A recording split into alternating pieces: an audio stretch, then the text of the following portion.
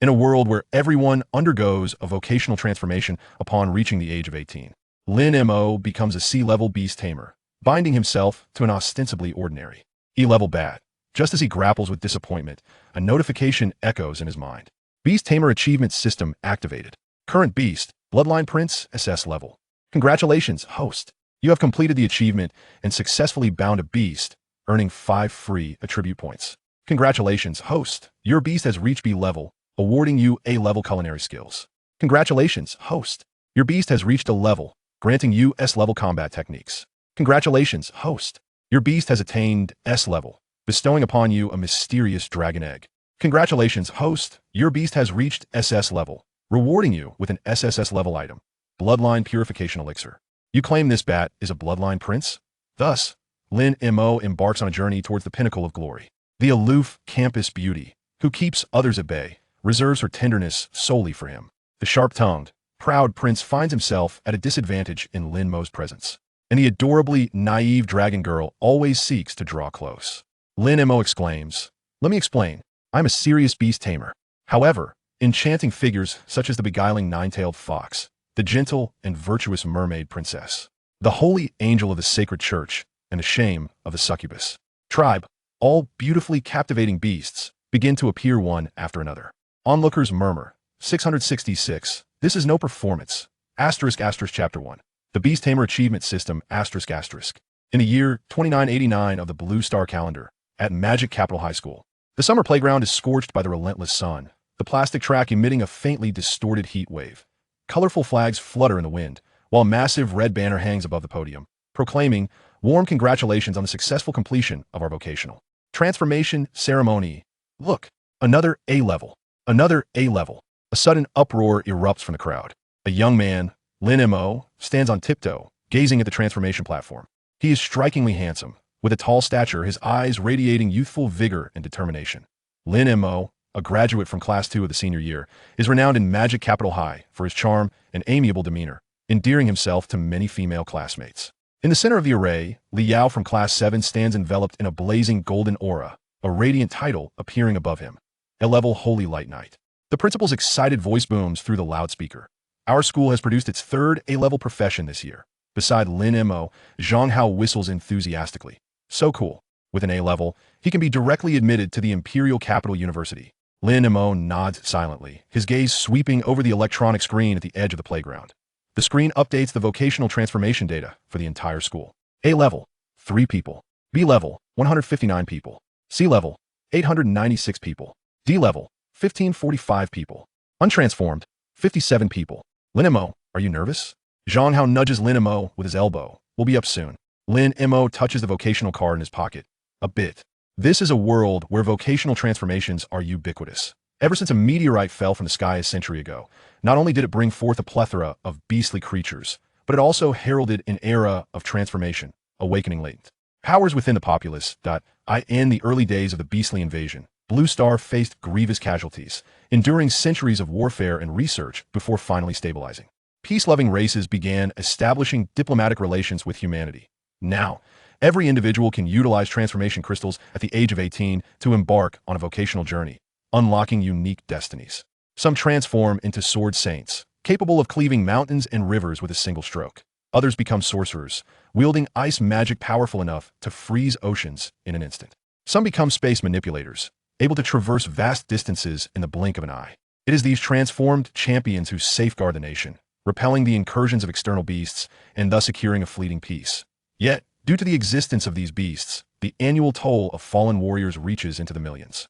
Lin Mo's parents were among them, perishing on the battlefield when he was merely 10, leaving him and his sister to rely on each other. Fortunately, the state provides support and care for the families of martyrs, allowing the siblings to afford a modest 30-square-meter rental, barely managing to stay warm and fed. A commotion arises once more at the transformation platform. This time, it is Wang Shui from Class 4, who transforms into a B-level beast tamer, binding a snow-white spirit fox rated at B. The envious squeals of female classmates echo throughout. I heard that the rank of one's bound beast determines the upper limit of the beast tamer. Zhang Hao whispers. Last year, a senior bound an A-level Thunder Eagle and has now been specially recruited by the military. As Lin Mo prepares to respond, the loudspeaker abruptly announces, "Students of Class 2, please gather in the waiting area." The line begins to move, Lin Mo's student number is 17, placing him near the front of the line. The classmates ahead gradually take the stage. Lu Shuo, C-level chef. Zhao Xiaoyu, D-level fire mage. Zhang Hao, B-level warrior. Next, Lin Mo. Zhang Hao steps down, turning to give Lin Mo an encouraging gesture. Lin Mo nods, and, as he approaches the transformation platform, senses a surge of spiritual energy rushing towards him. The chilling touch of the crystal ball nearly compels Lin Mo to retract his hand. The excited voices of students or their complaints fade, replaced by the sound of his own racing. Heartbeat. Matching profession. A flash of white light reveals the transformation result. Profession. C-level beast tamer. Matching bound beast. Whispers ripple through the crowd below. C-level. A rather unremarkable rating. Lin Mo forces a smile as he awaits the arrival of his bound beast. As the contract array illuminates, a faint scent of rust reaches his nostrils. In a swirl of black mist, a small shadow no larger than a palm crashes into Lin Mo's embrace. It's a bat. Ha ha ha. An E-level magical beast. The weakest combination has been born. Many male students, who had previously looked down upon Lin Mo, now jeer at him. After all, Lin Mo had courted their goddess, Susan, and had always excelled in both academics and looks, leaving them in the dust. Now witnessing Lin Mo's downfall, they eagerly seized the opportunity to mock him. Lin Mo lowered his gaze to the small creature cradled in his arms, entirely enveloped in ebony. Adorned with several dark crimson patterns on its wings, it was now meeting Lin Mo's eyes with a pair of blood-red orbs. Ding. Beastmaster Achievement System activated. The sudden electronic notification sent a jolt through Lin Mo's entire being. What left him even more astonished was the moment the system bound to him. A series of blood-red characters appeared prominently above the little bat's head. Beast Lilith. Rarity, SS level. Race, bloodline, prince, princess. Current level, 1, sealed, requires consumption of host blood to unlock. Original level, 48, lord level. Current attribute values. Strength, 17. Speed, 22. Defense, 14. Mental power, 25. Current affinity, 50 I. Such lofty numbers. Lin Mo found it hard to believe, casting a glance at himself. Host, Lin Mo. Profession, C-level Beastmaster. Level, 1 sealed. Current attribute values. Strength, 6. Speed, 7. Defense, 6. Mental power, 7. Current contracted beast, Lilith. Current items, none. Lin Mo. Just as Lin Mo was lost in silent contemplation, the electronic prompt echoed once more in his mind. Congratulations, host, for completing the achievement of binding your destined beast. Reward, profession level upgrade potion 1. Congratulations, host, for achieving a C-level rarity for your destined beast. Reward, 5 free attribute points. Congratulations, host, for achieving a B-level rarity for your destined beast. Reward, A-level culinary skills. Congratulations, host, for achieving an A-level rarity for your destined beast. Reward, S-level martial arts. Congratulations, host, for achieving an S-level rarity for your destined beast. Reward, mysterious dragon egg 1. Congratulations, host, for achieving an SS level rarity for your destined beast. Reward, SSS level bloodline purification potion. The afternoon sun cascaded upon Lin Mo's face, and the initially disheartened expression of the young man transformed into one of astonishment. A cascade of rewards nearly overwhelmed his mind, excitement radiating from him. Beside him, Zhang Hao, witnessing Lin Mo's exuberance, felt a tinge of confusion. Could it be that this fellow had suffered such a severe blow that his mind had faltered? Lin Mo, it's time for the next student, came the voice of the principal, snapping Lin Mo back to reality. He nodded, cradling the little bat as he descended from the transfer platform. A C-level Beastmaster paired with an E-level bat? Ha ha! Lin Mo, your life is over. The mocking laughter echoed around him. Yet Lin Mo merely lowered his head, gently stroking the little bat's back. Don't mind them, he murmured softly, as if comforting the unassuming little creature. Like tea that moment, a familiar female voice called out. Lin Mo? He lifted his gaze to see his girlfriend, Susan, approaching with a radiant smile, her arm intertwined with that of a boy. Chapter 2.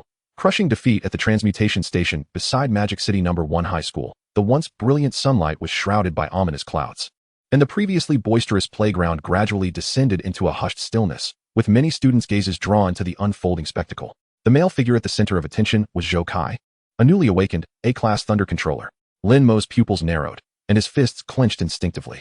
Zhou Kai, the top student of Class 1, senior year, hailing from a wealthy family and possessing extraordinary talent, was one of the most illustrious figures in the school. At this moment, Susan was intimately linked to Zhou Kai, her face adorned with a smile that seemed to seek his favor, despite her own awakening as a mere C-class healer. Previously, Zhou Kai had pursued her ardently, but before his transformation, she had deemed him unworthy of her attention. Though Zhou Kai was affluent, She was captivated by the outwardly refined Lin Mo. However, upon witnessing Zhou Kai's prestigious A-class status, she eagerly approached him, for A-class professions were exceedingly rare, with fewer than 1,000 emerging nationwide each year. Yet, she remained vigilant, secretly observing Lin Mo. Should he awaken as an A-class, she would certainly not abandon him. As she had anticipated, Lin Mo was not an A-class, but rather a C-class like herself, leading her to promptly shift her affections to Zhou Kai. Lin Mo, I heard you've become a C-class Beastmaster? Susan tilted her head, her tone laced with a hint of pity. What a shame, she added. Shame about what? Lin Mo's voice was somber.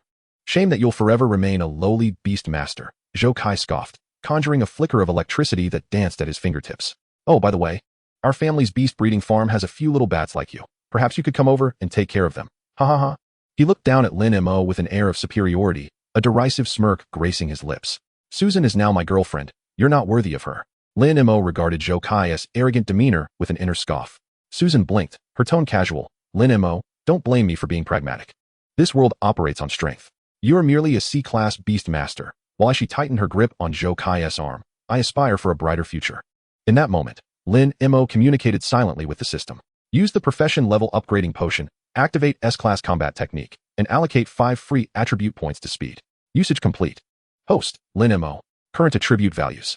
Strength, 12. Speed, 17. Defense, 9. Mental power, 12. Current skill, S-class combat technique. Suddenly, a warm current surged through Lin Mo's limbs, an array of intricate combat techniques imprinting themselves in his mind. A glint of silver flashed in Lin Mo's eyes as he slowly lifted his head, his gaze turning steely. You are correct, he said, a slight smile curling at the corners of his mouth. In this world, power indeed reigns supreme. Therefore he raised his hand, gently stroking the little bat resting on his shoulder. Lilith, go play over there for a while. I have matters to attend to. The little bat, taken aback that this human knew her true name, obediently flitted to a nearby tree, watching Lin Mo intently. As she departed, an invisible pressure radiated from Lin Mo. Zhou Kai, I find myself curious. Just how powerful is an A-class? With that, Lin Mo beckoned Zhou Kai forward. I want to witness it for myself. At that moment, Lin Mo accessed Zhou Kai's personal information through the system interface. Name, Zhou Kai. Current attribute values. Strength, 18. Speed, 12. Defense, 14. Mental power, 18. Such values could easily be compensated for by his combat skills. The air around them seemed to freeze as the crowd stared in astonishment at Lin Mo's audacious proclamation. Whispers erupted among the onlookers. Has Lin Mo lost his mind? He is a C-class challenging an A-class Zhou Kai?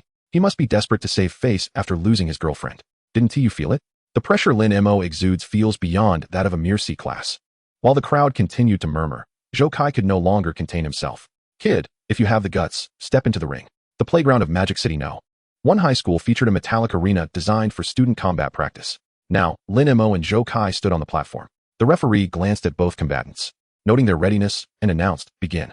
With the referee's command, Zhou Kai sprang into action. He had no intention of holding back. He stomped fiercely on the metallic arena, unleashing a tempest of thunderous power. Boom. The sun-baked metallic floor dented under his might as he launched himself like a cannonball. An unmistakable heatwave distorting the air as he hurtled toward Lin Mo, delivering a straightforward, yet devastating punch infused with thunder. So fast. Zhou Kai was serious. On the arena, Lin Mo's pupils constricted. He didn't attempt to absorb the blow. Instead, he instinctively sidestepped at the last moment, narrowly evading the cataclysmic wind of the punch. The scorching air grazed his cheek, igniting a stinging sensation. Dodge. Can a worthless fool like you possibly evade me? Zhou Kai sneered, claws forming as he transformed his punch into a ripping grasp, slicing through the air toward Lin Mo, who had just regained his footing. If he connected, victory would be assured. The crowd gasped in shock. Lin Mo's gaze sharpened. It seemed he anticipated Zhou Kai's shift in technique, lowering his center of gravity as his right arm arced upward at an unconventional angle, not to block, but to counter, using the outer side of his forearm against Zhou Kai's wrist. Crack. The sound echoed, not the dull thud of a fist colliding, but the sharp snap of a whip. Lin Mo's arm rippled with muscular waves, channeling a soft yet penetrating force into Zhou Kai's arm. Zhou Kai felt a tingling numbness. His assured strike was effortlessly neutralized. Even countered. What a peculiar technique for redirecting force, Zhou Kai thought, surprised. First move. Lin Mo called out, his voice as frigid as a millennium-old glacier, beckoning Zhou Kai to attack. Seeking death. Enraged by having his attack thwarted publicly, Zhou Kai unleashed his full, thunderous power into his legs. Yet, before he could launch his counter, Lin Mo's figure materialized before him like a specter, delivering a punch aimed at his face. Zhou Kai had just channeled all his energy into his legs, leaving his upper body unprotected from the thunderous might. Bang! Lin Mo's powerful punch connected squarely with Zhou Kai's face, sending him flying several meters. The surrounding crowd stood frozen in disbelief. Am I seeing things? Did Lin Mo just knock Zhou Kai away? I saw it too. Isn't Lin Mo a C-class? Lin Mo paid no heed to the crowd's astonished chatter as he slowly descended from the arena, casting a glance at Susan beside him. He tore the red string from his wrist and cast it onto the ground, a memento from Susan on his 17th birthday. There were times he would gaze at that crimson thread, lost in reverie about his future. Yet now, the world had changed, and so had he. Chapter 3. The Bloodline Princess Lilith. In the first military district of Huaxia, the office lights shone exceptionally bright against the twilight backdrop. A man, having just completed a patrol along the borders, returned to headquarters. He removed his heavy military coat, nonchalantly hanging it on the coat rack by the door, revealing a sharply tailored dark green uniform beneath, with 3 stars glimmering subtly on his epaulets. General Han Wenqing, one of the 5 esteemed generals in the Huaxia military district, overseeing the southeastern region of the nation. Report. A familiar voice resonated from outside the door. Come in, Han Wenqing replied, rubbing his temples, the fatigue from his long journey lingering in the lines of his brow. His aide, Zhang Rui, entered, carrying a stack of documents. General, these are urgent files that require your review during your absence. Additionally, the 3rd Army Corps at the border has sent the latest battle report. Han Wenqing nodded, accepting the documents but refraining from perusing them immediately. How has Lin Mo been faring lately? Zhang Rui's lips curled into a slight smile, clearly having anticipated his superior's inquiry. He should be undergoing a job transition today. I'm curious to see what profession he will assume. A brief silence enveloped the office as Han Wenqing approached the window, gazing toward the distant north, where lay the only bloodline left by his dear friend. Regarding my sister, Han Wenqing turned to Zhang Rui, his piercing gaze causing Zhang Rui to instinctively straighten his posture. Miss Yue is in good health, and arrangements have been made at the school. Our personnel are always on guard to protect her. Han Wenqing's fingers tapped lightly on the solid wooden desk, producing a dull sound. Make arrangements. I intend to visit Lin Mo soon. Should we inform Lin Mo? No need. Han Wenqing walked to the corner safe in his office, entering a complex password. It is time to give this to him. Within the safe lay a gleaming first-class military medal, quietly resting inside. He ought to know the contributions his parents made to the nation. Zhang Rui noticed the hint of moisture in the corners of Han Wenqing's eyes. A rare sight for the iron-willed general. Go, make the arrangements. Yes, sir. In the bustling metropolis, nighttime enveloped the city. Lin Mo returned to their modest 30-square-meter abode, cradling a small bat in his arms. As soon as he stepped through the door, a vibrant girl leaped toward him. Brother, did you miss me? Lin Yue clung to Lin Mo like an octopus, oblivious to the fact that the small bat was nearly suffocating in her embrace. What is this? Lin Yue felt something soft wriggling in her arms, and upon looking down, she spotted a tiny black creature attempting to escape. My familiar, named Lilith. Lin Mo gently set her down, allowing the little bat to breathe in the fresh air. She is so small. Lin Yue regarded the bat, then glanced at Lin Mo with a playful expression, tilting her head slightly. Brother, you don't think you've awakened as a low-level beastmaster, do you? Hee. It's all right. Even if your transition isn't impressive, it doesn't matter. I'm now an A-class spatial mage, so from today onward, I'll be the one earning for our family. Seeing Lin Yue's exuberance, Lin Mo chuckled and affectionately ruffled her hair. He had already seen through the system that Lin Yue had indeed transitioned to her new role. Yue, you're truly remarkable. But don't worry. It's not yet your turn to provide for us. Upon hearing this, Lin Yue breathed a sigh of relief. She had realized when she saw Lin Mo's familiar that his awakening must not be of a high-level profession. Yet, she was uncertain about how to comfort him. Reflecting on it, it seemed that since her earliest memories, it had always been her brother taking care of her, even though he was merely a few minutes her senior. Just then, an ill-timed sound interrupted their nostalgic reverie. Lin Mo and Lin Yue exchanged bewildered glances at the small bat on the floor. At that moment, the bat was covering its belly with its wings. Although its expression was obscured, Lin Mo could distinctly sense its embarrassment through their bond. How embarrassing, Lilith. Why must your belly be so unruly? The little bat flapped its wings and darted to the side, as Lin Mo chuckled and proceeded to prepare dinner. But what does Lilith eat? System, is there anything suitable for a bloodline creature? Surely it doesn't require blood? Prince level can consume regular food to replenish energy. That is reassuring. The night passed without incident. On the following morning, the first rays of dawn streamed into the room. Lin Mo attempted to shield his eyes from the glaring sunlight, only to discover his arm was being weighed down by something. Turning abruptly, he was taken aback to find a red-haired girl sleeping beside him, her porcelain cheeks delicate enough to be blown upon, and her small, rosy lips seemingly beckoning one to savor their sweetness. Looking downward. No, he mustn't look down. Lin Mo managed to control his gaze, carefully extracting his arm as he prepared to rise. He had come to realize that this girl was likely his familiar. However, he hadn't anticipated that the princess of the bloodline would appear so pure and enchanting. He had expected her to be a more mature figure. As Lin Mo sat up, the red-haired girl also stirred awake, revealing her striking crimson eyes. She stretched languidly, her red-black wings unfolding gracefully, but quickly sensed something was amiss. How did I end up in human form? Upon noticing Lin Mo staring at her in astonishment, Lilith promptly slapped him. Don't look. 10 minutes later, Lin Mo emerged from Lin Yue's room, his nose stuffed with a wad of tissue. Lilith sat on the floor, wrapped in a blanket, her eyes vacant. Put this on. Lin Mo tossed a set of Lin Yue's clothes toward Lilith. Hearing this, Lilith turned her gaze to Lin Mo. Human, turn around. All right. Seeing Lilith's face nearly flush with crimson, Lin Mo dutifully turned away and inquired, Lilith, how did we form our contract? Lin Mo had long been curious. Conventionally, a lower-level Beastmaster should have a weaker familiar. Why had he managed to contract an SS-level Lilith right from the start?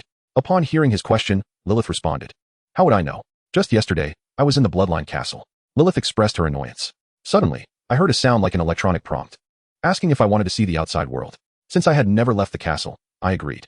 Next thing I knew, I was transported to your side, and before I realized it, we had already signed a contract. Lin Mo was left speechless. It seemed he had been tricked by the system. No wonder the level indication was sealed. Lilith, are you a princess of the bloodline? How did you know? Lilith regarded him with curiosity, remembering that this man had known her name since the previous day. Oh, it's because of our contract. Lin Mo fabricated a response. Do you have anyone at home? If they discover you're missing, won't they come looking for you? Lilith had already dressed, her figure remarkably similar to Lin Yue's, though her chest appeared somewhat constricted. No worries, my royal father has just fallen into slumber. It will likely take him several centuries to awaken, she remarked. Upon hearing this, Lin Mo breathed a sigh of relief, for he certainly did not wish to be abducted by a high-ranking vampire prince on the streets. Noticing that Lilith was ready, Lin Mo turned toward the stove, preparing to cook breakfast. He had completely forgotten that he possessed A-level culinary skills, which he had yet to utilize. System. Activate A-level culinary skills, he thought to himself. Activation successful. Host, Lin Mo. Current skills, S-level combat technique, A-level culinary skills. Current items, Mysterious Dragon Egg X1. Chapter 4. Contract with the Mysterious Dragon Egg. Human, your cooking is truly delectable, Lilith exclaimed, her small mouth stuffed to the brim as she spoke. Why didn't I notice this last night? Lin Mo chose not to respond to her inquiry, instead focusing on the dragon egg in his inventory. System. How does one establish a contract with this dragon egg?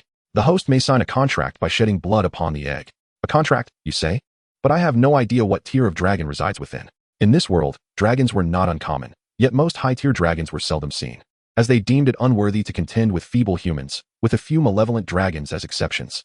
Typically, one would encounter lower-tier subdragon species, such as earth dragons, soil dragons, and wyverns. To be frank, Lin Mo's standards had risen under Lilith's influence, and with the system's assistance, he realized that if it were merely a subdragon, it would surely lag behind their growth trajectory in the future. After a moment's hesitation, Lin Mo decided to take out the dragon egg for inspection. System. Summon the dragon egg. With a loud thud, a massive dragon egg landed on the apartment floor. Lilith, who had been eating, immediately became alert, her eyes wide with astonishment as she gazed at the egg. Human, where did you acquire this dragon egg? She inquired. What is wrong with the dragon egg? Lin Mo evaded her question, jokingly thinking that he couldn't possibly say it was a gift from the system. The bloodline level of this egg must be considerable. It's certainly isn't inferior to mine. I sense a faint pressure emanating from it, Lilith replied. At this revelation, Lin Mo's eyes gleamed. Could it indeed rival Lilith's bloodline? After all, she was the daughter of a vampire prince, embodying one of the purest bloodlines among her kind. Could it be that this dragon egg was also of SS grade? Just as Lin Mo pondered this, the door to Lin Yue's room swung open, and the little girl emerged in cartoon-themed pajamas, her tousled hair indicating she had yet to groom herself. Good morning, brother, she said, blinking sleepily as her eyes fell upon the egg. Wow, where did you get this enormous egg? Instantly, Lin Yue's drowsiness vanished as she rushed over to inspect the dragon egg, peering left and right. She turned around to seek answers from Lin Mo, but upon facing him, her eyes widened once more as they landed on Lilith, who was seated at the dining table. Brother, has your desire become so insatiable that you've brought a little girl home? Lin Yue exclaimed, her eyes wide with disbelief. Unfazed by her outburst, Lin Mo calmly replied, This is Lilith, my destined beast. Upon hearing this, Lin Yue dashed over to Lilith, poking her fair cheek. Such exquisite skin quality, and you're quite lovely as well. Lilith initially felt a surge of indignation. How could a mere human girl dare to poke the face of a vampire princess? Yet, upon hearing Lin Yue's compliment, she chose to endure. Human girl, if you can speak, please do so more often. Meanwhile, Lin Mo was communicating with the system. How do I establish a contract with the dragon egg? Though he was aware of the process for bonding with beasts, this was his first encounter with a dragon egg. Simply drip blood onto the dragon egg. Upon receiving this information, Lin Mo bit his finger, allowing a few drops of blood to fall onto the egg. But there was no reaction. System, what is going on? Lin Mo inquired, perplexed. The dragon egg may perceive the host as inadequate. Lin Mo. Fine. If this dragon egg is of unknown tier, perhaps I should just cook it and eat it. No sooner had he spoken than the previously tranquil dragon egg began to tremble. Suddenly, an ancient contract formation materialized on the ground, and Lin Mo felt a peculiar connection established between himself and the dragon egg. Congratulations, host. You have achieved the milestone of possessing a second beast. Reward, S-level skill. Voice of the mind. Voice of the mind allows the user to perceive the thoughts of all entities within a certain radius. In an instant, Lin Mo felt a clarity in his mind, followed by a stream of thoughts. Wah, this guy is so annoying. He actually wants to eat me. Lin Mo, this skill is impressive. Being able to read an opponent's thoughts will surely place me at an advantage in battle. Please note, host, the voice of the mind is currently at the novice stage, effective only within a 50-meter radius. Really? System, can't you provide the skill in its entirety at once? Lin Mo thought, feeling somewhat exasperated. However, upon noticing the system's notification stating, time remaining until beast hatching, 2 days, his spirits lifted considerably. With just 2 days until the dragon egg would hatch, perfectly timed before the college entrance examination, he would have another trump card at his disposal. He then turned to Lin Yue, who was still poking at Lilith's face, and asked, Yue, how prepared are you for the college entrance examination in 2 days? Upon hearing his question, Lin Yue paused her actions and replied, Brother, I am an A-level spatial mage. I was personally recruited by a professor from the Magic Capital University yesterday. Lin Mo felt a wave of realization wash over him. He had forgotten that only he was required to take the exam. In the opulent villa situated in the heart of the Magic Capital, Zhou Zhenlong glared at his bruised son, his anger simmering. What were you thinking, you wretched boy? As an A-level thunder controller, why on earth would you engage in close combat? Yesterday, when the school principal had informed him that Zhou Kai had transitioned to an A-level thunder controller, he had felt immense pride in his son's accomplishments.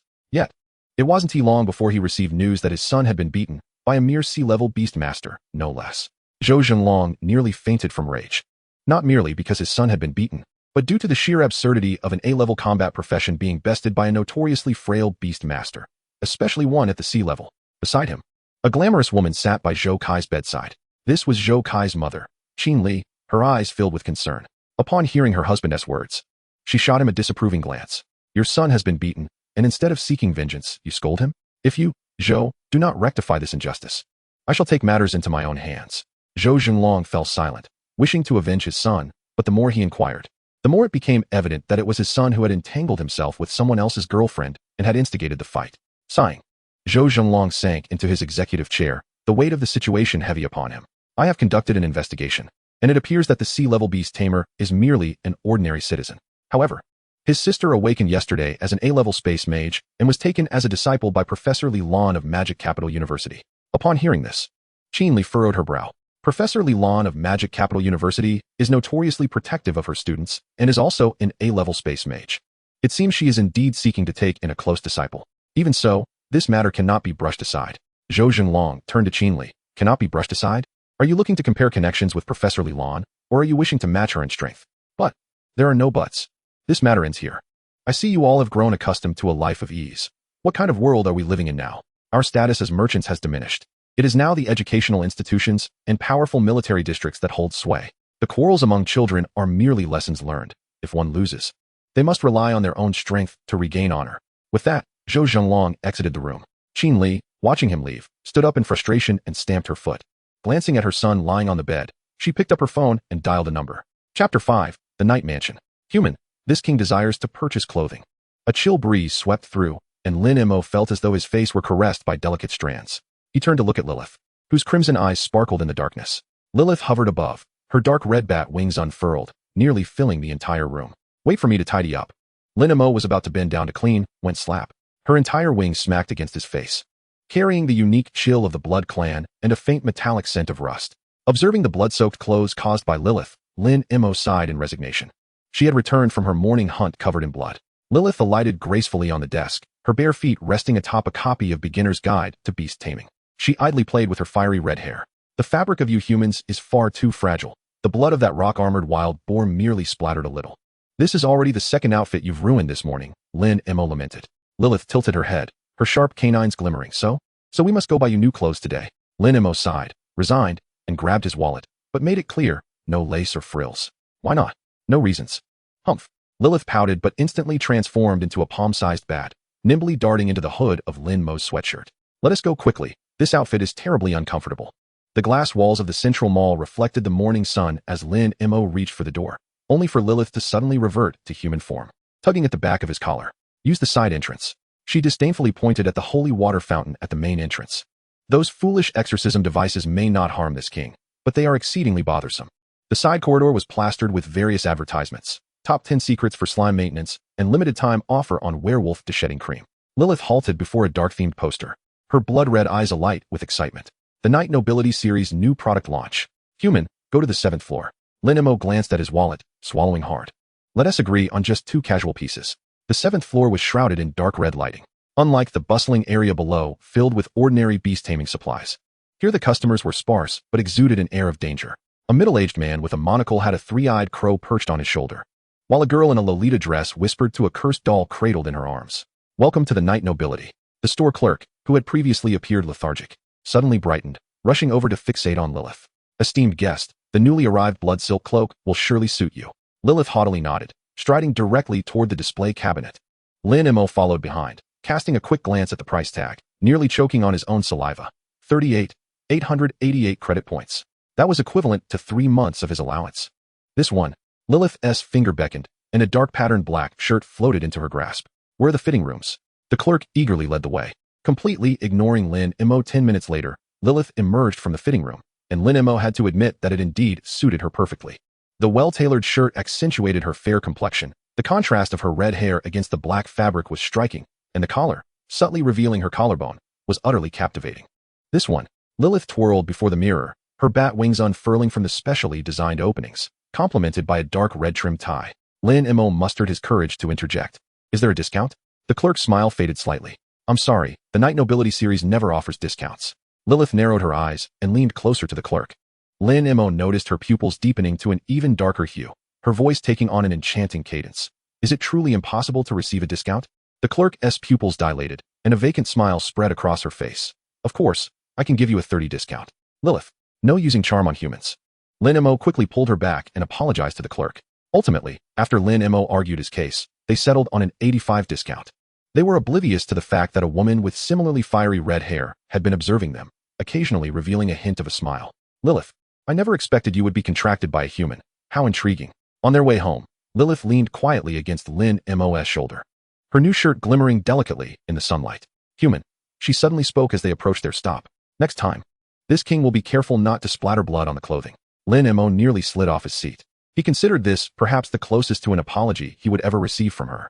He chuckled, ruffling her red hair. It's fine, after all. The washing machine does the laundry. He noticed that Lilith's affinity level had reached 70. This number represented a close partnership, and if it reached 80, it would signify an exceptionally deep bond. Just then, a system notification chimed in Lin Mo's ears. Congratulations, host. On achieving the milestone, affinity with Beast Lilith has reached 60. Reward, 10 free attribute points. Congratulations, host. On achieving the milestone, affinity with Beast Lilith has reached 70. Reward, S-level skill limit break. Limit break multiplicatively enhances personal attributes with a maximum of 10 times. Current host's body can endure for 2 minutes. So, enhancing affinity can also yield achievements? Lin Mo mused inwardly. Furthermore, the rewards are astonishingly powerful S-level skills. It seems the rewards for affinity are indeed remarkable. Just as Lin Mo reveled in his surprise, Lilith's voice broke through once more. However, we must still buy a tie next time, she added, her sharp fangs glinting ominously. I will definitely ensure it. Upon hearing this, Lin Mo smiled wryly at his nearly empty wallet. It seemed it was time to take on some hunting tasks outside the city, while also leveling up alongside Lilith. Upon returning home, Lin Mo did not find Lin Yue. Just as he began to wonder, his phone rang. It was a call from Lin Yue. Oni-chan, I want to go out for dinner with my classmates tonight. As he listened to his sister's playful voice, Lin Mo jolted. Haven't you already gone out? Lin Mo asked, his hand gently stroking Lilith's red hair. Hee, just wanted to let you know, we're at the Night Mansion, and Ling Yun is here too. Lin Mo furrowed his brow. The Dark Night Mansion operates as a neutral force, with its presence felt in both the territories of demonic beasts and human cities alike. The individuals orchestrating this establishment are shrouded in mystery. All Lin Mo knew was that the mansion abides by unique regulations, exempting its affairs from the protections of human law. Why choose the Dark Night Mansion? Lin Mo inquired. Because today, Tushan Yaya from the Fox clan is performing at the Dark Night Mansion. Please, brother. I genuinely wish to meet her. Lin Mo sighed, realizing he had been oblivious to Lin Yue's newfound obsession with celebrity culture, particularly with a member of the demon race.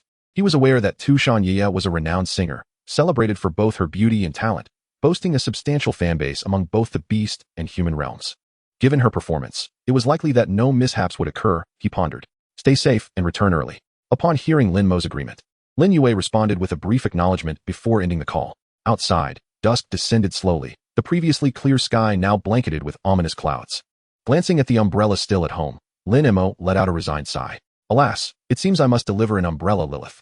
Lilith, nestled in Lin Mo's embrace, squirmed reluctantly, looking up at him. Human, I refuse to take the bus. Chapter 6. The confrontation on the third floor of the Dark Knight Mansion, within the Starry Pavilion. The atmosphere was vibrant, laced with an air of deliberately crafted opulence.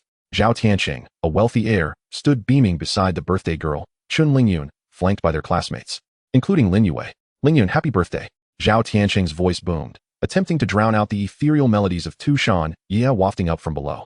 I reserved this VIP room at the Dark Knight Mansion a month in advance. Tushan Ye's live performance is truly befitting your elegance. His eyes gleamed with fervor. His intentions clear, to win the heart of the enchanting beauty. Chun Lingyun offered a polite smile, though her gaze betrayed a hint of aloofness. Lin Yue rolled her eyes and discreetly messaged her brother Lin Mo. Brother, it's pouring rain, and Zhao Tianqing is just showing off. How tiresome.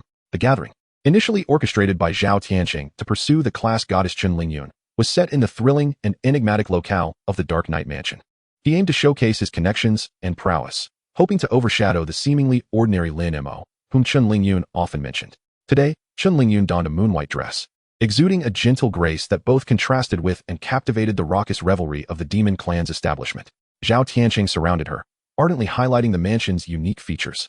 However, this meticulously arranged romantic atmosphere was abruptly shattered. The door to the pavilion was thrust open unceremoniously, revealing a young demon with antlers atop his head, draped in a dark golden robe adorned with intricate patterns. His gaze, palpable and intense, locked onto Chun Lingyun. A glimmer of greed flickered in his eyes as he inhaled deeply, sensing the purity of her essence. What a pristine Lingyun aura, a rare ethereal body. Accompanied by several formidable-looking subordinates, he approached Chun Lingyun without regard for the others in the room. In the astonished eyes of Zhao Tianqing and their classmates, he extended a slender finger, brazenly attempting to tilt Chun Lingyun's chin. Little beauty, shall you accompany me to the private suite upstairs? Such beauty as yours should not be wasted here. His voice dripped with a condescending allure, demanding compliance. What do you think you're doing? Zhao Tianqing finally reacted, his vanity and desire to impress the goddess spurring him to step protectively in front of Chun Lingyun. Esteemed demon, I implore you to exercise restraint. I am Zhao Tianqing of the Zhao Group, and Lingyun is my classmate. I ask you to honor this request. Zhao Group? Classmate? The demon seemed to only just notice Zhao Tianqing, a disdainful smirk curling his lips as his green eyes swept over him. What are you, a mere trifle? Begone. Without lifting a finger, he merely intensified his glare, unleashing a wave of oppressive demonic energy that struck Zhao Tianqing squarely in the chest. Poof! Zhao Tianqing's face drained of color as if struck by a hammer, his body hurtling backward out of the pavilion, toppling expensive drinks and shattering glassware in a cacophony of chaos. He crumpled amidst the debris, clutching his chest and coughing violently, his expression a mix of terror and humiliation. Elite level. Zhao Tianqing managed to lift his head, disbelief etched across his face. In this world, levels 1 to 10 were classified as apprentice, while levels 11 to 20 were elite. Crossing even a single level marked a monumental difference in combat prowess. Not to mention, many would spend their lives striving to reach elite status, having only just completed their transition. A commotion erupted as patrons below turned their attention to the unfolding spectacle. Though few dared to intervene, some demons even cheered, clapping in delight. Tianqing. A few boys from Zhao Tianqing's usual entourage gasped, adrenaline surging as they seized nearby bottles or chairs, ready to charge in. Fools. The demons' subordinates scoffed, their movements lithe and ghostly. Bang, bang, bang.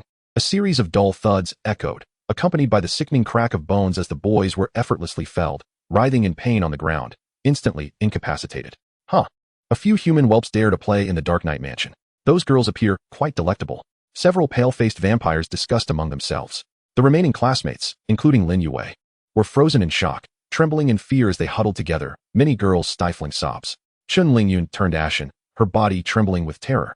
Yet she defiantly bit her lip to suppress her tears. After all, they had only recently graduated high school and had never witnessed the terrifying might of the demonic beasts. Do you see? This is the standing of you humans within the Dark Knight Mansion, the demon relished, observing the terrified crowd, before turning back to Chun Lingyun, his tone growing impatient. Little beauty, will you come with me willingly, or shall I compel you? He reached out, this time not playfully, but with an undeniable force, grasping for her delicate wrist.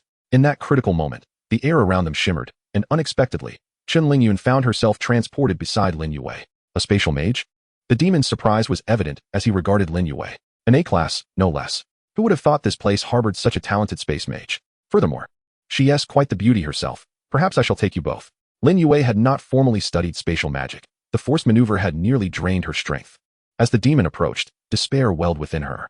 Tears threatened to spill from her eyes. She yearned to shift space once more, but the demon would not grant her that opportunity, swiftly positioning himself before Lin Yue and Chen Lingyun. At that moment, a flicker of light emanated from Chen Lingyun's hand as she unleashed a sword beam aimed at the demon, a strike she had been secretly gathering, drawing nearly all her remaining strength. Yet, unexpectedly, the demon effortlessly evaded her attack. What a delightful surprise. An A-class swordmaster as well. Greed shimmered in the demon's eyes. No longer bothering with words as he lunged toward the two, Chen Lingyun pushed Lin Yue behind her, the oppressive aura of the elite nearly stealing her breath. Yet she cried out to Lin Yue, Yue, run. Find someone to save me. Lin Yue's eyes brimmed with tears as desperation consumed her. She yearned to rush forward to protect her dear friend, yet fear rooted her to the spot, leaving her to wail in despair. Brother, save me. Boom. A thunderous clap resonated outside the mansion, and almost simultaneously, the heavy door of the dark mansion was thrust open from without. A fierce gale swept in, carrying icy raindrops that penetrated the warmth of the hall, causing the crystal chandelier to sway wildly, casting erratic shadows. A figure stood at the threshold, silhouetted against the dim yellow glow of the streetlights outside, drenched to the skin. His black hair clung to his forehead, raindrops cascading down his resolute jawline. He grasped a long-handled umbrella, shaking off the rainwater. The patrons, who had been focused on Lin Yue and her companions, now turned their gazes towards the entrance. Oh, it truly is pouring, Lin Mo mused to himself, before suddenly realizing the unusual silence that enveloped the hall. It had been so raucous just moments ago. Upon sensing Lin Mo's presence, the last fragile thread of hope within Lin Yue snapped, and she cried out, Brother. Hearing her voice, Lin Mo halted his umbrella-shaking motion, veins bulging on his previously calm face as he turned towards the source of the sound. In the next instant, he appeared at the door of the third-floor private room, his gaze glinting with icy resolve as it pierced through the chaotic interplay of light and shadow, locking onto the hand of Lu Ming that was reaching towards Lin Yue and Chen Lingyun. An eerie silence fell over the mansion, the only sounds remaining those of the howling wind and rain outside, and the groans of the injured on the floor. Remove your filthy hands, Lin Mo's voice emerged, low yet imbued with an unusual penetrative force that drowned out all other noise, resonating clearly in every corner. Take them away from my sister. Chapter 7, Limit Breakthrough. In the dark city of Magic Capital, at the Dark Mansion, Lu Ming froze, slowly turning his head, his enchanting green eyes narrowing as he scrutinized this ordinary B-rank Beastmaster, whose entire being exuded a palpable low pressure. A sneer curled at his lips. Another clueless insect? A B-rank Beastmaster? You dare meddle in my affairs? Detecting the faint fluctuations of beast control emanating from Lin Mo, his condescension deepened. Lin Mo, unfazed by the derision, casually leaned his soaked umbrella against the shattered doorframe and strode into the private room. His wet shoes clattered against the polished, expensive floor and the shards of broken glass, producing a jarring sound. His gaze swept across the disheveled floor, the panicked classmates, the pale-faced Chen Lingyun, and Zhao Tianqing, who crouched in a corner, avoiding eye contact. Finally, his focus settled on Lu Ming. Get lost. Lin Mo's voice was colder than the rain outside. Seeking death, Lu Ming was thoroughly incensed. The profession of Beastmaster was loathed by the demon race, for once bound by a contract, they would be forced into submission unless the Beastmaster was of exceedingly high rank. Lu Ming harbored a particular disdain for Beastmasters, especially a lowly one who dared to provoke him repeatedly. He abruptly released Chen Lingyun, his figure flickering like a wraith as he lunged towards Lin Mo with blinding speed, leaving only an afterimage in his wake. His claws, imbued with azure demonic energy, aimed straight for Lin Mo's throat, intent on delivering a lethal blow to intimidate these insects. In the face of this deadly strike, a barely perceptible silver glint ignited deep within Lin Mo's pupils. Buzz. An invisible energy field radiated violently from Lin Mo, who stood at the center of it. His muscles tensed instantaneously, veins bulging beneath his skin, and his aura surged dramatically. Limit breakthrough. Threefold. Lu Ming was fast, but Lin Mo was faster. Just as Lu Ming's claws were less than a foot from his throat, Lin Mo's body slid sideways at an impossible angle, narrowly evading the lethal strike.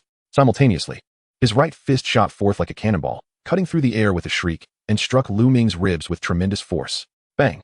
A thunderous sound echoed, freezing the mocking smile on Lu Ming's face, morphing it into one of shock and agony. He felt as though he had been rammed by a charging armored rhinoceros. His protective demonic energy nearly shattered, causing him to stagger several steps to the side, blood trickling from the corner of his mouth. What? Lu Ming's followers gasped in disbelief. Zhao Tianqing and the others were utterly stunned. Interesting, Lu Ming shook off the numbness in his arm, his disdain slightly waning. Yet his murderous intent intensified. This was no ordinary useless beastmaster. However, this was where it would end. He bellowed, his hands suddenly enveloped in a hard, horn-like layer. Akin to genuine deer hooves, his speed and strength surging once more as he transformed into a blue shadow, charging at Lin Mo. With the keen gaze of an eagle, Lin Mo's perception sharpened. In his threefold state, his dynamic vision, neural responses, and explosive power far exceeded his usual capabilities. He no longer faced the attack head-on. Instead, he maximized his speed and finesse. He sidestepped the hoof strike that reeked of blood, seizing Lu Ming's wrist and twisting it, sending him off balance. Crack! The sickening sound of breaking bones reverberated. A wolf demon follower, attempting a sneak attack from behind, was sent crashing into his comrade by Lin Mo's counterattack. Both of them howling in pain as they tumbled together. Lin Mo flitted through the limited space of the private room like a butterfly among flowers. Each evasive maneuver was executed with pinpoint accuracy, and every counterattack was swift and ruthless, targeting joints and pressure points with precision. His fists, elbows, and knees became lethal weapons. He expertly utilized the tables and walls as shields and leverage, deftly toying with the two advancing followers, who were repeatedly sent sprawling by his fierce strikes. Useless. Get out of my way. Lu Ming seethed, watching his subordinates fall one after another, his fury boiling over. He suddenly withdrew a jade vial of vibrant green, suffused with potent plant energy, from his robes, uncorked it, and downed its contents in one gulp. Gulp. Lu Ming's body swelled rapidly, his muscles straining against the luxurious brocade of his robes, his antlers growing thicker and more menacing, glinting with a metallic sheen, as his demonic energy surged, propelling him to the pinnacle of elite rank. Roar. You force me to use the wild deer spirit liquid. Human, I will tear you to shreds. Transformed. Lu Ming's voice resonated like a beast's roar, his eyes blazing crimson as he brought down his massive, horn-covered hoof with a piercing shriek aimed directly at Lin Mo. His power and speed had multiplied several times. The very air in the private room felt as though it had solidified. Lin Mo's pupils constricted, even in his threefold state. He sensed the lethal threat posed by this frenzied attack. Not enough? Then let us go again. Lin Mo's heart roared, and the silver glint in his eyes surged, akin to burning silver flames. Buzz. Boom. An even more ferocious and unstable energy storm erupted violently from Lin Mo's core. His skin flushed crimson, veins bulging like coiled dragons, as if they might burst through his skin. Blood even trickled from his nostrils. Fivefold. Maximum exertion. With a deep, guttural roar, Lin Mo surged forward instead of retreating. Empowered by the terrifying force of his fivefold eruption, he condensed all his strength into one fist, hurtling toward the massive demonic hoof like a meteor. Boom. A deafening explosion reverberated. A violent shockwave erupted from the two of them. All remaining glass items in the private room shattered instantaneously. Nearby classmates were knocked to the ground by the force of the blast. A figure flew backward like a broken sack, crashing through the thick wall of the private room, leaving behind a human-shaped hole. It was Lu Ming, transformed. Upon his enormous hooves, the hard, keratinous layers splintered inch by inch, blood gushing forth. While his arm twisted at an unnatural angle, his eyes filled with horror and disbelief. Meanwhile, Lin Mo stood rooted in place, his fist poised to strike. Yet his body trembled violently, as if shaken by a sieve. The terrifying burden of fivefold power surged beyond his physical limits, the strength ebbing away like a receding tide, replaced by excruciating pain that threatened to rend his very bones and a profound sense of weakness that penetrated to his marrow. Darkness danced before his eyes. A coppery taste flooded his throat as he forcefully swallowed the blood that surged forth, though a vivid crimson still trickled from the corner of his mouth. He knelt on one knee, gasping for breath, his clothes soaked in a mingling of sweat and rain. Brother! Lin Yue screamed in terror. Damn human! I vow to leave your corpse unrecognizable. Amidst the ruins, Lu Ming struggled to rise, frenzied, his remaining left arm gathering a blinding green energy. A beam of destruction more formidable and terrifying than before coalescing, aimed directly at the frail Lin Mo. Half of his body lay nearly incapacitated, yet the potency of the elixir still allowed him to gather demonic energy. Just as despair enveloped the onlookers, a cold, ancient voice resonated, as if issuing judgment from the depths of the abyss, echoing deep within the souls of every being present in the room. You, despicable herbivorous demon, dare to lay a hand on my contractor? Chapter 8. Tu Shanyaya. Buzz. All lights in the night mansion extinguished simultaneously. From the grand hall on the first floor to the private suites above, an absolute darkness descended. Only before Lin Mo, in the void, two colossal, cold, and indifferent blood-red moons ignited with sudden brilliance in this profound blackness. Accompanying this was an overwhelming pressure akin to a tsunami that swept through the entire space. Thud, thud.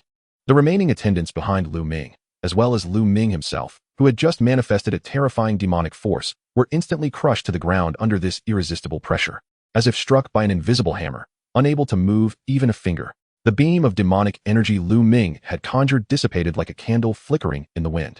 The blood-red glow faintly illuminated a petite figure suspended before Lin Mo, exuding a terrifying aura. Fiery red hair danced wildly in an unseen force, while dark bat-like wings unfurled slowly behind her, and her scarlet eyes, resembling the purest rubies, coldly surveyed the demon kin below like mere ants.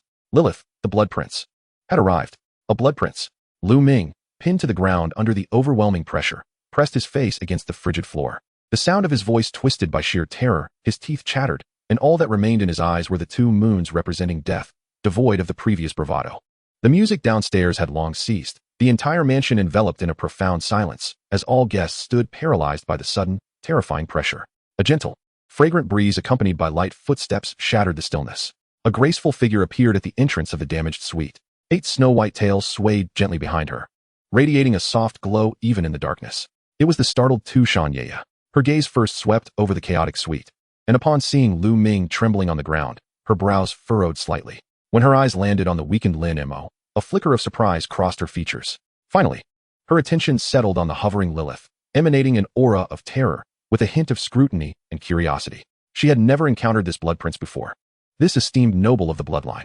Tu Shan's voice flowed like a clear spring, imbued with a soothing power, attempting to diffuse the suffocating bloodthirsty pressure. And this gentleman, the Beastmaster, I wonder how Lu Ming has offended you both to incite such wrath? She glanced at Lin Mo, her beautiful eyes brimming with unmasked curiosity. A human beast master capable of forming a pact with such a powerful bloodline, and one who could unleash astonishing strength, was indeed extraordinary. She was even oblivious to the name of the technique Lin Mo had just employed to unleash such immense power. Lilith snorted coldly, her pressure unrelenting, merely casting a fleeting glance at Tu Shan without responding. Lin Mo, fighting against the severe weakness that followed his fivefold surge, stood upright, wiped the blood from the corner of his mouth, his voice somewhat hoarse. Miss Tu Shan, your guest attempted to forcibly abduct my sister's classmate and resorted to violence when I intervened. Shouldn't Miss Tu Shan provide me with an explanation regarding this matter? He explicitly clarified his identity and relation. Tu Shan regarded Lin Yue and her companion Shin Lingyun, then glanced at Lu Ming sprawled on the ground like a defeated dog, her heart comprehending the situation. She elegantly approached Lu Ming, crouched beside him, her voice laced with a hint of frost. Lu Ming, how bold of you to dare to abduct a human at my concert. Miss you, please spare me. Lu Ming stammered, his pleas coming out in disarray. Tu Shan rose, slightly bowing towards Lin Mo and Lilith. Her demeanor graceful. This indeed falls on my daughter's negligence, causing distress to your esteemed guests. Lu Ming was the one who first offended, and I leave his fate to your discretion. Furthermore, I shall cover all of tonight's expenses, and for the fright you endured, I am willing to offer tenfold compensation. She flicked her wrist, and a warm, jade vial appeared in her palm, drifting towards Lin Mo. This is a specially crafted vitality restoration pill from my clan, effective for restoring energy and healing internal injuries, a small token of my sincerity. I hope the Beastmaster will accept it. Lin Mo regarded the jade vial floating before him, hesitating to take it, instead glancing at Lilith. Lilith's scarlet eyes scanned the vial, and she imperceptibly nodded. Only then did Lin Mo extend his hand to receive it, feeling its warmth. Thank you, Miss Tu Shan. Seeing Lin Mo accept the elixir, Tu Shan's smile widened. Her gaze on him filled with curiosity. May I ask for your name, esteemed Beastmaster? Such remarkable power at such a young age is truly astonishing. She was deeply interested in the strength Lin Mo had just displayed and the reason he could form a pact with such a formidable bloodline. Lin Mo, he replied, his tone flat, offering no further elaboration. Lin Mo, a splendid name. Tu Shan mused, her enchanting eyes glimmering. I look forward to our next encounter, Mr. Lin. Her gaze flitted between Lin Mo and Lilith, imbued with deeper meaning. Yue, Lingyun, help our injured classmate. We are leaving, Lin Mo instructed his sister, turning to depart. Supported by Lin Yue and another boy, he began to move towards the suite's exit. Yet, his expression turned icy as he spoke. Lilith, kill him. A blood blade coalesced beside Lilith, plunging directly into Lu Ming's heart, beginning to siphon his flesh and blood. No, Your Highness, I was wrong. Please don't kill me. Lu Ming howled, clutching his chest. But within moments, he was reduced to little more than skin and bones. Tu Shan paid this little mind. Lu Ming was merely a minor character. Compared to him, her interest lay more with Lin Mo. Lilith cast a cold glance at the fallen demon, retracting her pressure. transforming into a stream of bloodlight that flowed into Lin Mo's embrace. Tushan Ye personally escorted them to the imposing entrance of the night mansion. The torrential rain had ceased at some point, and the cool moonlight cascaded down. "Mr. Lin, do take care." At the entrance, Tushan Ye stood bathed in moonlight, her 8 white tails radiating a gentle halo. Her gaze was intently fixed on Lin Mo's somewhat ethereal silhouette, brimming with profound curiosity and an insatiable desire to explore. Lin Mo, an enigmatic human beastmaster, was a name that she would not soon forget. Unbeknownst to anyone, a spectral thread slowly extended from behind her, entwining itself around Lin Mo's ankle.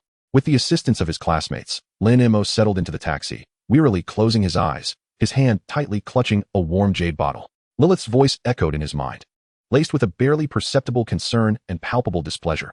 "Humph, that brazen fox. Human, keep your distance next time." Chapter 9, Bloodline Purification Elixir. The taxi traversed the rain-soaked streets, the neon lights outside flickering and casting reflections on the diverse expressions of the 3 passengers within. Lin Mo slumped in the back seat, feeling as though his bones had been extracted, his complexion pale and a fine sheen of sweat beading on his forehead. He leaned his head against the window, weakly murmuring, "Oh dear, I truly feel drained now." Having forcibly surged from a triple-limit breakthrough to quintuple, though he had relied on his B-rank Beastmaster foundation to avoid serious injury, his stamina had genuinely hit rock bottom. Every limb protested, and his head swam with dizziness, yearning for a place to collapse like a pancake. "Humph, who told you to be so showy?" Chun Lingyun shot Lin Mo a sidelong glance, her tone as familiar as if they had known each other for decades. Yet, the concern glimmering in her eyes was unmistakable. It was evident to anyone that she was deeply worried about his physical condition. She produced a pack of wet tissues and gently wiped his cheek. "Hey, easy on me, Miss Lingyun. This is a workplace injury." Lin Mo grimaced but did not evade her ministrations, wearing an expression of reluctant enjoyment. He and Chun Lingyun had been classmates since middle school and lived in the same neighborhood, growing up side by side, an intimacy that rendered their banter a norm. "Workplace injury. My foot." Chun Lingyun chided while wiping, yet the pain and fear she felt were impossible to conceal. She had witnessed Lin Mo forcibly pummel that terrifying demon noble into the wall to protect her. In the front seat, Lin Yue stifled a giggle, handing over a bottle of open sports drink. "Brother, Lingyun is right. Don't be so reckless next time. Drink some water." Lin Mo took a few sips from his sister's hand, the cool, slightly sweet liquid invigorating him slightly. He turned to glance at Chun Lingyun, who was still wiping his sweat. In the dim light of the vehicle, her delicate profile bore traces of lingering fear, her eyes slightly red. His heart softened, and he softened his tone. "Next time, I want to act tough. Stop nagging, class leader Chun. Look at you. Your makeup is all smudged. You've turned into a panda. You're the panda. Your whole family are pandas." Chun Lingyun immediately bristled, retracting the tissue and pretending to strike him. Her hand rose halfway before she dropped it, huffing and turning to gaze out the window, yet the faint flush of her ears betrayed her true feelings. The fear from earlier had been genuine, and the silhouette that had shielded her was real. Within that familiar sense of safety, something unfamiliar stirred, quickening her heartbeat. The car halted beneath Chun Lingyun's apartment building. She opened the door, the night breeze bringing a chill. Standing by the car, she watched as Lin Mo, supported by Lin Yue, unsteadily made his way into the familiar entrance of the apartment complex. She parted her lips, wishing to say something, but ultimately settled for a low, "You fool, Lin Mo. Make sure to rest well." Her voice was soft, yet Lin Mo seemed to hear her, pausing momentarily without turning back, merely raising a hand in a casual wave. Chun Lingyun lingered for a moment, watching their figures vanish through the door, the night breeze failing to dispel the fluttering emotions and the weight of reassurance in her heart. Back in the cozy little apartment, Lin Mo dramatically flopped onto the sofa, releasing a long, satisfied sigh. "Oh, a gold nest or silver nest cannot compare to my humble doghouse. Brother, wait for me. I'll go make you a bowl of noodles with 2 eggs." Lin Yue chirped, darting into the kitchen like a joyful little bird. Lin Mo sank into the soft embrace of the sofa, feeling every bone in his body sing a song of liberation. His eyelids began to droop, consciousness drifting in the warmth of drowsiness. Just as he was on the verge of slipping into slumber, a familiar presence, imbued with a cool aura and a hint of rose fragrance, drew near. Lilith stealthily emerged from the Beastmaster space, elegantly perching herself on the armrest of the sofa, right next to Lin Mo's head. Her slender legs, encased in exquisite black stockings, swung leisurely, the pointed toe of her shoe nearly brushing against Lin Mo's nose. "Humph, foolish human. Now you understand the taste of being a soft-shelled shrimp?" Lilith's voice maintained the haughty tone of a bloodline prince, yet her languor and teasing far outweighed any genuine derision. She extended her icy fingers, playfully pinching Lin Mo's soft, powerless cheek. "Look at you. You can't even defeat the lowliest of vampire bats, can you? TSK. How embarrassing for a prince's contractee." Lin Mo could scarcely muster the energy to lift his eyelids, merely grumbling in protest. "Lilith, Stop messing around. Dream on. Lilith snorted lightly, a glint of mischief flashing in her crimson eyes. Suddenly, she leaned closer, her exquisitely doll-like face hovering before Lin Mo. So near he could discern the fine fuzz on his skin. With exaggerated blinks, her long lashes fluttered like tiny fans, employing the beguiling charm of her bloodline heritage. Her voice softened to a syrupy tone, laced with a hint of a playful whine. Lin Mo, Mo, I just saved you, and now I feel so empty. I'm craving that sweet, romantic S-rank icy blood drink right now. Would you take me to get some? Please, master. The allure of her words left Lin Mo. Even in his exhausted state, momentarily stunned, goosebumps prickling along his skin. Struggling to suppress a smile, he managed to adopt a serious expression. Cough, cough. I have no money. And how would I go like this? Crawl there? Humph. Stingy. Lilith instantly switched moods, sitting upright with an indignant pout. Her lips pursed as if they could hold an oil bottle. But in the next breath, a spark of inspiration lit her eyes as if she had recalled something. And a devilish smile crept across her face, one that sent a shiver down Lin Mo's spine. Knowing her well enough, Lin Mo stifled a laugh and leisurely retrieved a special alloy vial from the system space, deliberately waving it before Lilith. My dear prince, you wouldn't want to remain at this prince level for eternity, would you? Inside the vial, dark golden liquid, shimmering as if infused with stardust, refracted a dreamy halo under the warm light of the living room. Bloodline purification elixir. The moment the vial was exposed to the air, a surge of ancient and pure longing erupted from the depths of the bloodline, akin to a dormant volcano violently awakening. It instantly engulfed every nerve of Lilith. Her expression froze, pupils narrowing to dangerous slits, breath caught in her throat, and her bat wings unfurled uncontrollably with a resounding whoosh. A rich, blood-scented pressure filled the cramped room in an instant. She fixated on that vial, as if it were the sole purpose of her existence. Oh whoa. Lilith's reaction was swifter than that of the most agile cheetah. The regal demeanor of a prince, the aloofness and pride, were instantly cast aside. She emitted an indistinct yet exuberant gasp, her entire being resembling a famished tiger pouncing upon its prey. With pinpoint accuracy, she lunged towards the test tube in Lin Mo's hand. Hey, Lilith, have some decorum. What of your princely poise? Lin Mo had anticipated her movement. Yet his fatigued body was a beat too slow, and he was thoroughly enveloped by Lilith's exuberance. The warmth of her soft, fragrant form collided with him, nearly taking his breath away. Give it to me. Hurry, Lin Mo. Mo. Master, you are the best. Please, just give it to me. Chapter 10, The Little Dragon Maiden. Lilith had completely transformed into a feline overwhelmed by the allure of the finest catnip, writhing in Lin Mo's embrace. Her hands deftly reached for the test tube he held, her small head rubbing insistently against his chest, her fiery red hair cascading over Lin Mo's face. Don't snatch it. If you break it, it'll be gone. Lin Mo was both amused and exasperated. One hand protecting the test tube while the other struggled to contain the playful chaos of the oversized feline in his arms, the sofa creaking under their antics. Then promise me. You must give me this potion. No backing out. Lilith tilted her head, her crimson eyes shimmering with an insatiable longing for ancestral evolution. Devoid of any trace of the bloodline prince's authority, resembling a little girl yearning for her beloved toy. All right. Just wait until we find a safe place. I will certainly give it to you. Lin Mo assured her repeatedly, exasperated. Now, can you let me breathe for a moment? Upon receiving his promise, Lilith's eyes sparkled with delight, and she contentedly hummed. Yet, she remained nestled in Lin Mo's embrace, akin to a cat that had found its cozy nook. Extending her little hands to trace circles on his chest, she cautiously reached for the test tube, as if it were the most precious treasure in the world.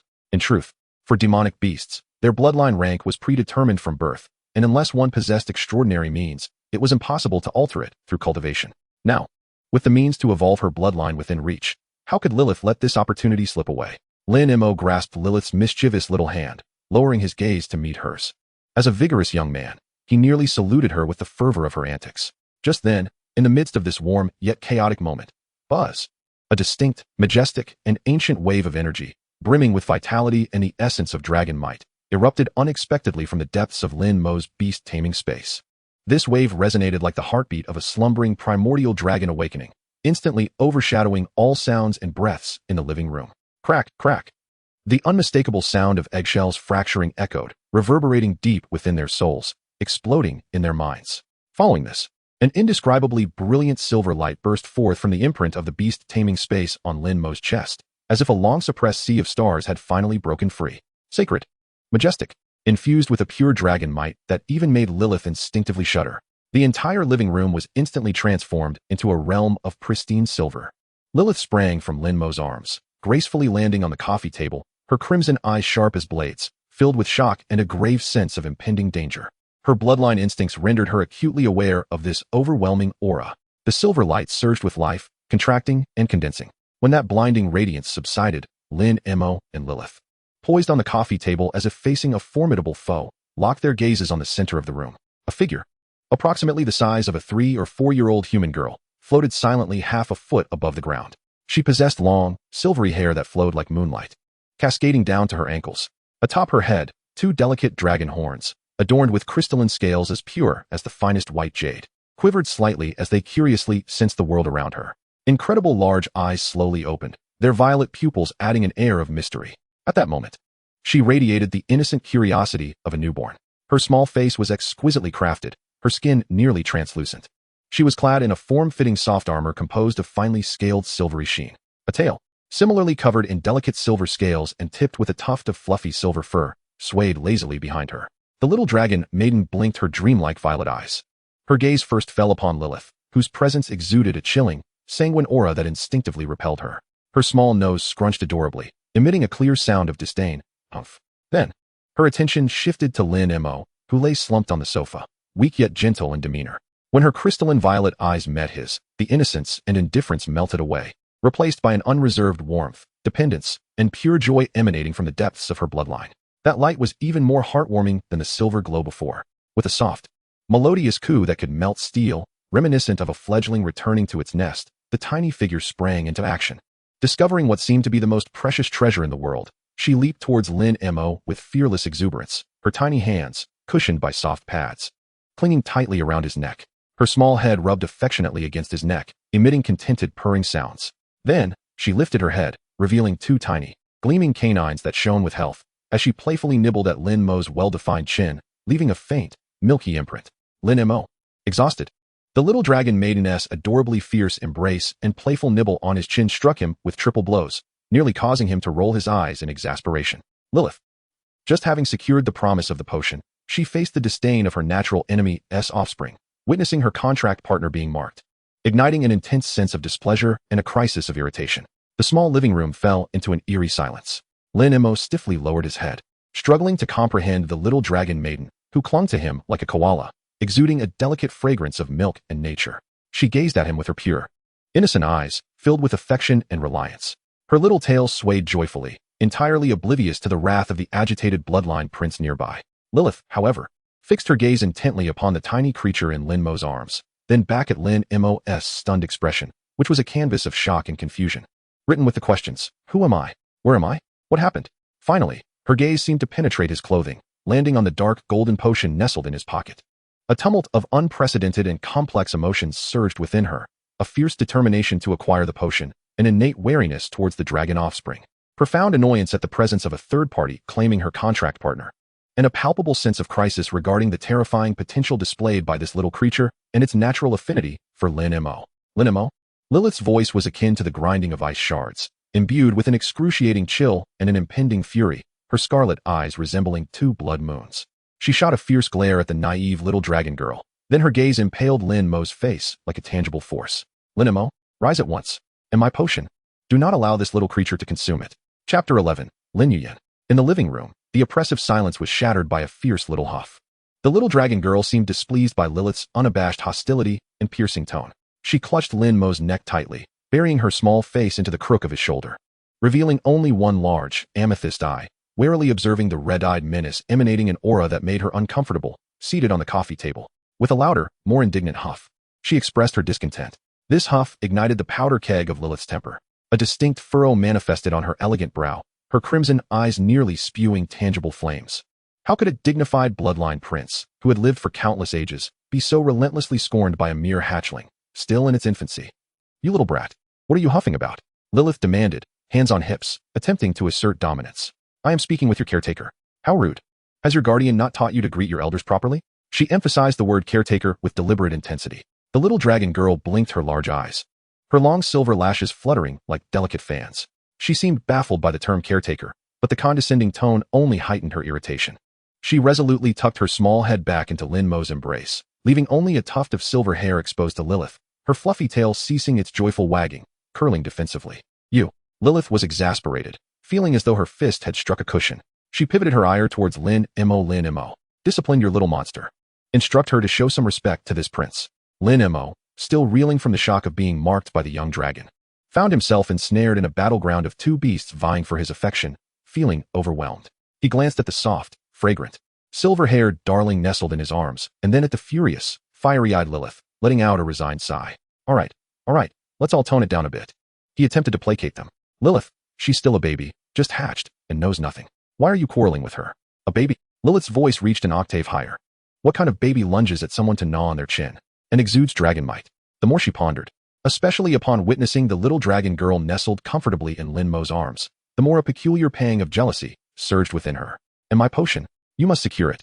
Do not let this little creature mistake it for sweet nectar. At the mention of sweet nectar, the little dragon girl's ears perked up, her little head rising slightly. Her amethyst eyes curiously scanning Lin Mo's pocket, seemingly in search of a treat. Lin Mo quickly covered his pocket, bemused. Don't worry. He looked at the little darling in his arms, her innocent gaze melting his heart. He extended a finger, gently brushing against the translucent little dragon horns atop her head. The texture warm and smooth, imbued with an extraordinary vitality. Please name your beast. A name?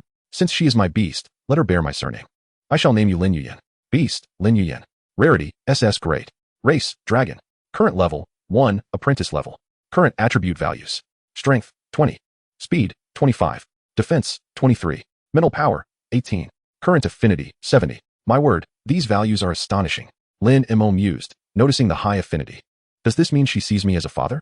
He observed the little creature in his arms, newly born, yet possessing such formidable attributes, even surpassing Lilith at level 1. The little dragon girl seemed somewhat puzzled by the concept of a name, yet she could distinctly sense the warmth and kindness emanating from Lin Mo's fingertips, along with the gentle intonation of his call. Tilting her little head, she focused her dreamy purple gaze on Lin Mo, as if striving to comprehend. Moments later, she broke into a toothless, radiant smile, her tail resuming its cheerful wagging, emitting delightful coos, and even extending her soft, padded hand to gently grasp Lin Mo's finger, rubbing it against her cheek. This response clearly indicated her acceptance of the name. It seemed she quite liked it. Lin Mo also smiled, feeling the weariness dissipate in the wake of her pure joy. From now on, you shall be called Lin Yuyan, Little Yuyan. Humph, such a mundane name. Lilith crossed her arms, her tone dripping with jealousy.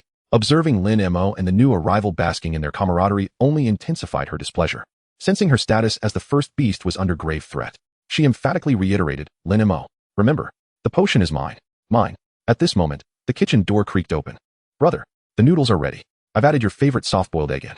Lin Yue emerged, carrying a steaming bowl, her excitement palpable, but her words abruptly halted. She stood frozen, her gaze locked onto the scene in the living room. There was her brother sprawled on the sofa, cradling a girl with enchanting silver hair, adorned with delicate dragon horns, amethyst eyes, and clad in silver armor, complete with a fluffy-tailed companion.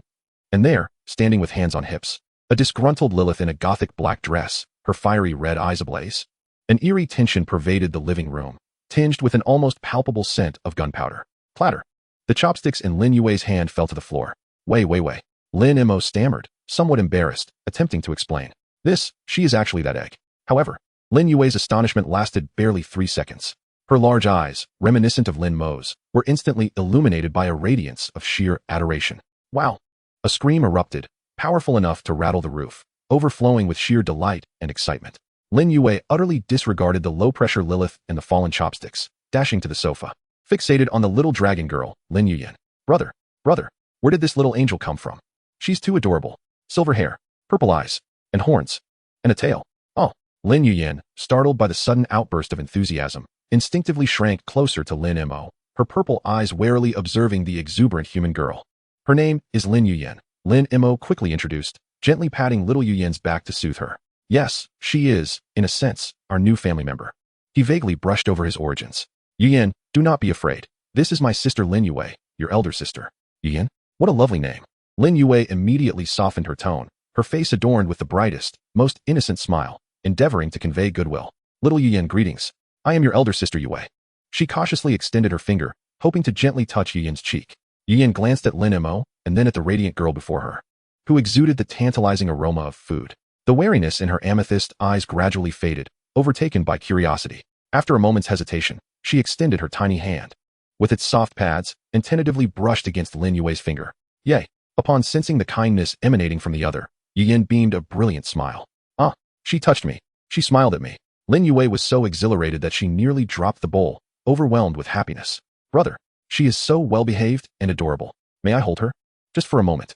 Lin Mo observed his sister, utterly smitten, and then looked down at the seemingly unbothered Yu Yin in his arms, nodding in acquiescence. Be gentle. Lin Yue immediately thrust the bowl into Lin Mo's hands. Lin Mo, with utmost care, as if cradling a priceless treasure, embraced the soft, fragrant little dragon girl Lin Yuyen. Yuyen appeared to relish the embrace, curiously reaching out to touch Lin Yue's cheek. She then glanced at the steaming bowl in Lin Mo's hands. Her large amethyst eyes sparkling with curiosity, her little nose twitching as if savoring the enticing aroma. Are you hungry, little Yuyen? Lin Yue quickly grasped the situation, settling beside Lin Mo while proudly pointing at the bowl of noodles in his hands. Look, the noodles I cooked. They smell delightful. Here, have some. She suddenly faltered, pondering whether a dragon could consume human food. Lilith stood by the coffee table, observing the tender scene between the sisters. Watching as Lin Yue was completely enchanted by the newcomer. She noted how Lin Mo seemed to forget himself while holding the bowl, only to reflect on her own recent disregard. Feeling as if her position was precarious, even her potion seemed to be in jeopardy. A wave of unprecedented crisis, born of jealousy and discontent, surged within her. Hey, you too. Lilith's voice, sharp as ice, instantaneously shattered the warm atmosphere. She pointed at the bowl in Lin Mo's hands, then at the little dragon girl in Lin Yue's embrace, and finally at herself, enunciating each word with gritted teeth. The noodles are mine. The potion is mine. This household is mine. I, Lilith, am the one in charge. This little monster shall not steal anything that belongs to this princess, including attention. Her crimson eyes glared fiercely at Yuyen. Dare to make another sound, and I shall pluck your horns to use as a scratching tool. Yuyen appeared to be intimidated by Lilith's sudden ferocity. Her little mouth puckered, her purple eyes misted over, on the verge of tears, her tiny tail curling up in fear. Lin Yue quickly shielded Yuyen protectively. Lilith, do not frighten her. She is still a baby. Lin Mo, cradling the bowl of noodles, observed the agitated bloodline princess, then glanced at the pitiful little dragon girl in his embrace, and finally at his concerned sister. He silently picked up a chopstick full of noodles, blowing gently. Pondering, it seems the days ahead will be anything but tranquil. Will I even be able to enjoy my noodles while they are still warm? Chapter 12. The eve of the college entrance examination. Lin Mo held the bowl of noodles, now nearly cold, feeling utterly drained. He sighed and placed the bowl on the coffee table, rubbing his temples. All right, everyone, let's calm down. Lilith, you are the elder. Please show some grace. Yue, Yuyen has just arrived and may not be accustomed yet. Please take good care of her. He extended his finger, intending to gently poke Yuyen's exposed cheek to soothe her. At that moment, the little girl, who had been nestled in Lin Yue's embrace, seemed to be drawn to Lin Mo's approaching finger. She lifted her small face, tears still glistening in her amethyst eyes, long lashes adorned with shimmering droplets. Curiously, she gazed at the finger that seemed to carry a comforting and familiar aura.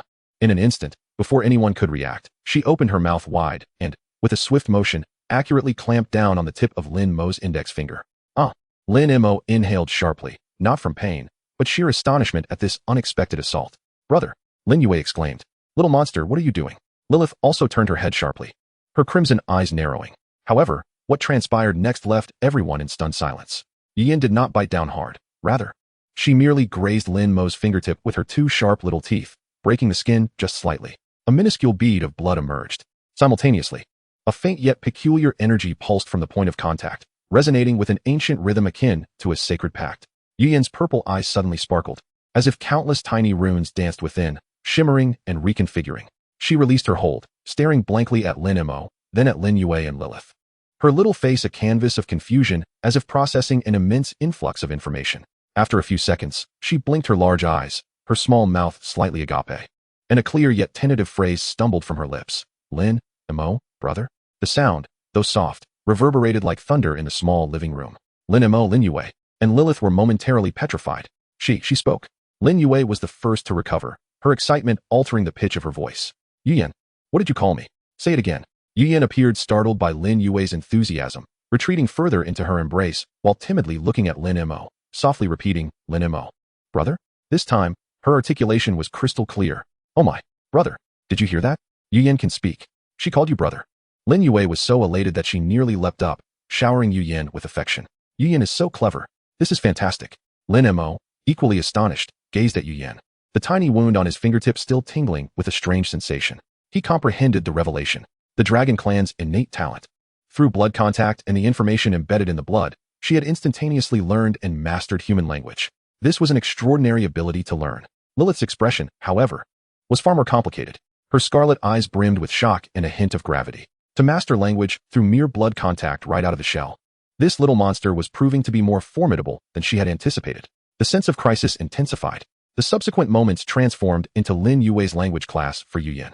After grasping the meanings of brother and sister, Yuyan's learning speed was astonishing. She quickly acquired basic vocabulary such as Yue, hungry, eat, and Lilith, even engaging in simple conversations.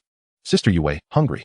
Yuyan patted her little, empty belly, her amethyst eyes glistening as she gazed at Lin Yue. All right, sister will make you something delicious. What do you wish to eat? Lin Yue's maternal instincts surged. Something fragrant, meat? Yuyan tilted her small head, striving to recall the delightful aroma from the bowl of noodles earlier, yet her instincts craved something more energy-rich.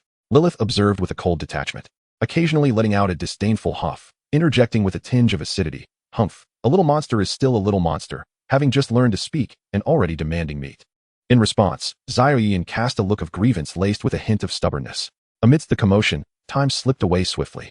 By the time Lin Mo finally managed to eat from that half-cold bowl of noodles, the sky outside had plunged into complete darkness. The countdown to the college entrance examination had dwindled to mere hours. Brother Lin Mo, I'm hungry. Xiaoyan tugged at Lin Mo's shirt, her amethyst-like eyes shimmering with unshed tears. Her little tail swaying gently. She appeared particularly reliant on Lin Mo, particularly fond of addressing him as brother. All right, your brother will get you something to eat. Lin Mo replied with a blend of exasperation and affection, retrieving a specially formulated high-energy nutritional paste from the refrigerator. Humph, you little monster playing the pity card. Lilith sat perched atop a tall bookshelf, her black skirt cascading down, crimson eyes casting a disdainful glance below, though she still maintained a tough exterior. The earlier hostility had considerably diminished after some time spent together, replaced now by a haughty pride of a royal not wishing to stoop to the level of a mere cub. Lilith, elder sister, that's mean. Xiaoyan lifted her little face, retorting in a sweet, childish voice, her tiny finger pointing at the top of the bookshelf. She had already begun to articulate simple thoughts fluently, adeptly catching the nuances in Lilith's words about being a little monster and playing the pity card. What did you call me, sister? Lilith nearly toppled from her perch, disbelief etched across her delicate features. Who is your sister? I am a royal sister. Lilith, elder sister. Xiaoyan seemed to have discovered a new world, giggling as she called out again, her voice bright and melodious. Lilith was at a loss for words, gazing at the carefree silver-haired bundle of joy below, a feeling of frustration bubbling within her, neither able to vent nor suppress it. Ultimately, she could only turn her head away with a huff. Call me whatever you like. Fool. On the side, Lin Yue watched the sibling banter with laughter that threatened to send her toppling over. Lin Mo, meanwhile, fed Xiaoyan while perusing analysis of the beast-level distribution and weaknesses in the Shadow Forest's secret realm. With the examination looming, he was cautious not to slack off, having nearly regained his strength. His B-grade, third-tier abilities were genuine, yet the outside world, including most of his classmates and teachers, still perceived him as a C-grade Beastmaster bound to an E-grade little bat. This misunderstanding would serve him well in the upcoming examination, as he was solely focused on scoring. Chapter 13, the examination begins. With less than half a day remaining until the nationwide transition examination, the vast training ground of Magic City No. 1 High School was charged with palpable tension, akin to a taut bowstring. The air was thick with the scent of sweat, various potions, and the unmistakable energy fluctuations emanating from the youthful participants. At this moment, the training ground was a realm of stark contrast. The newly empowered youth were eagerly demonstrating their newfound abilities or fine-tuning their last-minute partnerships with recently contracted companions. In this vibrant scene filled with strength and hope, Lin Mo's figure appeared somewhat out of place. He leaned alone in the shadows at the edge of the training ground, clad in a faded school uniform. His aura subdued to the point of resembling an ordinary person, nearly imperceptible energy fluctuations surrounding him. At his feet, a small bat, no larger than a palm, with a drab gray coat, hung quietly from his backpack strap, napping peacefully. Wow, Qingxue, your illumination butterfly is stunning. An A-grade rarity. This year's top scorer is definitely going to be you, Senior Sue. A group of girls surrounded a coolly elegant girl, a butterfly with a wingspan nearing half a meter, shimmering with a spectrum of colors, fluttering beside her. The girl, Su Qingxue, merely nodded lightly. As an A-grade Beastmaster, she was eligible for direct admission. Yet she was keen to seize the opportunity to level up in the secret realm where the beast levels were lower. Her gaze swept through the crowd, pausing momentarily on Lin Mo, her brows furrowing slightly. Her illumination butterfly seemed to harbor a distinct wariness towards Lin Mo and his beast. Yet she recalled Lin Mo was supposedly a C-grade Beastmaster. At that moment, a figure strode toward the center of the training ground. Zhou Kai was enveloped in a flickering aura of tiny blue arcs, crackling softly, his hair slightly standing on end from static electricity. A lively electric serpent danced at his fingertips, his gaze sharp, filled with suppressed fury and resentment. His level was unmistakably at level 4. He could not swallow the humiliation of having been bested by Lin Mo previously. Originally eligible for direct admission, he resolutely chose to participate in the examination. Beside him, several lackeys were eagerly showering him with flattery. Brother Kai, your control over lightning is incredible. An A grade. The top scorer is definitely yours. Indeed, unlike certain individuals. A C-grade Beastmaster, trailing along with an E-grade Shadow Bat. One of the lackeys raised his voice deliberately, casting a derisive glance in Lin Mo's direction. TSK. I hear he's still at level 1. What can such a character accomplish in the secret realm? Maybe serve as a snack for the beasts? Surely he couldn't even defeat a level 1 slime. Laughter erupted among them. Zhou Kai smirked coldly, his gaze boring into Lin Mo, his voice dripping with unmasked provocation. Lin Mo, you managed to win once by fluke. This time in the examination, I will demonstrate the true disparity with absolute power. I will trample you underfoot on the scoreboard, making sure you can't even catch a glimpse of my shadow. You and your useless bat can just wait to tremble in the secret realm. The sharp taunts and blatant threats echoed around the edges of the training ground. Lin Mo seemed oblivious, calmly adjusting his cuffs, his expression betraying no sign of emotion. Just then, a clear and melodious voice rang out, carrying an undeniable authority. Enough. Zhou Kai. Everyone turned to look, witnessing Su Qingxue approaching. She exuded a cool demeanor, yet a palpable presence indicative of an A-grade Beastmaster emanated from her, causing the laughing lackeys to instinctively retract their necks. The examination is imminent, a pivotal moment determining our futures. Su Qingxue's gaze swept over Zhou Kai and his followers, finally settling on Lin Mo, her tone steady yet powerful. Rather than squabbling amongst ourselves and making threats, we should focus our energy on adjusting our states. Magic City no. One high school stands as a whole. Is it honorable to undermine each other in front of outsiders? Her words were rational and underscored by the inherent aura of an A-grade professional. Zhou Kai's expression darkened. He could dismiss Lin Mo, but he could not afford to disregard Su Qingxue, also an A-grade. He scoffed, shooting Lin Mo a fierce glare, his electric serpent leaping high before extinguishing, leaving behind a parting remark. Humph. We shall see. Before turning away with his entourage, Su Qingxue cast a final glance at Lin Mo, her expression remaining cool. Saying nothing further, before she too departed. A brief silence returned to the edge of the training ground. Lin Mo appeared unaffected by the earlier confrontation, silently urging in his heart. Yin, rest well in the beast space. I'll help you level up shortly. Within the beast space, the little dragon girl, Lin Yin, clutched an energy crystal, sleeping soundly, a contented smile gracing her lips. As sunlight flooded the playground, the atmosphere grew solemn yet fervent. A massive holographic screen illuminated, presenting the rules. The 47th nationwide transition examination at the Magic City Examination Center. Assessment format, survival hunt in the secret realm. Assessment location, Gloomy Canyon, primary secret realm. Core rules. 1. Scoring. Points are awarded for slaying the beasts of the secret realm, with points equal to the beast's level. Level 1 beast, 1 point. Level 2 beast, 2 points. The highest level 10 beast, 10 points. 2. Secret realm restrictions. The energy tier of the secret realm is established as primary, theoretically generating beasts that do not exceed level 10. 3. Assessment process. All candidates are randomly teleported into the secret realm, with the duration of 3 days for cumulative scoring. 4. Additional notes. A real-time leaderboard, displaying only the top 1,000 names and personal rankings, with malicious competition strictly prohibited. Thousands of candidates from various schools in Magic City, each harboring different emotions, sequentially stepped into the enormous composite teleportation array. A series of brilliant flashes ensued, and in an instant, their figures vanished. Prior to stepping into the teleportation array, Zhou Kai cast a provocative and confident glance toward Lin Mo. Su Qingxue, however, maintained a serene demeanor as she disappeared amidst the radiance. Lin Mo appeared undisturbed, vanishing along with the light. The inconspicuous little bat perched upon his shoulder also vanished. Moments later, Lin Mo found himself in a dimly lit valley strewn with odd-shaped rocks, the air thick with the scent of sulfur. With a mere thought, Lilith, disguised as a small bat, silently landed on his shoulder, her crimson eyes surveying the surroundings. Lilith, activate wide-range perception, filter out low-level noise, and lock onto energy sources above level 6. While avoiding crowds, Lin Mo instructed in a hushed tone. Understood, Lilith replied, as her intangible psychic field rippled outward, precisely filtering out the faint fluctuations of level 1 and 5 beasts, focusing on those exuding more potent energy, all while deftly avoiding areas where other candidates might be lurking. Lin Mo's strategy was clear. Prioritize efficiency and precisely hunt high-value targets. He aimed for a low-profile accumulation of points in the early stages. With Lilith's near-cheating level of perception and route planning, Lin Mo traversed the intricate canyon terrain with the grace of a specter, flawlessly avoiding clusters of low-level beasts and potentially entangling landscapes. He accurately pinpointed a solitary level 7 rockshell lizard, with a subtle psychic impact from Lilith to disorient it. Lin Mo approached and deftly shattered its energy core with a single finger. 7 points. Accomplished in under 5 seconds. Next, he identified 2 level 8 corrupted vultures circling low. Lilith's wings fluttered slightly, disrupting their balance, while Lin Mo unleashed shards of rock infused with spiritual power that shot forth like bullets, striking their vulnerable energy nodes with precision. 16 points. Detecting a level 9 shadow leopard lurking in the shadows, he feigned ignorance.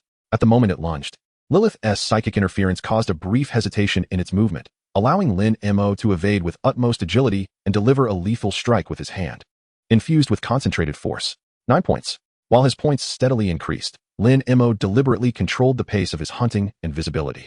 He targeted obscure corners and blind spots, ensuring his accumulation of points was solid and discreet rather than explosive. Chapter 14, Beast Tide.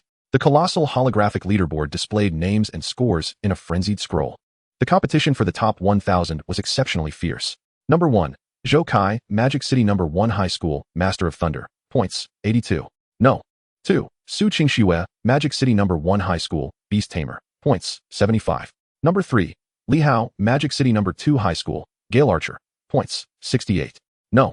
498. Sun Yu, Magic City Experimental School, Heavy Armored Swordsman. Points, 34.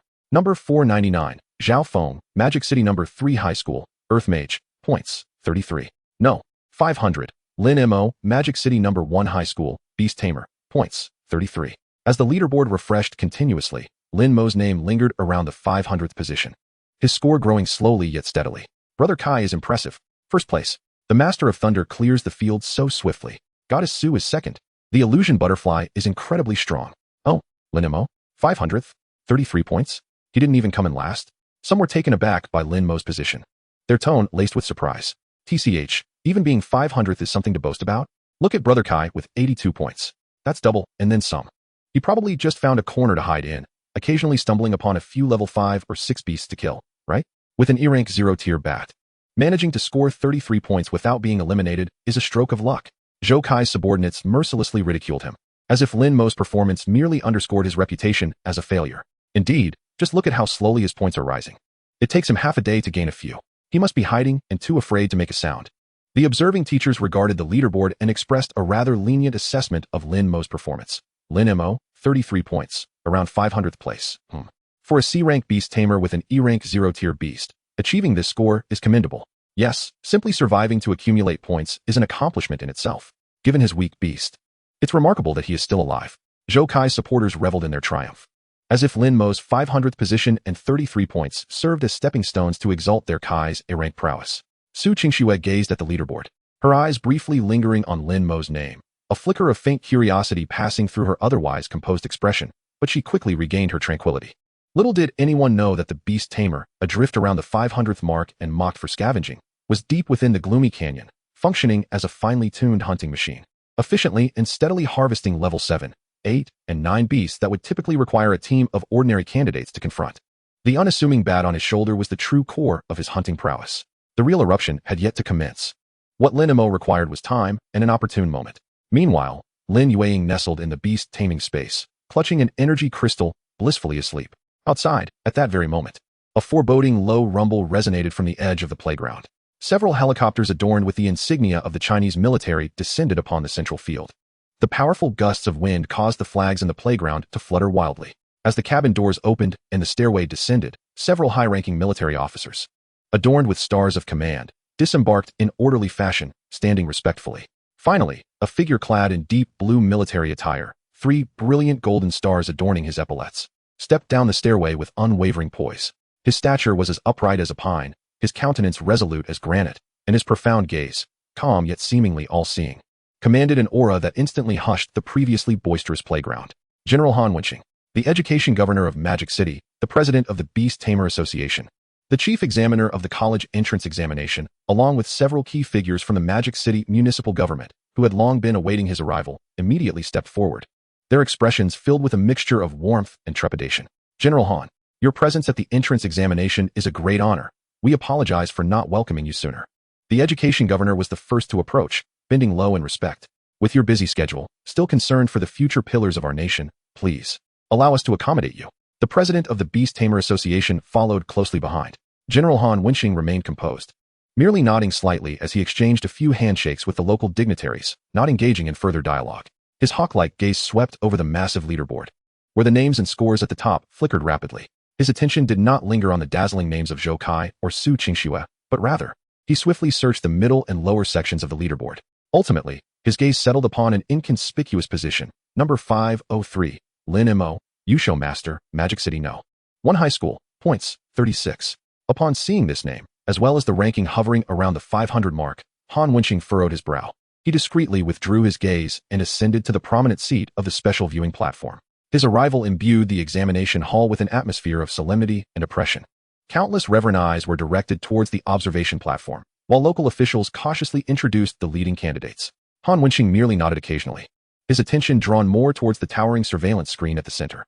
In the dimly lit canyon, Lin Mo had just dispatched a solitary level 8 rock puppet, earning 8 points.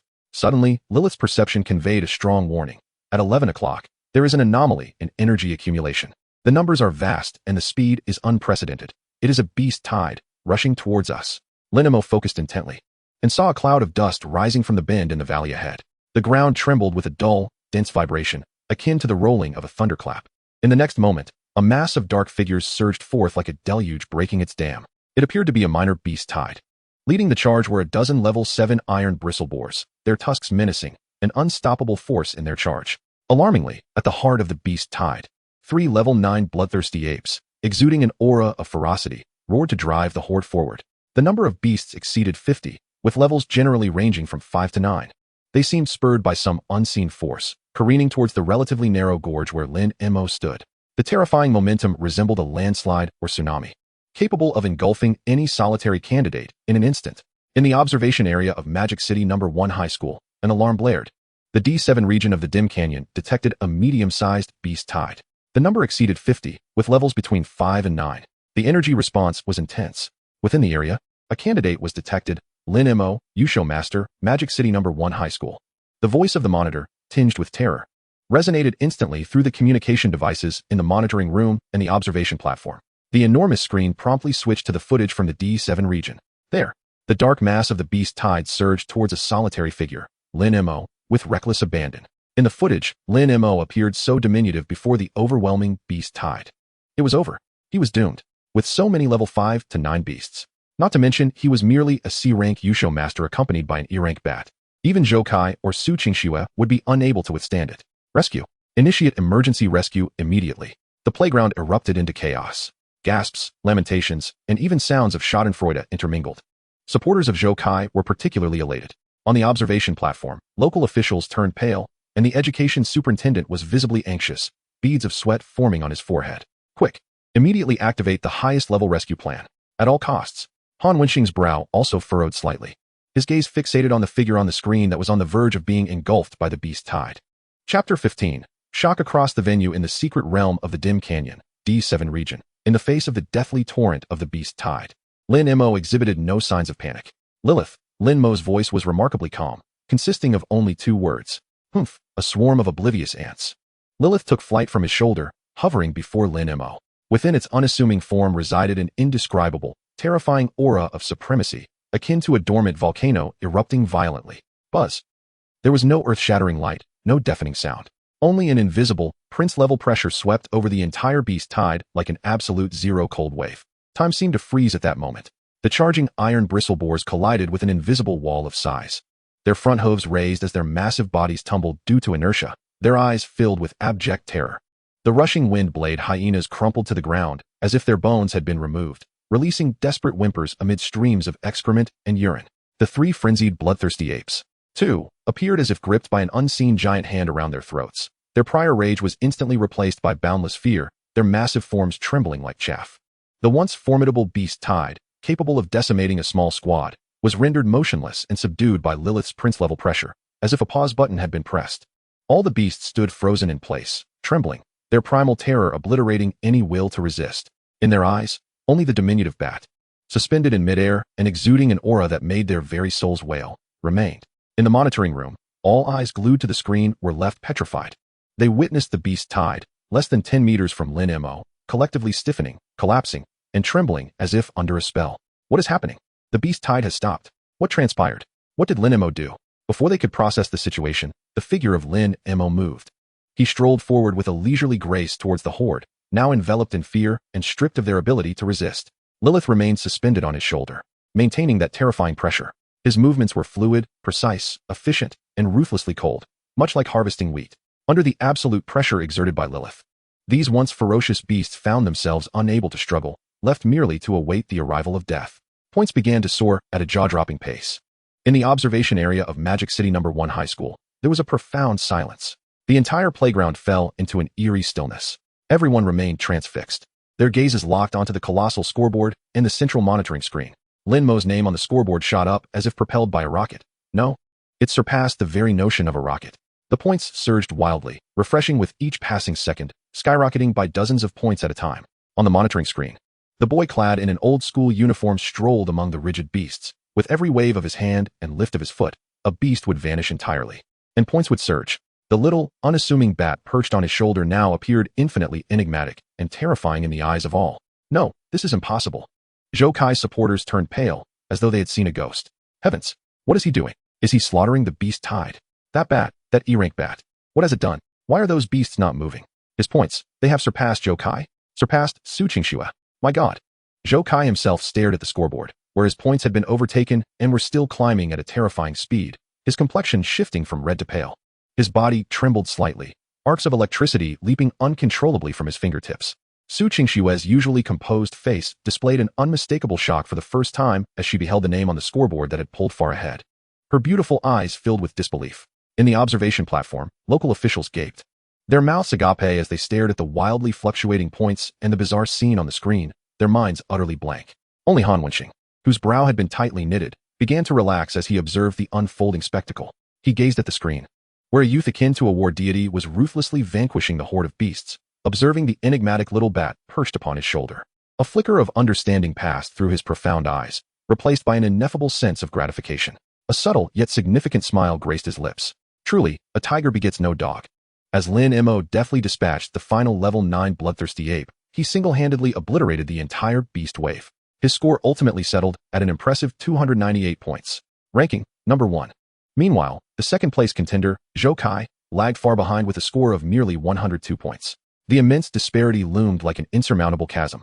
The silence on the playground persisted for several seconds, only to be shattered by a cacophony of incredulous gasps and discussions. Lin Mo?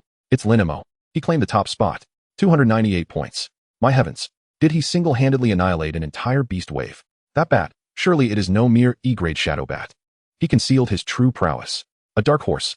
This is the epitome of a dark horse. No, he is a monster. Lin Mo from Magic City No. 1 High School. Standing amidst the dissipating remnants of the beast wave, Lin Mo maintained a calm demeanor.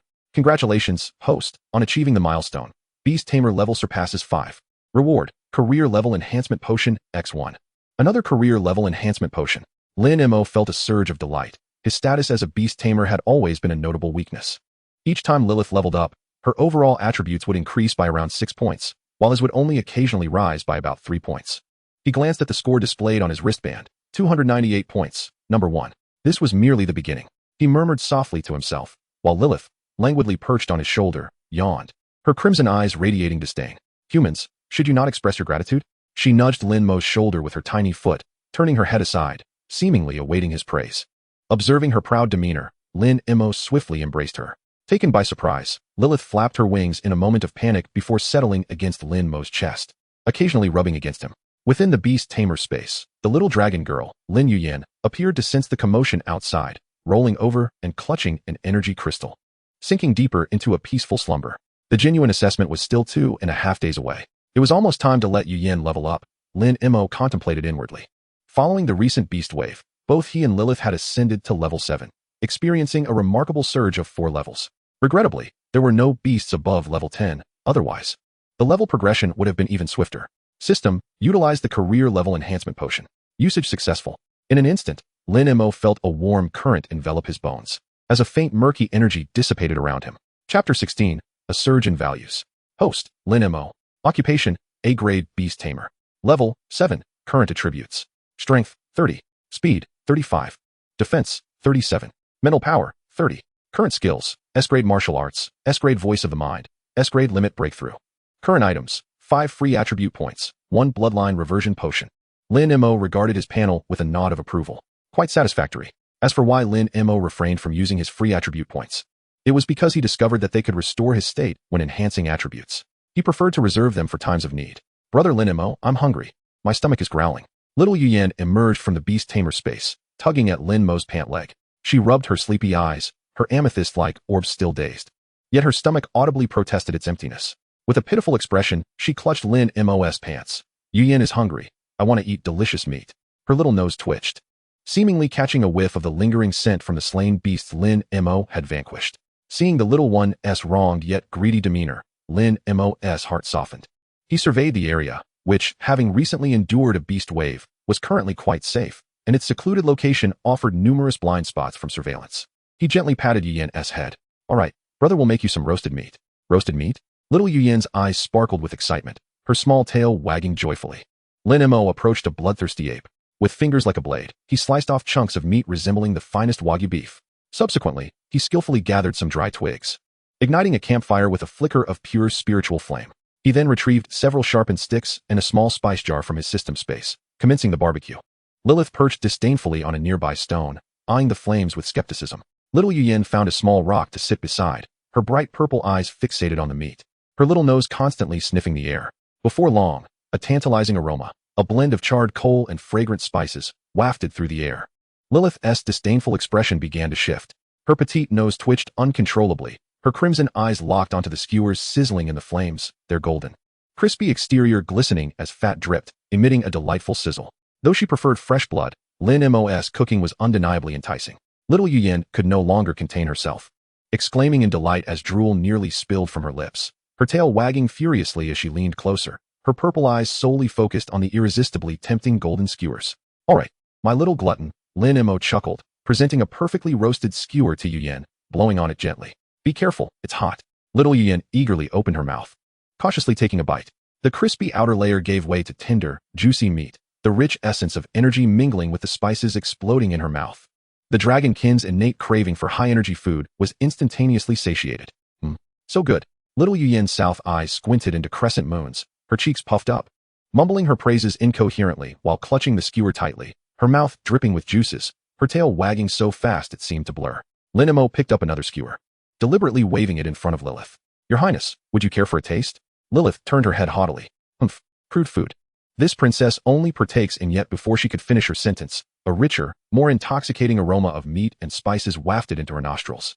Her head involuntarily turned back, her eyes fixated on the skewer as her tiny paw seemed to scratch the stone beneath her. Suppressing a chuckle, Lin Mo placed the skewer on a clean stone beside Lilith. Try it. This piece is the most tender, just off the grill. Lilith hesitated for a few seconds, ultimately succumbing to the irresistible allure of the aroma.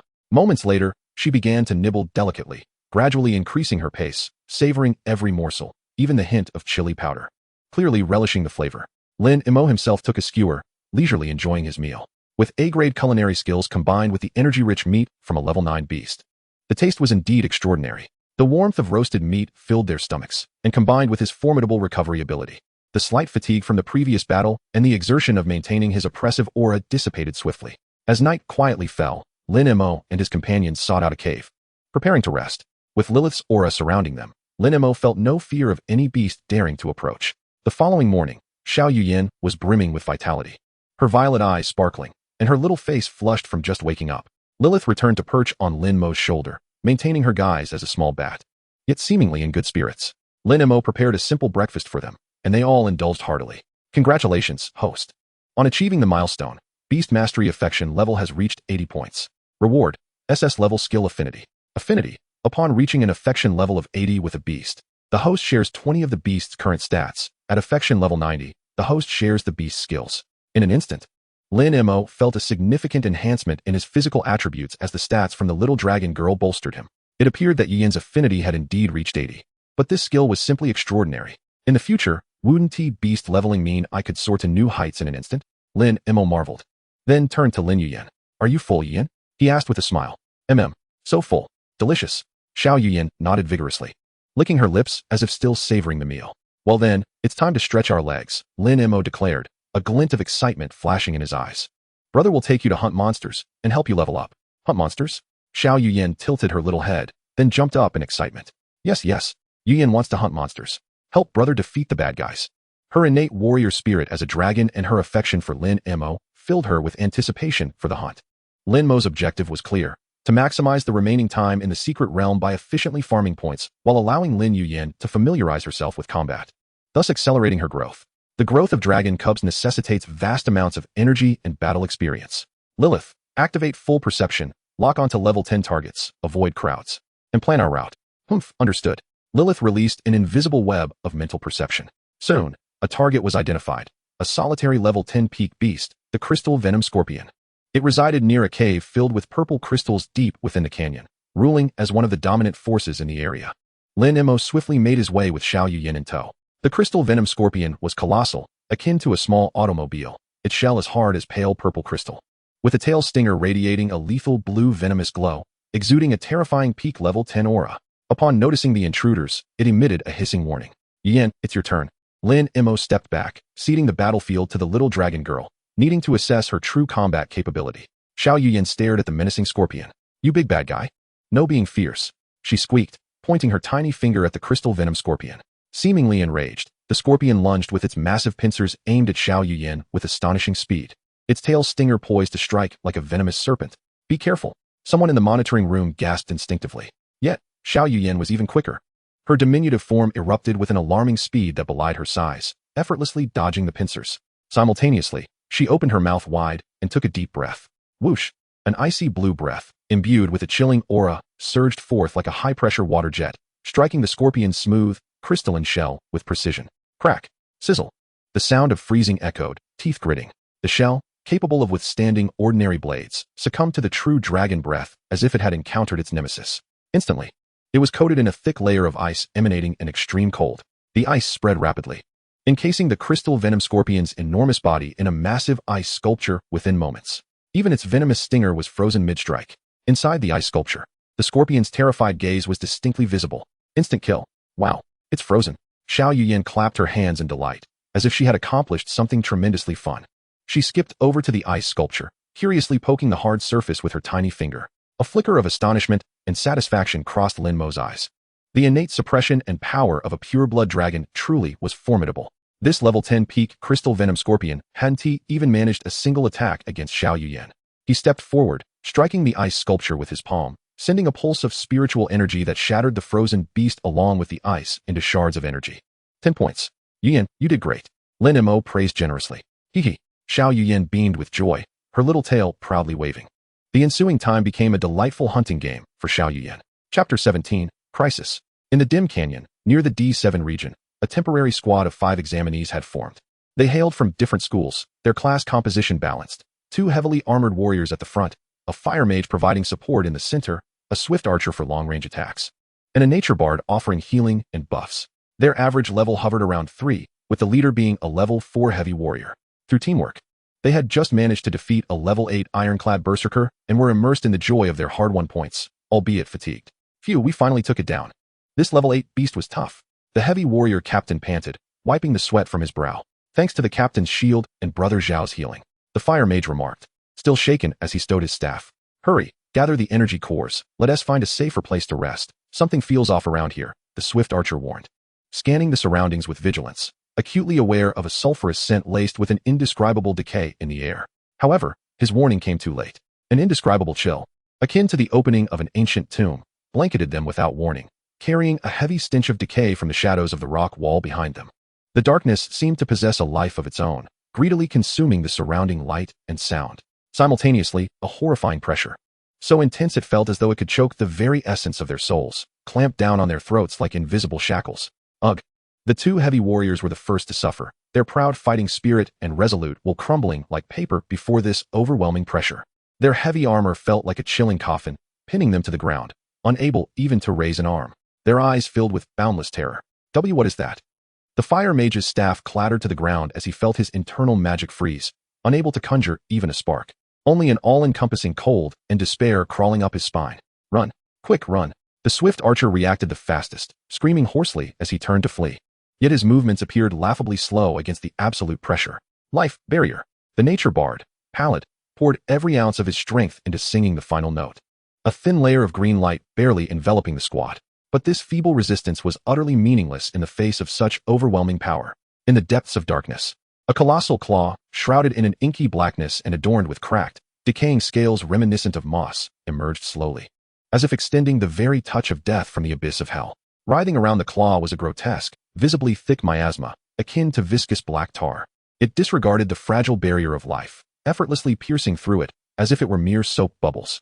With a sickening squelch, the claw precisely ensnared the last member of the team, the Gale Archer, who was desperately attempting to flee. Although the movement appeared sluggish, it bore an irresistible force of inevitability.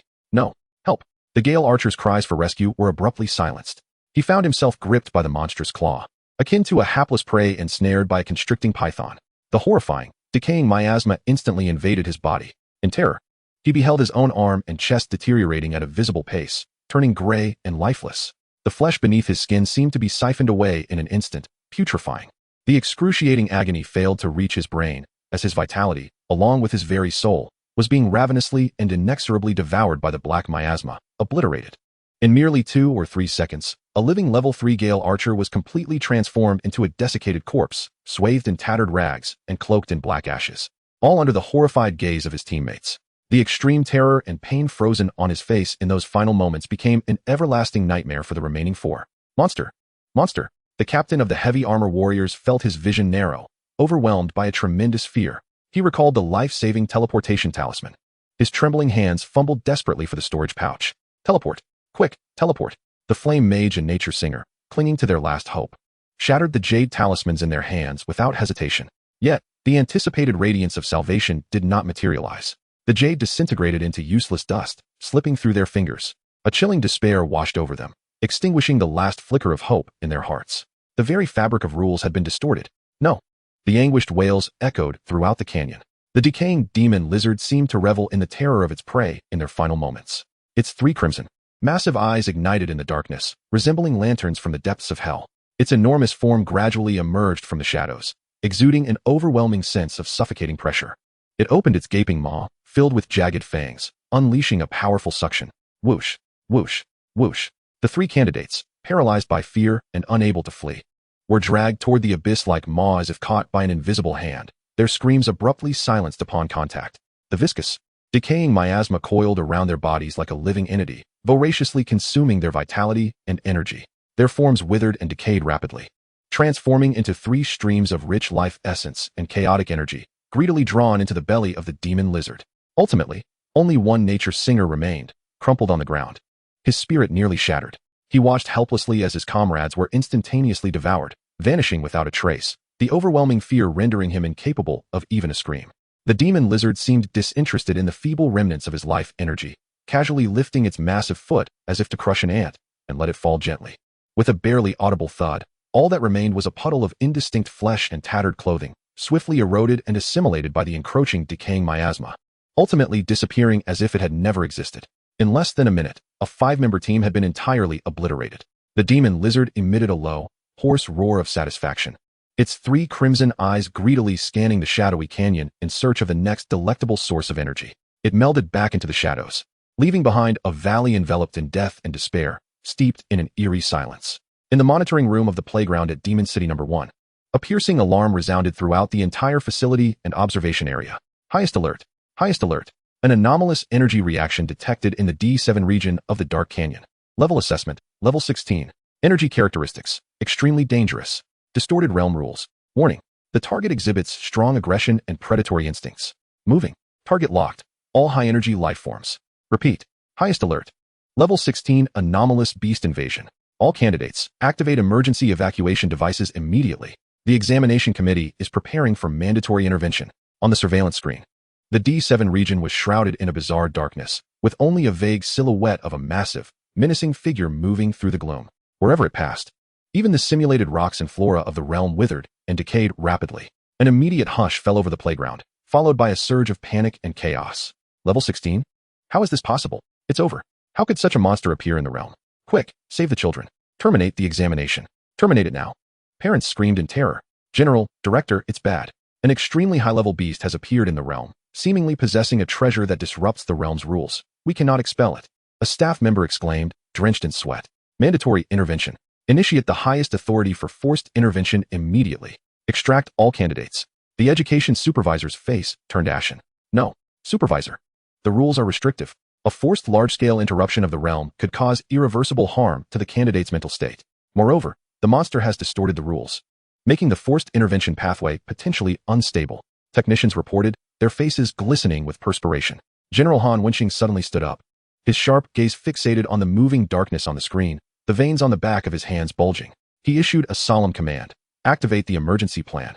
Notify all standby examiners to prepare for immediate forced entry. Lock onto the coordinates of all candidates in high-risk zones for priority rescue. His eyes swept across the leaderboard, landing on the name at the top, Lin Mo, his expression filled with unprecedented concern. This turn of events had exceeded everyone's expectations. Chapter 18, Life and Death Game. In the dark canyon, the dying rays of the setting sun struggled to penetrate the mists above, casting a dim golden hue over the valley floor. Lin Mo, accompanied by Xiao Yuyan, continued to methodically eliminate the high-level beast targets marked for extermination, guided by Lilith's precise navigation. Xiao Yuyan grew more fearless with each battle, her mastery of dragon breath and claw strike becoming increasingly adept, effortlessly handling beasts below level 10. Lin Mo's score steadily climbed, surpassing 450 points, leaving behind the second-place contender, Zhou Kai, with 150 points, and Su Qingxue with 140 points, securing his position at the summit. At that moment, Lilith's voice resonated in Lin Mo's mind, laced with an unusual gravity. Something's amiss. Lin Mo, the D7 region, where we previously quelled the beast tide, is exhibiting anomalies. Lin Mo immediately halted, extending his senses outward. The valley they had previously cleared of beasts now exuded a profoundly unsettling aura. It was a deathly silence? No, it was a deeper darkness, as if it could devour both light and sound. Simultaneously, a terrifying pressure, far beyond the realm's limits and chilling to the very soul, began to emanate from the heart of that region, akin to an awakening ancient monstrosity. Level 16. Lilith's voice was laced with astonishment. This secret realm should only accommodate energy levels of up to level 10. This overwhelming pressure undoubtedly belongs to a being of level 16. Moreover, it appears to carry something that has distorted certain rules of the realm. A shiver ran through Lin Mo's heart. Level 16. This far surpasses the designed limits of a novice secret realm. It is not just the examinees. Even the proctors may find themselves at a loss in its presence. How did it enter? Lin Mo inquired in a solemn tone. I am uncertain. However, that previous beast tide was likely not aimed at an attack. Lilith's voice turned frigid. They were fleeing, evading this monster's hunt. And now, it seems this creature is hungry. As if to validate Lilith's conjecture, a deep, savage roar erupted violently from the D7 region, reverberating throughout a significant portion of the shadowy canyon. Roar. All candidates within the canyon, regardless of their levels, felt as though their hearts were gripped tightly by an invisible hand. An uncontrollable wave of primal fear surged through their bodies. Su Qingxue and Zhou Kai were simultaneously drawn to this relatively open tributary by the terrifying pressure of level 16 and the monstrous roar. Both wore expressions of gravity and vigilance, but upon seeing one another, instinctively set aside their usual rivalry in light of the immense crisis, forming a fragile alliance. Zhou Kai, let us join forces. This creature is not right. Su Qingxue's cool voice carried a hint of urgency, as the illusory light butterfly flitted around her, casting layers of bewildering luminescence. Humph, as if I needed your prompting.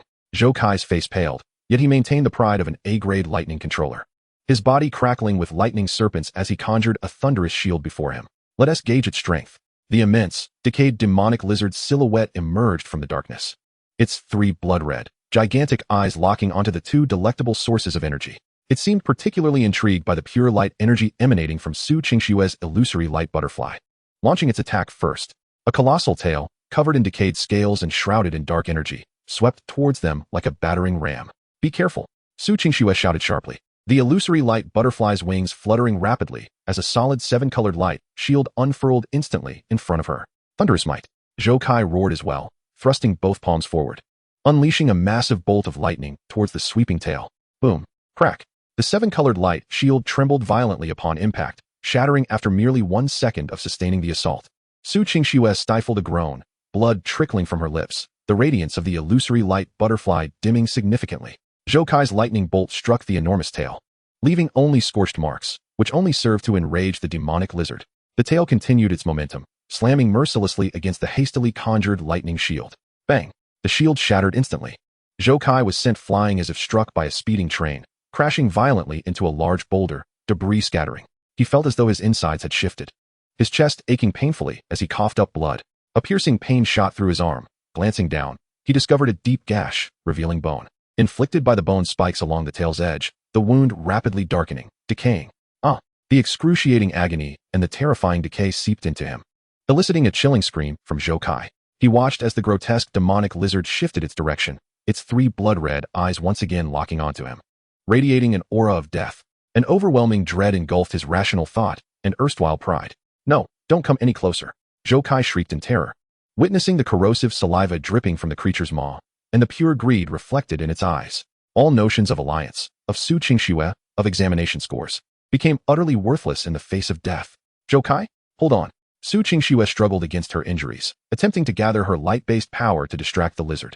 But Zhou Kai could not heed her call. With his last vestiges of strength, he frantically retrieved a rune-engraved jade stone from his storage gear, a critical teleportation talisman.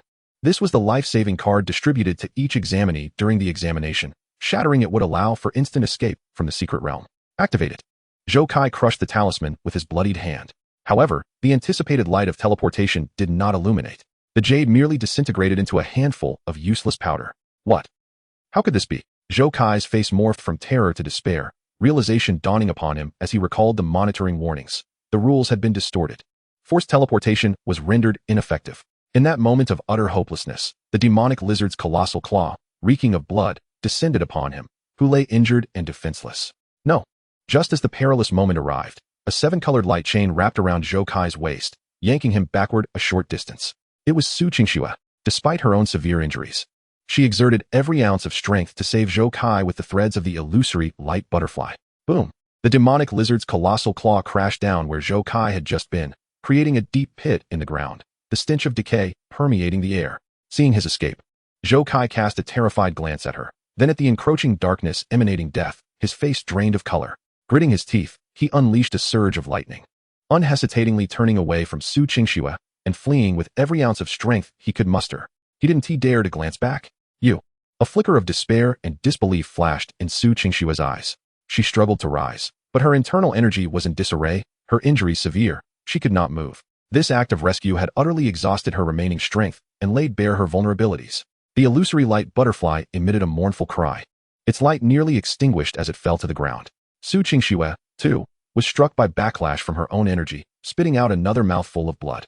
Her complexion as pale as parchment. She lacked even the strength to stand, slumping against the rock wall, helplessly watching as the 3 blood-red eyes of the demonic lizard, filled with wrath and greed, locked onto her.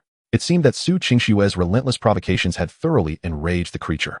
A massive claw, shrouded in thick, decaying black mist, loomed like a shadow of death, descending upon the wounded and weakened Su Qingxue with suffocating pressure. The speed appeared slow, yet it sealed off all avenues of escape. Despair flickered in Su Qingxue's eyes. She could even smell the nauseating death emanating from the claw. Chapter 19. The tide of battle turns. In that moment of utter despair, a figure, akin to a scarlet lightning bolt that tore through space, appeared between Su Qingxue and the deathly claw at an unimaginable speed. It was Lin Mo. He had not activated the grand 5-fold extreme breakthrough state. Rather, in the final instant of charging into the battlefield, a brilliant light ignited in his eyes as the power within him erupted in an unfathomable, instant compression to its utmost limit. Instant 5-fold breakthrough. This was a combat technique Lin Mo had developed himself. Activating the extreme breakthrough only at the moment of attack significantly reduced his own consumption. Buzz. A terrifying force. Compressed to the utmost, condensed on Lin Mo's right fist in less than 0.1 seconds. Boom. His fist collided violently with the claw enveloped in decaying black mist. Time seemed to freeze for an instant. In the next moment, an unbelievable scene unfolded. The colossal, decaying demon lizard, exuding a terrifying pressure akin to a level 16 force, emitted a shriek laden with both pain and astonishment. Its gigantic claws, which seemed unstoppable, were suddenly struck upwards as if by an invisible hammer weighing 10,000 tons, causing its immense body to stagger backward uncontrollably. The rotting scales that adorned its claws shattered and splintered, leaving behind a smoldering imprint pulsating with faint crimson energy. Seizing upon this recoil, Lin Mo executed a graceful backflip, landing deftly before Su Qingxue, his back turned to her. The brilliant scarlet radiance that had erupted from him moments before had since subsided, as if the cataclysmic punch was merely an illusion. Yet, his breathing was slightly labored, and the knuckles of his right hand bore a tinge of red. Su Qingxue leaned against the rocky wall, gazing at the figure before her, not particularly tall, yet standing like a mountain in her path. She felt the lingering, soul-shaking aura of his explosive moment, her beautiful eyes filled with a bewildered shock, disbelief, and an indescribable complexity of emotions. At that instant, Lin Mo's silhouette became indelibly etched in her heart. He did not glance back. His gaze, as sharp and cold as a blade, remained fixed on the stunned, enraged demon lizard that he had just repulsed with a single blow. He spoke rapidly and calmly to those behind him. Yuyan, heal her. A flash of silver light heralded the arrival of Lin Yuyan, the little dragon maiden, who appeared beside Su Qingxue. Her amethyst-like eyes brimmed with disdain for the demon lizard and concern for Su Qingxue. She extended her delicate, white hand, adorned with tiny pads, and gently pressed it against Su Qingxue's wounded shoulder. A resonant hum filled the air as a pure, warm, and life-imbued silvery light flowed from Lin Yuyan's small hand, swiftly enveloping Su Qingxue's injury. The light emanated a sacred draconic essence, starkly contrasting the demon lizard's decaying power. Su Qingxue felt a comforting warmth surge within her, alleviating the excruciating pain, soothing the chaotic energies within, and relieving much of her mental fatigue. A hint of color returned to her pale face as she stared in astonishment at the angelic girl beside her. A pure-blood dragon. The dragon kin are innately harmonious with all attributes, effortlessly wielding healing magic. Thank you, Su Qingxue uttered weakly, her heart a tempest of emotions. Lin Mo? How many secrets does he conceal? Meanwhile, Lin Mo took a deep breath, his fighting spirit igniting. Confronted with a level 16 terror, he dared not exhibit the slightest carelessness, yet he would not retreat. Triple limit break, activate. A surge of stable and potent crimson energy enveloped Lin Mo's entire being in an instant.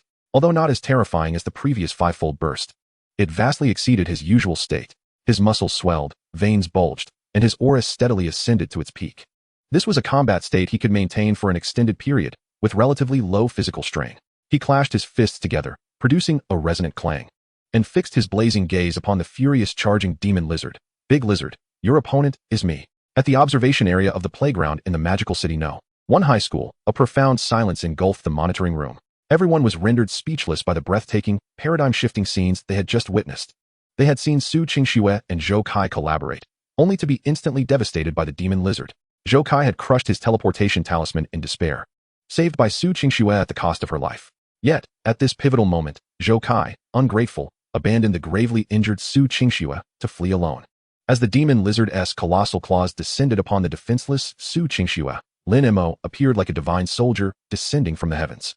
Most importantly, it seemed as though a mere flash of red light enveloped Lin Mo, and then the level 16 demon lizard's massive claws were lofted high into the air, causing its gargantuan form to stagger backward. Then, astonishingly, Lin Mo proactively challenged the formidable level 16 demon lizard. After a brief silence, a cacophony of voices erupted. Am I seeing things? Lin Mo repelled a level 16 beast with a single punch. What kind of power was that? How did he achieve such instantaneous might? Zhou Kai is utterly despicable. Su Qingxue saved him, and he abandoned her to escape. Look, Su Qingxue. That little girl is healing her. What is that light? It seems incredibly effective. Lin Mo, is he really going to confront a level 16 beast? Madness. Even if he just unleashed a burst of power, that is still a level 16 beast. Can a Beastmaster truly stand against it? Is he attempting to stall the creature to allow Su Qingxue to recover? That is too perilous. The supporters of Zhou Kai were now utterly speechless, their faces ashen. Zhou Kai's cowardly retreat and ungratefulness left them feeling utterly humiliated. General Han Wenqing fixed his piercing gaze on the screen, his sharp eyes seeming to penetrate the very image. Upon witnessing Lin Mo's momentary repulsion of the demon lizard, a spark of brilliance ignited in his eyes. Others may not have discerned it, but he, with his formidable strength and experience, faintly grasped the terrifying explosive power compressed to its zenith in that instant. Such a technique is far from ordinary. When he saw Lin Mo fearless in the face of the demon lizard, his clenched fist relaxed slightly, a knowing expression of anticipation flickering in his eyes. This little rascal. So he had such a trump card. Han Wenqing murmured to himself, a barely perceptible smile forming at the corners of his mouth, clearly relieved. However, where did this kid contract a pure-blood dragon? Han Wenqing observed the little figure healing Su Qingxue on the monitor. It must be noted that pure-blood dragons seldom reveal themselves in this world, as they have never regarded humans as enemies or deemed them worthy of such a status. The innate power possessed by a pure-blood dragon at birth can often surpass even that of elite human A-rank individuals. The inherent disparity relegates the exalted pure-blood dragons to their own domains, save for certain warlike and aggressive dragons. Yet, here was Lin Mo, who had somehow contracted a pure-blood dragon. This was an unprecedented occurrence since humanity entered the era of class transitions. Previously, Han Wenqing had assumed that the little girl was a subspecies ice dragon, as many Beastmasters had contracted subspecies dragons. Zhengyuan, your son possesses talents that may even surpass your own. Chapter 20, Emotional Poison. In the dimly lit canyon, the decaying demon lizard was thoroughly incensed by Lin Mo's punch. Its 3 crimson eyes blazed with unfathomable rage. It let out a thunderous roar, its massive body lunging forward with astonishing speed. Its claws, covered in bone spikes and accompanied by a shrill tearing sound that ripped through the air, were enshrouded in a miasma of decay, hurtling towards Lin Mo with lethal intent. Even before the claws reached him, the nauseating stench of decay assailed his senses, as if it could erode all life. Bring it on. Lin Mo's eyes blazed with fierce determination. His dynamic vision and reflexes, heightened by the triple breakthrough, allowed him to distinctly track the trajectory of the gigantic claws. He did not stand his ground. With steps that danced like shadows, his body floated like a weightless willow fluff, narrowly evading the grasp of the claw shrouded in dark energy. The miasma of decay brushed past him, kept at bay by the crimson energy enveloping his form. Simultaneously, Lin Mo's right fist was tightly clenched, a crimson energy coalescing with intense fervor, akin to a searing branding iron. In a fleeting moment of evasion, he unleashed a precise and ferocious uppercut, striking mercilessly at the relatively vulnerable joint beneath the armpit of the monstrous lizard. Bang! A dull thud resonated through the air.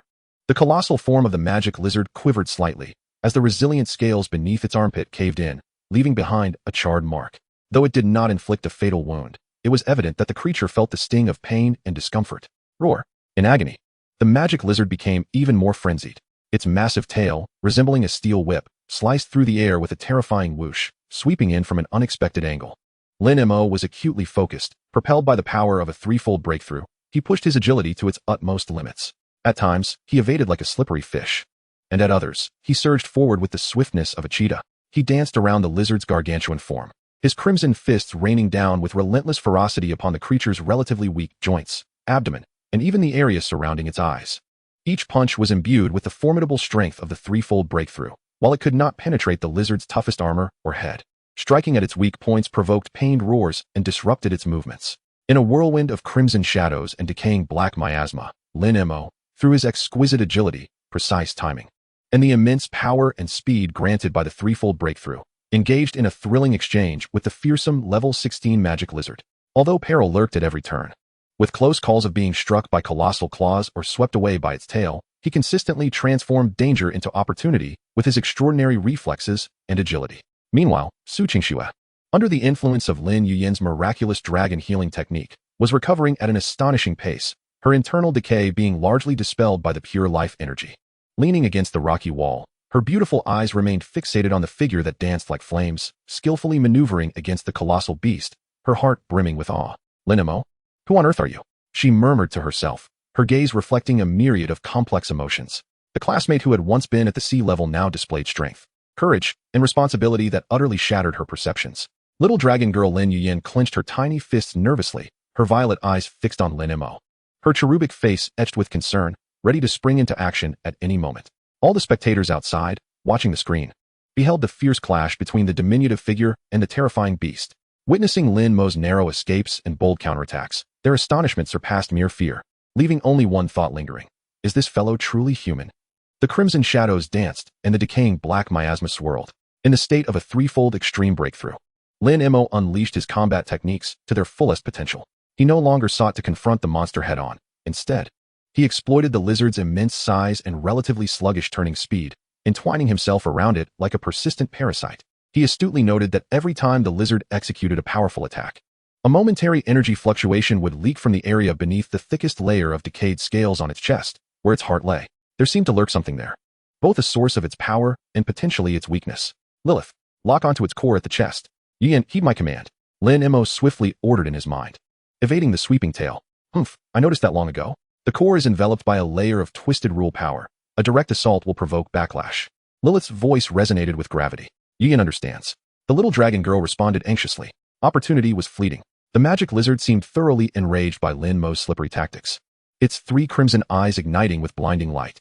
It abandoned all other attacks, lowering its massive head, its gaping maw unleashing a torrent of toxic mist, denser and more virulent than before, akin to a dam bursting, surging toward Lin Mo's vicinity. The area it covered was vast, nearly engulfing half the valley. This was its wide-ranging killing move. Wherever the toxic mist passed, the air hissed with corrosive sounds, even the rocks dissolving rapidly. Although Su Qingxue and Lin Yuyan were positioned somewhat farther away, they too felt the edge of the toxic cloud encroaching. Yuyan, light barrier. Lin Mo shouted with urgency. Simultaneously, A fierce glint ignited in his eyes. Now was the moment. Fivefold breakthrough. Buzz. The ultimate crimson energy once again compressed and coalesced within his right fist. Yet this time, his target was not the lizard's body, but the fleeting energy fluctuation at the core exposed during its toxic exhalation. As the mist threatened to engulf him, Lin Mo's figure vanished as if teleporting. He did not retreat. Instead, he surged toward the source of the expulsion, moving against the current. The terrifying speed granted by the fivefold breakthrough allowed him to narrowly graze the edge of the toxic torrent, resembling a red meteor that tore through the darkness. Directly aimed at the lizard's lower chest. Roar! The magic lizard seemed to sense the impending threat, attempting to close its massive jaws, but it was too late. Give me strength, shatter.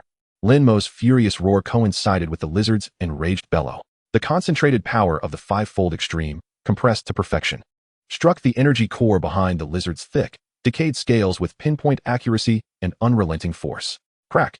A sound reminiscent of shattering space echoed. The layer of twisted rule power and the sturdy decayed scales on the lizard's chest were forcibly breached, yielding like paper before such explosive force. The crimson fist energy surged unimpeded into its core. Buzz! The colossal figure of the decayed magic lizard suddenly froze, the light in its three crimson eyes extinguishing in an instant. It emitted a faint, unwilling shriek, its massive form collapsing as if all support had been stripped away, leaving only the lingering, potent scent of decay in the air, a testament to its former existence. Lin Mo staggered back a few steps, gasping for breath. The state of the threefold breakthrough dissipating, a profound weakness and the agonizing burn of the magic blood searing his arm overwhelming him. Yet, he paid no heed to these sensations, his gaze fixated on the black crystal in his hand, radiating a chilling and profound aura. This is the treasure that can distort the rules of the secret realm? Lin Mo could distinctly sense the extraordinary and potent spatial distortion power contained within the crystal. Just then, an unusual sensation, previously masked by the fierce battle and the lizard's terrifying pressure, erupted from within Lin Mo like a coiled serpent springing forth. A wave of heat, restlessness, and a strong, aggressive infernal fire surged from his abdomen, enveloping his entire being without warning. His blood felt as though it were boiling, his rationality akin to being scorched over a flame. At the same time, an indescribable, sweetly decayed fragrance, mingling with the residual miasma from the lizard's death, surged more fiercely into his nostrils, acting as a catalyst that ignited the infernal fire within him to burn even more ferociously. This is dire. It's the lizard's aura. Something is amiss. Lin Mo instantly comprehended. Within the lizard's decayed aura lay a covert, yet overwhelmingly potent aphrodisiac toxin. During the intense battle, this toxin had unknowingly permeated both his and Su Qingshua's bodies through respiration and energy corrosion, previously suppressed by the will to fight and heightened tension. The moment the lizard perished and the threat dissipated, a mere moment of mental relaxation allowed this terrifying toxin to explode forth. Chapter 21, The Beginning of Bonds. Lin Mo suddenly turned his gaze towards Su Qingxua. There, leaning against the rocky wall, Su Qingshua's condition was even more dire than his own. Though she had previously sustained grave injuries, her wounds had been healed by Lin Yuyan's Dragon Clan healing technique. Her frail body remained vulnerable, particularly to toxins. At this moment, her once cold and stunningly beautiful face was marred by an unnatural flush, reminiscent of intoxication. Her eyes, which had once shone like a clear, cold pool, now shimmered with a watery luster, filled with a disorienting allure and an indescribable yearning.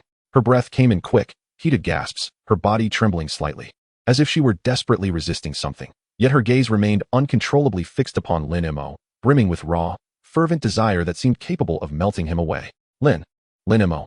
Su Qingshua's voice, once cool and aloof, now dripped with a husky allure, accompanied by breathless gasps. So hot.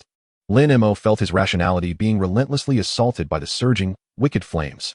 He gazed at Su Qingshua's unprecedentedly alluring form, a fierce possessiveness nearly overwhelming his will. He understood that if this continued, they would both spiral into utter chaos. Yuyan, Lilith, remain vigilant. No one is permitted to approach.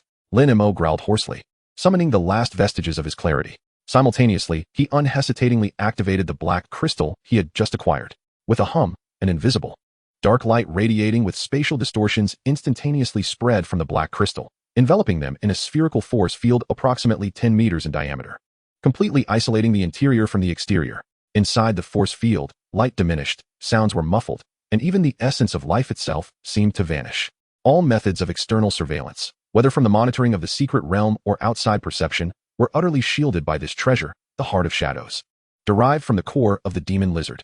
Upon completing this, Lin Mo's rationality was nearly engulfed by the fiery malevolence within him.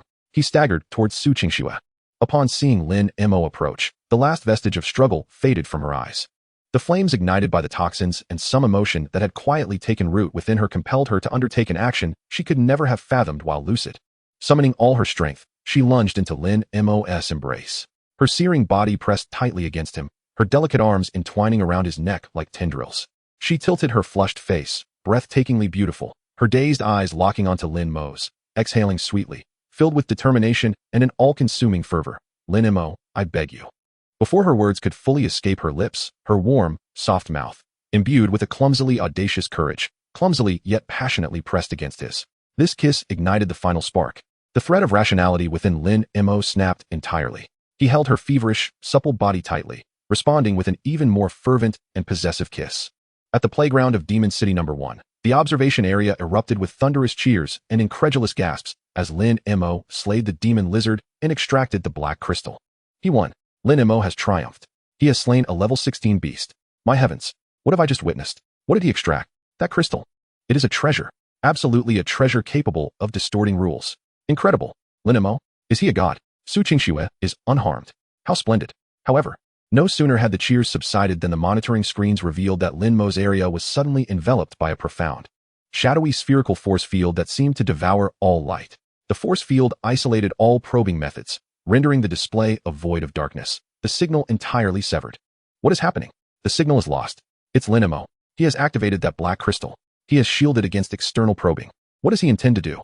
He and Su Qingxue are still inside. They won't be in danger, will they? Various speculations and concerns surged forth. General Han Wenqing furrowed his brow, his keen eyes seemingly piercing through the dark force field. He ordered in a deep voice, maintain the highest alert. Prepare for a forced breach at any moment.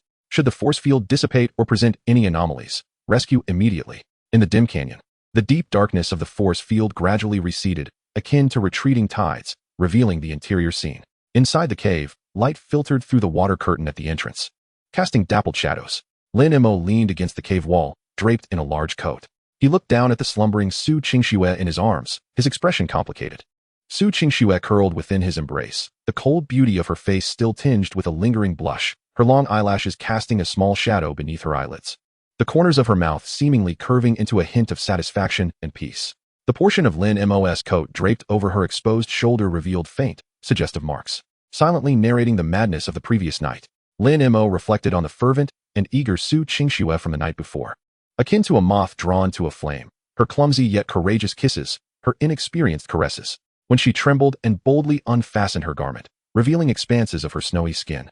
Her dazed yet resolutely affectionate gaze fixated on him. Lin Mo's final defenses crumbled entirely. Everything that followed ignited like a wild conflagration, intense and frenzied. After the toxin's potency had finally waned following their fervent release, what remained was not only physical exhaustion, but also an indescribable intimacy and bond. Lin Mo gently shifted his somewhat numb arm. Su Qingxue let out a soft murmur, her long eyelashes fluttering as she slowly opened her eyes.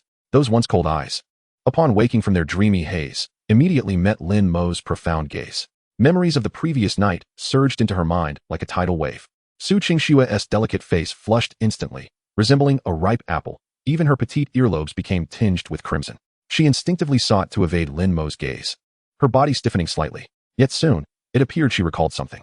Though the blush of shyness had not entirely dissipated, her eyes no longer shied away but instead radiated an unprecedented resolve and tenderness. She did not push Lin Mo away. Rather, she nestled further into his warm embrace, gently pressing her cheek against his solid chest, listening to the rhythmic thumping of his heart. She remained silent, merely extending her slender fingers to gently caress the scar on Lin Mo's arm, a wound burned by demon blood, now scabbed over, her movements filled with concern and tenderness. Lin Mo felt the warmth of her attachment and unspoken trust, his heart warming slightly. He tightened his embrace, drawing Su Qingxue closer. How do you feel? Lin Mo's voice carried a hint of hoarseness. Su Qingxue's voice was as soft as a whisper, tinged with profound shyness, yet predominantly conveying reassurance. Much better. Just a bit tired. She paused, lifting her still blushing face to look earnestly at Lin Mo. Last night, I have no regrets. Her eyes were clear and resolute. Lin Mo gazed at her, a gentle smile curving his lips as he pressed a light kiss upon her smooth forehead. At that moment, a teasing and dissatisfied voice echoed from the cave entrance. Oh, have the two of you awakened? This prince has braved the cold wind outside all night, standing guard for you, while you two luxuriate within, sleeping quite soundly, I see. She remained in her little bat form, her crimson eyes sparkling with mischief. Zion peered in with her little head, her large eyes sparkling like amethyst, curiously observing the two entwined figures. Brother Lin Mo, sister Ching Snow, are you playing a hugging game? I want a hug too, she exclaimed, making a beeline towards them. Su Ching Snow was instantly engulfed in embarrassment, wishing fervently to find a crevice to hide in. She hurriedly sat up from Lin Mo's embrace, flustered as she attempted to straighten her disheveled attire. Lin Mo's face flushed as well. He quickly cleared his throat to divert the conversation. Ahem, Zioyin, be a good girl and wait outside for your brother and sister. We'll tidy up and join you shortly. He turned to Lilith, speaking earnestly. What is the situation outside? Humph, it remains relatively calm. That wretched stone has an impressive shielding effect. No one has discovered your little escapade, Lilith replied, a smirk on her lips. However, have you deciphered the crystal? Only then did Lin Mo recall the crucial black crystal. He opened his palm, revealing the shadow heart, which lay quietly, emanating a profound, ethereal glow. The viscous darkness within pulsed languidly, akin to a miniature black hole. He could distinctly sense the formidable and enigmatic power of spatial distortion it harbored. Shadow heart. Lin Mo murmured, recalling the vague information conveyed by the crystal. It could distort local spatial rules, obscure detection, and even conjure illusions and facilitate short-range spatial displacement. A flicker of delight flashed in his eyes. This was undoubtedly an exceedingly precious and powerful auxiliary treasure, although its decaying essence required purification. The core spatial distortion capability was invaluable. He carefully stowed the shadow heart away. With this treasure in hand, the forthcoming journey into the secret realm, as well as the path ahead, brimmed with possibilities. Lin Mo rose, stretching his limbs. Despite the previous night's frenzy, the residual effects of the Dragon Clan's healing arts, coupled with his formidable recovery abilities, had restored him to a considerable extent. He glanced at Su Ching Snow, who had tidied herself up, though her lovely face remained flushed. Her gaze had regained a semblance of coolness. He extended his hand. Let us go, Ching Snow. The college entrance examination isn't over yet. Su Ching Snow looked at Lin Mo's outstretched hand, her cheeks reddening further, yet she resolutely placed her delicate hand into his broad palm, giving a soft assent. The two of them walked out of the cave, the morning light bathing them in its warm glow, illuminating the unknown journey that lay ahead. Chapter 22. Magic City University. The 3-day college entrance examination concluded. At Magic City No. 1 High School, a massive holographic projection screen on the playground displayed the final rankings in real time. First place, Lin Mo, score, 613 points. Second place, Su Ching Snow, score, 189 points. Third place, 613 points. My heavens, has the highest score record been shattered this year? What kind of Beastmaster is that little girl in his arms? I didn't see her registered. Goddess Su's 189 points are impressive too. They seem to have emerged together. Gasps of astonishment and incredulous glances converged upon Lin Mo like a tangible force. A previously inconspicuous C-level Beastmaster, accompanied by an ordinary little bat and a seemingly delicate girl, had achieved such extraordinary feats in the secret realm. It was utterly mind-boggling. However, the admissions officers were swifter in their actions than the murmurs of the crowd. Several figures darted through the throng like arrows, swiftly converging upon him. Representatives from the nation's top institutions, Qingbei, Nanlian, and Donghai, approached with fervent eyes, as if they were about to ignite Lin Mo with their intensity. The conditions they offered were increasingly generous, the promised resources more astonishing, transforming the scene into a fierce auction, all focused on one singular target, Lin Mo. Lin Mo, Qingbei is your best choice. All S-level resources are at your disposal. Director Zhang of Qingbei spoke rapidly. Lin Mo, Nanlian offers you a practical stage. Graduate as an officer. The representative from Nanlian boomed like thunder. Lin, Donghai University is willing to provide you with the utmost training. The female professor from Donghai was equally assertive. Lin Mo frowned at the cacophony, while Ziyan clutched his garment tightly in fright, murmuring, Brother Lin Mo, there are so many people. The little bat, Lilith, perched on his shoulder, seemed to barely flutter her eyelids, a lazy yet playful thought resonating in Lin Mo's mind. TSK, human, how does it feel to be in such high demand? It's deafening. Just as this chaotic scramble threatened to spiral out of control, a deep, penetrating voice, resonant like the clash of metal, rang out, commanding silence. Quiet. The crowd fell silent as if a mute button had been pressed. An invisible aura, imbued with the scent of iron and gunpowder, spread through the air, parting the throng to form a pathway.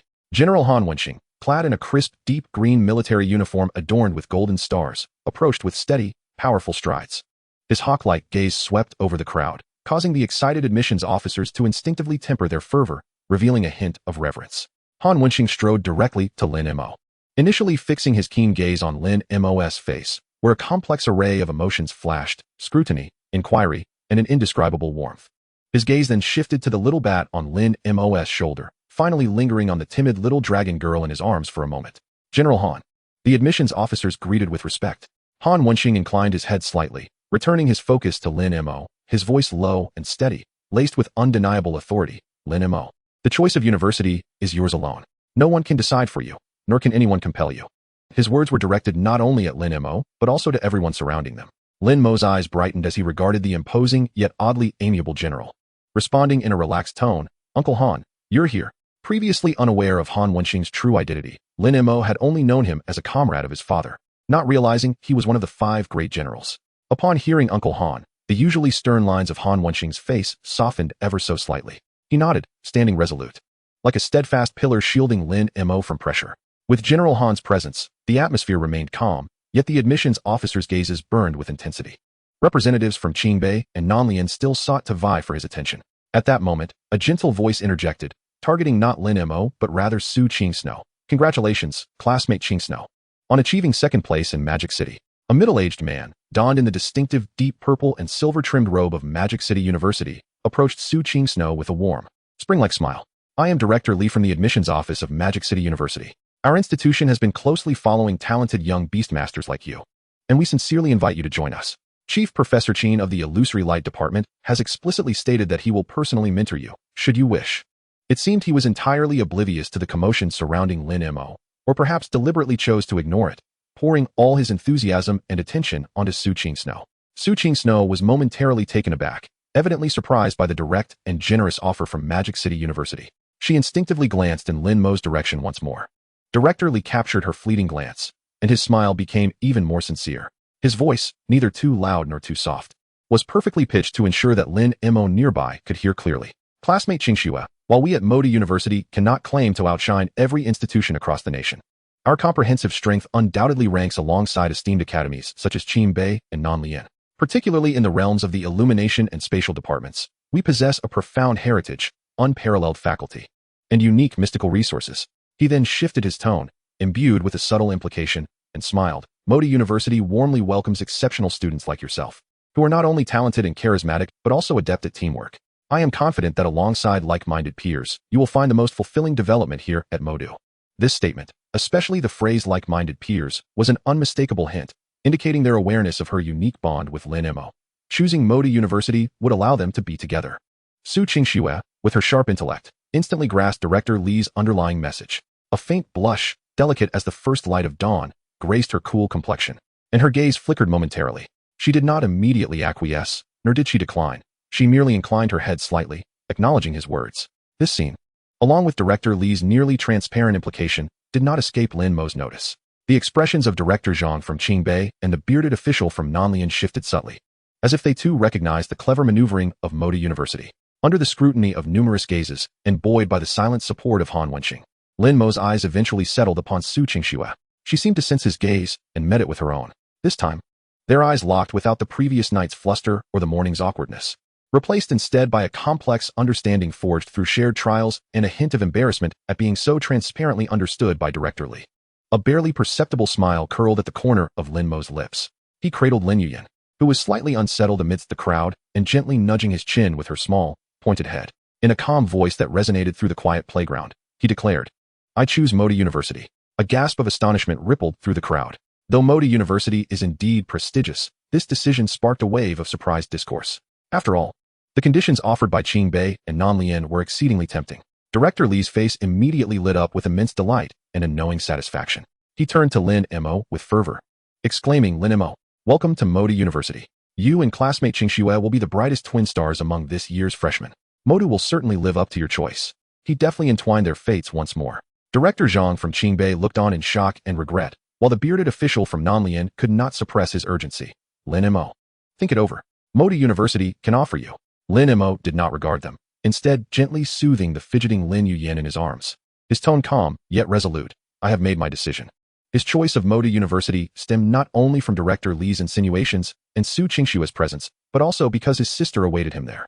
Upon hearing Lin Mo's choice, the last remnants of Su Qingshue's tension dissipated, replaced by an indescribable sense of relief, tinged with sweetness. She gazed at Lin Mo, her lips curving into a slight smile that she quickly suppressed, yet the brilliance in her eyes intensified. Unbeknownst to anyone, the ordinary bat Lilith, resting on Lin Mo's shoulder, subtly shifted its head, emitting a teasing thought only Lin Mo could discern. Ah, humans are indeed ensnared by the charms of beauty. Chapter 23. The Contest of the Star Garden at Modu First High School. On the playground, Su Qingxue approached Lin Mo, her voice low yet clear. Lin Mo, I have some matters to attend to at home, and I must return for a while. She paused before adding, Director Li will arrange your accommodation. Her tone carried a hint of meaning understood only by the two of them. Lin Mo nodded slightly. Understood. See you at Modu. At that moment, Director Li of Modu University approached with a beaming demeanor, eagerly taking Lin Mo aside. Lin Mo, the paperwork is all set. Come. Let me escort you to the campus for your settlement. Classmate Qingxue, we shall meet again at Modu. He directed a knowing smile at Su Qingxue. A glimmer of mischief flashing in his eyes. A faint blush crossed her cheeks as she nodded gently and turned to leave with the family steward. Lin Mo, cradling Lin Yuyan, followed Director Li toward the dedicated shuttle outside the school gate. Behind them, Director Zhang from Qingbei lamented, alas. Modu University has indeed struck gold by securing Lin Mo. However, his voice lowered slightly, infused with a sense of regained pride and reverence. We at Qingbei are not empty-handed. Let us not forget, the young heir from the Luo family is certainly coming to us. Wait, are you suggesting? The bearded official from Nanlian gasped, his voice dropping in pitch. Could it be anyone else? Director Zhang's tone brimmed with barely contained excitement and pride. Luo Qingli, the beloved granddaughter of old Luo, the only SS-grade professional in this year's college entrance examination, a resonator of the star realm, the 8th of her kind in human history. Her exam score. He paused for dramatic effect, then slowly continued, will astonish you all. 862 points. Unprecedented. Truly the pinnacle of excellence. Only her unique status prevented the publication of her results. With her joining us, Qingbei's cohort remains formidable. The Star Garden of Modu University was an exclusive villa area established for outstanding direct admission candidates from various provinces, with spaces meticulously compressed by master spatial mages. While opulent, it occupied minimal ground. Upon their arrival at the training grounds, Director Li led Lin Mo to a gathering of several remarkable new students. They were not all top scorers, but undoubtedly among the elite of their provinces, qualified to vie for the premier accommodations. Director Li, you have finally arrived. This rock residence practically has my name on it. Bellowed Tuoba Xiong, a towering figure nearly 2 meters tall, with muscles like granite, clad in a sleeveless vest. He ranked third in the North Border Province's college entrance examination, a berserker, his laughter resonating like thunder. He clashed his fists together, producing a deep sound that rippled with pure vitality. Big guy, strength does not equate to everything, interjected Lei Hao, a youth garbed in a vibrant blue robe. Arcs of electricity dancing around him. Hailing from Dongchuan Province, he was an elemental mage specializing in lightning, crossing his arms confidently. The Thunder Pavilion's lightning elements are the most vibrant. I shall claim it. Looks like competition is fierce, remarked a cool, melodious voice. A slender girl with an ethereal aura stood poised, clad in a moon-white mage robe adorned with delicate blue ice crystal and crimson flame patterns, harmoniously intertwining two contrasting elements. Her beauty was striking, skin as fair as snow, brows like distant mountains, with clear, yet slightly aloof eyes, reminiscent of a spring that flows from a snow-capped peak. Her long, dark hair cascaded like a waterfall, held back by a simple ice crystal hairpin. This was Dantai Qingyi, the top scorer from the Central Province. A dual-element controller of ice and fire. Merely standing there, she seemed to split the air around her, one side imbued with a gentle chill, the other radiating a subtle warmth. Her gaze swept over Tuoba Xiong and Lei Hao before finally resting on Lin Mo. And who might this classmate be? Here to contest for accommodation as well? Her gaze lingered momentarily upon Lin Yuyan and Lilith, curiosity outweighing disdain. Lin Mo held Lin Yuyan in his arms and calmly declared, I am Lin Mo, a beast tamer. Let us see which building suits us best. At that moment, Tuoba Xiong's boisterous voice resonated, as he pointed at Lin Mo with unvarnished candor. Brother, I, Tuoba Xiong, speak plainly. You're bringing along a little sister and this small bat. Can these two adorable creatures truly fight? I fear that my clumsy hands might inadvertently harm them amidst the chaos. Why don't you take your sister aside for a moment? Once we're done, you can choose. His tone was sincere, genuinely believing that it was inappropriate for Lin Mo to bring non-combatants into the fray. Lei Hao shrugged in agreement. Tuoba's right. Safety comes first. His attention was more focused on Dantai Qingyi, whose dual-element spells piqued his interest immensely. Dantai Qingyi remained silent, her eyes glimmering with intrigue as she observed Lin Mo, eager to see how he would respond. Director Li hurriedly interjected, Ahem, Lin Mo's strength is beyond question. In a free-for-all, let us keep it within reasonable limits. Begin. All right, let me warm up first. Take this. Tuoba Xiong bellowed with hearty laughter, his vitality surging as his battle tattoos ignited with crimson light. Like a humanoid war chariot, he charged toward Lei Hao and Dantai Qingyi, unleashing blood-red fists. Facing two opponents, his momentum was formidable. Lei Hao's expression sharpened as he swiftly formed hand seals, conjuring multiple violet lightning spears that surged forth to meet the oncoming fists. Meanwhile, Dantai Chingy remained poised, her gentle hand rising, with her left palm facing upwards. A flickering crimson flame ignited silently, radiating intense heat. Conversely, her right palm faced down, releasing tendrils of chilling blue mist that coalesced into fine ice crystals at her feet. The powers of ice and fire harmoniously coexisted within her, poised for action. The three forces were on the verge of a fierce collision. In that fleeting moment, Lin Mo sprang into action. Maximum breakthrough, threefold. An invisible force erupted from within him. His blood surged, muscles and bones instantly enhancing to their peak. His aura did not violently erupt outward, yet his very essence ascended to a terrifying echelon, akin to a slumbering dragon awakening. Swift, faster than the limits of sight. The ground beneath him cracked slightly as Lin Mo transformed into a blur, tearing through the air with a sharp crack, targeting the mightiest and most imposing Tuoba Xiong. Just as Tuoba Xiong unleashed his fists, an overwhelming sense of danger surged from his flank. He roared, channeling all his might into a colossal left fist that swept back like a giant hammer. The force was tremendous. However, Lin Mo, having activated his maximum breakthrough, was swifter. His strength was more concentrated, his senses sharper. In the face of that ferocious giant fist, Lin Mo did not choose to confront it head-on, but instead exhibited astonishing agility and control. His body executed a near-ground slide, narrowly skimming beneath the terrifying wind of the punch, simultaneously as his slide approached Tuoba Xiong's side.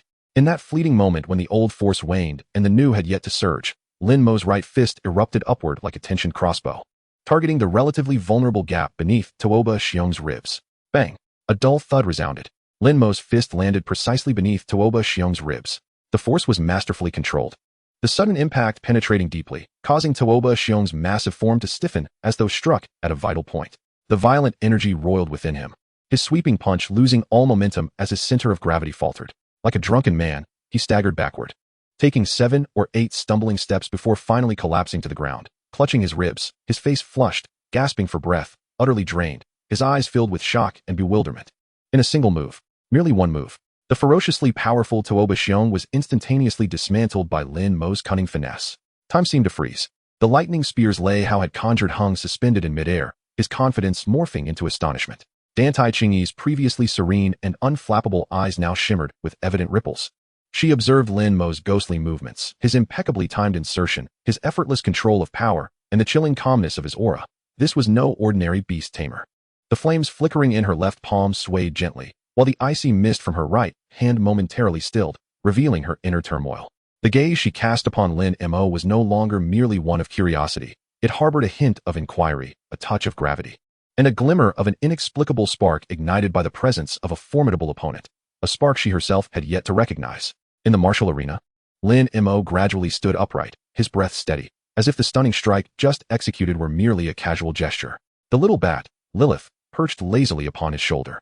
Lin Mo's calm gaze swept over the astonished Lei Hao and the visibly stirred Dantai Chingy. Now, shall we continue? Lei Hao inhaled deeply, his expression gravely serious, the lightning surrounding him crackling back to life. Impressive. Lin Mo, I welcome your guidance.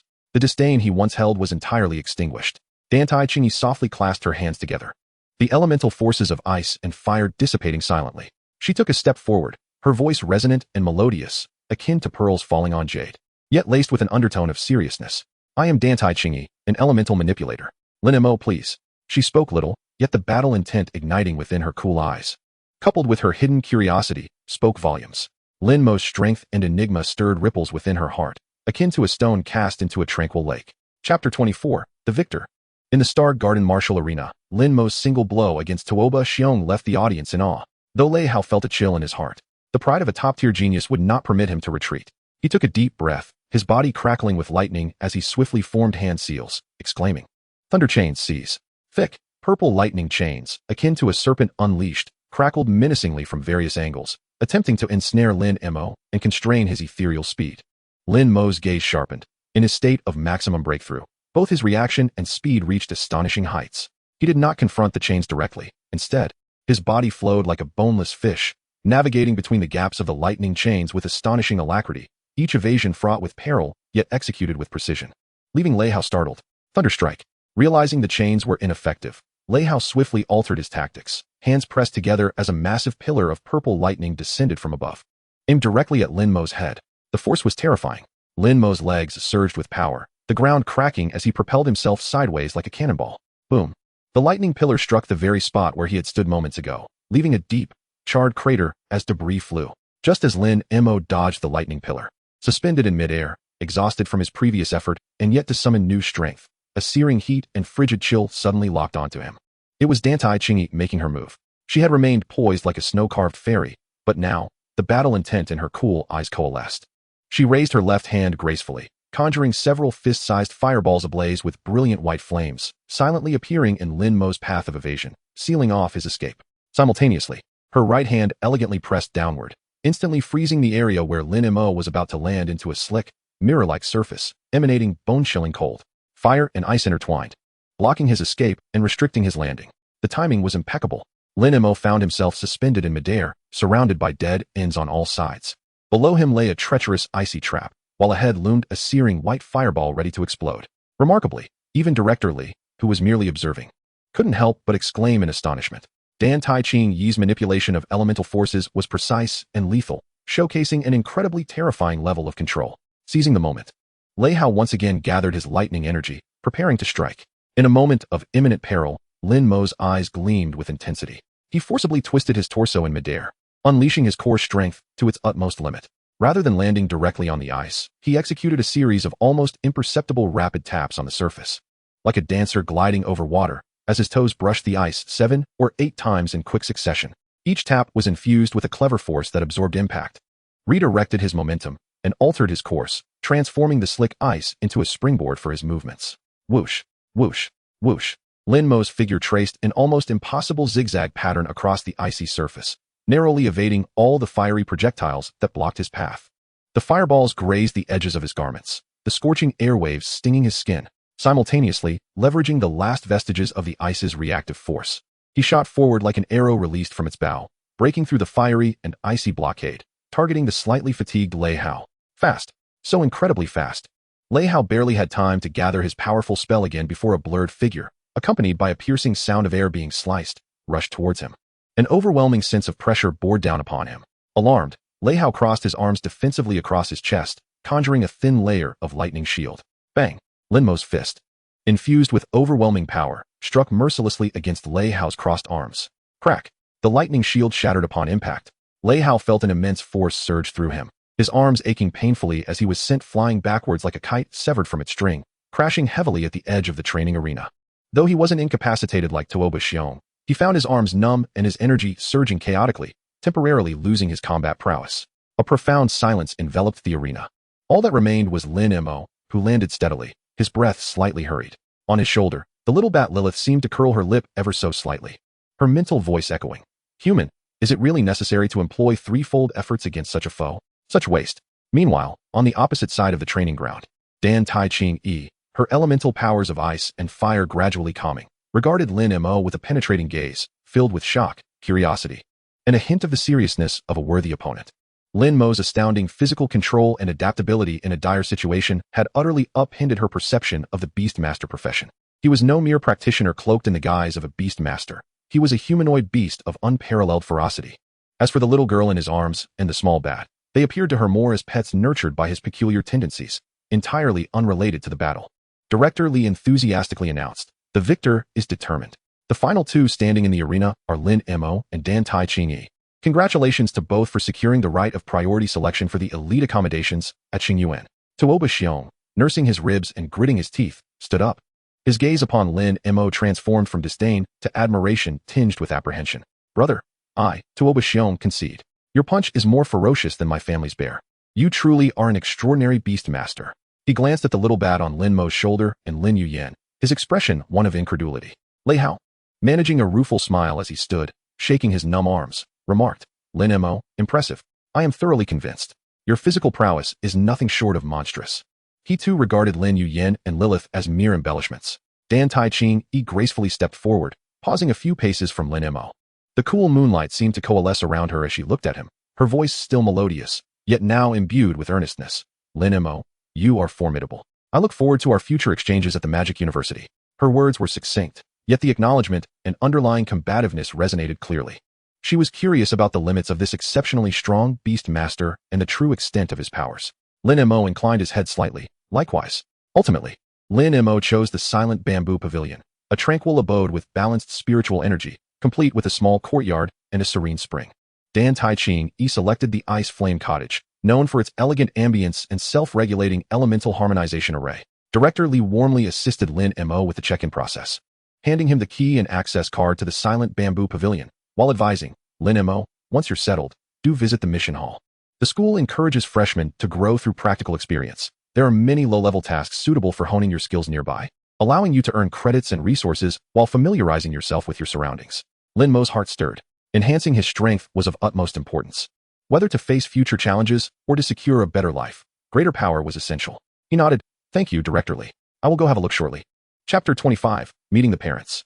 Meanwhile, in the heart of the Magic City, at the Su family estate, Su Qingxue had just returned to her elegantly adorned chamber, which exuded a faint floral fragrance, when her mother, Lu Ruyin, entered with a bowl of spirit-infused sweet soup. Lu Ruyin possessed a gentle demeanor and looked after herself well. She was renowned for her beauty in her youth. Now, as she gazed at her daughter, her eyes reflected both affection and a subtle sharpness. Swear you're back? The secret realm must have been exhausting. Come, drink some soup to replenish your energy. Lu Ruyin placed the bowl on the table, her gaze scrutinizing her daughter closely. Su Qingxue accepted the bowl, softly replying, thank you, Mom. She took small sips of the soup, but her eyes wandered, lost in thought. Lu Ruyin seated herself beside her daughter, speaking tenderly. Swear, you seem a bit different? Su Qingxue's hand holding the spoon hesitated slightly, a faint blush blooming on her cheeks as she steadied herself. Mom, I'm fine, just a bit tired. Tired? Lu Ruyin gently clasped her daughter's hand, her voice more soothing. Tell me, did you encounter anything special in the secret realm? Or someone special? As a woman of experience and a perceptive mother, she could not overlook the subtle hints of springtime in her daughter's expression and her absent-mindedness. Su Qingxue's cheeks flushed deeper, reminiscent of the most exquisite rouge. She lowered her head, her long lashes fluttering slightly as she murmured, Mom, I. At that moment, a firm yet dignified voice called from outside the door. Ruyin, is Shuer inside? It was Su Qingxue's father, the head of the Su family. Su Zhenghong. Lu Ruyin responded softly, and Su Zhenghong entered the room. His square face bore an imposing aura, commanding respect without anger, a natural presence cultivated from years of leadership. His gaze, sharp as a blade, fell upon his daughter, and his brow furrowed imperceptibly. Shuer, your aura seems somewhat unsteady. Furthermore, your yuan-yin energy. He did not finish his sentence, yet a flicker of suspicion and scrutiny flashed in his eyes. As a formidable practitioner, his sensitivity to energy was acute. His daughter's condition was evidently amiss. Su Qingxue's heart leapt to her throat, her cheeks burning as if they might bleed, her head bowing even lower. Lu Ruyin gently patted her daughter's hand and glanced at her husband, letting out a sigh as she spoke softly, Zhenghong. It appears that our daughter has encountered someone quite extraordinary in the secret realm. Moreover, their relationship seems to be rather special. Su Zhenghong's brow furrowed even deeper, his gaze sharpening. He approached his daughter, his voice low and imbued with undeniable authority. Shuer, who is he? A student from Magic City No. 1 High School? What is his name? The Su family's precious daughter, with her esteemed status, could not be associated with anyone without clarity. Su Qingxue realized she could no longer conceal the truth. Taking a deep breath, she lifted her head, her cheeks still flushed, yet her eyes shone with determination. His name is Lin Mo. He achieved the highest score in the Magic City College entrance examination. Lin Mo? The top scorer? A flicker of surprise crossed Su Zhenghong's eyes. The examination had just concluded, and while the news had not yet fully disseminated, the title of the top scorer in Magic City commanded his attention. A Beastmaster? Grade C qualification? It was evident he had perused the basic information. Indeed, Su Qingxue nodded, but he is incredibly strong. Exceptionally strong. Memories of Lin Mo's astonishing performance in the secret realm flooded her mind. Strong? Su Zhenghong pondered for a moment, the sharpness in his gaze not entirely dissipating. Yet it now held a measure of consideration. For my daughter to hold him in such regard, he must possess remarkable qualities. However, his tone shifted, carrying the weight of a family patriarch. Regardless of his strength, since this has transpired, the Su family must adopt a stance. Shuer, find a time to bring him home. Your mother and I wish to meet this Lin Mo in person. He coughed suddenly, clutching his chest, a hint of pain crossing his features. Lu Ruyin, seeing this, quickly rushed to support him. Zhenghong, are you all right? It's nothing, just an old ailment. Observing his condition, Lu Ruyin felt a twinge of guilt. She then turned to Su Qingxue and spoke gently. Yes, Shuer, we must see what kind of young man has captured the heart of our intelligent and proud daughter. Her tone was teasing, yet conveyed a firm attitude. A hint of concern crossed Su Qingxue's face, but upon hearing her mother's words, she felt her cheeks flush with embarrassment. A mix of shyness and tension intertwined with an inexplicable anticipation. She nodded softly. Yes, I will tell him. Having Lin Mo meet her parents? Wasn't that a bit too fast? Yet, given the circumstances, there seemed to be no better alternative. In the tranquil courtyard of Jingshuksuan at Magic City University, the gentle sound of flowing spiritual spring water echoed, filling the air with the fresh scent of flora and spiritual energy. Lin Yuan, sitting on a thickly carpeted floor, curiously poked at the animated projection with her small hands, giggling with delight. Above her, Prince Lilith, disguised as an ordinary little bat, expressed her dissatisfaction with thoughts only Lin Mo could hear. Human, the angle of this chandelier is far from perfect. It fails to provide a comprehensive view of my domain. Furthermore, the quality of this spiritual spring barely meets grade A. It's hardly worth mentioning. Having just organized some simple luggage, Lin Mo's wrist communicator vibrated. He activated the screen, revealing Su Qingshua's profile with 2 messages following. Qingshuo, are you there? I've arrived home. Qingshuo, my parents wish to meet you. When would be convenient? Meeting the parents? Lin Mo felt a slight tingle at the nape of his neck. Despite his resilient spirit, remaining unflappable before high-level beasts in the secret realm, the thought of facing Su Qingshua's parents, the leaders of the second most powerful family in Magic City, especially after the nature of their relationship, felt as daunting as preparing for a fierce battle. Taking a deep breath, he forced himself to remain calm. There was no turning back now. Besides, Lin Mo had never shied away from challenges. He quickly replied, Lin Mo, I'm free all weekend. What day works for you? Not long after sending the message, Su Qingshuo almost instantly responded, clearly waiting by her communicator. Qingshuo, the weekend? Then let's say Saturday evening? I'll have my family prepare. Don't be nervous, my parents, though a bit serious, are reasonable. She followed her message with a nervous rabbit emoji. Lin Mo couldn't help but smile at the image. Picturing Su Qingshuo trying to appear composed while feeling slightly embarrassed on the other side of the screen. Lin Mo, all right, Saturday evening it is. I'm not nervous. By the way, the school has arranged accommodation for me at Jingshuksuan in Xingyuan. He casually sent the location information. Xingyuan? Jingshuksuan. That's one of the best buildings. How did you manage to get in? Director Li must be treating you exceptionally. Qingshuo. Wait, did you get into a fight again? Lin Mo chuckled. Lin Mo, just a friendly sparring session. I was fortunate enough to win. The environment is quite nice, tranquil, with a small courtyard and a little spiritual spring. We can enjoy a hot spring together. Qingshuo, I knew it. But Jingshuksuan is indeed great. The spiritual energy is pure, perfect for cultivation and relaxation. Qingshuo, so it's settled then, Saturday evening at 6. I'll have the family shuttle pick you up at Xingyuan. Chapter 26, Task Hall. With the communication concluded, Lin Mo exhaled gently. The Saturday meeting was officially arranged. He walked to the window, gazing at the spiritual spring in the courtyard, his expression regaining its tranquility. Whatever challenges the Su family posed, he would confront them head-on. Human, are you nervous about meeting the parents? Lilith's languid thought echoed playfully in his mind. Does a mere mortal family warrant such solemnity? Should I unleash a hint of royal pressure to ensure they treat you with the utmost respect? Lin Mo's lips twitched slightly. Your Highness, it's best you remain at the chandelier and rest. I can handle this minor affair by myself. Humph, ungrateful. Lilith huffed, turning her attention away. Lin Mo's gaze shifted to Lin Yuan, who was giggling at the virtual animation, his eyes softening. The little dragon girl seemed to sense his gaze, turning her head with crescent-shaped eyes sparkling like amethyst. Lin Mo gidge, this place is beautiful. It's so much more comfortable than the secret realm. I'm glad you like it. Lin Mo approached her, ruffling her soft silver hair. Lin Mo gidge, were you just talking to Qingshuo Jijia? Lin Yuan inquired curiously. Yes, Lin Mo nodded. In a few days, I'll take you to Qingshuo Jiajia's home to play. Yay, that sounds great. Lin Yuan clapped her hands with joy.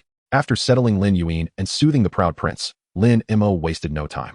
He needed to enhance his strength swiftly, whether to face the Su family or for his own development, as well as to delve into the mysteries surrounding Lilith and Lin Yuan. The task hall mentioned by Director Li was the best place to start. Yuan, I'm stepping out for a bit. I'll be back soon. Stay here and watch the animation, and if anything happens, call for Lilith, Lin Mo instructed. Got it. Lin Mo gidge, come back soon. Lin Yuan nodded obediently.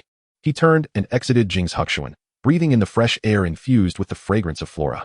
The serene environment of the Star Garden occasionally allows glimpses of other villa residents, all distinguished scholars or mentors. Lin Mo did not linger, proceeding directly towards the majestic Wanxiang building, the heart of Magic City University.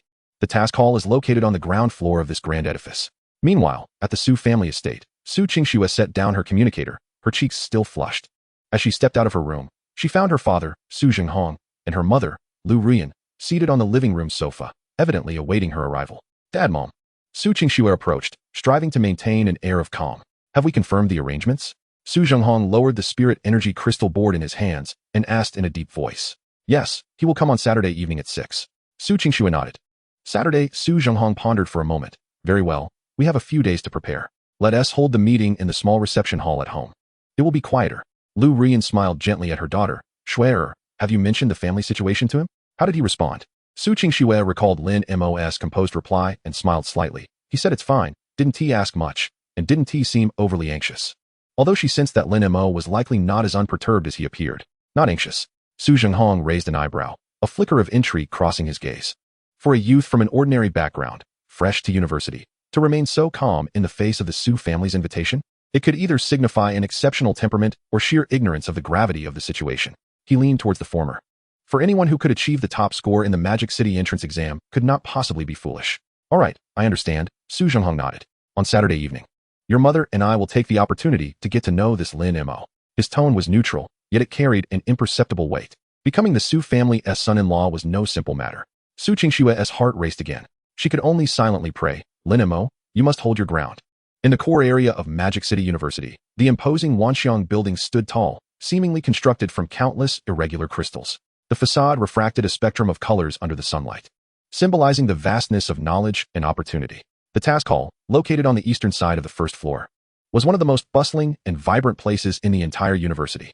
As Lin Mo stepped into the hall, the cacophony of voices and the mingling sense of various energy fluctuations enveloped him. Beneath the vast dome were numerous holographic screens suspended in midair, perpetually refreshing with task information.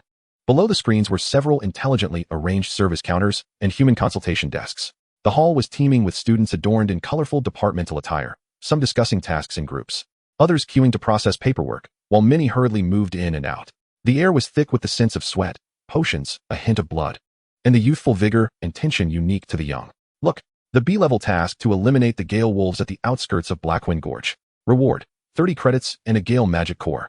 Who wants to team up with me? I need a strong frontliner. I'm looking for a teammate proficient in healing spells.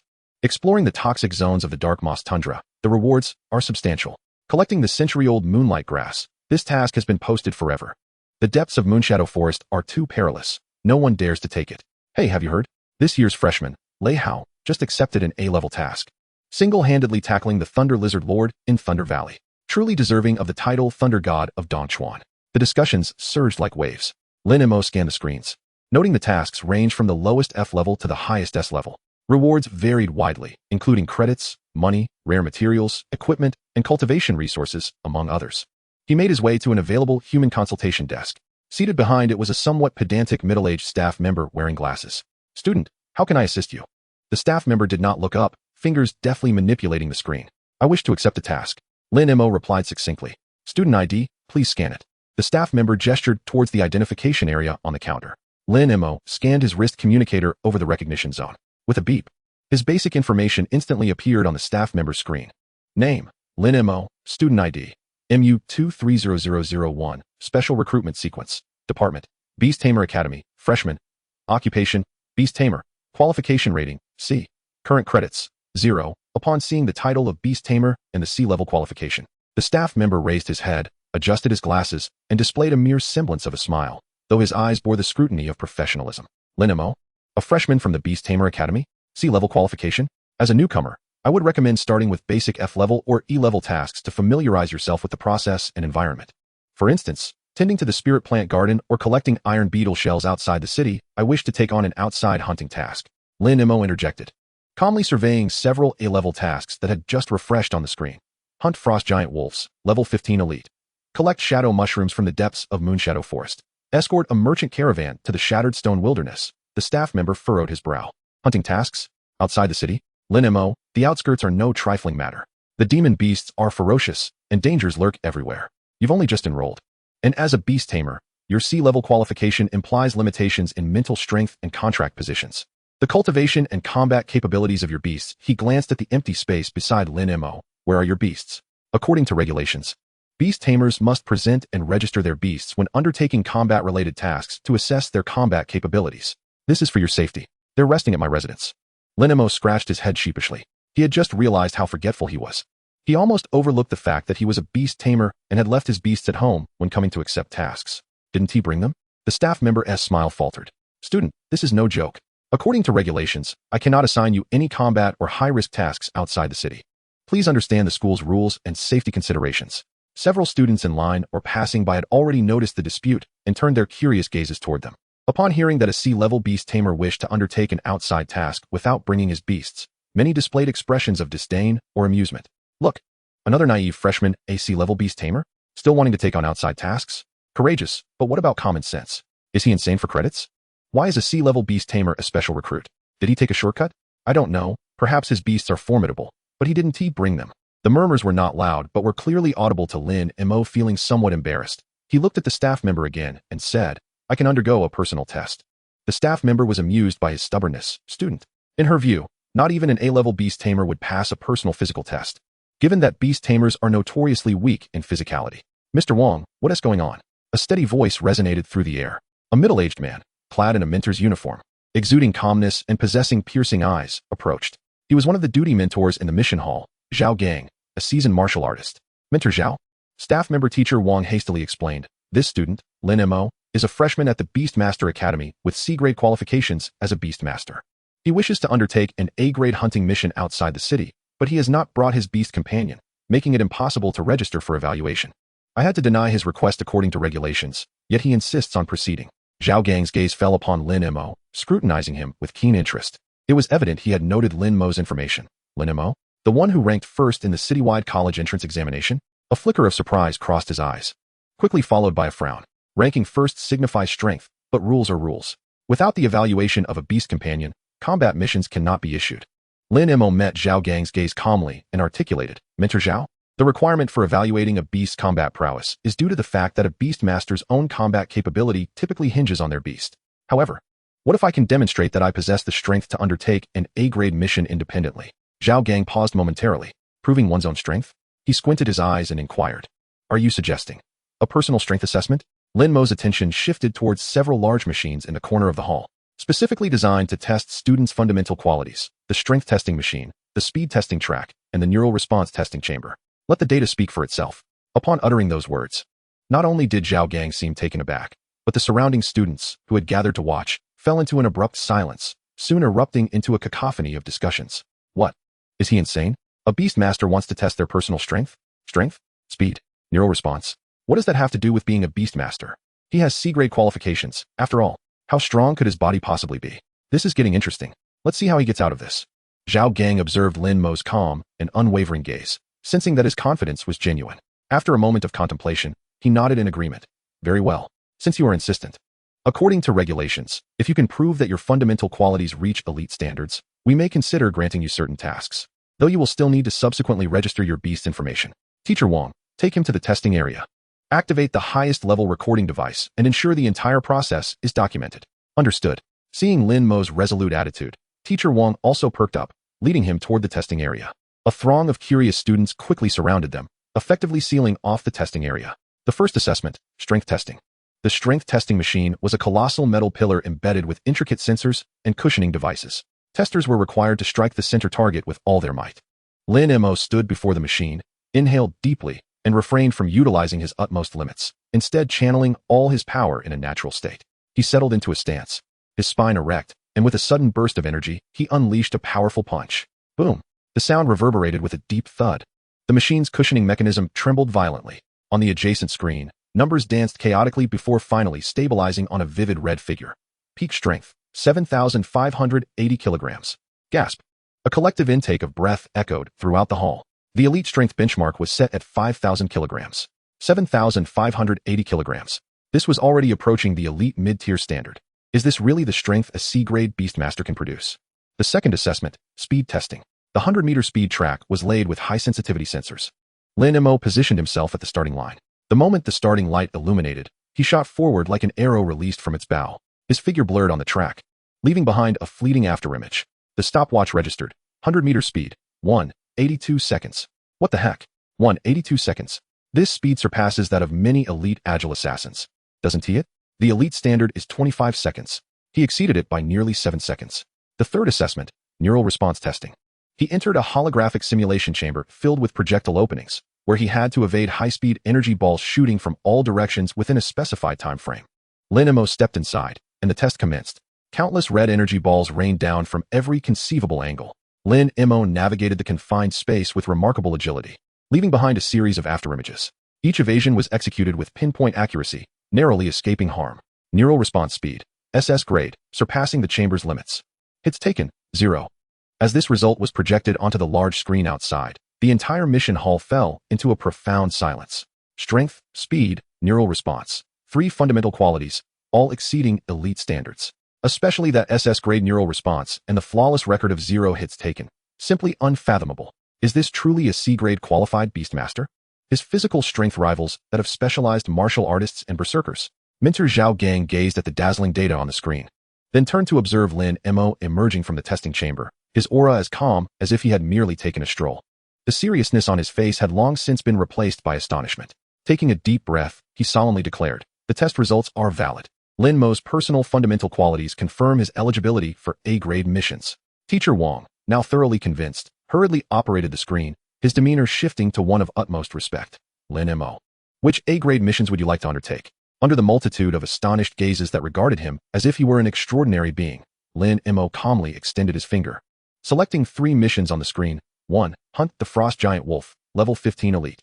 2. Collect shadow mushrooms from the depths of the moonshadow forest. 3. Escort a small merchant convoy to the crumbling stone wasteland. Just these 3, Lin Mo stated nonchalantly. "All right away." Teacher Wang operated with remarkable speed. Zhao Gang observed Lin Mo's departing figure, his gaze filled with complexity as he murmured, "The Magic City University seems to have attracted an extraordinary talent this time. A C-grade Beastmaster? Huh." He shook his head and turned to leave, yet internally, he had already placed this newcomer on his watch list. Chapter 28, Ambush. Outside the City of Magic, the frosted wilderness unfolded before them. The towering alloy walls of the metropolis gradually receded, ultimately vanishing from sight. In their stead lay a vast, desolate expanse, replete with an aura of primordial essence and lurking dangers. Lin Mo, accompanied by Lin Yuyan and with Lilith perched on his shoulder, embarked on the path toward their first mission location, the frosted wilderness. The air turned biting and dry, the ground beneath them blanketed with a thin layer of frost, while sparse, hardy plants defiantly emerged from the crevices of the rocks. In the distance loomed undulating mountains, cloaked in a mantle of pristine white snow. As the cold wind whisked ice particles past with a mournful howl. "Brother Lin Mo, are you cold?" She seemed to possess an innate resistance to the chill. Finding Lin Mo's shiver somewhat curious, Lilith remarked, "Humph, this barren land is so desolate that even a decent ice-type beast is hard to find. I hope the blood of that frost giant wolf isn't too diluted." Her expectations for A-grade blood were evidently undiminished. Almost there. Lin Mo's sharp gaze swept across their surroundings. Although the limit-breaking power has yet to be unleashed, his perceptive abilities far exceed those of ordinary individuals, allowing him to distinctly detect the scent of beasts mingling with the wind and the distant low growls echoing through the air. The task of hunting the frost giant wolf poses no challenge for Lin Mo, who possesses elite-level physical prowess and extensive experience even under normal circumstances. By skillfully utilizing the terrain and his speed advantage, coupled with precise strikes, he efficiently dispatched the target amidst Lilith's barely passable evaluations, and Lin Yuyan's exclamations of "Brother Lin Mo" is so impressive. The immense wolf carcass was secured within a specially designed spatial compression capsule, while the magic core imbued with ice energy was disdainfully collected by Lilith, destined to become a dessert after the meal. The second task location was the Moonshadow Forest, in stark contrast to the desolation of the Frost Wasteland. The Moonshadow Forest enveloped itself in an oppressive and enigmatic atmosphere. Towering ancient trees obscured the sky, casting a dim light over the surroundings, while the humid air was thick with the scent of rich humus and emalons of peculiar plants, interspersed with an elusive aura of danger. Twisted vines coiled around the trunks like giant serpents, and the ground was carpeted with a lush, spongy moss that muffled footsteps. In the silence, the only sounds were the calls of unidentified insects and the occasional distant roar of a beast. It felt rather dark here, and Yuyan did not like it. The little dragon girl clutched Lin Mo's hand tightly, her purple eyes betraying a hint of unease. She was sensitive to spatial fluctuations and sensed that certain areas of the forest exhibited an odd wrinkling in the fabric of space. "Fear not, it shall soon pass," Lin Mo reassured her. The shadow mushrooms thrived in the forest's deepest, dampest shadows, near the weak points of spatial integrity. Relying on his formidable perception and nerve reflexes, he deftly evaded several concealed venomous traps and a shadow leopard adept at mental disruption, successfully locating his objective, several clusters of mushrooms radiating a faint, purplish-black glow, resembling tiny umbrellas. Just as Lin Mo carefully harvested the last shadow mushroom and placed it into a specially designed isolation box, an unforeseen anomaly occurred. 3 shadowy figures, nearly indistinguishable from the forest's gloom, surged forth from 3 cunning angles with a ghostly swiftness. Not a hint of murderous intent escaped, nor a trace of energy fluctuation. Only 3 concentrated, lethal dark rays pierced towards Lin Mo's back, neck, and temples. The timing was impeccably precise. striking when Lin Mo was at his most relaxed and his actions most constrained by the task at hand. A deadly sense of crisis washed over him like icy water. Lin Mo's pupils constricted. He had no time to ponder. His body's instincts reacted before his consciousness could catch up. Limit breaking threefold. Boom. The power within him erupted explosively. Perception, speed, and strength surged.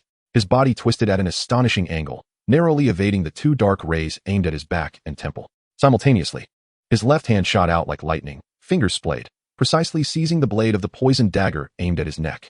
Sizzle. The sharp edge sliced through the skin of his palm. A fleeting sensation of numbness instantly washed over him. Poison. Seeking death. A cold light flared in Lin Mo's eyes.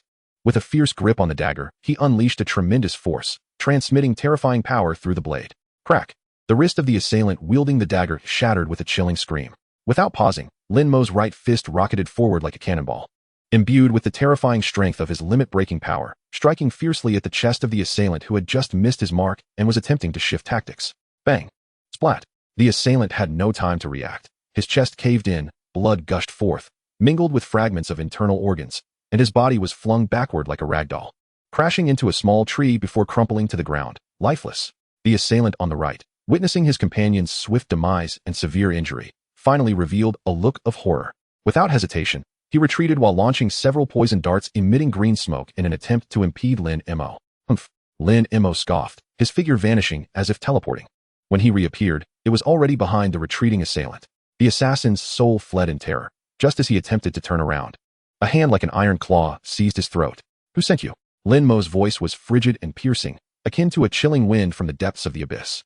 His formidable mental force bore down upon the assassin's psyche. The assassin's eyes were filled with dread, yet seemingly trained. He gritted his teeth in defiance.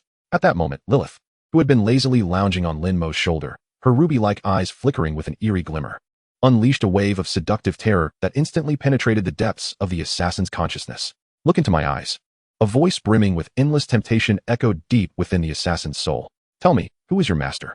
The assassin's gaze turned vacant and dazed. All will to resist crumbled under the allure of the bloodline prince, and he muttered dreamily, Yes, it is Madam, Lady Qin Li, Master Zhou Kai's mother.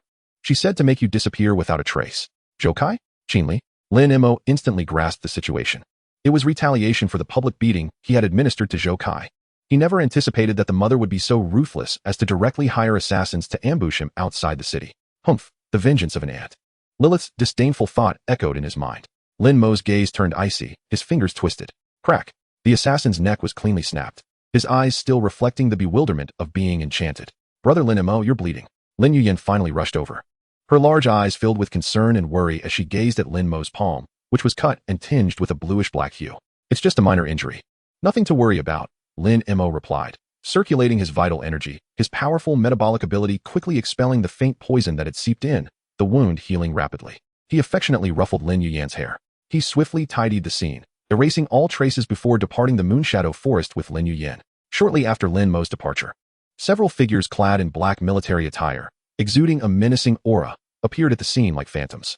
They examined the assassin's corpse and the traces of the battle. One of them retrieved a secure communicator. Report to General Han. 3 members of the Shadow Assassination Organization were found dead in the Moonshadow Forest outside the city. Targeting Lin Mo, they encountered an ambush and were successfully countered. Judging by the residual aura and the scene's traces, Lin Mo's strength far exceeds our estimates. The assassin's testimony points to the Zhou family's Qin Li. There was a brief silence on the other end of the communicator before Han Wenqing's voice, cold and devoid of emotion as if imbued with the chill of 1,000-year frost, resonated. Starting tomorrow, I do not wish to see the Zhou family in Magic City. Yes. Chapter 29, The Merchant Caravan. After completing the first 2 tasks, Lin Mo and Lilith had reached level 10, officially entering the elite ranks. Even the little dragon girl Lin Yuyan had attained level 7. Congratulations to the host for achieving the milestone of Beast Mastery level 10, earning the SSS grade reward, Bloodline Reversion Elixir X1. Lin Mo was somewhat surprised and turned his gaze to the system panel. The reason he had refrained from using the Bloodline Reversion Elixir on Lilith was that he currently possessed only 1 vial. Should he give it to her, the little dragon girl would have none left. While he could not achieve perfect fairness, he still wished to maintain a basic balance. Lin Mo raised his head to observe the system panel. His own metrics and those of his 2 beasts had risen significantly. Host, Lin Mo. Occupation, A-class Beastmaster. Level, 10. Current attributes. Strength, 62. Speed, 70. Defense, 72. Mental power, 61. Current skills: S-Class Martial Arts, S-Class Psychic Voice, S-Class Limit Breakthrough, SS-Class Affinity. Current beast: Lilith, Vampire Prince, Princess, Lin Yuyan, Pure Blood Dragon. Current items: 5 free attribute points, 2 Bloodline Reversion Potions. It is noteworthy that such statistics place Lin Mo at the level of a 21st tier, master level, combat profession among ordinary human A-class practitioners.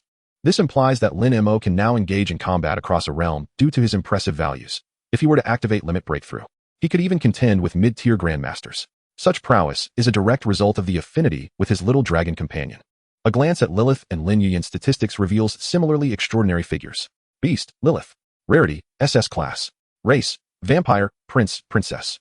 Current level: 10, sealed, requires host blood to unlock. Original level: 48, Lord level. Current attribute values: Strength: 79, Speed: 86, Defense: 71, Mental Power: 90. Current affinity: 75. Beast: Lin Yuyan. Rarity: SS Class. Race: Dragon, Pure Blood. Current level: 7. Current attributes: Strength: 68, Speed: 59, Defense: 67, Mental Power: 61. Current affinity: 85. Having packed his belongings, Lin Mo and his companions arrived punctually at the assembly point on the edge of the craggy wilderness. A caravan comprised of a dozen beast-drawn carts had been waiting for quite some time. The caravan's manager, a lean middle-aged man named Lu, oversaw the operation. The caravan boasted dozens of guards, most of whom were at levels 5 to 10, led by a warrior captain of approximately level 15. A particularly striking 5-member squad stood out. This elite team was well-equipped and exuded a fierce aura. At its helm was a burly man named Li Kuei, an 18th level warrior, who carried a sword the size of a door and bore a menacing scar across his face. Accompanying him were a gaunt poison master with slender, claw-like fingers, an elusive assassin wielding twin daggers, a robust shield warrior bearing a tower shield, and an elemental mage whose presence shimmered with faint elemental fluctuations. This squad's overall strength clearly surpassed that of the caravan's guards, radiating an aura that discouraged any who might approach. When Lin Mo, cradling the little girl with a bat perched on his shoulder, presented the guard assignment credentials, surprise and unease flickered across Lu's and the guards' faces. "Oh, you must be Lin Mo, right?" Lu rubbed his hands together with a wry smile. "To be candid, this task has been unclaimed for quite a while due to the unique nature of the items we are transporting, which are critical to a major auction in the Demon City next month. With the deadline looming, we had no choice but to hire Captain Li Kuei and his Iron Line Mercenary Corps at great expense. We did not anticipate that the task would also be assigned to you by the university." Lu's expression grew awkward as he continued. "Lin Mo, perhaps you could return to the task hall and explain the situation? We can offer you half of the task's reward as a token of appreciation for your trouble. It's far too perilous to accompany us." Before Lin Mo could respond, Li Kuei waved his hand dismissively and said, "Oh, come now. Lu, it's tough for everyone out here. If trouble arises, the Iron Line Mercenary Corps will be there." Seeing Li Kuei's intervention, Lu had no choice but to smile apologetically at Lin Mo. "Very well, Lin Mo. You may join us, but do exercise caution." Lin Mo nodded, embracing Lin Yuyan as he quietly positioned himself towards the rear of the caravan. Lilith's voice, laced with mockery, echoed in his mind. "Ah, humans, oblivious to the impending doom. That scarred face and his companions reek of blood and greed. Their targets are undoubtedly the caravan's special cargo. How amusing." The caravan set forth, the heavy wheels crunching over the gravel. Li Kuei's Iron Line Mercenary Corps took the lead and flanked the caravan, subtly pushing the guards aside and claiming the dominant position. Inside one of the ornate beast-drawn carts, Lu was explaining the situation to a strikingly beautiful woman named Zhao Qingwan, whose delicate complexion radiated the gentle grace of a Jiangnan maiden. As she lifted the curtain of the cart, and her gaze fell upon the quiet boy cradling the little girl at the rear of the caravan, a sense of inexplicable calm washed over her. Her intuition told her that this boy was no ordinary youth. As dusk fell, the caravan set up camp beneath a massive rock shielded from the wind. A campfire crackled to life, sending wisps of smoke spiraling into the air. The cook prepared a large pot of meat soup for everyone. Come, you've all worked hard. Have a bowl of hot soup to warm yourselves." Lin Mo received a bowl as well. The moment he grasped the bowl, Lilith's voice resonated with a hint of amusement. "Human, the soup contains an ingredient called dream sedative, a potent hypnotic drug that is colorless and tasteless, effective quickly and in substantial dosage. It seems they intend to put everyone to sleep." Lin Mo's expression turned cold. As anticipated, he lifted the bowl to his lips, feigning a few sips while discreetly splashing the majority of the soup into the shadows behind him, leaving only a small amount at the bottom. Then, cradling Lin Yuyan, he leaned against the cart and closed his eyes, feigning slumber, his breathing soon becoming deep and even, as if he had truly fallen asleep. Lin Yuyan, obedient and unaware of the reason, mimicked Lin Mo's actions, closing her eyes and snuggling against him. but she soon drifted off into a genuine slumber, softly snoring. Before long, the camp fell into profound silence. Aside from the crackling of the fire, the only sounds were the rhythmic snores that filled the air. The caravan guards, Lu, and even the beast of burden had succumbed to deep sleep. Are they all down? Li Kuei's voice broke the stillness, devoid of the joviality he had earlier displayed, now replaced by a chilling greed. Brother Kuei, the drug is effective. They won't wake until noon tomorrow. The gaunt poison master chuckled sinisterly. Excellent. Li Kuei rose, his scar appearing even more menacing in the firelight. Let us move. Take all the valuables, especially those boxes under the protection of the Zhao family, miss. Be swift. Old 4, handle that pesky boy and his little brat. Toss them far away to feed the wolves. Old 5, keep watch. Understood. His subordinates responded, their eyes gleaming with malice. The gaunt poison master rubbed his hands together, leering as he approached Zhao Qingwan's cart. Brother Kuei, the Zhao family miss is a rare beauty. It would be a shame to kill her so soon. Why not let the brothers have some fun? Ha ha ha. A glint of wickedness flashed in Li Kuei's eyes as he sneered. Hurry up. Don't delay the main event. Once we're done, I'll reward you with some head soup. Thank you, Brother Kuei. The poison master exclaimed with delight, eagerly lifting the cart's curtain. Inside, Zhao Qingwan's heart raced with panic. As a psychic mage, her resistance to hypnotic drugs was stronger than most. But even she could only maintain a fragile awareness. What are you doing? Get away. Zhao Qingwan's terrified scream pierced the air. Although her limbs were weak, her mental fortitude remained intact, and she desperately summoned a feeble psychic strike aimed at the poison master. Taken by surprise, the poison master was momentarily dazed by the psychic impact, his movements faltering, before he erupted in fury. You filthy wench. You dare to resist. He lunged into the carriage, seizing Zhao Qingwan's delicate wrist, intent on tearing her garments. Help me. Zhao Qingwan cried out in despair, struggling helplessly as tears streamed down her cheeks. Outside, the guards and steward remained oblivious in slumber, and she feared the young man was likewise incapacitated, her heart heavy with hopelessness. Chapter 30. The Rescue. At that very moment, a figure appeared beside the carriage like a wraith. The speed was so swift it was nearly imperceptible. It was Lin Mo, feigning unconsciousness, seeking death. His icy voice resonated as if it emerged from the depths of the underworld. Lin Mo's eyes blazed with a chilling light. Reaching the pinnacle of his strength, he struck like lightning, his fingers curling with precision around the poison master's gaunt throat. Crack! A sound that sent shivers down the spine. The poison master's sinister grin and depravity froze on his face, his neck contorting at an unnatural angle, vitality swiftly dissipating from his eyes. He didn't even catch a glimpse of his assailant. Lin Mo discarded the poison master's lifeless body as one would refuse, the motion clean and unencumbered. The sudden turn of events left Li Kuei and others, who were preparing to transport goods, utterly astounded. Old Fifth, Li Kuei exclaimed, a mix of shock and rage. You little brat, are you seeking your own demise? He bellowed, drawing his massive sword from his back, charging toward Lin Mo with the ferocity of a rampaging bull. The colossal blade tore through the air with a deep, menacing howl. The assassin, like a shadow, lunged from the side, dagger aimed directly at Lin Mo's back. Meanwhile, the mage began to chant, preparing to unleash a spell. Facing this triad of assaults, Lin Mo's gaze remained frigid, devoid of fear. He first executed a low slide, narrowly evading the assassin's cunning backstab. Simultaneously, his left hand darted out like a venomous serpent, precisely gripping the assassin's wrist, unleashing a terrifying surge of power. Crack! The assassin's wrist shattered with a sickening sound. The dagger fell from his grasp. Lin Mo twisted and thrust, the assassin's arm contorting grotesquely as he was hurled away by a tremendous force, crashing heavily against a rock, unconscious. As he dispatched the assassin, Lin Mo's right foot swept back like a battle axe. It connected perfectly with the side of Li Kuei's massive sword. Clang! A thunderous clash of metal echoed.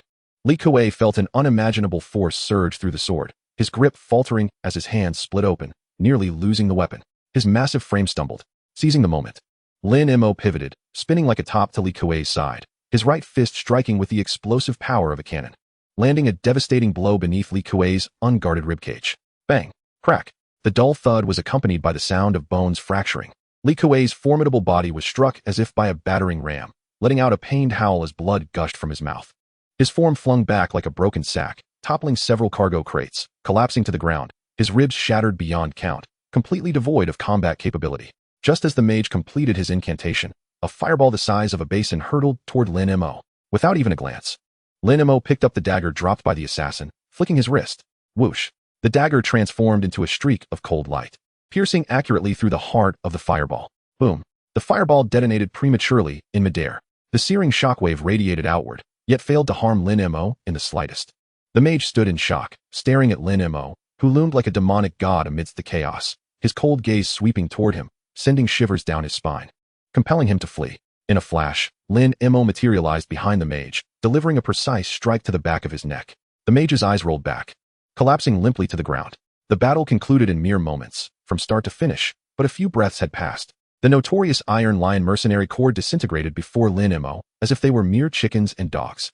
Inside the carriage, Zhao Qingwan's attire was somewhat disheveled. Her delicate face pale, tears still fresh upon her cheeks, as she stared blankly at the young man outside, who had vanquished all foes like a celestial being. After immense terror came a profound sense of relief and an indescribable shock. It was him. He truly saved her. Lin Mo approached the carriage, removing his outer robe and gently draping it over Zhao Qingwan, his voice remaining calm, yet imbued with a subtle note of reassurance. It's all right now.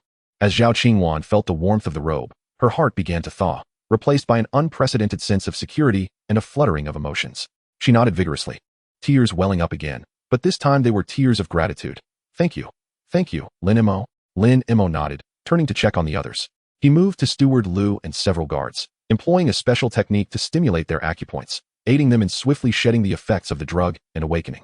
As Steward Lu and the gradually reviving guards beheld the chaos around them, with Li Kuei and others either unconscious or slain, and the visibly shaken Miss Zhao wrapped in Lin Mo's robe, they were all rendered speechless. What is happening? Steward Lu stammered, still in shock. Zhao Qingwan, clutching Lin Mo's robe, steadied her emotions and recounted clearly, albeit with a lingering fear, how Li Kuei and his gang had drugged them, intending to rob and harm, even plotting to violate her, and how Lin Mo had intervened at the critical moment to save her.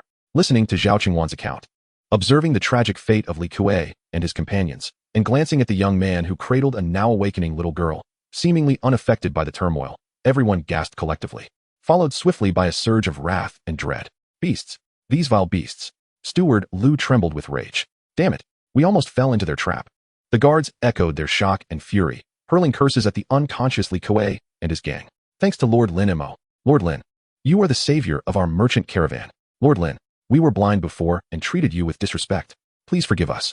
The guards struggled to rise, bowing deeply to Lin Mo, their eyes brimming with boundless gratitude, reverence, and shame, reflecting on their previous disdain and mockery toward Lin Mo.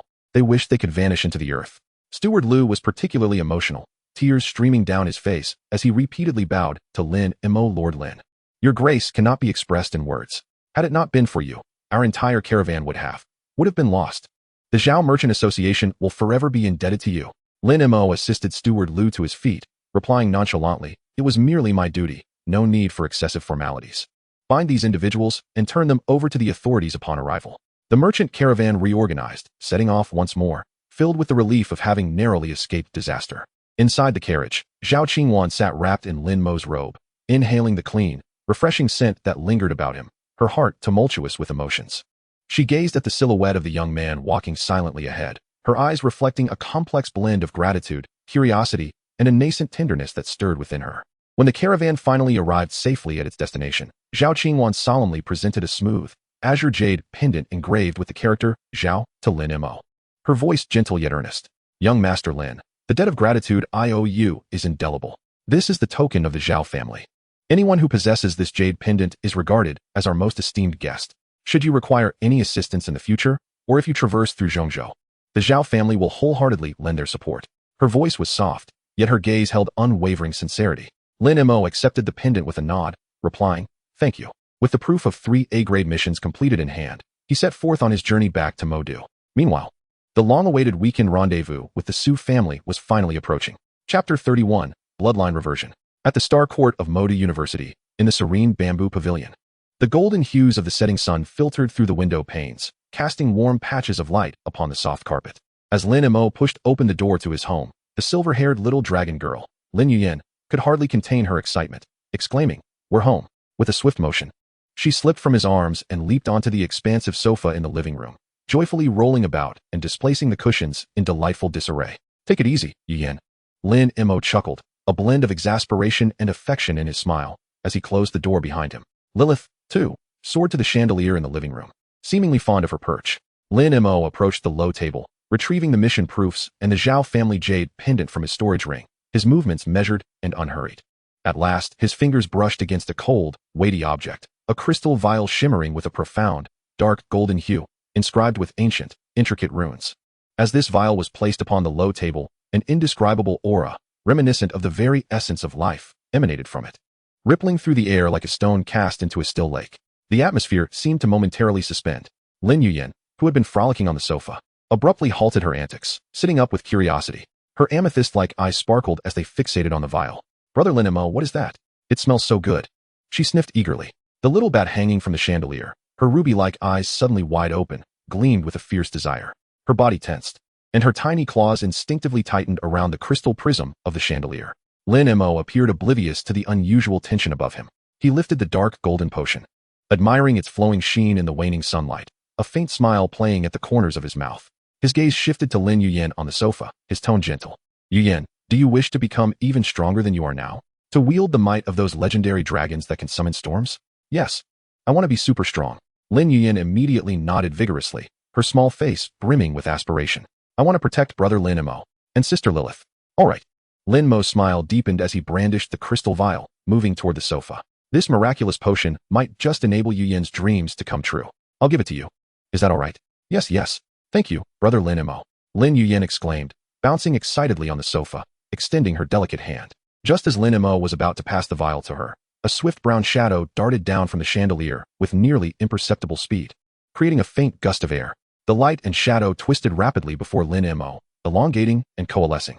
In an instant, a breathtaking figure draped in a gown as dark as night, with flowing lava-like crimson hair and pure blood-red eyes, appeared abruptly between Lin Mo and Lin Yuyan, blocking the vial intended for the little dragon girl. Lilith had reverted to her human form.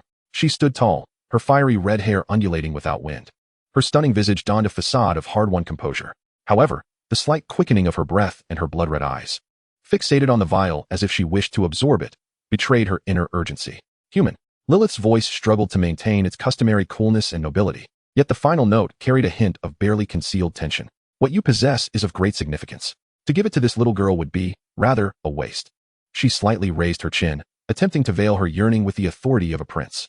Lin Mo paused, intrigued by the royal figure before him, whose facade had crumbled in an instant. He shook the vial in his hand, the dark golden liquid swirling enticingly within, reflecting a captivating glow. "Oh, a waste? Then, whom does Prince Lilith deem worthy of it?" Lilith's blood-red gaze was locked onto the undulating liquid, her throat barely perceivably swallowing.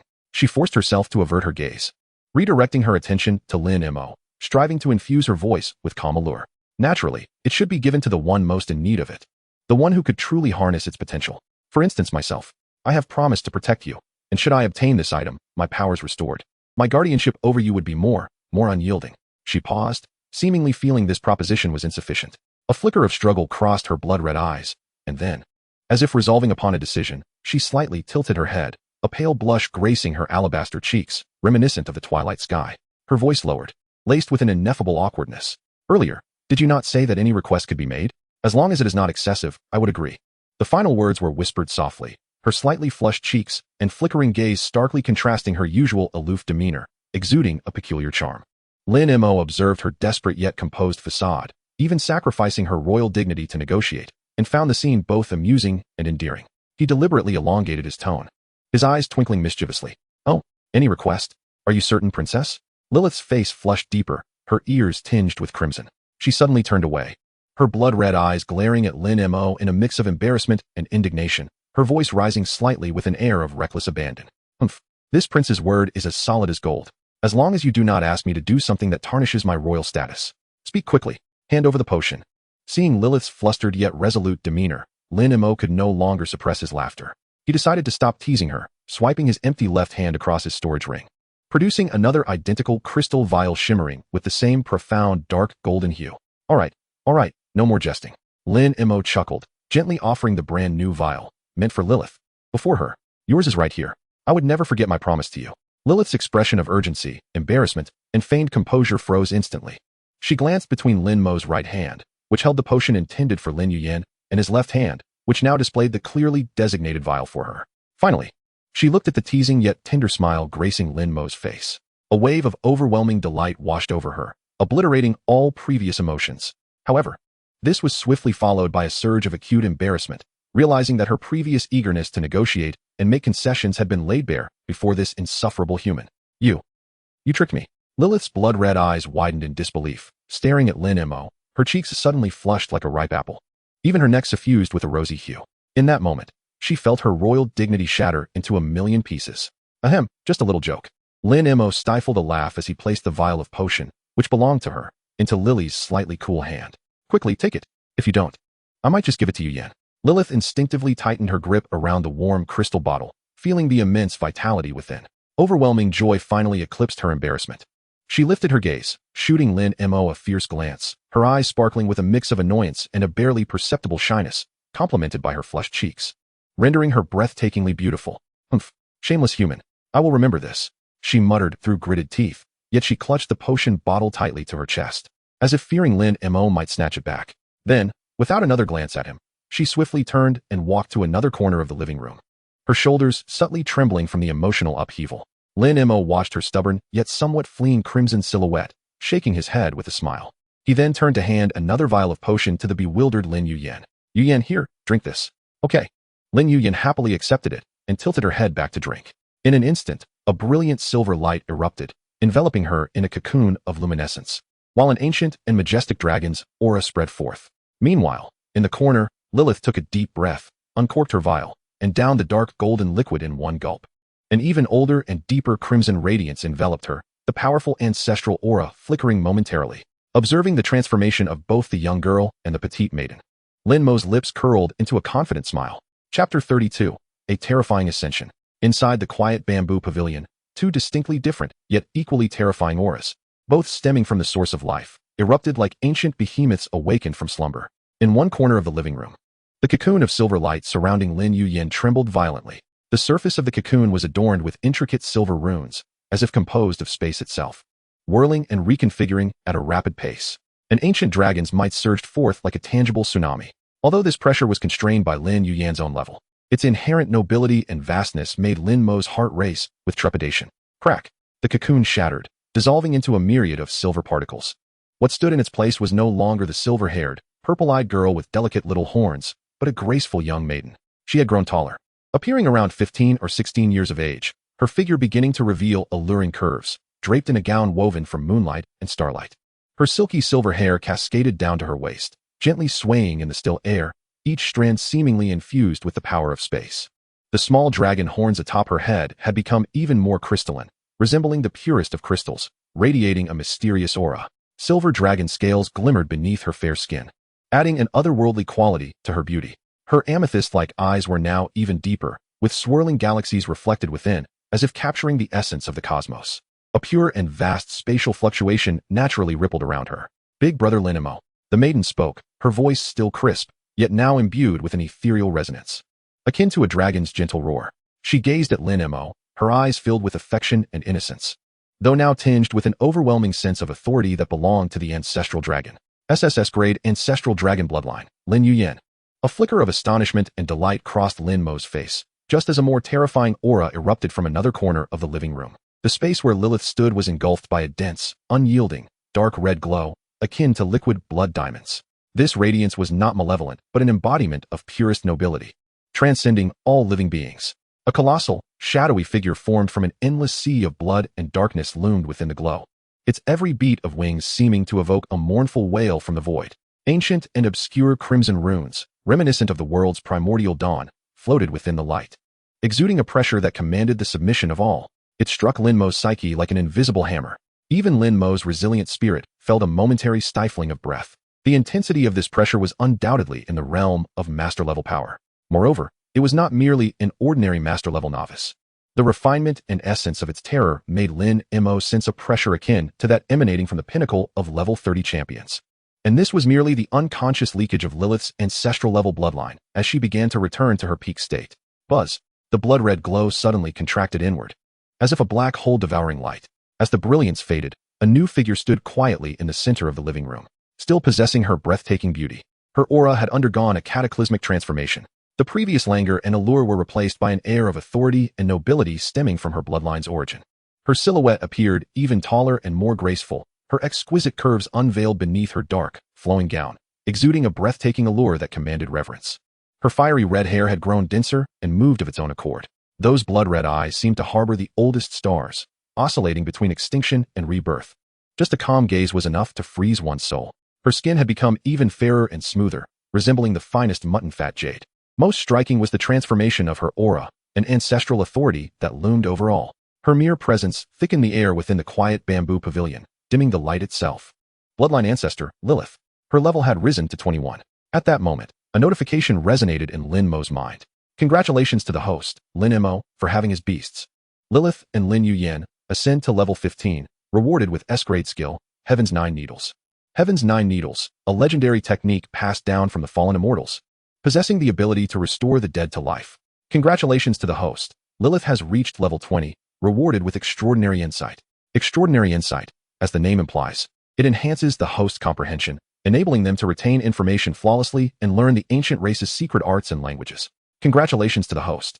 Lilith and Lin Yuyan's affinity has reached 90, rewarded with SSS grade constitution, indestructible. Indestructible, an extraordinary enhancement of the body's recovery capability, possessing remarkable self-healing abilities, significantly delaying aging. Improving highly effective in certain special aspects. Lin Mo felt enveloped in a fervent sensation, a comforting warmth that left him momentarily unsteady. His eyes brightened. This constitution was indeed splendid, finally granting him the quintessential traits of a protagonist from a novel. Furthermore, with the affinity of both beasts reaching 90, Lin Mo not only gained terrifying stats, but also obtained the rights to utilize their skills. Lin Mo felt a surge of obscure ancient runes flashing through his mind. Those runes embedding themselves deeply within his consciousness, as if they were his birthright.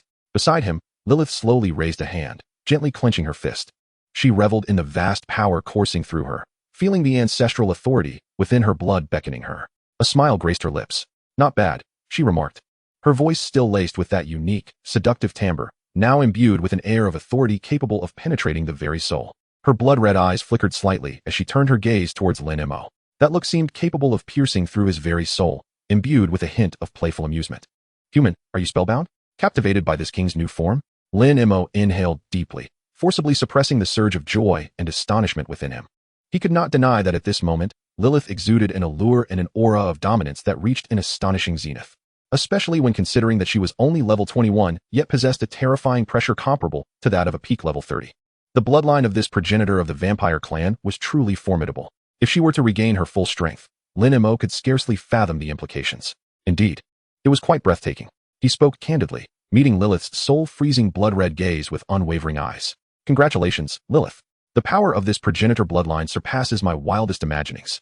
A fleeting glint of barely perceptible satisfaction passed through Lilith's blood-red eyes. She gracefully took a step forward, the hem of her dark night gown flowing like the very essence of twilight, approaching Lin Mo. The overwhelming pressure of her progenitor lineage receded like a tide.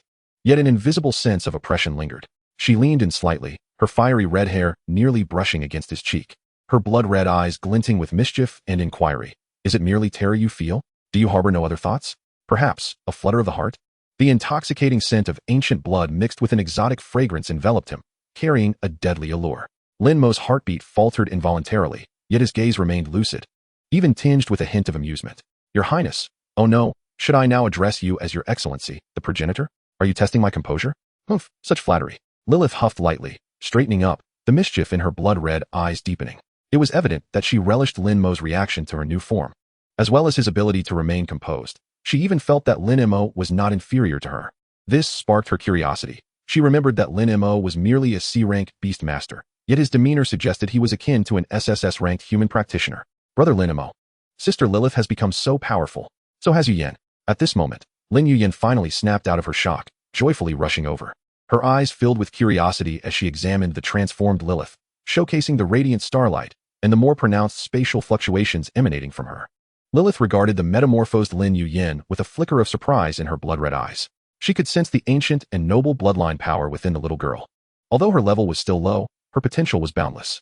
Little one, cultivate diligently in the future. Do not squander this precious bloodline. Lilith rarely spoke without her usual sharp tongue, instead offering a hint of seniority in her admonition. Lin Mo observed the two women before him, each distinctly radiant, yet equally captivating, and his heart swelled with a sense of accomplishment. An SSS-ranked progenitor of the vampire clan and a bloodline of the ancestral dragon. Such beginnings were indeed daunting. Just then, the vibration of his wrist communicator shattered the enchanting atmosphere. Qing Shui, tomorrow evening at 6 o'clock, at the entrance of the Star Garden, do not be absent. Lin Mo glanced at the message. Then at the two formidable beast masters beside him, a composed and confident smile gracing his lips. Lin Mo, see you tomorrow. Chapter 33, Sparring. At the task hall of Magic City University, Lin Mo arrived to fulfill a task.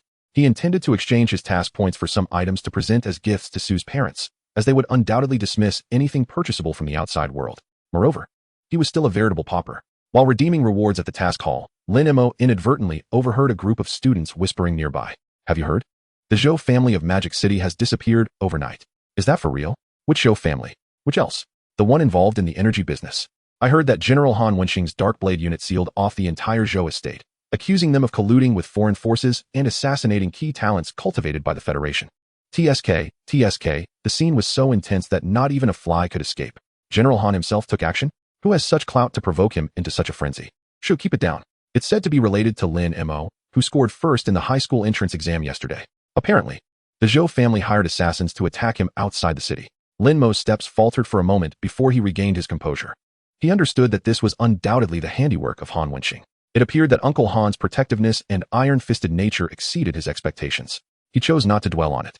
Continuing with the redemption process, the display screen clearly listed, Hunt Frost Giant Wolf, 100 academic points, 5,000 task points, Frost Giant Wolf Magic Core, submitted. Collect Shadow Mushrooms, 80 academic points, for 1,000 task points, Shadow Mushrooms, submitted. Guard Blackstone Merchant Caravan, 150 academic points, 10,000 task points, submitted. Additionally, the staff handed him a card, adding, the Zhao family just sent a highest level letter of thanks and additional rewards. They have added 20,000 task points and a VIP card for the Wanbao Pavilion in Magic City. Manager Liu emphasized that this was personally instructed by Miss Zhao Qingwan. In gratitude for your life-saving assistance, an additional 20,000 points and a VIP card for the Wanbao Pavilion. This was indeed a substantial fortune. Gasps of astonishment echoed around him. Lin Mo calmly nodded. Good, please transfer it all to my account. His account balance instantly surged to 330 points in academic credits and an astonishing 39,000 points in task credits. With this windfall, Lin Mo did not rush to leave. He took Lilith and Lin Yuyen to the Academy's treasury, designated for students to exchange resources. First, he used a portion of his points to acquire a substantial quantity of high-quality ice-type beast blood, as well as several bottles of premium frost dew brew to serve as sustenance for Lilith. He also procured some rare or suitable for spatial cultivation and crystals containing pure spatial energy for the little dragon girl to absorb and refine. Then he proceeded to the gift section. The gifts for Su Qingshue's parents should not be overly lavish to avoid appearing sycophantic, yet they must not be too meager as to lack decorum. More importantly, they needed to convey heartfelt sentiment. Lin Mo meticulously selected the gifts from the Academy treasury. Sky Void Stone Sword Tassel Ornament, 5,000 points. Moonlight Clam Natural Pearl Powder, 3,000 points. Star Pattern Steel Inlaid Illusionary Butterfly Wing Hairpin Fragment, 2,000 points. Before departing, Lin Mo ensured that Lin Yuyen, who was currently in a deep slumber within the Beastmaster space, was properly settled, digesting the vast new knowledge and energy due to her bloodline's return to ancestry. Lilith, meanwhile, maintained her inconspicuous brown bat form, lazily perched on his shoulder, appearing merely as an innocuous accessory. Only Lin Mo could clearly perceive the terrifying progenitor power contained within that small body. At 6 o'clock in the evening, the Su family's air shuttle arrived punctually. The meticulously dressed Su Qingxue cast a gentle glance at Lin Mo naturally. She linked her arm with his. Let us go, my parents are waiting. There's also a guest at home, named Chen Feng, the son of an old friend of my father, who happened to be visiting Magic City. The air shuttle descended at the Su family estate. In the main hall, Su Zhenghong and Lu Rian sat at the head seats. The guest, a well-dressed young man with a gentle demeanor and an air of scholarly refinement, was none other than Chen Feng. He observed Su Qingxue affectionately linking arms with Lin Mo as they entered, a flicker of surprise and curiosity flashing in his eyes. But he quickly regained his composure and politely rose to his feet. Dad, Mom, Lin Mo is here, Su Qingxue introduced. Good evening, Uncle Su, Aunt Lu. I apologize for the intrusion. Lin Mo bowed slightly, presenting a gift. Su Zhenghong and Lu Ruyan accepted the offering, their eyes betraying satisfaction. Lu Ruyan warmly invited Lin Mo to take a seat. Chen Feng proactively extended his hand to Lin Mo, his smile gentle. Junior Lin Mo, it is a pleasure to finally meet you. The top scorer in the Gaokao from Modu, dominating the Star Garden, is truly admirable. I am Chen Feng, a third-year student at Modu University. Senior Chen is too kind, Lin Mo replied as they shook hands. After exchanging pleasantries, Chen Feng appeared genuinely intrigued by Lin Mo's prowess and cheerfully proposed. I have heard that Junior Lin's abilities are extraordinary. Even the Berserker Tuoba Xiong was no match for you. As a fellow level 15 elemental swordsman, I would be honored to receive your guidance today, if permissible. His tone was sincere. Su Qingxue glanced at Lin Mo, who nodded. If Senior Chen is interested, I shall gladly oblige. Though it may not be appropriate in uncle and aunt's home. Su Zhenghong, eager to gauge Lin Mo's depth, interjected, "No problem. Let us head to the training grounds in the back garden. Just keep it light." Lin Mo nodded in agreement. Within the training grounds, an energy shield was raised. Chun Feng wielded a long sword shimmering with a faint aquamarine light, his aura becoming intense and sharp, embodying the might of a level 15 elemental swordsman. "Junior Lin, I seek your guidance," he declared, launching the first strike, his sword radiating like mercury spilled, enveloping Lin Mo in a continuous stream of mist and sharp sword energy.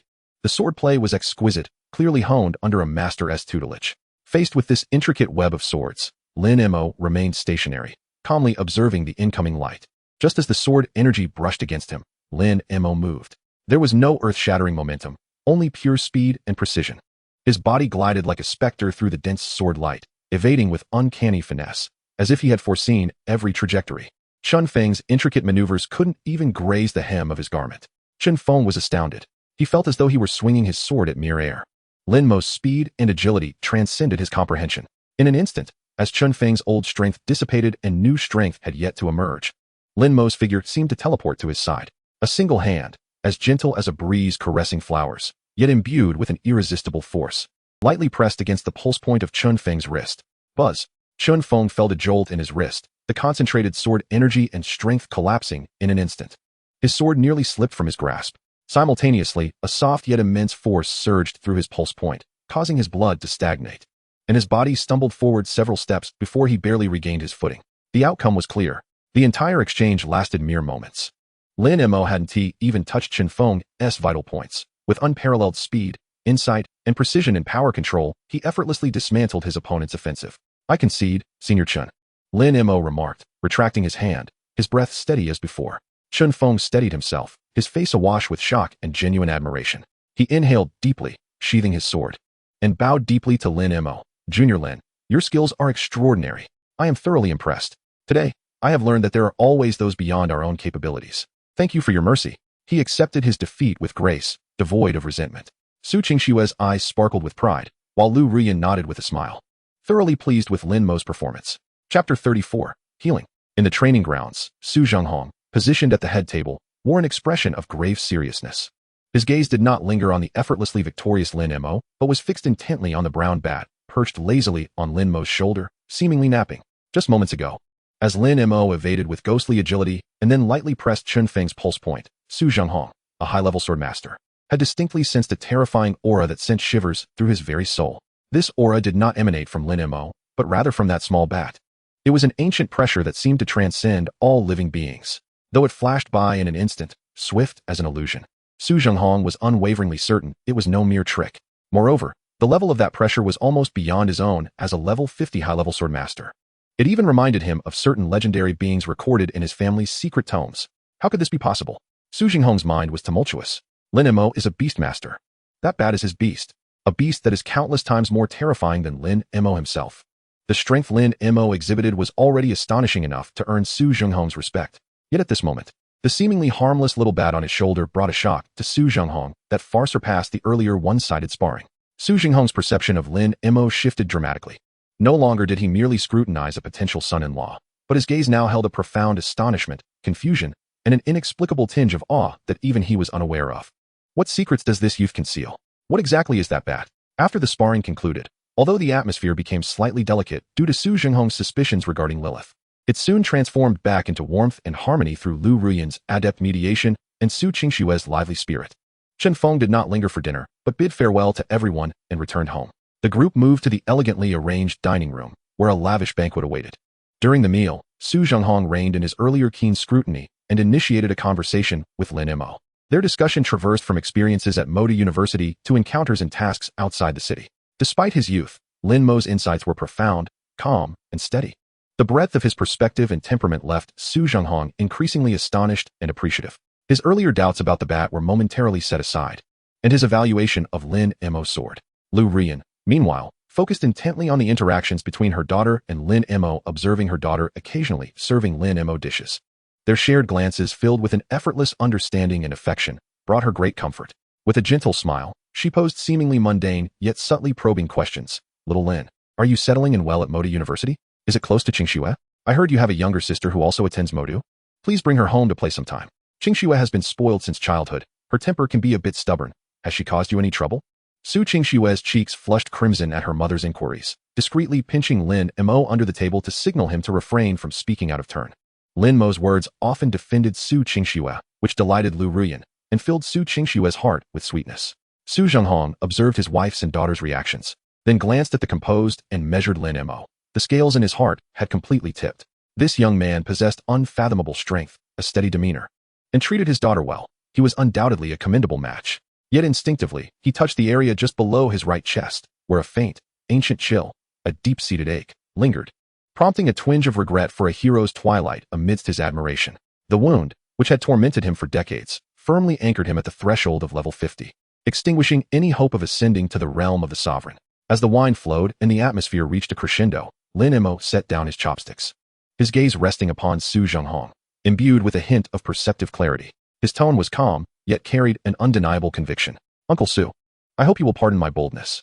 Just now, in the training ground, I observed your aura, steady and profound as a mountain, your sword energy repressed like the depths of a chasm. However, when the flow of your energy reached approximately 3 inches beneath the right chest at the Tianqi point, there appeared signs of stagnation and obstruction, accompanied by a chilling malevolence. If my assumptions are correct, there lies an old injury, one that has affected the very foundation, blocking the path to a higher realm.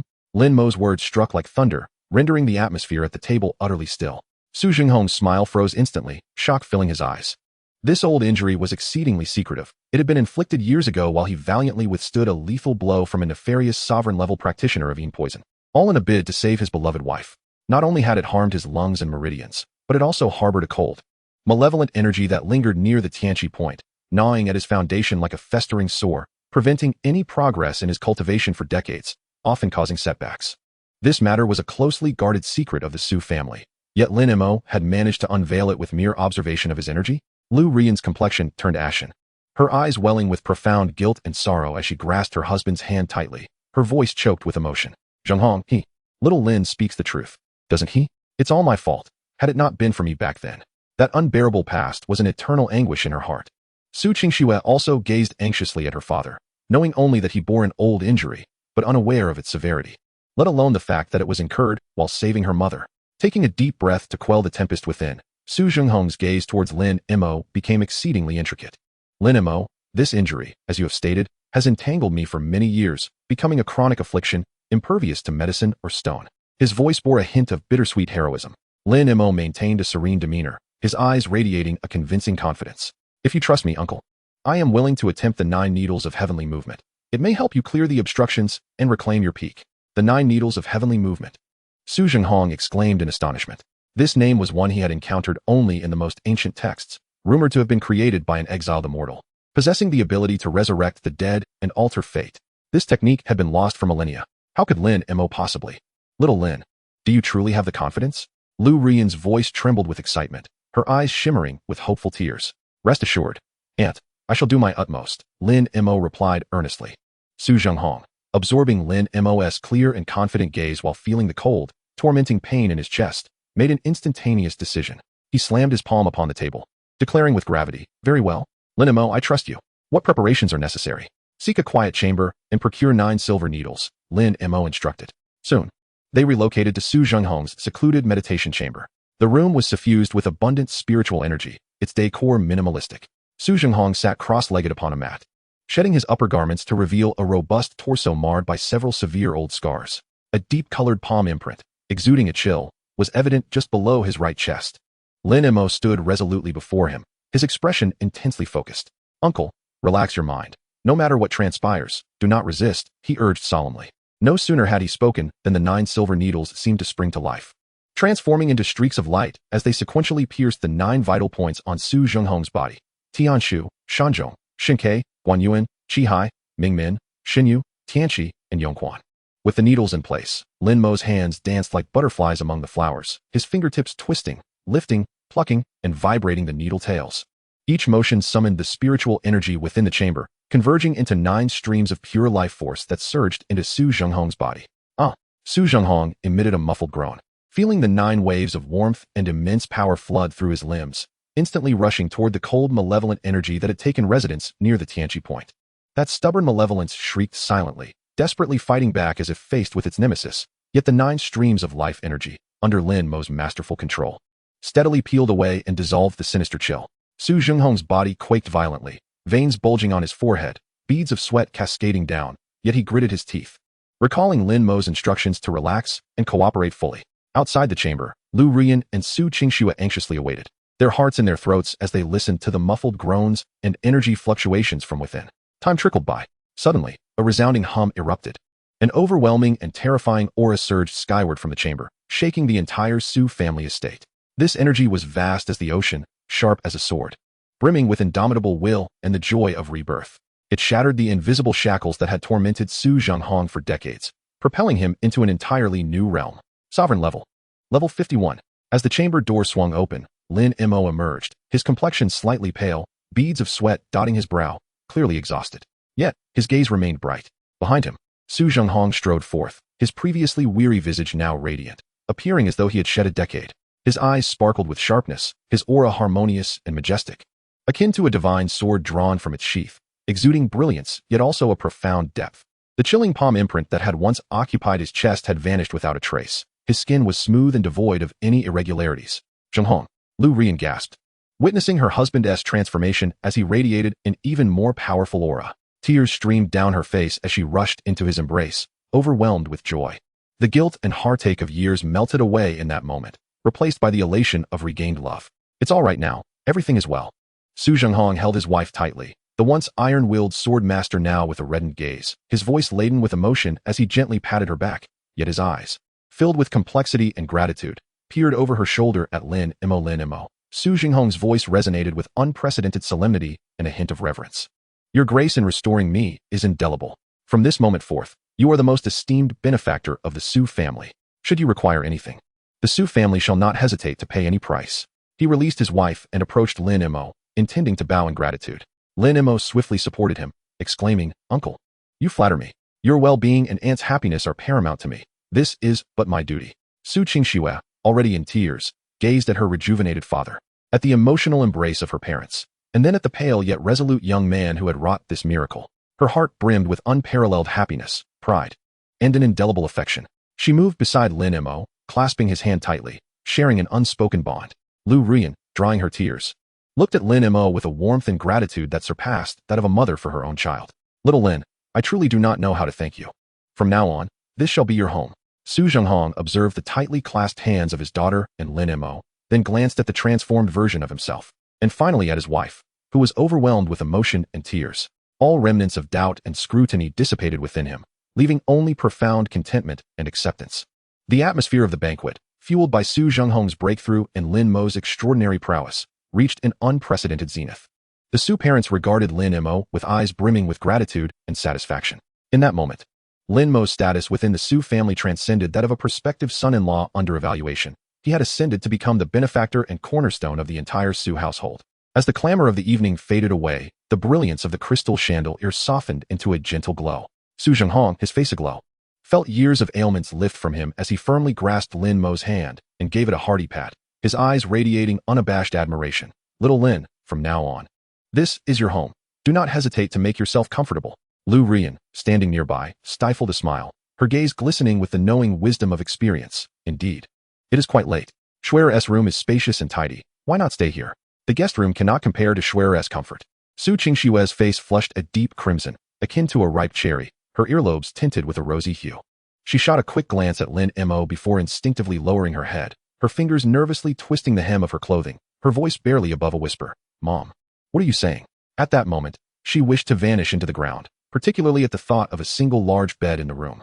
Lin Mo maintained a perfectly calibrated humble smile in response to the enthusiasm of Su's parents, yet internally he found the situation amusing. Perched upon his shoulder was a small bat, entirely enveloped in black except for its eyes, which glimmered with an eerie ruby sheen. It yawned languidly, its tiny sharp fangs catching the light for a fleeting moment. In a tone only Lin Mo could hear, it remarked with a hint of subtle bitterness. Foolish human female, governed by the desire for mating, has cast aside all sense of decorum.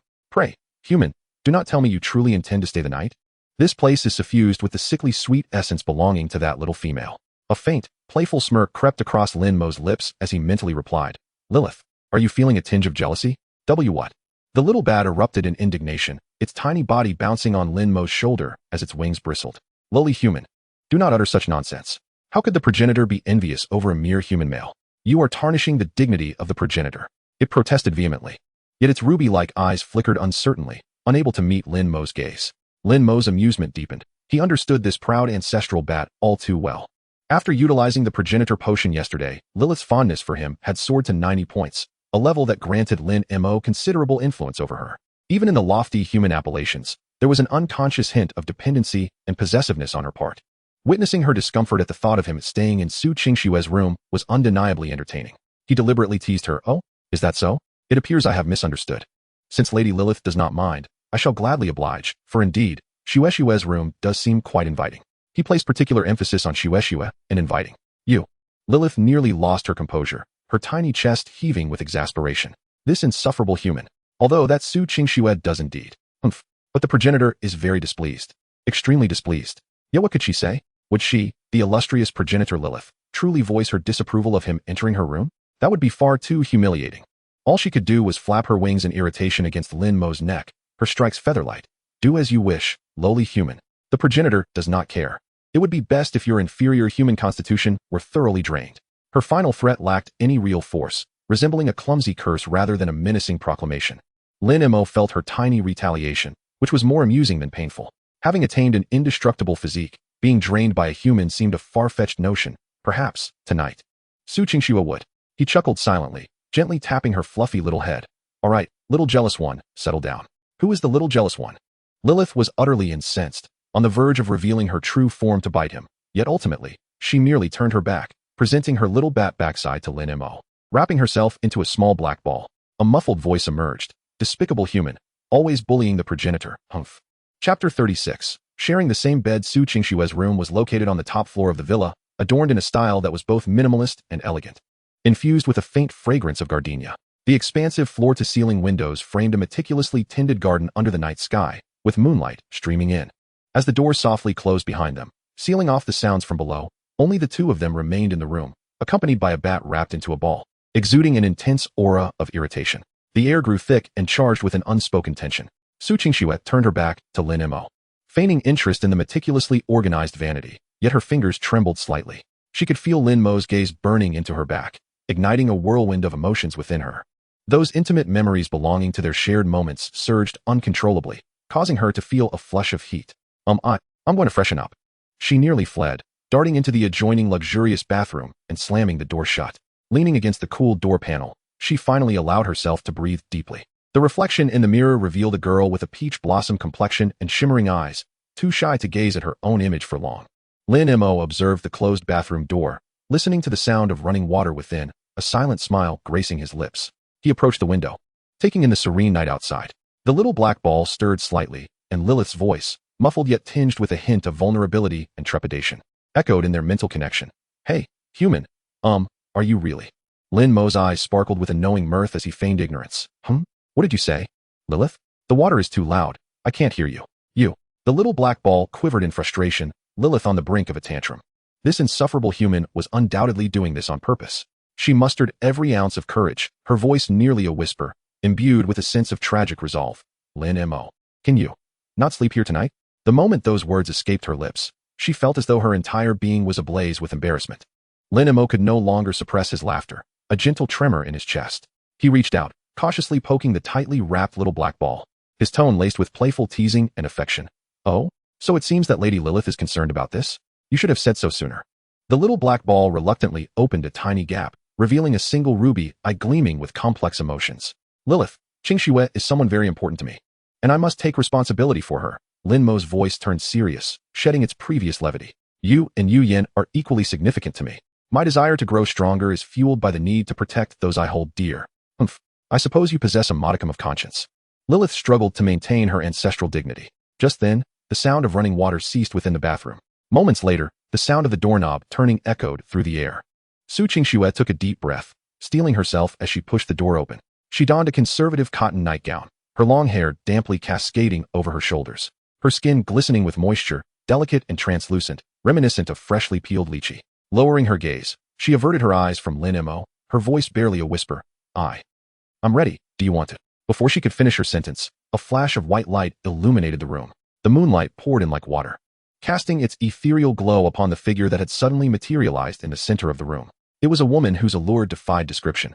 Her wine-red waves flowed like flames, languidly draping over her smooth shoulders and captivating curves. The luxurious gown, seemingly woven from the darkness of night and the essence of blood, accentuated her breathtaking silhouette, the hem swirling without a breeze, rippling with a sanguine hue. Her skin was as pale as the finest porcelain, radiating a cool, jade-like luminescence in the moonlight, creating a striking contrast with her fiery red hair. Most captivating were her eyes, pure, profound crimson pupils resembling two pools of congealed blood, steeped in the weight of countless ages and an indifferent gaze that surveyed the world. With a slightly raised, pointed chin, she exuded an innate arrogance, yet at that moment, there lingered on her pallid cheeks a hint of residual blush. The progenitor of the vampire lineage, Lilith, had descended in her true form. Lin Mo observed Lilith's demeanor, one moment filled with indignation and shyness, now a facade of strength, and nearly burst into laughter. He sighed, a mix of exasperation and indulgence coloring his tone. Lilith, you frightened Qingxue. Upon hearing this, Lilith's blood-red eyes shot daggers at Lin Mo, her chest rising and falling with agitation. Lin Mo, you lowly human. It's your fault. She could only shoot him a fierce glare before crossing her arms, turning away with an air of haughty defiance, her sumptuous crimson gown sweeping in a sharp arc as she strode to the enormous floor-to-ceiling window. Standing with her back to them, her silhouette remained regal and frosty, yet it inexplicably conveyed a petulant mood, as though she were sulking in displeasure. The room fell into an eerie silence once more. On one side was the vampiric progenitor emanating an aura of danger, her ears slightly flushed, and on the other, Su Qingxue, who was utterly bewildered, her mind in a state of complete disarray. Lin Mo stepped in front of Su Qingxue, blocking Lilith's imposing figure. He gently placed his warm palm over her slightly cool hand, his voice deep and soothing. Do not fear, Qingxue, she is Lilith, my companion. As you can see, her temperament is, well, rather unique. He paused, allowing his gaze to drift over Lilith's defiant back, a deeper amusement flickering in his eyes. And she might be a tad bashful. At that moment, a heavy, disapproving snort emanated from the window. Lin Mo tightened his grip on Su Qingxue's hand. With me here, everything will be fine tonight. He glanced at the solitary large bed in the center of the room, and then at Lilith's oppressive silhouette by the window. Chuckling resignedly, it seems we three shall have to rest together. He turned to Lilith, adopting a tone that was both negotiating and subtly teasing. Lady Lilith, perhaps you could bear with us and revert to your previous form? Or, which side of the bed would you prefer? Lin Mo? Lilith whirled around, her blood-red eyes ablaze with fury, the blush on her cheeks becoming more pronounced. You lowly human, do not think you can make me revert. Nor will I share a bed with you. Frustrated and incoherent, she could only let out another huff before vanishing in a flash of crimson light. Looks like she's off to hunt, Lin Mo chuckled. Unbeknownst to them, a small figure was hidden in the shadow of the grand crystal chandelier, her pair of ruby-like eyes glinting with a mix of indignation and embarrassment. Yet soon, she regretted her decision. Meanwhile, Su Qingxue gazed at Lin Mo's smiling face, then at the large bed, sensing that tonight would inevitably be one of sleeplessness. Chapter 37, The Situation. The morning sunlight, vibrant and invigorating, streamed through the floor-to-ceiling windows. Su Qingxue gradually awakened, only to find a handsome face mere inches from her own. Remembering the events of the previous night, her cheeks flushed, and she instinctively attempted to rise. However, as she moved, she was gently pulled back, meeting a pair of teasing eyes. Where are you off to so early, Qingxue? Lin Mo enveloped her in his embrace, the faint fragrance emanating from her providing him with a profound sense of comfort. Lin Mo, it's already late. We should get up, or we'll be called for breakfast, Su Qingxue murmured, her cheeks slightly reddening as Lin Mo's hands began to wander restlessly. Qingxue, you didn't say that last night. Lin Mo teased lightly. At this, Su Qingxue, already shy, buried her face in his chest. Lin Mo, don't say that. Seeing her flustered state, Lin Mo ceased his teasing. After finishing breakfast, he bid farewell to Su's parents and prepared to return to school, while Su Qingxue would remain at home for a few more days. In truth, she had wished to accompany Lin Mo back to school. But after the events of the previous night, she concluded that staying at school would surely exhaust her each night. How can this guy have such an abnormal constitution? Doesn't he ever tire? She mused, watching the departing shuttle. Before long, Lin Mo returned to Jingzhou Xian, with Lilith still perched on his shoulder, though she appeared listless, clearly having not rested well. As he unlocked the door, a crisp voice rang out from the living room. Hey, big brother, finally returning from your paradise? Lin Yue, clad in sports attire, sat cross-legged on the sofa, munching on an apple, her short hair exuding vitality. Stop with the teasing, Lin Mo replied, his tone laced with a familiar mix of exasperation and affection for his sister. I merely helped Uncle Su with treatment and had a meal. Merely? Lin Yue raised an eyebrow, elongating her tone playfully. Merely stayed overnight? TSK, moving fast, big brother. Lin Mo, uninterested in her antics. Changed his shoes and headed to the kitchen for a glass of water. The villa, devoid of servants, was maintained solely by the siblings, spacious yet filled with a homely atmosphere.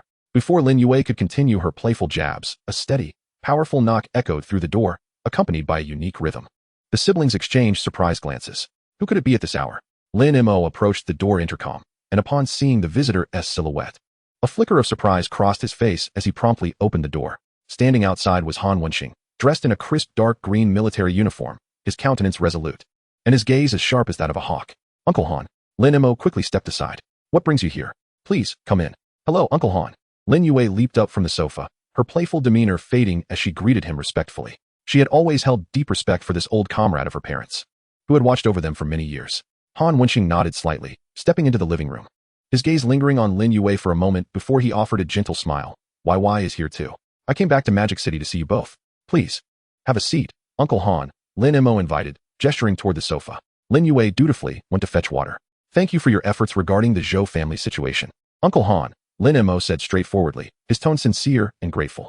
The downfall of the Zhou family had alleviated one of his concerns. Han Wenxing took the water cup, not to drink, but merely to hold it in his grasp, feeling the warmth radiating from its surface. This is a matter of duty. Harming the pillars of the nation is a crime deserving of the gravest punishment. The evidence is irrefutable, and you may rest assured. His voice was cold and resolute, imbued with an aura of ironclad severity. Lin Mo expressed his gratitude once more, and the atmosphere in the living room shifted to a solemn tone.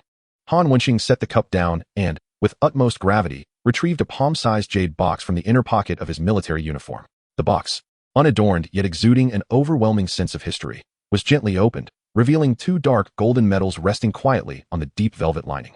A sword piercing the heavens, an olive branch of protection, and a roaring dragon totem, the highest honor of the human alliance, the first-class medal of national defense. In contemporary Huaxia, the weight of the first-class medal is considerable. Any harm to a family member bearing such an honor would invoke the joint reprisal of the 5 major military districts. This belongs to your parents. Han Wenxing's voice was laden with a husky weight as he extended the box towards Lin Mo. They have earned this. Lin Mo felt his breath catch. He reached out with a trembling hand to accept the jade box. Observing Lin Mo's movements, Han Wenxing fell into silence for a moment. His piercing gaze refocused, and his tone suddenly grew more grave, imbued with a sense of impending urgency. Lin Mo, the Zhou family is but a trivial ailment, once resolved. You and your sister can breathe a little easier. However, the true crisis is looming ever closer. Lin Mo lifted his gaze to meet Han Wenxing's. The situation at the front lines was far worse than the outside world could fathom. Han Wenxing's tone held no exaggeration, only the chilling reality that the pressure on the defensive line had reached its breaking point. Over the past 3 months, the activity of Lord-level monsters exceeding level 40 had surged by 200%. Energies of level 50, and even suspected level 60, had appeared more than once at the fringes of the defense. Lin Mo's heart sank. Level 40 was already a moving catastrophe. Levels 50 and 60 were akin to nuclear threats. The pinnacle of human combatants was stretched thin. Han Wenxing's voice bore the weight of deep exhaustion and helplessness. S-class high-tier professionals are scarce. Each one is a stabilizing force, not to be trifled with or lost. They are dispersed across the most critical strategic nodes, utterly overextended. As for SS-class professionals, they are the last trump cards of various nations. He paused, delivering a more shocking revelation. You must have heard, in this year's college entrance examination, a new SS-class professional has emerged. She is the 8th SS class in human history and the only one in nearly 50 years. After a moment's pause, he continued with an even more impactful piece of news. But that is not all. Yesterday, we received top-secret combat reports from the South Asia war zone. The neighboring country, India, is on the brink of collapse. What? Lin Yue exclaimed, her face paling. Lin Mo's pupils constricted sharply. Over 70% of their territory had fallen, leaving only the last core region gasping for survival. Han Wenxing's voice was as cold as ice. India's strongest defender, the Brahma Guardian Bajong, an S-class high-tier fire mage, is set to engage in a final showdown with the beast leader, the Phoenix of Destruction, on their territory in 2 months. In the living room, the sound of a pin dropping could be heard, as if the very air had solidified. This battle would determine India's fate. If they triumphed, they might retain a flicker of hope amidst the ruins. If they lost, Han Wenxing's voice carried a chilling calm. India would be erased from the map entirely. With over 1 billion lives at stake, the consequences are unimaginable. His gaze was piercing, locking onto Lin Mo with a weight that felt suffocating. Lin Mo, humanity has little time left. What befalls India today may very well be our tomorrow in other war zones. We need strength. We require new pillars capable of turning the tide. I know you possess extraordinary talent and have concealed your abilities, likely reaching A class. Yet, This is far from sufficient. You must accelerate. Become stronger. Strong enough to not only protect Weiwei amidst the coming cataclysm, but to uphold the land your parents defended with their very lives. Lin Mo clutched the jade box tightly, the cold metals pressing against his palm and his heart. The glory and sacrifice of his parents, Han Wenxing's weighty words. The desperate countdown of India, and the looming shadow of the phoenix of destruction, all intertwined to forge an unprecedented burden and sense of mission within him. He slowly raised his head, his eyes ablaze with a resolute determination that replaced all sadness and confusion. Chapter 38, Military Training Notification. At Magic City University, the sun shone brightly. Lin Mo drove his sleek black sports car into the tranquil, well-guarded villa district, finally stopping before a standalone villa named Jingshuxuan. Since the day Han Wenxing had briefed them on the situation, he had been away on missions, not returning home for over a month. Consequently, his level had risen to 12 in such a short span. It was only recently, with Su Qingxue moving in, that he had begun to relax somewhat. As he opened the door, Lin Yue's voice burst forth, brimming with gossiping excitement. Brother, quick, look at the campus forum. It's gone wild. She held up her communicator, the screen displaying a particularly eye-catching title from the university's hottest anonymous gossip section. Breaking. New goddess Su Qingxue allegedly moved into Jingshuxuan. The Ice Queen's heart belongs to someone. The post was accompanied by several slightly blurry, yet recognizable photos. Su Qingxue entering the gates of Jingshuxuan with her suitcase, her silhouette watering a few spirit plants on the second-floor balcony in the evening light, and even a distant shot of Lin Mo returning from a mission. With Su Qingxue greeting him at the door, the two conversing closely. The comments section had been inundated with heartbreak. Aw, my goddess. I caught a glimpse of her, and didn't even have time to act. Jingshuxuan? ISNT that Lin Mo's territory? The top scorer of the Magic City Province College entrance examination. I'm done for. Losing to the ink god. I accept my defeat. Whoa. I've just started school, and already lost in love. The #1 beauty of Magic City University is truly beyond our reach. Wake up upstairs. Even without the ink god, with Su's family background, talent, and grace, do you really think you stand a chance? Lin Mo glanced at the screen with a hint of exasperation. These people are truly idle. He had anticipated the stir that Su Qingxue's arrival would cause, but had not expected it to happen so swiftly. Hey, brother. You're now the enemy of all the boys in school. Lin Yue teased with a smirk before leaning closer to speak in a hushed tone. But it's so wonderful that Sister Su moved in. Finally, there is someone at home to keep you, the training fanatic, in check. Plus, Sister Su's cooking is delicious. Just then, the villa door swung open once more. Su Qingxue entered, carrying an exquisite food container, dressed in a simple cream-colored dress that radiated a cool elegance. Upon seeing Lin Mo, a gentle smile graced her face. You're back? Just in time. I made some snacks for you to try. Lin Yue cheered and dashed over. Long live Sister Su. Su Qingxue's arrival indeed brought a notable change to Jingshuxuan. Unlike Lin Yue's vibrant exuberance, she possessed a gentle strength that subtly nurtured those around her. She meticulously arranges the layout of the villa, infusing it with vibrant and lively spirit plants. After Lin Mo concludes a day of intense tasks or training, she serves him warm spirit tea at just the right moment. Together with Lin Yue, she experiments with new culinary creations, ensuring that the expansive villa is perpetually filled with the comforting aroma of delicious food. The A-grade beast, the illusory light butterfly, flutters around her like a guardian sprite, gracefully dancing in her vicinity, scattering ethereal stardust that not only captivates with its beauty, but also soothes the spirit and alleviates fatigue. However, beneath this harmonious facade, subtle undercurrents lurk. In the stillness of the night, Lin Mo's bedroom, spacious and comfortable, has naturally become the shared sanctuary since Su Qingxue moved in. At this moment, Su Qingxue has completed her evening routine, clad in a silk nightgown. Leaning against the headboard engrossed in a book, her lovely profile softly illuminated by the gentle light. Just as Lin Mo emerges from the shower, droplets of water glistening on his skin, a small shadow swiftly darts through the open window, landing precisely on Lin Mo's shoulder. Where he has just dried his hair, it is Lilith. Her tiny claws grip Lin Mo's collar tightly, her blood-red eyes scanning the room cautiously before fixating intently on him. Her little chest heaving with indignation. Within their mental link, Lilith's sharp voice resonates with an inexplicable grievance. Lin Mo, you base human, shamelessly reveling night after night. It's utterly depraved. The glory of our ancestors is being tarnished by you. Lin Mo pauses, his actions stilled as he observes the ruffled little bat on his shoulder. A smirk of understanding and amusement flickering in his eyes. He deliberately rubs his neck with the towel, casually brushing against Lilith's small claw, responding languidly. Oh? Reveling night after night?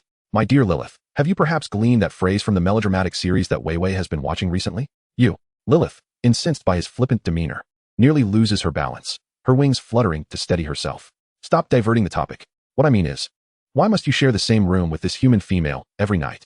Sleeping in the same bed? How utterly improper. Lin Mo saunters over to the bed and sits down. Su Qingxue looks up, offering him a gentle smile before returning to her book. Seemingly unfazed by the small pet perched on Lin Mo's shoulder or the unspoken exchange between the two, Lin Mo tilts his head, gazing at the indignant little bat, a playful curve gracing his lips as he teases her. My dear Lilith, are you concerned about my private life? Or perhaps, he elongates his tone, mischief dancing in his eyes, you wish to share the bed? I could have Qingxue allocate half a pillow for you, though it might be a tad cramped. Lin Mo? Lilith erupts in fury, her mental scream nearly piercing Lin Mo's consciousness. You despicable, shameless, lewd, and vile lowly human. Who wants to sleep in a bed? Who wants to share a pillow with her? I, the noble progenitor of the bloodline, Lilith, could never, ever. She becomes so enraged that her words tumble into incoherence, ultimately pecking Lin Mo's earlobe with a light but firm bite before vanishing into the thick darkness of the night with a swift whoosh, leaving behind a final anguished shriek in their mental link. Go die? Lin Mo touches his slightly tingling earlobe, unable to suppress a chuckle. This proud progenitor, clearly feeling neglected and envious due to his nightly companionship with Su Qingxue, stubbornly refuses to admit it, resorting instead to such an awkward form of protest. Has Lilith thrown another tantrum? Su Qingxue inquires with a knowing smile, having set her book aside. Although she cannot hear the mental link, she can surmise the situation from Lin Mo's expression and Lilith's antics. Yes, she's being her usual sulky self, Lin Mo replies with a grin as he lies down, pulling her into his embrace. No need to mind her, she'll return on her own in a while, as he savors the warmth of her presence. The fatigue from the day's training seems to dissipate considerably. Su Qingxue snuggles closer, softly remarking, in truth, Lilith is merely very reliant on you. I can sense it. The illusory light butterfly, resting gently by her pillow, emanates a soft glow. Lin Mo tightens his embrace, remaining silent. He is acutely aware that, whether it is the proud Lilith or the straightforward Lin Yuyan, their dependence and bond with him have long transcended the mere confines of a beast contract. Time flows quietly amidst training, tasks, and the warmth of daily life at Jingzhuxian. Before they know it, the beginning of the academic season approaches. A notification from the Academic Affairs Office of Magic City University is dispatched through the campus communication system to all incoming students. Notice from the Academic Affairs Office, Magic City University, to all new students and select transfer students, to enhance students' physical fitness, hone willpower, cultivate teamwork spirit, and lay a foundation for future responsibilities. Our university will organize all new students to travel to the Panshir military training base located on the eastern coast for a 30-day intensive military training session. Starting 3 days from now, August 25th. This military training will adhere strictly to military management standards, encompassing essential drills, physical conditioning, tactical fundamentals, wilderness survival, basic weapon operation, and simulated combat exercises. The training base is situated in a relatively harsh environment, close to the coastline, so all students are advised to prepare mentally and materially. Assembly time, August 25th, 7 o'clock a.m. Assembly location, Central Square, Magic City University. All will travel together via military transport. Academic Affairs Office, Magic City University. Chapter 39. The Clown at 7 in the morning. The Central Square of Magic City University is bustling with activity. Thousands of new students clad in uniformly distributed deep gray camouflage training uniforms resemble tender shoots, brimming with youthful exuberance, yet tinged with apprehension for the unknown. A colossal banner hangs overhead, proclaiming, hone willpower, forge military spirit. Dozens of camouflaged military buses, exuding a rugged aura, stand in orderly rows, their engines rumbling with a low growl. The square is initially divided according to professional categories: the close combat division, warriors, fighters, etc., the range division, archers, marksmen, etc., the support division, healers, barrier masters, etc., the special division, psychics, elementalists, etc., and the relatively smaller beast tamer division. Lin Mo and Su Qingxue stand side by side in the beast tamer queue, their distinguished demeanor rendering them remarkably conspicuous even among the uniformed throng. Lin Mo maintains a calm expression, his gaze steady, while the seemingly ordinary little black bat, Lilith, rests upon his shoulder. Lin Yuyan has temporarily returned to the beast space. Su Qingxue, serene as the moon, stands tall, a nearly 1-meter wingspan illusory light butterfly, crystal clear and shimmering, gracefully perches on her shoulder insignia, scattering starlight that draws numerous awestruck and envious glances from those nearby. Wow, is that the newly crowned campus beauty, Su Qingxue? She is stunning, and her illusory light butterfly is breathtaking. That's Lin Mo beside her, right? Doesn't he seem as impressive as the rumors suggest? I've heard they live together in Jingzhuxian. TSK. Shoo, keep your voice down. Don't let them hear. The whispers of the newcomers reach Lin Mo and Su Qingxue, but they remain oblivious. Lin Yue, positioned in the close combat division, waves excitedly from afar, her vibrant energy palpable. Beast tamers, board the bus. A stern-faced officer commands loudly. Lin Mo and Su Qingxue boarded the designated bus along with the throngs of people. The interior was suffused with the scent of new leather and machine oil. The seats narrow and unyielding. As the vehicle set off, departing the bustling metropolis of Magic City University, it journeyed toward the coastal military training base of Panchur. Gradually, the atmosphere within the bus shifted from vibrant chatter to a heavy silence. The scenery outside transitioned from towering urban edifices to expansive fields, and eventually, the air began to carry a faint, briny breeze from the sea. In the distance, the outlines of gray concrete fortifications emerged, part of humanity's coastal defenses against marine beasts. Wow, is that the coastal defense line? How magnificent! One student exclaimed. I heard the Panchur base is just behind the front line. We won't actually be going to the battlefield, will we? Rest assured, another replied. The notice said it's a training base. They won't send us to the front. But being close to the sea must mean the training will be grueling, right? I've heard the sea breeze is damp and cold. The newcomers buzzed with curiosity and a tinge of anxiety about the unknown training ahead. Approximately 2 hours later, the convoy arrived at a heavily fortified base. Towering walls, dense watchtowers, patrolling soldiers, and imposing heavy weaponry all attested to the militarized atmosphere. The air grew even more humid, the salty tang of the sea more pronounced. Everyone disembark. Form lines. A sharp whistle pierced the air. The new students quickly assembled in formation on the vast parade ground at the center of the base. The Beastmaster department forming a separate unit. Lin Mo and Su Qingxue stood at the front. Soon, a group of stern-faced instructors clad in impeccably fitted military uniforms strode over, taking their positions before each formation. The instructor assigned to the Beastmaster department appeared to be a young officer, around 27 or 28 years old, tall and relatively handsome. He bore an unmistakable air of arrogance and irreverence. His shoulder insignia indicated his rank as captain, and he introduced himself as Zhao Jigang. Zhao Jigang's gaze swept over the Beastmaster formation like a searchlight, and when it landed on the ethereal Su Qingxue at the front, his eyes lit up with unmasked astonishment and greed. Allow me to introduce myself. I am Zhao Jigang, captain. For the next month, I shall be your chief instructor. His voice carried a deliberately heightened tone, yet his attention remained fixated on Su Qingxue. Beastmasters are a precious asset to the Alliance.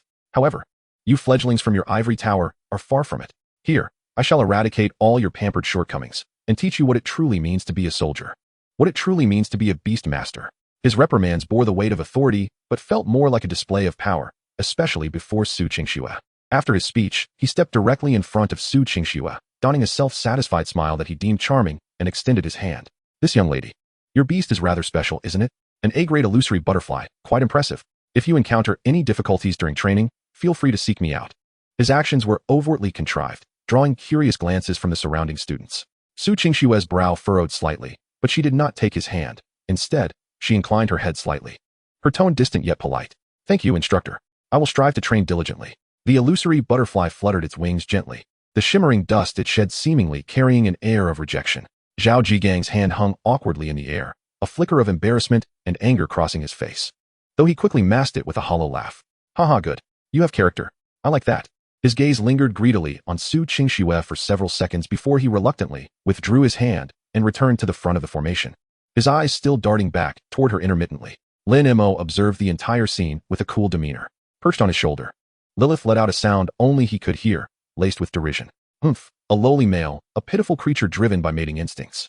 The remainder of the day was filled with basic drill training and internal affairs organization. As expected, Zhao Jigang paid particular attention to Su Qingxue, frequently approaching her with a tone bordering on harassment, offering unsolicited advice or attempting to engage in trivial conversations. Su Qingxue maintained her aloofness and distance, focusing solely on her training, leaving Zhao Jigang to face repeated rebuffs. At dinner time, the cafeteria buzzed with noise. Lin Mo and Su Qingxue sat quietly in a corner, enjoying their meal. Zhao Jigang, clutching his officer's tray, brazenly approached and plopped down in the vacant seat beside Su Qingxue. Su, how are you finding the training? The food here can't possibly compare to Magic City, can it? He feigned familiarity, his eyes eager. Without looking up, Su Qingxue replied coolly, it's all right. Thank you for your concern, instructor. Don't be so formal. Zhao Jigang leaned in closer, lowering his voice with a self-satisfied allure. You see, my father is an elder of the Zhao Merchant Guild, and he invested in the expansion of this Panchur base. I know it quite well. Training is really just a matter of perspective, you know. He raised an eyebrow suggestively. Are you free tonight? I could show you around the base. There are places that ordinary trainees can't access. Apologies, instructor. Su Qingxue finally lifted her gaze, her eyes as cold as ice. I need to rest and prepare for tomorrow's training, and besides, she paused, her gaze naturally drifting toward Lin Mo across the table. Her voice clear yet soft enough for Zhao Jigang to hear. I am with my boyfriend. It wouldn't be appropriate. Boyfriend? Zhao Jigang's smile instantly faltered, and he followed Su Qingxue's gaze, Incredulous as he looked at the silently eating Lin Mo chose this moment to meet Zhao Jigang's gaze, calm and composed. However, the tranquility in his eyes inexplicably unsettled Zhao Jigang, instilling a sense of pressure and discomfort. Several nearby freshmen, who had been eavesdropping, exchanged glances, their expressions revealing surprise and amusement. So the ice goddess is taken, and right in front of them, Zhao Jigang's face shifted through shades of green and white. Feeling as though he had just been soundly humiliated in public, his pursuit of Su Qingxue had not been a secret among the newcomers, but to be publicly rejected with the revelation of her boyfriend turned him into a laughingstock, especially in this base where he believed he could control everything. He glared at Lin Mo for several seconds, his eyes filled with malice, as if he wanted to devour the one who had thwarted his advances. Ultimately, he said nothing, snorting disdainfully before grabbing his nearly untouched tray and storming away, his face a mask of rage. Lin Mo watched his retreating figure, a flash of cold light flickering in his eyes. An elder of the Zhao Merchant Guild? How amusing. Lilith chuckled softly from Lin Mo's shoulder. He probably doesn't even know that you saved the life of their guild's young lady. That night, in the instructor's dormitory area, Zhao Jigang downed a few swigs of hard liquor, his anger boiling as he slammed his glass onto the table. Damn it, Lin Mo, a mere student. How dare he compete with me for a woman? He had discreetly inquired about Lin Mo's background earlier and discovered that he was a genius beastmaster from Magic City University. Although classified as a C grade, he was the top scorer in the university entrance exam, seemingly from an ordinary family. Humph, a C grade beastmaster? In my territory, whether you're a dragon or a tiger, you must bow down. A ruthless glint flashed in Zhao Jigang's eyes. That wretched Su Qingxue, refusing to drink the toast and instead taking the punishment. And you, Lin Mo, I will ensure you understand what special treatment truly means. On the following morning, at dawn, the training ground was abuzz with the intensity of the Beastmaster Department's regiment. Engaged in a grueling physical drill, a 5-kilometer extreme cross-country run while bearing a 20-kilogram load. For the relatively less robust Beastmasters, this was an exceedingly high standard. Most of the newcomers gasped for breath, their faces pallid. However, Su Qingxue, bolstered by her A-grade Beastmaster-enhanced physical prowess, was drenched in sweat, yet persevered. Meanwhile, Lin Mo glided effortlessly within the ranks, his breath steady and his strides relaxed, as if the weight upon his back was non-existent. Zhao Jigang stood near the finish line, his gaze fixated on Lin Mo as he observed the approaching runners. Just as Lin Mo was about to cross the finish line, Zhao Jigang abruptly seized a megaphone and bellowed, "Lin Mo, step forward." Lin Mo halted, turning his attention to Zhao Jigang, who wore a sinister smile. "You seem to be running quite effortlessly, don't you? Truly remarkable, a genius beastmaster. It appears our training regimen is rather insufficient for your capabilities. To ensure your talent is not squandered, I shall enhance your training."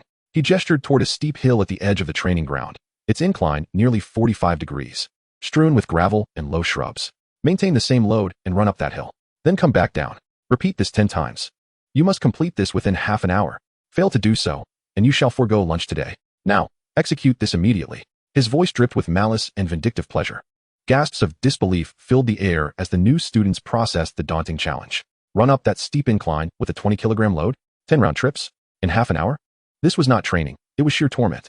All eyes turned to Lin Mo, filled with sympathy and a hint of indignation. Su Qingxue halted, her gaze icy as she regarded Zhao Jigang. The illusory light butterfly perched on her shoulder seemed to sense its master's fury, its wings shimmering erratically. Lin Mo, perceiving the malicious intent etched across Zhao Jigang's face, glanced at the steep hill. Yet there was no sign of anger or resentment upon his countenance. Instead, the corners of his mouth curled into a subtle, mocking smile. "Yes, instructor," Lin Mo responded calmly, not even bothering to adjust his breathing.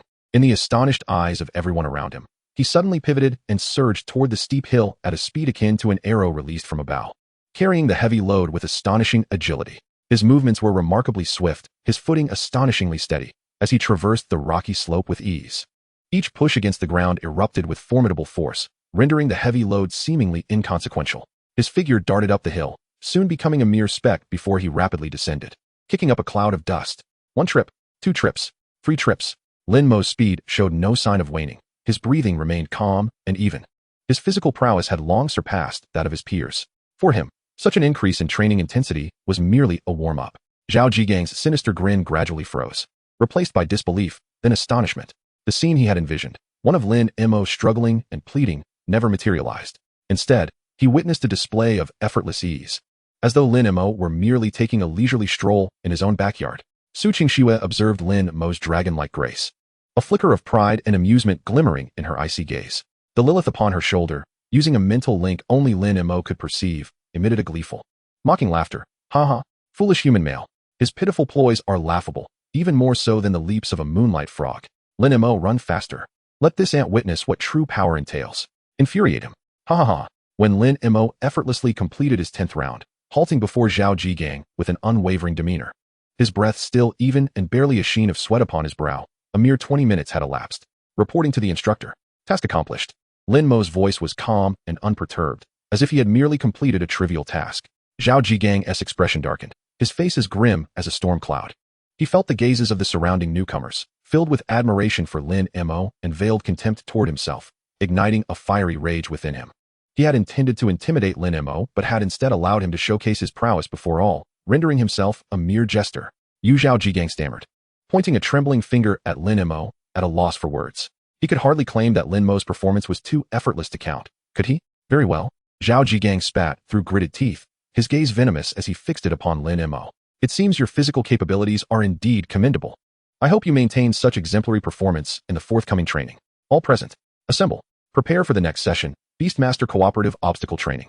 Zhao Jigang nearly roared the new command, attempting to mask his flustered state and fury with volume.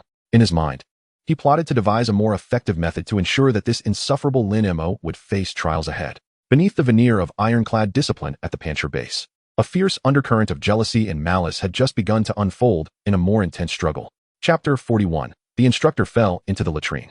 The morning's physical training concluded with Lin Mo effortlessly overcoming Zhao Jigang's challenge.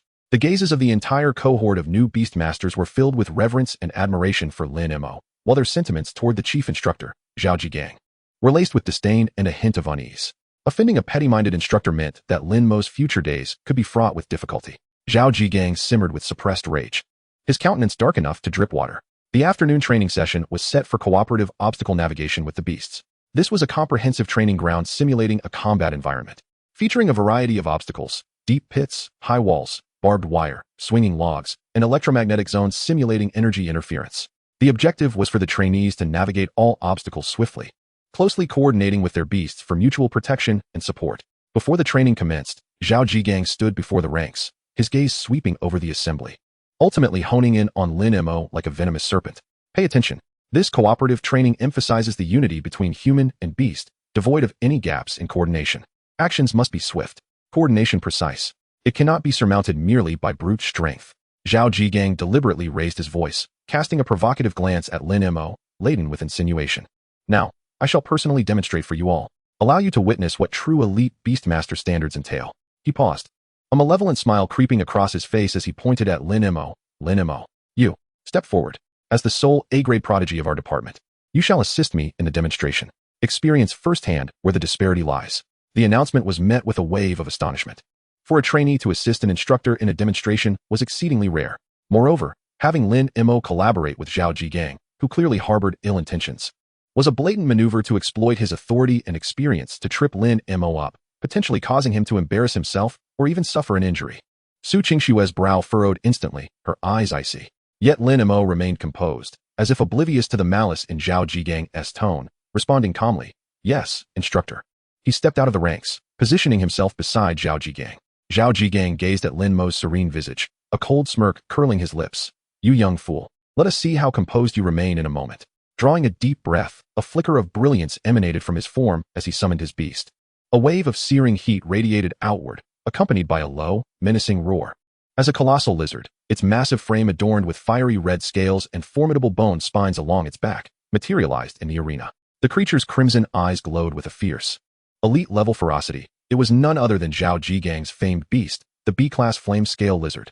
With a thunderous roar, the flame scale lizard, upon its arrival, unleashed a scorching breath tinged with sulfur towards Lin Mo, clearly instructed by its master to intimidate the opponent. Perched lazily upon Lin Mo's shoulder, the seemingly innocuous little black bat, Lilith, did not even lift an eyelid. "Humph, a lowly reptile," she scoffed disdainfully through their mental link. The demonstration begins. The objective, traverse all obstacles and reach the finish. Zhao Jigang bellowed, sprinting towards the first pitfall. His movements were agile, showcasing the rigorous training he had undergone. The flame scale lizard followed closely, its robust limbs poised to either assist or catch its master upon his leap. Zhao Jigang's plan was insidious. At the moment of his jump across the pit, he would issue a subtle command to the flame scale lizard, causing it to falter slightly or shift its position just enough to disrupt Lin Mo's jump. This would either result in Lin Mo falling clumsily into the pit due to a lack of support or in his attempt to evade, miscalculating his movements and failing spectacularly in the subsequent obstacles, thus facing utter humiliation before all. Just as Zhao Jigang reached the edge of the pit, his leg muscles coiling in preparation to leap, and at that precise moment, ready to deliver his treacherous command to the flame-scale lizard, a sudden, terrifying pressure surged from the depths of his very bloodline, engulfing the entire training ground. The source of this pressure homed in on the flame-scale lizard. In a moment of sheer dread, the ferocious beast froze. Its once fierce gaze was instantly clouded with boundless terror and despair, as if it had encountered an incomprehensible, insurmountable adversary.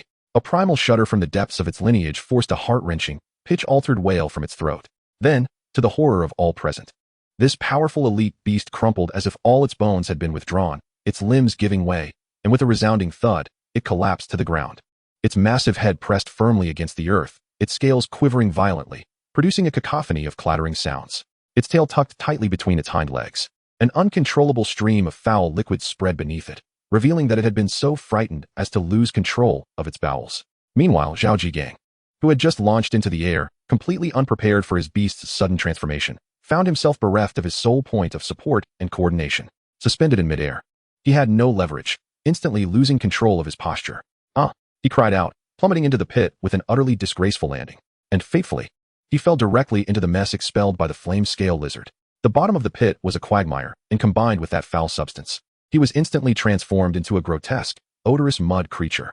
The arena fell into a deathly silence. All present gaped in disbelief, their eyes wide as saucers, unable to fathom the grotesque scene unfolding in the pit. What had transpired? Zhao Jigang's beast had been so terrified it had collapsed, and now he found himself wallowing in its excrement? Was this what it meant to be an elite beastmaster? Was this the epitome of man-beast synergy? This demonstration was profoundly impactful, indeed. After a brief, stunned silence, a snicker broke the tension, followed by an eruption of incredulous laughter that cascaded through the training ground. Though many stifled their laughter, the muffled giggles and the expressions of suppressed mirth were far more humiliating for Zhao Jigang than outright mockery. Good heavens! The flame-scale lizard has wet itself? Zhao Jigang has fallen into a dung pit. What a perfect collaboration! Su Qingshua's taut nerves relaxed as she beheld the beleaguered Zhao Jigang, a smile tugging at the corners of her mouth. Lilith, splendid work. Standing at the edge of the pit, Lin Mo looked down at Zhao Jigang, who struggled to rise from the muck, his efforts only compounding his disgrace. Maintaining an expression of calm, he inquired, Instructor Zhao, are you all right? Do you require assistance? Uft. The concern in his voice became the final straw, triggering an even greater wave of laughter from the students. Shut up. All of you, shut your mouths. Zhao Jigang's voice, raw and filled with rage, echoed from the pit, brimming with humiliation and fury. He struggled to climb out, covered in filth, with muck and grime dripping from his hair and cheeks. His once pristine uniform now a ragged, muddy mess. His face was flushed with rage, veins bulging on his forehead, resembling a demon that had just clawed its way out of hell. The overwhelming sense of humiliation threatened to drive him insane. His meticulously devised plan for revenge had not only failed spectacularly, but had also resulted in the most profound disgrace he had ever faced in front of everyone. He dared not meet Lin Mo's gaze, for those tranquil eyes now felt like daggers, ruthlessly slicing at his pride. Nor could he bear to look at Su Qingxua, whose unmasked derision and icy demeanor twisted the knife deeper into his heart. A tempest of unbridled fury and shame surged within him. Like a volcano on the verge of eruption, he whirled around, his blood-red eyes fixating on the new students who were still chuckling and whispering amongst themselves. Laughter.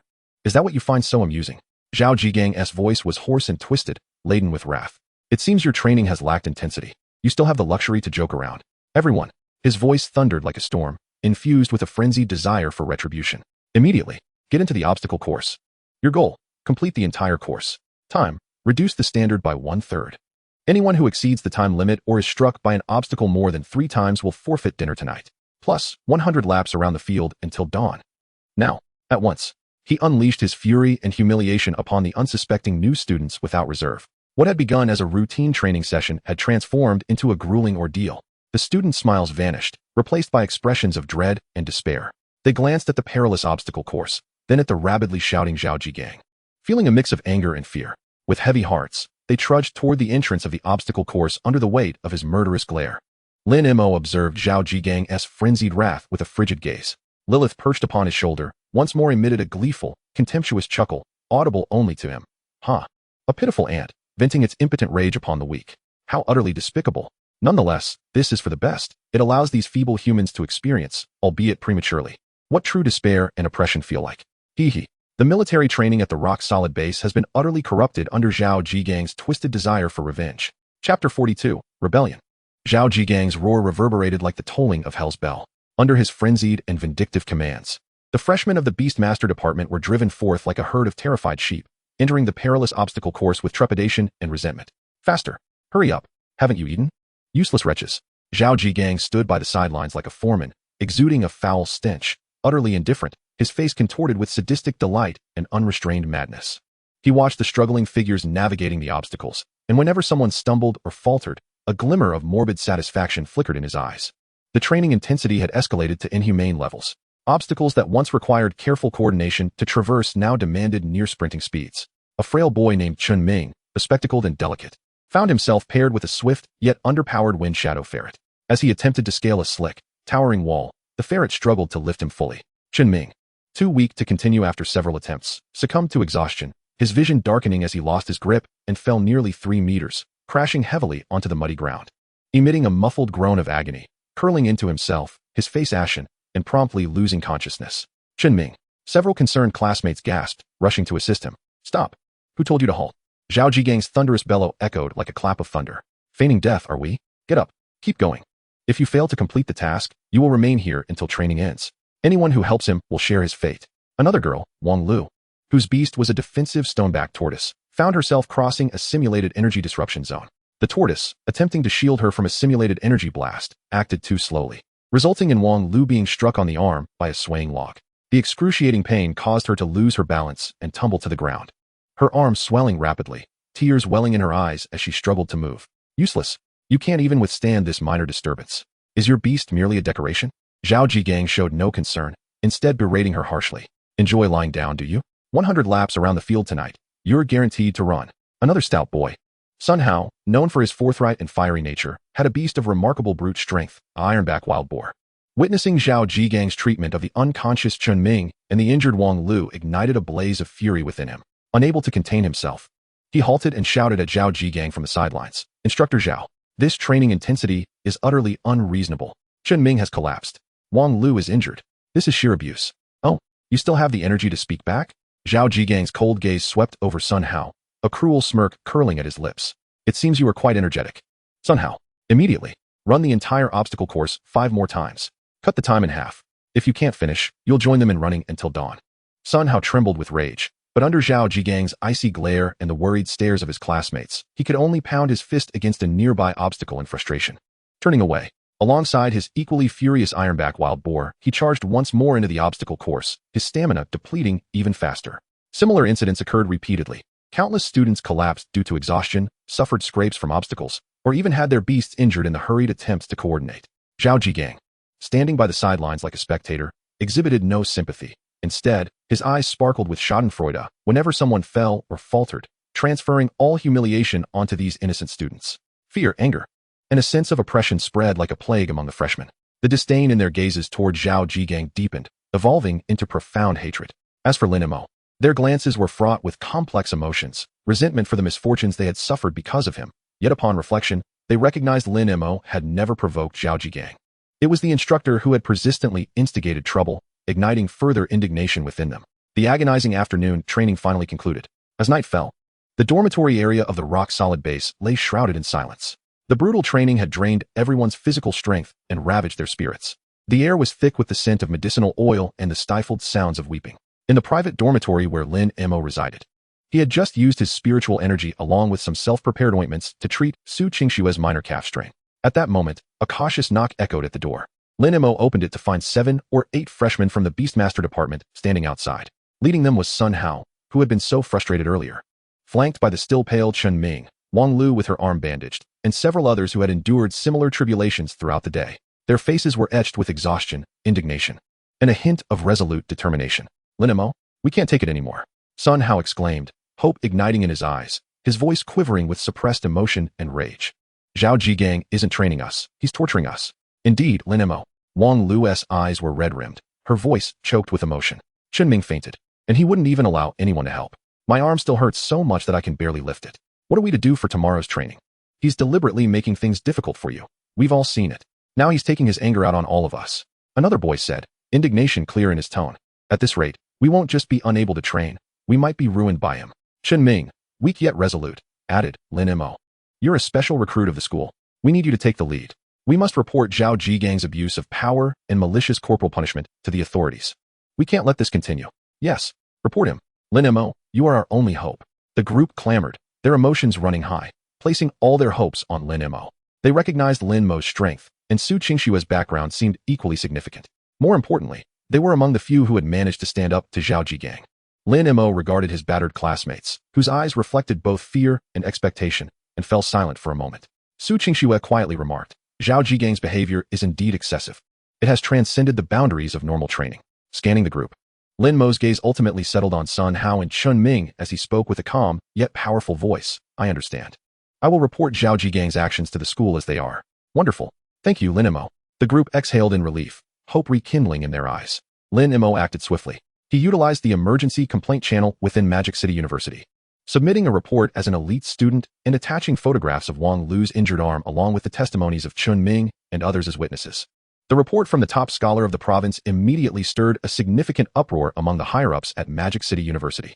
In the principal's office, the silver-haired yet spirited principal scrutinized the report urgently presented by the head of the Academic Affairs Office, his face darkening with fury. This is outrageous. Zhao Jigang, a mere captain instructor, dares to act with such impunity. What does he regard our brilliant students from Magic City University as? Tools for venting his frustrations? The Academic Affairs Director was also drenched in cold sweat. Principal, Lin Mo's identity is unique. Not only is he the top scholar, but he is also someone of great importance to the Su family. Furthermore, the intensity and methods of training mentioned in the report indeed violate the military training safety regulations and the protection regulations for Beastmaster students. Several students have been injured and have fainted, creating an extremely adverse impact. Immediately, the principal slammed the table, notified Director Li of the Student Affairs Department. Have him personally lead a team to form a joint investigation group and rush to the Pancher base at the fastest speed. Conduct a thorough investigation into this matter. Demand the military district to suspend Zhao Jigang immediately and initiate an investigation. All injured students must be provided with the best medical resources at the base for treatment and comfort. During the investigation, the training of the Beastmaster Department is to be suspended. Other instructors will take over temporarily. Yes, Principal. The Academic Affairs Director immediately took his leave. The principal gazed out the window, his eyes icy. In times of war, each elite student is a precious asset, especially a top scholar like Lin Mo, who possesses boundless potential. Zhao Jigang's actions not only jeopardize the students, but also undermine the foundation of the Alliance's future. This matter cannot be tolerated. At Pancher Base, Zhao Jigang remained blissfully engulfed in his sense of revenge and jealousy towards Lin Mo, completely unaware that a storm targeting him had been ignited by the top scholar of Magic City Province and was about to descend with thunderous fury. Chapter 43, Concern. The joint investigation team led by Director Li of the Student Affairs Department from Magic City University swiftly arrived at Pancher Base. They visited each injured student and examined the training schedule. The investigation results were soon revealed. There was irrefutable evidence that Zhao Jigang had deliberately made things difficult for Lin Mo on 2 occasions. During the afternoon's Beastmaster collaborative obstacle training, he had unilaterally increased the intensity far beyond the safety regulations, and he displayed an indifferent and even mocking attitude towards the injured and fainted students. The facts were clear, and the nature of his actions was atrocious. Director Li's face darkened as he held the thick investigation report and directly approached the highest authority at Pancher Base, Major General Wang Zhenghua. Commander Wang, this is the situation. Director Li slapped the report on the table, his tone grave. Zhao Jigang has severely violated military training regulations, abused his power, and maliciously inflicted physical punishment on students, resulting in multiple injuries and causing an extremely adverse impact. We at Magic City University demand his immediate dismissal and prosecution by a military tribunal. We also seek to hold relevant management accountable. Major General Wang frowned as he perused the report. As a pragmatic veteran, he held Zhao Jigang's actions in utter contempt. However, Director Li, please remain calm. Major General Wang sighed, a hint of difficulty crossing his face. Zhao Jigang's actions are indeed inappropriate. However, dealing with him may not be so straightforward. What do you mean? A sense of foreboding rose within Director Li. His father is Zhao Debiao. Major General Wang spoke solemnly. Zhao Debiao? Director Li froze momentarily, his expression shifting. The powerful elder from the Zhao Chamber of Commerce overseeing infrastructure and logistics in the eastern provinces? Precisely. Major General Wang nodded, his tone tinged with resignation. The large-scale expansion and modernization of Pancher Base 3 years ago had Zhao Chamber of Commerce as one of the primary investors, with Zhao Debiao personally overseeing the liaison. Many of the new facilities, equipment, and even portions of the training funds at the base rely on the support of the Zhao family. Zhao Debiao has deep connections within the military logistics system. He paused, lowering his voice. Just before your investigation team arrived, Zhao Debiao personally reached out to me, subtly suggesting that the young ones might not understand the gravity of the situation and requesting an opportunity for reform, urging us not to let minor issues disrupt the larger cooperation. Director Li's expression instantly soured. He understood that this was an outright act of pressure. The Zhao family was using their investments and connections within the military to protect Zhao Jigang. Does he truly believe that being Zhao Debiao's son grants him such audacity? That he can allow injured students to suffer in vain? Director Li exclaimed angrily. Of course not. Major General Wang replied immediately. Zhao Jigang will undoubtedly lose his instructor position. We will impose severe internal disciplinary action against him. However, he shifted his tone. The transfer to a military tribunal and a thorough investigation currently faces significant resistance. There is pressure from above, and Zhao Debiao's influence cannot be underestimated. He looked at Director Li earnestly. How about this? Zhao Jigang will be removed from the instructor position, demoted, and will never be rehired as an instructor. The base will provide full medical treatment and compensation for the injured students. As for future training, we guarantee the replacement of the most outstanding instructors, ensuring that similar incidents will not occur again. This should suffice to provide an explanation to the university and the students. Director Li fell silent. He comprehended Major General Wang's predicament. The vast financial resources of the Zhao Chamber of Commerce and their entangled relationships within the military logistics system indeed posed a significant obstacle. Pushing too hard could not only prevent Zhao Jigang from receiving the punishment he deserved, but could also jeopardize the relationship between the base and the university, adversely affecting the students' future training. I need to consult the principal, Director Li finally said helplessly. The investigation results and proposed actions quickly spread within the base. Zhao Jigang was reassigned from his instructor position to a logistics clerk, receiving a major demerit within the base. The injured students received the best treatment available and a considerable amount of compensation. The training of the Beastmaster department was suspended for 2 days, with the base promising to replace it with new and outstanding instructors. On the surface, it appeared that justice had been served. However, an even more disheartening and despairing rumor quietly circulated among the freshman dormitories of the Beastmaster department. Have you heard? Zhao Jigang might return as our instructor after some time. What? How can that be possible? Hasn't he been dismissed? Dismissed? Merely demoted. He's just a logistics clerk. I heard it's just a formality. His father is a powerful elder of the Zhao Chamber of Commerce, who has invested heavily in the base. Exactly. I heard a military officer say that once the storm passes, Zhao Jigang will still. Oh my god. What should we do now? Does Lin Mo's report mean nothing? Even if Lin Mo is formidable, he is still just a student. How can he contend against the might of such a large commercial enterprise? This is terrible. When he returns, we will definitely face even worse treatment. Fear coiled around each freshman's heart like a cold serpent once more. The flicker of hope that had just ignited was instantly extinguished by this cruel reality. Zhao Jigang had not been severely punished and might even make a comeback. What kind of intensified retribution would await those who had reported him or those he viewed as thorns in his side? In the dormitory, the atmosphere was suffocating. Sun Hao struck the bed with a fist, his eyes bloodshot. Damn it. This is unfair. Why should this happen? Just because he has a powerful father? Wang Lu clutched her injured arm, her face pale and her body trembling slightly. Chun Ming adjusted his glasses. Confusion and fear evident in his eyes. What can we do now? The other students remained silent, their faces etched with helplessness and despair. Could even the university's investigation team not shake the mighty Zhao family tree? Lin Mo sat by his bedside, listening to his classmates' discussions, his gaze profound. Su Qingxue sat beside him, gently holding his hand. Lin Mo, perhaps I should have my father exert pressure on the Zhao clan chamber of commerce. She could sense the icy fury simmering beneath Lin Mo's composed exterior. No need to trouble, uncle, Lin Mo replied, his eyes flashing with a glint of frost. Lilith, perched upon his shoulder, whispered in a tone laced with derision and a hint of excitement, audible only to Lin Mo. Do you see, my human? Is this the rule of your human society?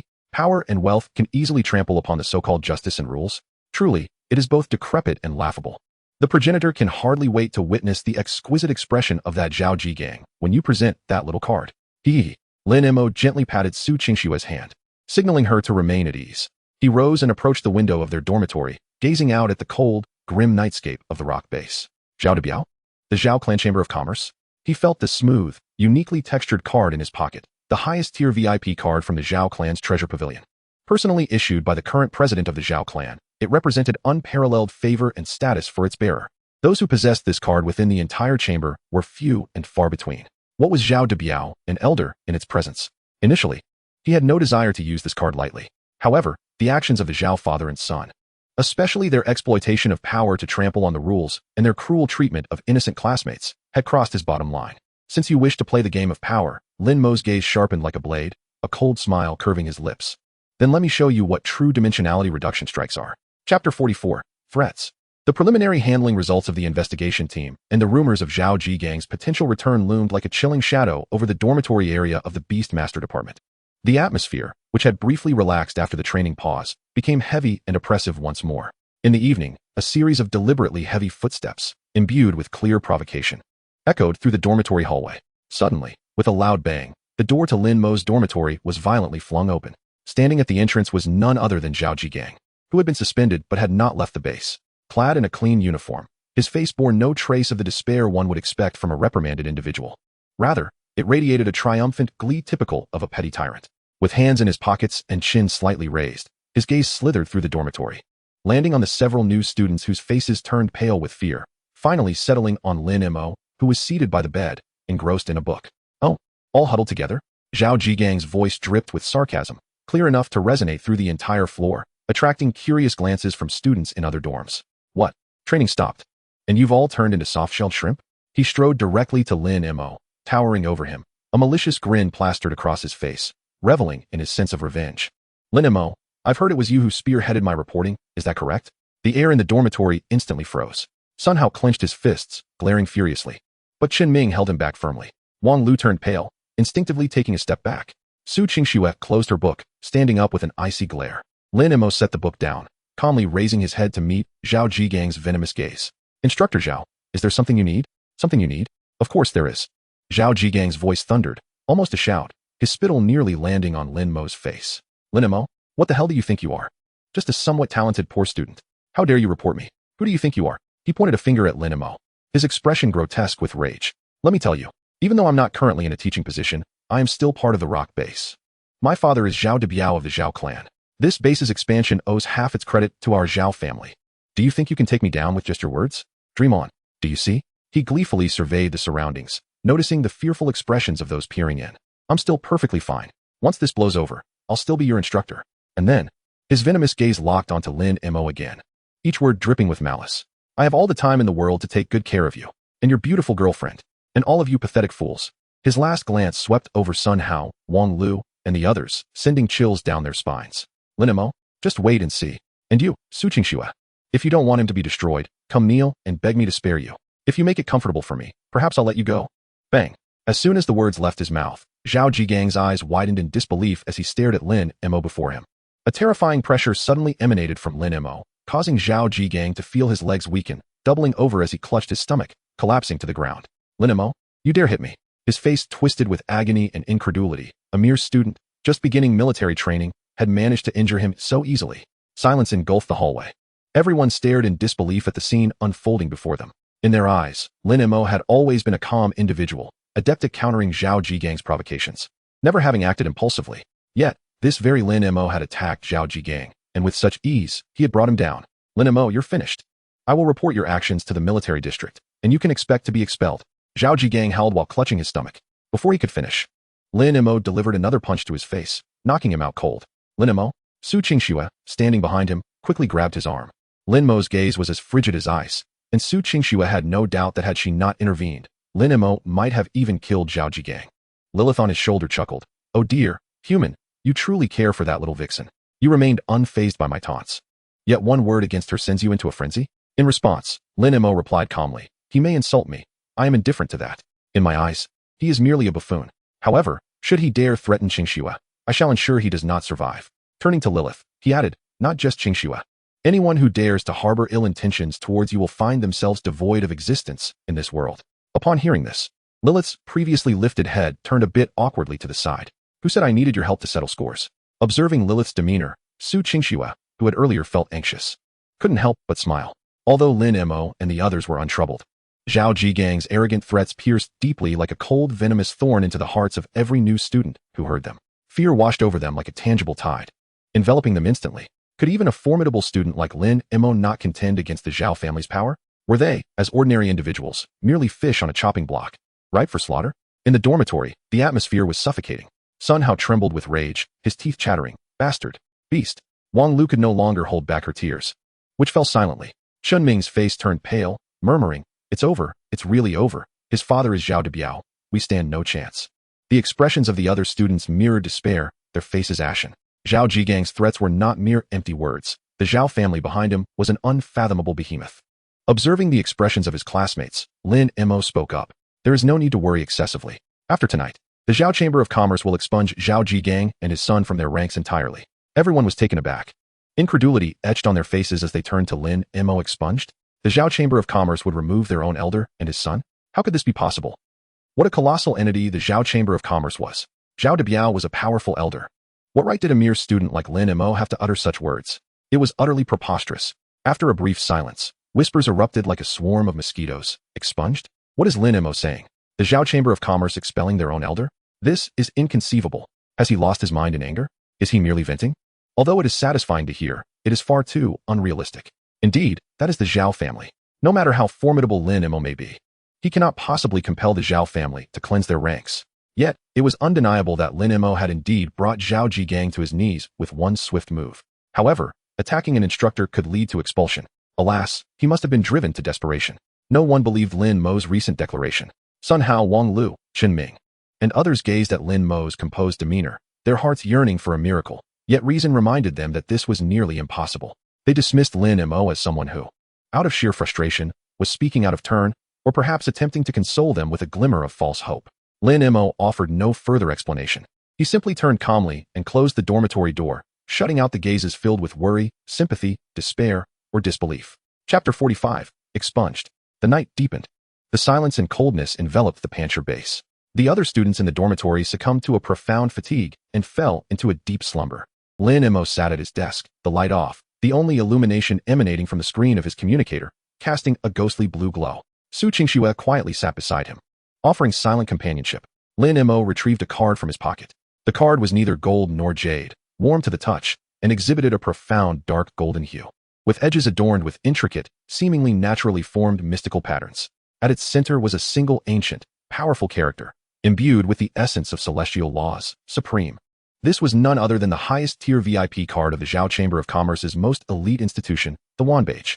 Fewer than 5 individuals within the entire Zhao Chamber of Commerce possessed such a card. It represented not merely wealth and status, but an unparalleled favor and commitment bestowed upon the cardholder by the core leadership of the Zhao Chamber of Commerce. Lin Mo gently placed the card against a special identification area on the communicator.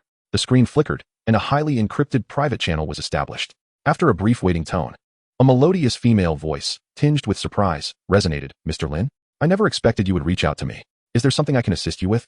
The voice belonged to Zhao Qingwan, the sole treasured daughter of the current president of the Zhao Chamber of Commerce, whom Lin Mo had saved in the outskirts of Magic City. Lin Mo forwent pleasantries, his tone succinct and calm, yet laced with a hint of coldness. As he recounted the events at the Pancher base, Zhao Jigang's repeated malicious harassment, the frenzied corporal punishment of students, and Zhao Debiao's interference in the investigation using the chamber's influence, culminating in Zhao Jigang's brazen threats against him and his fellow students. The communicator fell into a brief silence.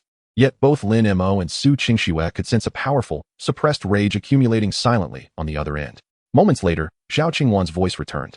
Still clear but now imbued with a chilling authority and uncontainable fury. Scoundrel! Zhao Jigang! Zhao Debiao! How dare they? Taking advantage of the chamber's influence to bully the weak and tarnish the reputation of the Zhao family. This is an offense deserving of death. Her voice trembled with anger. Mr. Lin, rest assured, the Zhao Chamber of Commerce will provide you and all the aggrieved students with the most just resolution. Zhao Debiao and Zhao Jigang have gravely violated the chamber's ironclad rules, abused their power, and sullied the chamber's reputation with their atrocious conduct. I will announce, in my capacity as the heir to the Zhao Chamber of Commerce, henceforth, Zhao Debiao and Zhao Jigang will be permanently expelled from the Zhao Chamber of Commerce. Their assets will be frozen, and all privileges and resources granted to their family will be revoked. Simultaneously, I will contact the highest echelons of the Eastern Theater Command.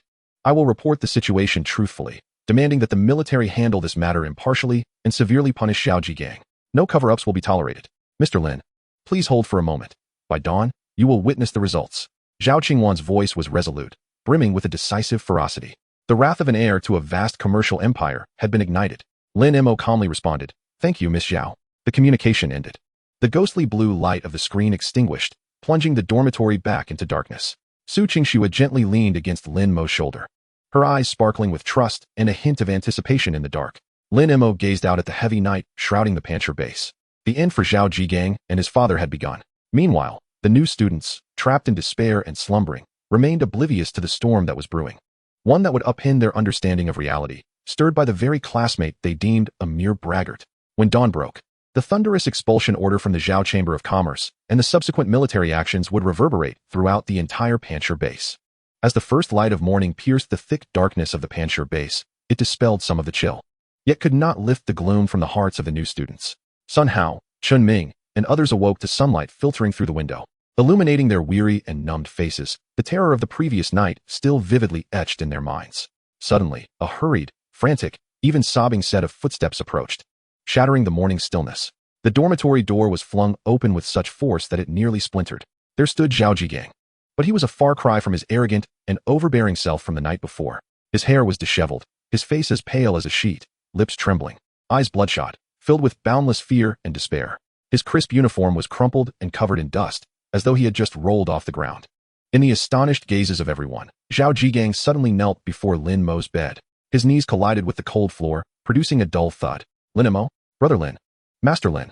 Zhao Jigang's voice quivered, hoarse and trembling, filled with an unprecedented humility and desperation. I was wrong. I was truly wrong. Please, I beg you, spare me. Spare us both. As he babbled incoherently, he began to bang his head repeatedly on the ground. His forehead struck the floor with a heavy thud, leaving a sickening sound, and soon a bruise bloomed. In the dormitory, Sun Hao, Chun Ming, Wang Lu, and other students who had gathered were all left dumbfounded, as if frozen in place. They stood in shock, their minds blank. What on earth was happening? Yesterday, the arrogant and overbearing Zhao Jigang, who boasted he would make Lin Mo's life a living hell, is now kneeling and begging for mercy early this morning. This stark contrast is more absurd and shocking than any theatrical performance. My father just called me. Zhao Jigang is weeping profusely, fear rendering him a quivering wreck. The Zhao Chamber of Commerce has truly expelled both father and son from its ranks. Permanently expelled. All assets frozen. Everything is lost. Everything is gone. My father said. He said. Zhao Jigang's voice trembles with utter terror. If he does not obtain your forgiveness, he will take my life himself. Lin Mo? Brother Lin, I implore you, please forgive me. I shall never dare again. I will serve you like a beast of burden. I beg you. Grant me a chance to live. Boom. Like thunder crashing in the ear, Lin Mo's calm words from last night echo. If you survive tonight, the Zhao Chamber of Commerce will completely expel Zhao Jigang and his son, still linger in the air. At that time, everyone thought it was a fanciful tale, a desperate utterance, empty bravado. But now, the Zhao Chamber of Commerce has indeed taken action, and with an unrelenting, thunderous fury. The Zhao father and son have truly been cast out by this colossal commercial empire, even facing annihilation. And all of this, merely because of Lin Mo. A newcomer just like them. A tremendous shock swept through every individual present like a tsunami. Their gazes towards Lin Mo transformed instantaneously from compassion and suspicion to unparalleled awe and horror. Who is Lin Mo truly? How could he compel the Zhao Chamber of Commerce to act with such decisive ruthlessness? Chapter 46. Fury. Lin Mo sat at the edge of his bed, observing Zhao Jigang, who was groveling like a wretch, with cold, unyielding eyes, devoid of any emotion. He slowly rose to his feet, towering above him, his voice as calm as a frozen lake. Forgive you? Have you ever asked those classmates whom you maliciously tormented, physically punished, and nearly drove to madness for their forgiveness? When you wielded your power recklessly, did you ever consider granting others a chance to live? Now it is too late. The words too late fell like a cold verdict, shattering the last glimmer of hope within Zhao Jigang. Zhao Jigang abruptly lifted his head, his forehead a bloody mess, tears mingling with blood, presenting a grotesque visage. The fear in his eyes receded like a tide, replaced by boundless resentment, madness, and utter despair. You won't forgive me. You want me dead. Zhao Jigang let out a beastly howl, his eyes blazing red, akin to a rabid dog driven to desperation. Lin Mo, it's all your fault. You want to let me live. Then don't expect to fare any better. I want you to regret this for a lifetime. Before the horrified gazes of all present, Zhao Jigang sprang up from the ground like a coiled spring. His movements were astonishingly swift, clearly fueled by the last vestiges of his strength. His target was none other than Su Qingxue, standing beside Lin Mo, equally stunned by the unfolding events. Die! Zhao Jigang bellowed in a fit of madness, wielding a gleaming military dagger that had appeared in his hand. Like a demon from hell, he poured all his strength and venom into this thrust, the sharp blade slicing through the air with a piercing sound, aimed mercilessly at Su Qingxue's vitals. He intended to kill the one Lin Mo cherished most, to inflict upon him a lifetime of anguish. The turn of events was too swift, too sudden. No one anticipated that Zhao Jigang would be so deranged as to commit murder before their very eyes in his desperation. Su Qingxue's pupils dilated, her instincts igniting as she summoned a blinding shield of light, But the hastily formed barrier was evidently insufficient to fully withstand this imminent, frenzied assault. Just as calamity loomed, a figure, moving at a speed even greater, resolutely positioned itself in front of Su Qingxue. It was Lin Mo. He reacted almost instantaneously to Zhao Zhigang's violent outburst. Without the slightest hesitation, thud, a sickening sound of steel-piercing flesh echoed hauntingly in the silent dormitory. The dagger, glinting coldly, plunged deeply into Lin Mo's lower left abdomen. Blood gushed forth, staining his dark gray uniform. Time seemed to freeze in that moment. Lin Mo. Su Qingxue let out a heart-wrenching scream. Her face draining of color, her eyes filled with disbelief and overwhelming sorrow. She rushed to steady the swaying Lin Mo, tears cascading like pearls from a broken string. Sun Hao, Chun Ming, Wang Lu, and all the onlookers stood as if struck by lightning, their minds blank. Shock, worry, fear, rage, an amalgamation of emotions played across their faces. Lin Mo has been stabbed while saving Su Qingxue. Zhao Zhigang's hand, still gripping the dagger embedded in Lin Mo's abdomen, revealed not a shred of panic. Instead, it twisted into a deranged and maniacal grin, brimming with a sickly triumph and relief. Ha ha. Does it hurt, Lin Mo? Does it hurt? I'm done for. You won't fare any better. Watch your beloved woman suffer. This is all you're doing. Ha ha. He laughed madly, like a fiend emerging from the depths of hell. In the dormitory, only Zhao Zhigang's frenzied laughter, Su Qingxue's sobs, and the terrified whimpers of classmates echoed. The scent of blood permeated the air. Yet, his maniacal laughter lasted barely 2 seconds before it abruptly choked in his throat, transforming into a gasp of sheer horror. To his astonishment, Lin Mo, despite being pierced by the dagger, merely swayed slightly. His handsome visage bore no signs of pain or weakness. Instead, it was suddenly suffused with a chilling, bone-deep killing intent. In his profound eyes, it seemed a storm was brewing, a gaze so frigid it felt like a tangible blade, piercing through Zhao Zhigang's madness. What further terrified Zhao Zhigang was that the wound on Lin Mo's abdomen did not spout blood as one would expect. The blood that flowed forth appeared to be held in check by an invisible force, the muscle tissue surrounding the wound visibly writhing and contracting. The area where the dagger had pierced even glimmered with an almost imperceptible, dark golden light. The wound was healing, and at an astonishing speed. It was as if the dagger had merely penetrated an incredibly resilient piece of rubber, rather than flesh and blood. Monster!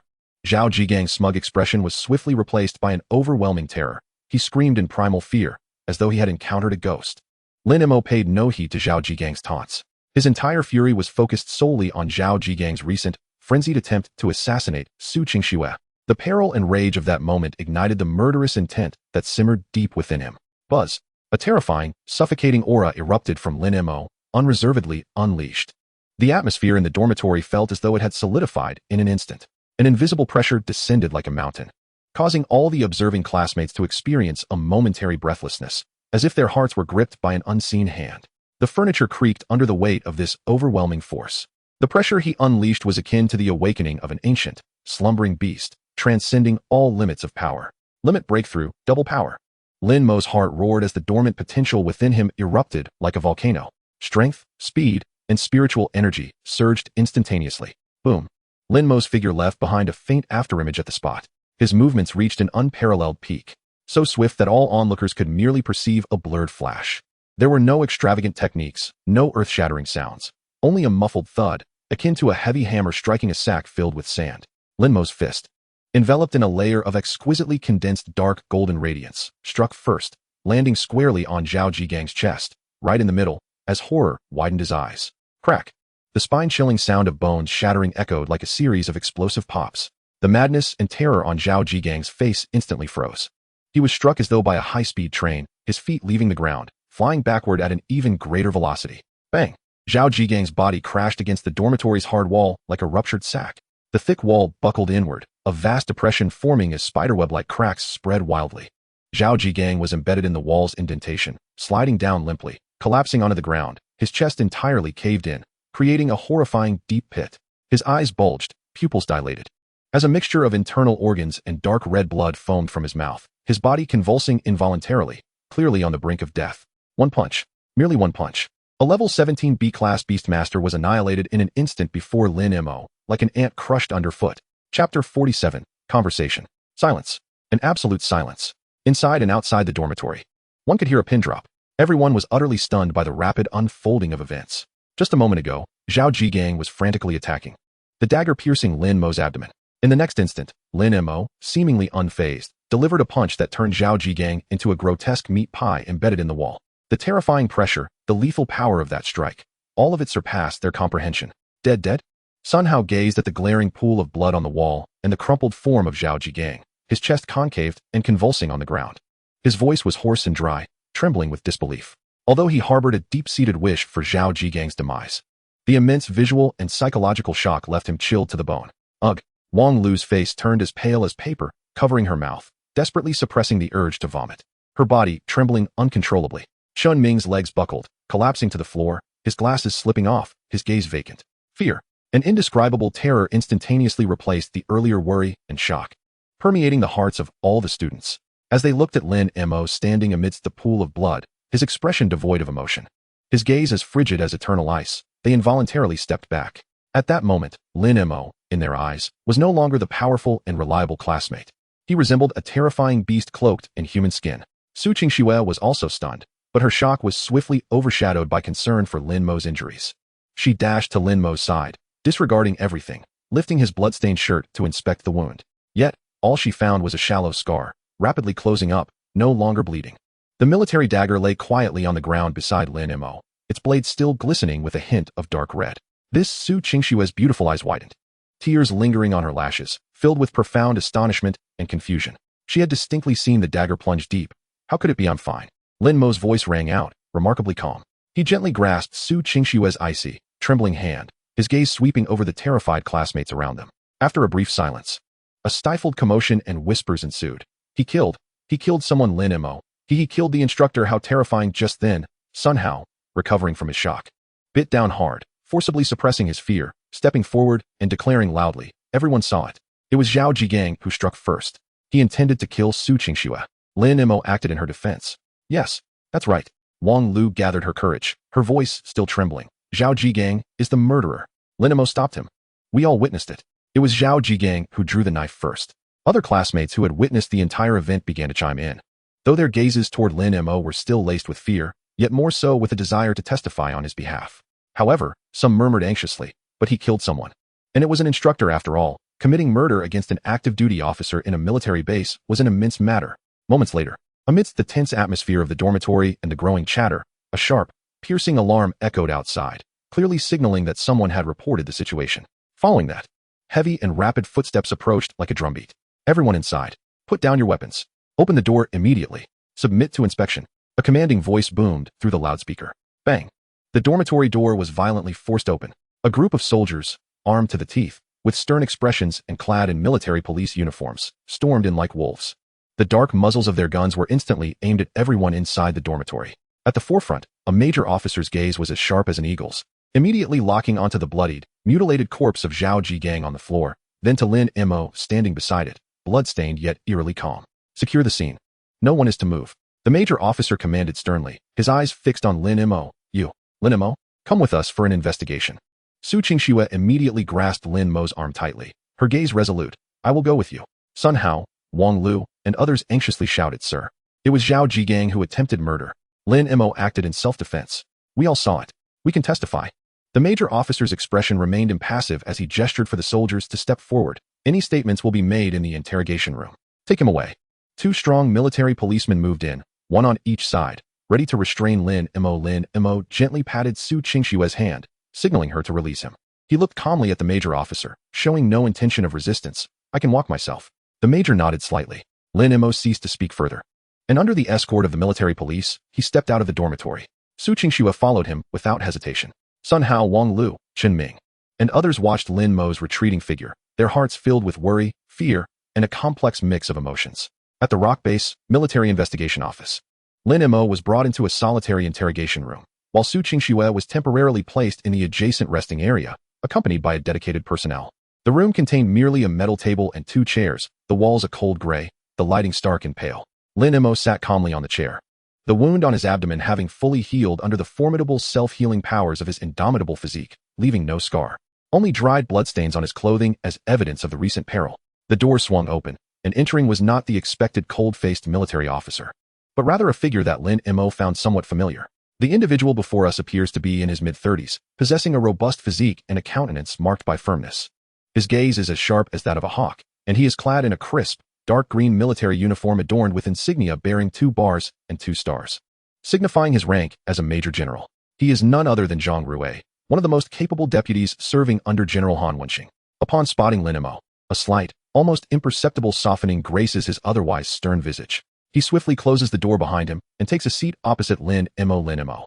It is a pleasure to meet you again, Zhang Rui intones, his voice deep and commanding, imbued with the unmistakable decisiveness characteristic of military personnel. Uncle Zhang, Lin Mo replies, taken aback at the presence of Han Wenqing's deputy in the investigative office of the Pancher base. There's no need for surprise.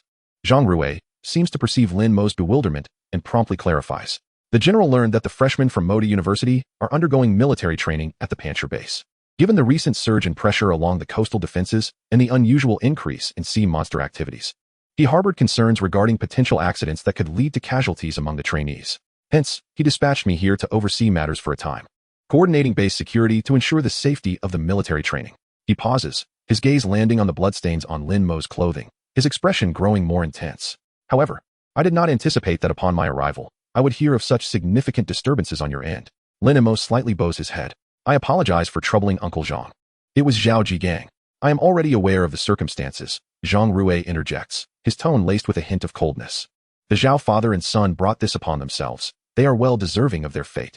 Miss Zhao Qingwan has personally contacted the general to explain the situation and offer her apologies. The highest echelons of the military have also issued directives to thoroughly investigate all misconducts perpetrated by Zhao Debiao and his son within the military, ensuring they face severe consequences. As for your situation, Zhang Rui's gaze holds a deeper significance as he looks at Lin Mo. The witnesses to your actions clearly testify that Zhao Jigang was the one who attacked first, intending to harm classmate Su Qingxue. Your actions fall under justifiable self-defense. Although your methods may have been somewhat extreme, they are understandable. Both the base and Director Li of the Student Affairs Department recognize this. Leaning slightly forward, he lowers his voice, embodying the protective nature typical of Han Wenqing's faction. Therefore, Lin Mo, you need not be overly concerned. Simply cooperate with the proceedings here and clarify what needs to be said. With the general and me present, no one would dare twist the facts or alter the truth in this matter. Lin Mo comprehends fully. Although General Han Wenqing is miles away, his influence is pervasive. Zhang Rui's presence and assurances undoubtedly serve as a comforting balm for him. Zhao Qingwan's swift actions in contacting the military district further solidify this. Thank you. And please convey my gratitude to Uncle Han, Lin Mo expresses sincerely. Certainly, Zhang Rui nods. Remain calm. You will soon be able to leave. The military training at Pancher Base may still hold unforeseen developments, so take care to restore your spirits. His final remark carries an implied significance, though he refrains from elaborating. As Lin Mo engages in questioning at the investigative office, thousands of miles away in the depths of the vast East China Sea, a realm far from silence exists. Above a 10,000-meter deep trench, a grand, ancient palace constructed from colossal coral reefs, luminous crystals, and peculiar shells stands majestically atop the underwater mountains. The palace radiates a soft yet imposing blue light, illuminating the surrounding profound waters. This is the royal court of the East Sea Merfolk, the Abyssal Court.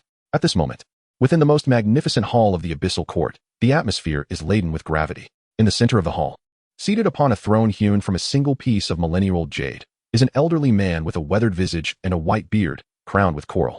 He is the current king of the East Sea Merfolk, Songming.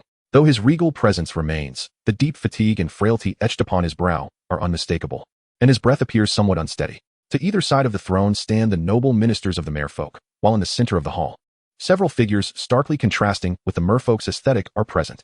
Leading them is the envoy of the sea monster clan from the Forbidden Depths, Gresh. Your Majesty Songming. Gresh's voice grates like sandpaper. How have you deliberated on our proposal? To join forces with my sea monster kin and shatter the fragile coastal defenses of humanity. The bountiful resources of the land shall be ours to share. This is a once-in-a-lifetime opportunity. King Songming slowly opens his murky eyes, his voice resonating with authority. Envoy Gresh. My people have dwelled beneath the azure waves for generations, bearing no substantial grievances against the land-dwelling humans. We have no intention of participating in your war. This matter shall not be brought up again. Humph. Gresh scoffs, his dissatisfaction palpable. Your Majesty, you are growing old. Humanity's insatiable greed encroaches upon the living space of our marine kin. Sooner or later, they will bring the flames of war to the depths. It would be wiser to strike first. Father, he speaks the truth. Interjects a somewhat sharp voice from the front right of the throne. The speaker is a young man, handsome yet marked by an unmistakable air of cunning and ambition, wearing a silver crown. He is the second prince of the Merfolk, Mo Lin. Humans are indeed a dire threat to our kind.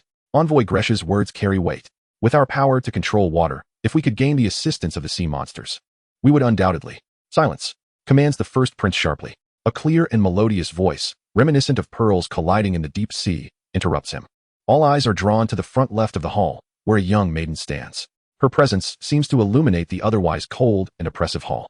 She boasts waist-length hair that flows like the dark curtain of the deep sea, sprinkled with luminous particles akin to twinkling starlight. Her skin is fair and delicate, reminiscent of the finest mother of pearl. Her cerulean eyes are clear and profound, holding the mysteries of the ocean within them, with a slight upward tilt that conveys an innate grace and vitality. Beneath a petite and straight nose lies a pair of lips as pink as cherry blossoms. Her upper body is adorned with a bodice woven from iridescent fish silk, while the lower half showcases a magnificent fish tail, shimmering with scales that reflect the purest sapphire hues. The tail glides gracefully, tracing an elegant and dreamlike path through the deep sea. She is none other than the beloved youngest daughter of King Tsangming, Princess Xiao. At this moment, her azure eyes are filled with determination and a hint of disapproval directed toward her brother. She gazes unwaveringly at Gresh and Prince Mo Lin, her voice ringing clear and resolute. Brother, Envoy Gresh, your thoughts are dangerously short-sighted. War breeds only destruction and hatred. My people cherish peace.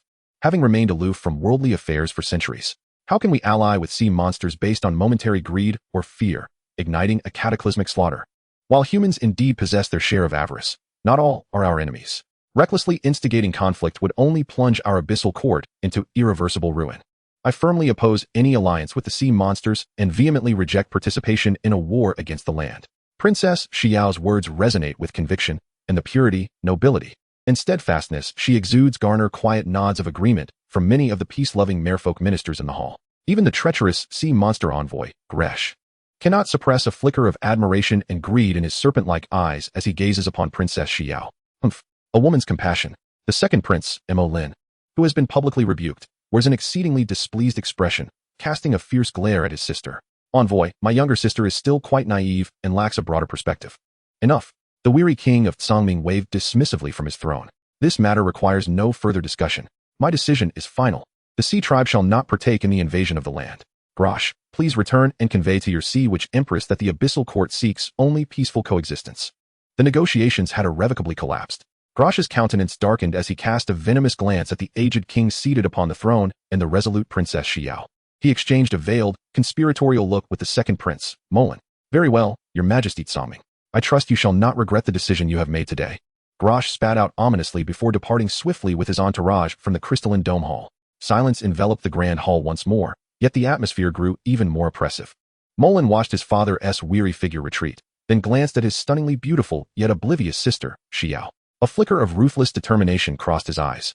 Inwardly he mused, foolish old man, stubborn as ever, and this troublesome sister of mine. Since you obstruct my path, do not blame me for being merciless. Far from the radiant splendor of the abyssal court, within a deep, frigid chasm shrouded by immense black reefs, Mo Lin's figure emerged like a specter. Grosh's dark green form awaited him, exuding an even more intense aura of chilliness. Your Highness, the second prince, it seems you have finally made up your mind? Grosh's voice slithered through the still waters, sharp and jarring. Gone was the pretense displayed in the hall. Mo Lin's face now bore only unmasked ambition and ferocity. Humph. That old fool is impervious to reason, and that hindrance, Xiao. If I do not act soon, when shall I seize control of the abyssal court? Grosh, what assurances can your sea witches provide me? Assurances?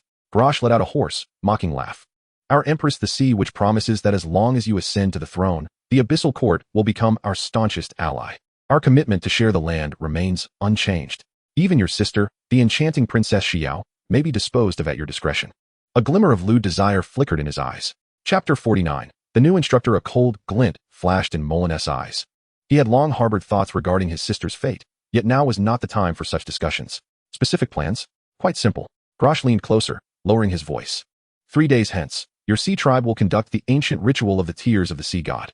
The old ghost Tsangming will be physically weakened, and during the ceremony, his mental strain will be at its peak, rendering him vulnerable. At that time, we will dispatch the most elite shadow assassins. They can seamlessly merge with shadows and currents. Silent and deadly. All you need to do is... He made a gesture across his throat. At the ritual's most critical juncture, when the energy fluctuations are at their zenith, create a slight accident, perhaps by directing an uncontrollable deep-sea current to strike at the nodes of the old ghost's protective talisman. The shadow assassins will seize that fleeting moment of vulnerability and deliver a fatal blow. Mo Lin's heart raced, the guilt of patricide overwhelmed by a tidal wave of power lust. Madness danced in his eyes. Excellent. It shall be done. After the deed, I will declare that the old fool succumbed to his own ritualistic errors and perished. As for Xiao, a cruel smile crept upon his face. I shall say she was driven to despair and accidentally fell into the whirlpool of no return. No one will be there to contest her demise.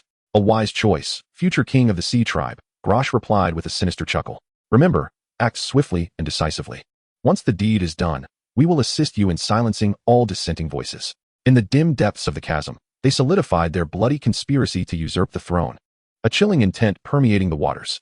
Meanwhile, at the rock base, the sun dispelled the morning's bloodshed, yet the atmosphere remained heavy. The door to the investigation office swung open, and Lin Mo emerged accompanied by Zhang Rui.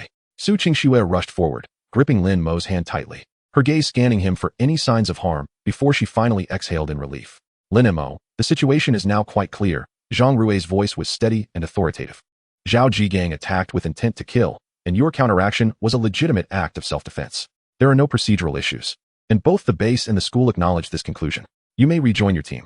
Thank you, Major General, Lin Mo replied with a calm nod.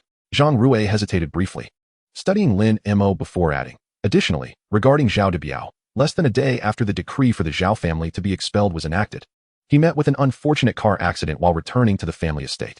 The vehicle lost control and plunged off a cliff, killing him instantly. Our preliminary investigation suggests it was orchestrated by some enemies he had made in the past, taking advantage of his fall from grace. Lin Mo's expression shifted subtly before returning to tranquility. The downfall of Zhao Debiao and his son, given their numerous transgressions, was merely poetic justice. He felt no pity, only a sense of detached acceptance. Justice prevails, Su Qingxue murmured, a hint of satisfaction in her tone. Let bygones be bygones, Zhang Rui said, patting Lin Mo on the shoulder. Rest well, the Beast Tamer Department has appointed a new chief instructor, and training resumes this afternoon. The general instructed me to tell you to take this military training seriously. True challenges may arise at any moment. Zhang Rui's words carried an underlying message. Yet Lin Mo grasped the implication and nodded in understanding.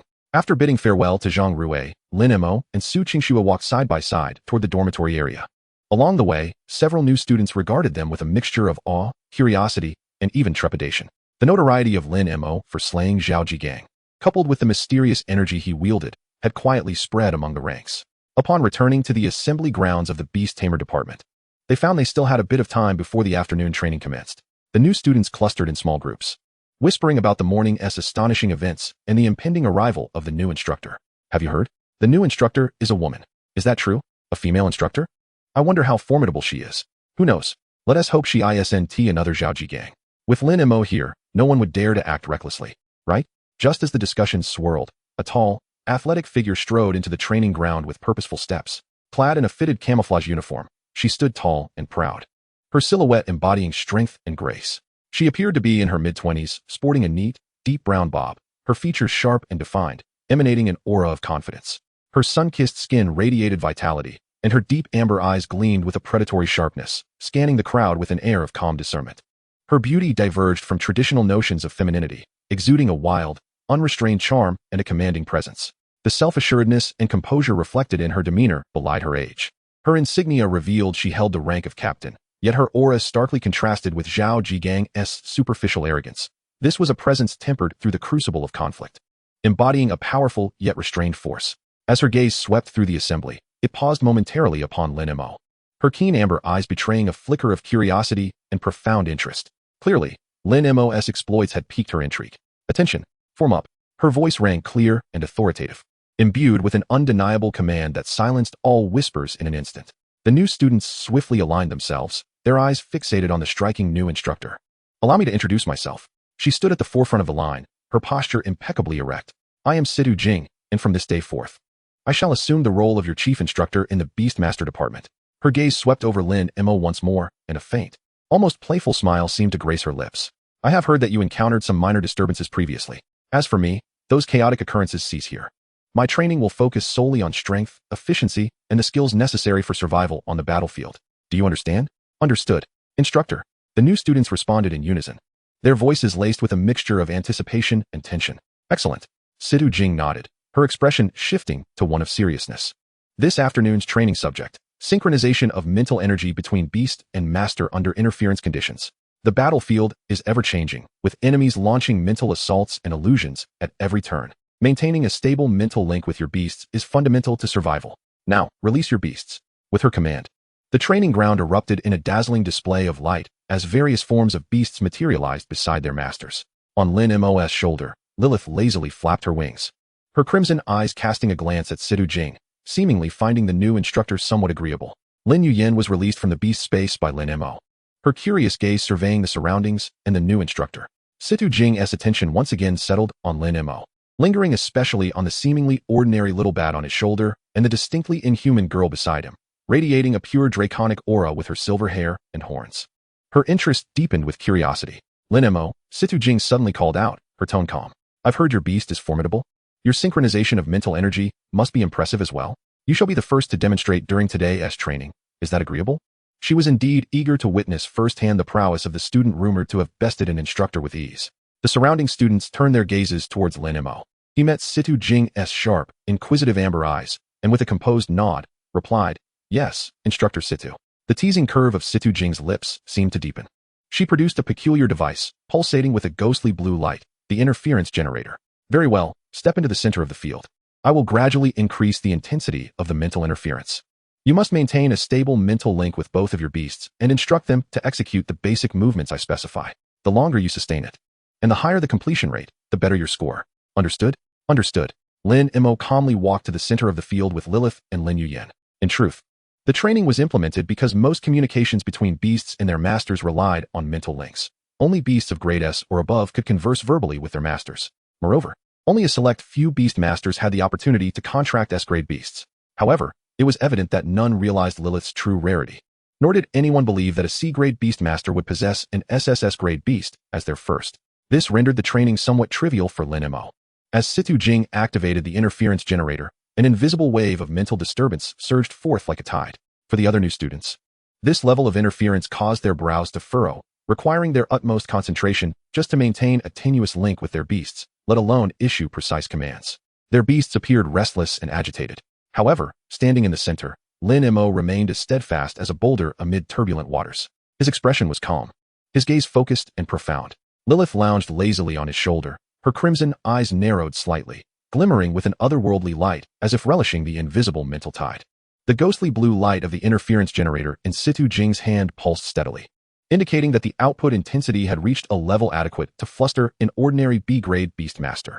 Her keen amber eyes fixated on Lin Mo and the unusually tranquil little bat beside him. Instruction 1. Bat Beast. Hover half a meter above your left shoulder and remain still for 3 seconds. Situ Jing's voice was crisp and commanding. Lilith lazily flapped her wings, her petite form perfectly hovering half a meter above Lin Mo's left shoulder, motionless. Her demeanor was relaxed, as if the surrounding disturbances were non-existent. A flicker of surprise crossed Situ Jing's eyes. This seemingly simple command required a high degree of stability in the mental link and fine motor control under intense psychological interference. Lin Mo and his bat had executed it with astonishing ease. Without hesitation, she swiftly manipulated the generator, and the ghostly blue light intensified to a blinding brilliance. The strength and frequency of the mental disturbance surged to a higher level. Buzz. Many new students gasped, their faces paling as if struck by a heavy blow. Their links with their beasts becoming muddled, and their beasts displaying clear signs of distress, either growling or darting about in confusion. Instruction 2. Bat Beast. Fly 3 circles counterclockwise with a radius of 2 meters around you at a constant speed. Situ Jing commanded again, her tone more forceful. Lilith flapped her wings. In an instant, her small body burst forth with astonishing speed. No longer leisurely, she moved like a specter, executing dizzying turns, abrupt stops, and swift changes of direction within a confined space. Every evasive maneuver impeccably simulated avoiding energy projectiles, her speed leaving trails of afterimages in the air. 3 circles completed. She effortlessly landed back on Lin Mo's shoulder as if she had merely taken a brief stroll. Hiss! A collective intake of breath echoed around them. The new students gaped at the bat that had executed the command with such ease, then glanced at their own restless beasts, the disparity striking them like a blow. Yet, after witnessing so much, they seemed somewhat numbed to Lin Mo's extraordinary performance. Shock remained, but it was overshadowed by a sense of helpless resignation. The astonishment in Situ Jing's eyes had shifted to solemnity. She increased the interference intensity yet again. This time, the ghostly blue light nearly transformed into a deep violet. The device emitted a low hum. This was sufficient to disrupt the mental links of novice A-grade beastmasters. The powerful mental assault struck Lin Mo's mind like tangible steel needles. An ordinary beastmaster would likely succumb to excruciating headaches, their mental links collapsing under such pressure. Yet, Lin Mo merely furrowed his brow imperceptibly. Instruction 3. Bat Beast. Simulate encountering high-speed energy attacks and perform 5 extreme, evasive maneuvers. Situ Jing's voice carried an urgency she herself was unaware of. She sought to uncover the limits of Lin Mo and his beast. No sooner had she finished speaking than Lilith's petite form erupted with remarkable speed. No longer leisurely, she darted about in a manner that dazzled the eye, executing rapid reversals, sudden stops, and sharp turns. Each evasive maneuver precisely mirrored the trajectory of avoiding energy projectiles, her speed so swift that it left multiple afterimages in her wake. 5 evasions. Completed in one seamless flow, she finally returned to Lin Mo's shoulder as if she had never left. The training ground fell into an eerie silence. The new students stood transfixed, their mouths agape as if they could fit an egg inside. Situ Jing's fingers tightened around the generator, her knuckles paling slightly. She gazed at the instrument, displaying an interference intensity far exceeding the A-level standard, then shifted her attention to the tranquil youth in the arena. Alongside the eerily calm little bat perched upon his shoulder, a tempest of emotions surged within her. This was beyond mere excellence. The stability of their mental link, the profound rapport between beast and master, and their execution capabilities had reached an unfathomable level. Particularly astonishing was the bat, whose speed, agility, and precise comprehension of commands surpassed Situ Jing's understanding. This was certainly no ordinary A-level beast. She began to grasp why General Han Wenqing had assigned Major General Zhang Rui to oversee this matter personally, and why the Zhao clan would go to such lengths to protect him. Situ Jing took a deep breath, forcibly suppressing her astonishment, and switched off the interference device. The ethereal blue glow extinguished, and the overwhelming mental pressure dissipated in an instant. Many new students collapsed to the ground, gasping for breath. Excellent. Situ Jing's voice regained its composure, but her gaze toward Lin Mo had transformed completely. Return to formation, classmate Lin Mo. Your synchronization of mental energy is exceptionally commendable. Lin Mo nodded slightly, and calmly rejoined the ranks alongside Lilith. Surrounding classmates instinctively created a little space for him, their expressions a mix of complexity. Situ Jing's eyes swept over the other visibly shaken new students. Do you see? This is the disparity. In a true battlefield, the stability of mental links is a lifeline. All of you, brace yourselves. Next, we will commence group training. Anyone who fails to meet even 1/10 of classmate Lin Mo's standards will have additional training tonight.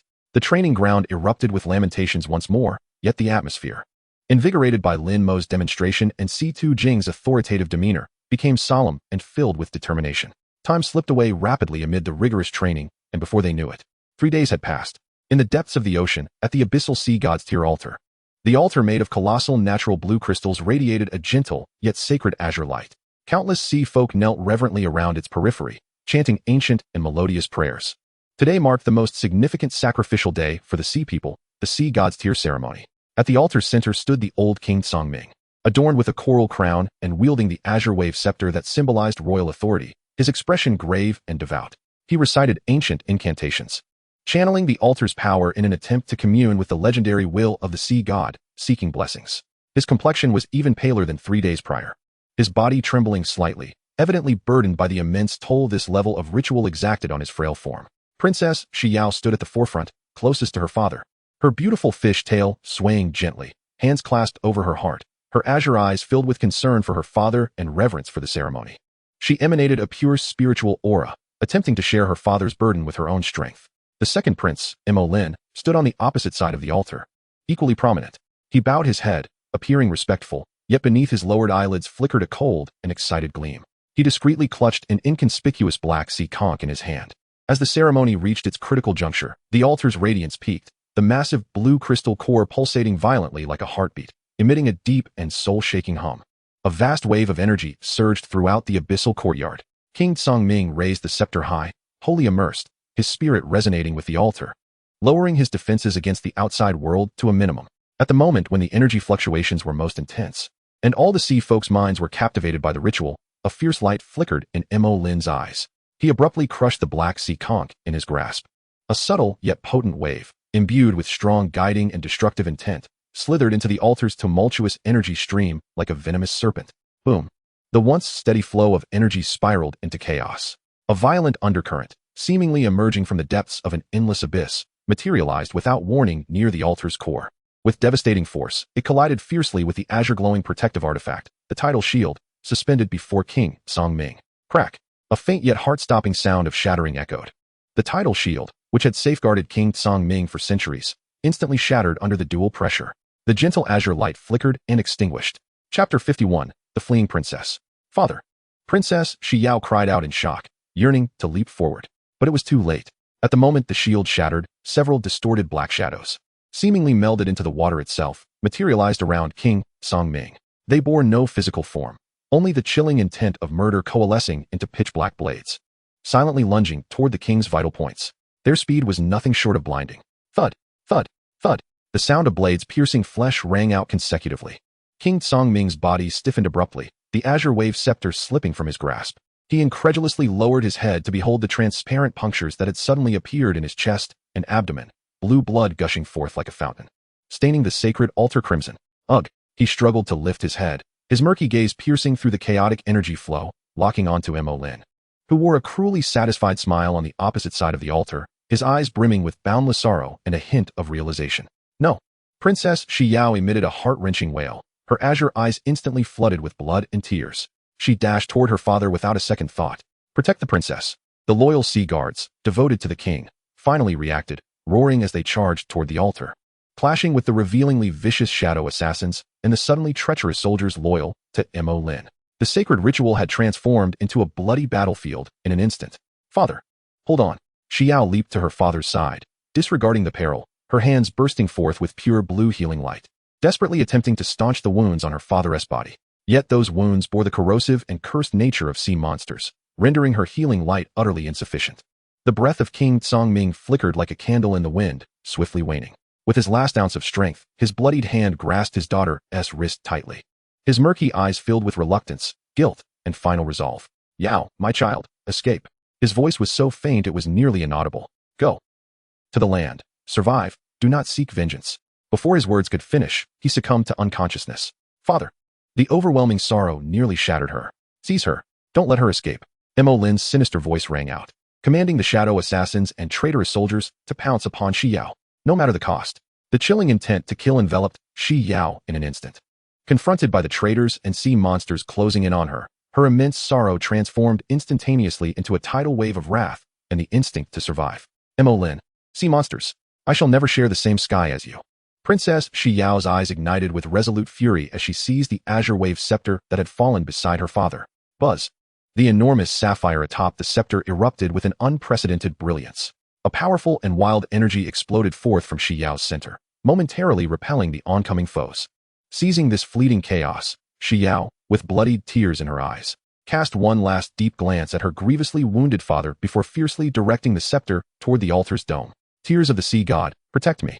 She intoned the ancient and forbidden incantation. The remnants of power from the altar were frantically siphoned by the staff, transforming into an immensely robust azure beam of light that instantaneously enveloped Princess Shi Yao. This beam, imbued with unmatched strength, tore through the watery barrier above the abyssal court, soaring forth like a meteor defying the current, hurtling towards the distant sea surface. Chase! She must not escape.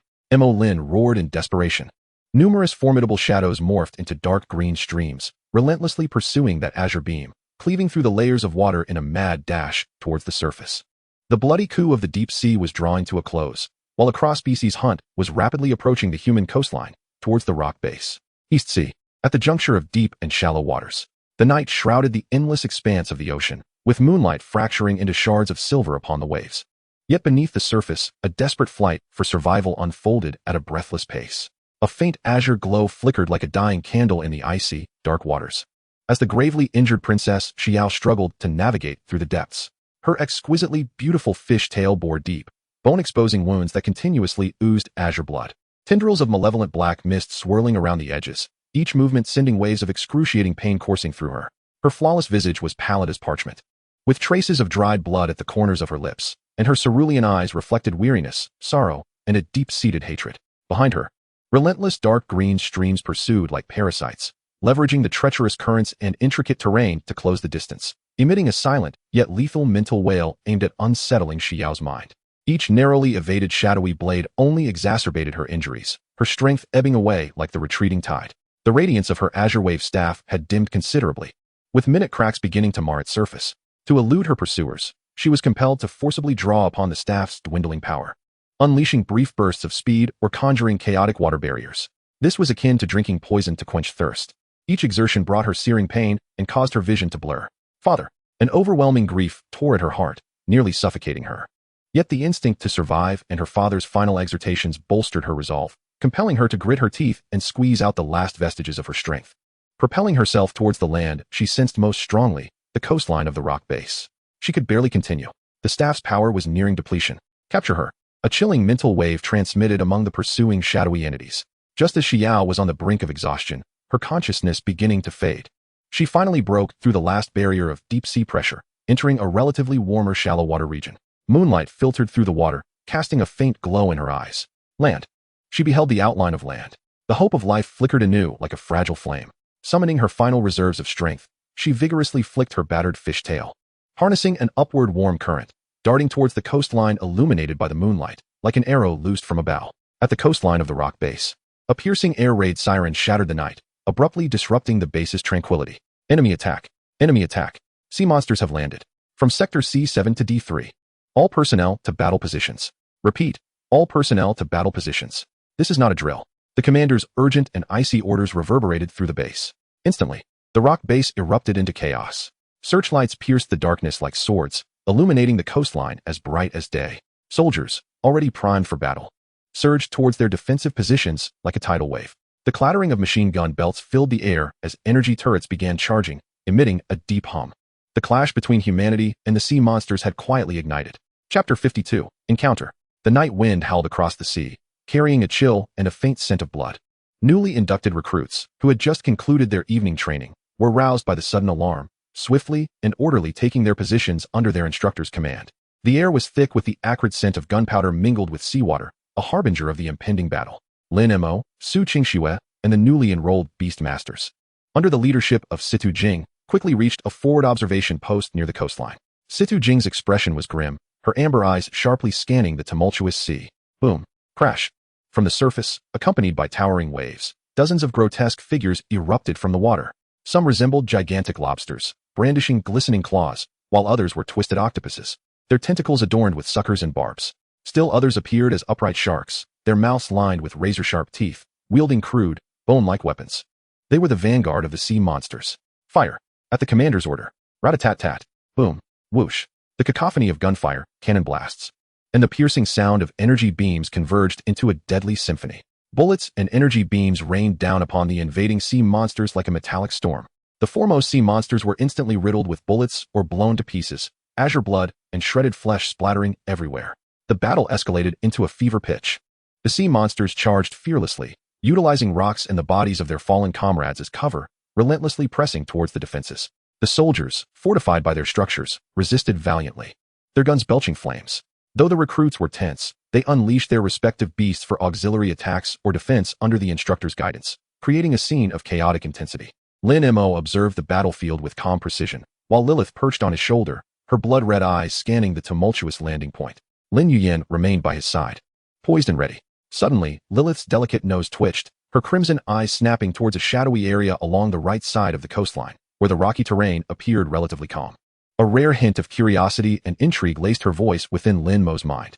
Hey, human, there's something. It smells delightful. No, wait. It's a very special scent. It just slipped up from the sea. Over there. It's moving quickly. It broke through the defenses. It's heading towards the dark pine forest behind. Not the foul stench of the sea monsters, but the scent of the deep sea. Lin Mo's gaze sharpened. He immediately followed Lilith's direction. The rocky area lay at the edge of the fierce battlefield, shrouded in darkness beyond the reach of the searchlights. With his keen eyesight, he managed to catch a glimpse of a faint, nearly imperceptible blue light that flickered and vanished into the dense, profound black pine forest behind the coastline. The scent of the deep sea, and it evaded everyone's notice? A surge of intense curiosity and wariness enveloped Lin Mo. He swiftly turned to Situ Jing beside him and said, Instructor Situ, an anomalous target has breached the defenses in the right rocky area and infiltrated the forest behind.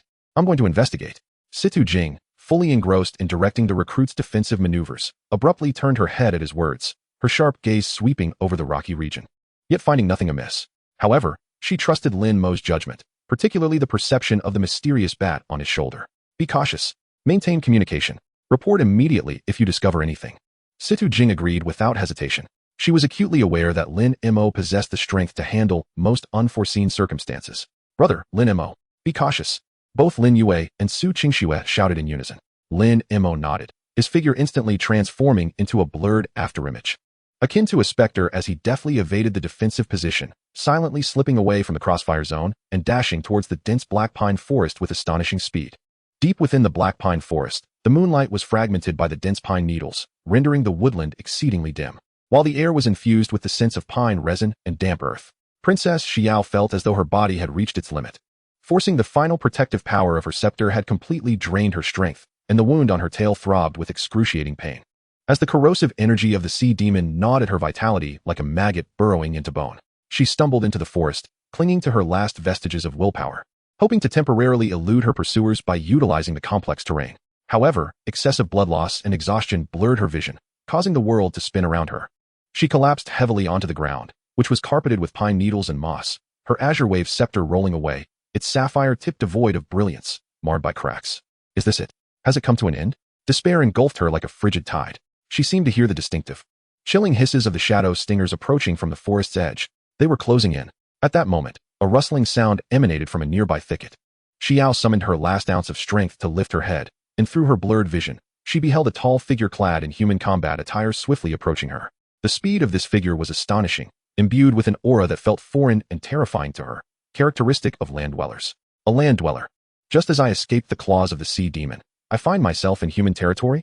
Have my father's warnings and the blood feud of the Azure Sea Court come to naught? Finished, doomed.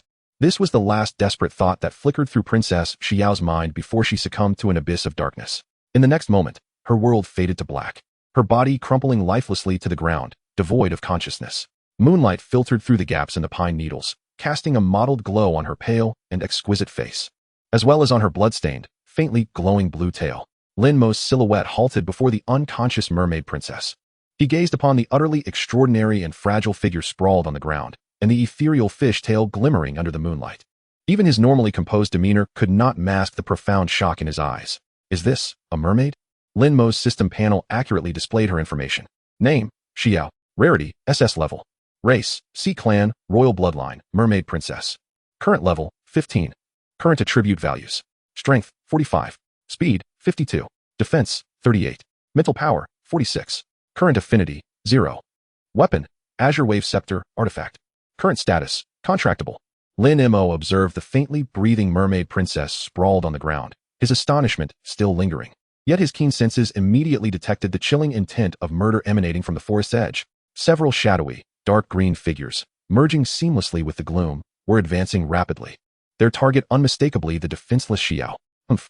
Filthy insects, daring to pursue me here. Lilith's voice echoed in Lin Mo's mind, brimming with bloodthirsty excitement. Lin Mo's gaze turned icy. Regardless of the mermaid's origins, since she had brought the sea demon's pursuers into human territory, he could not remain idle. Chapter 53, The Mermaid Princess's Plea. Without further ado, Lin Mo flashed forward, instantly positioning himself in front of Princess Xiao. Lilith, disrupt their mental targeting. Yu Yan, assist her with healing. The commands were issued in an instant.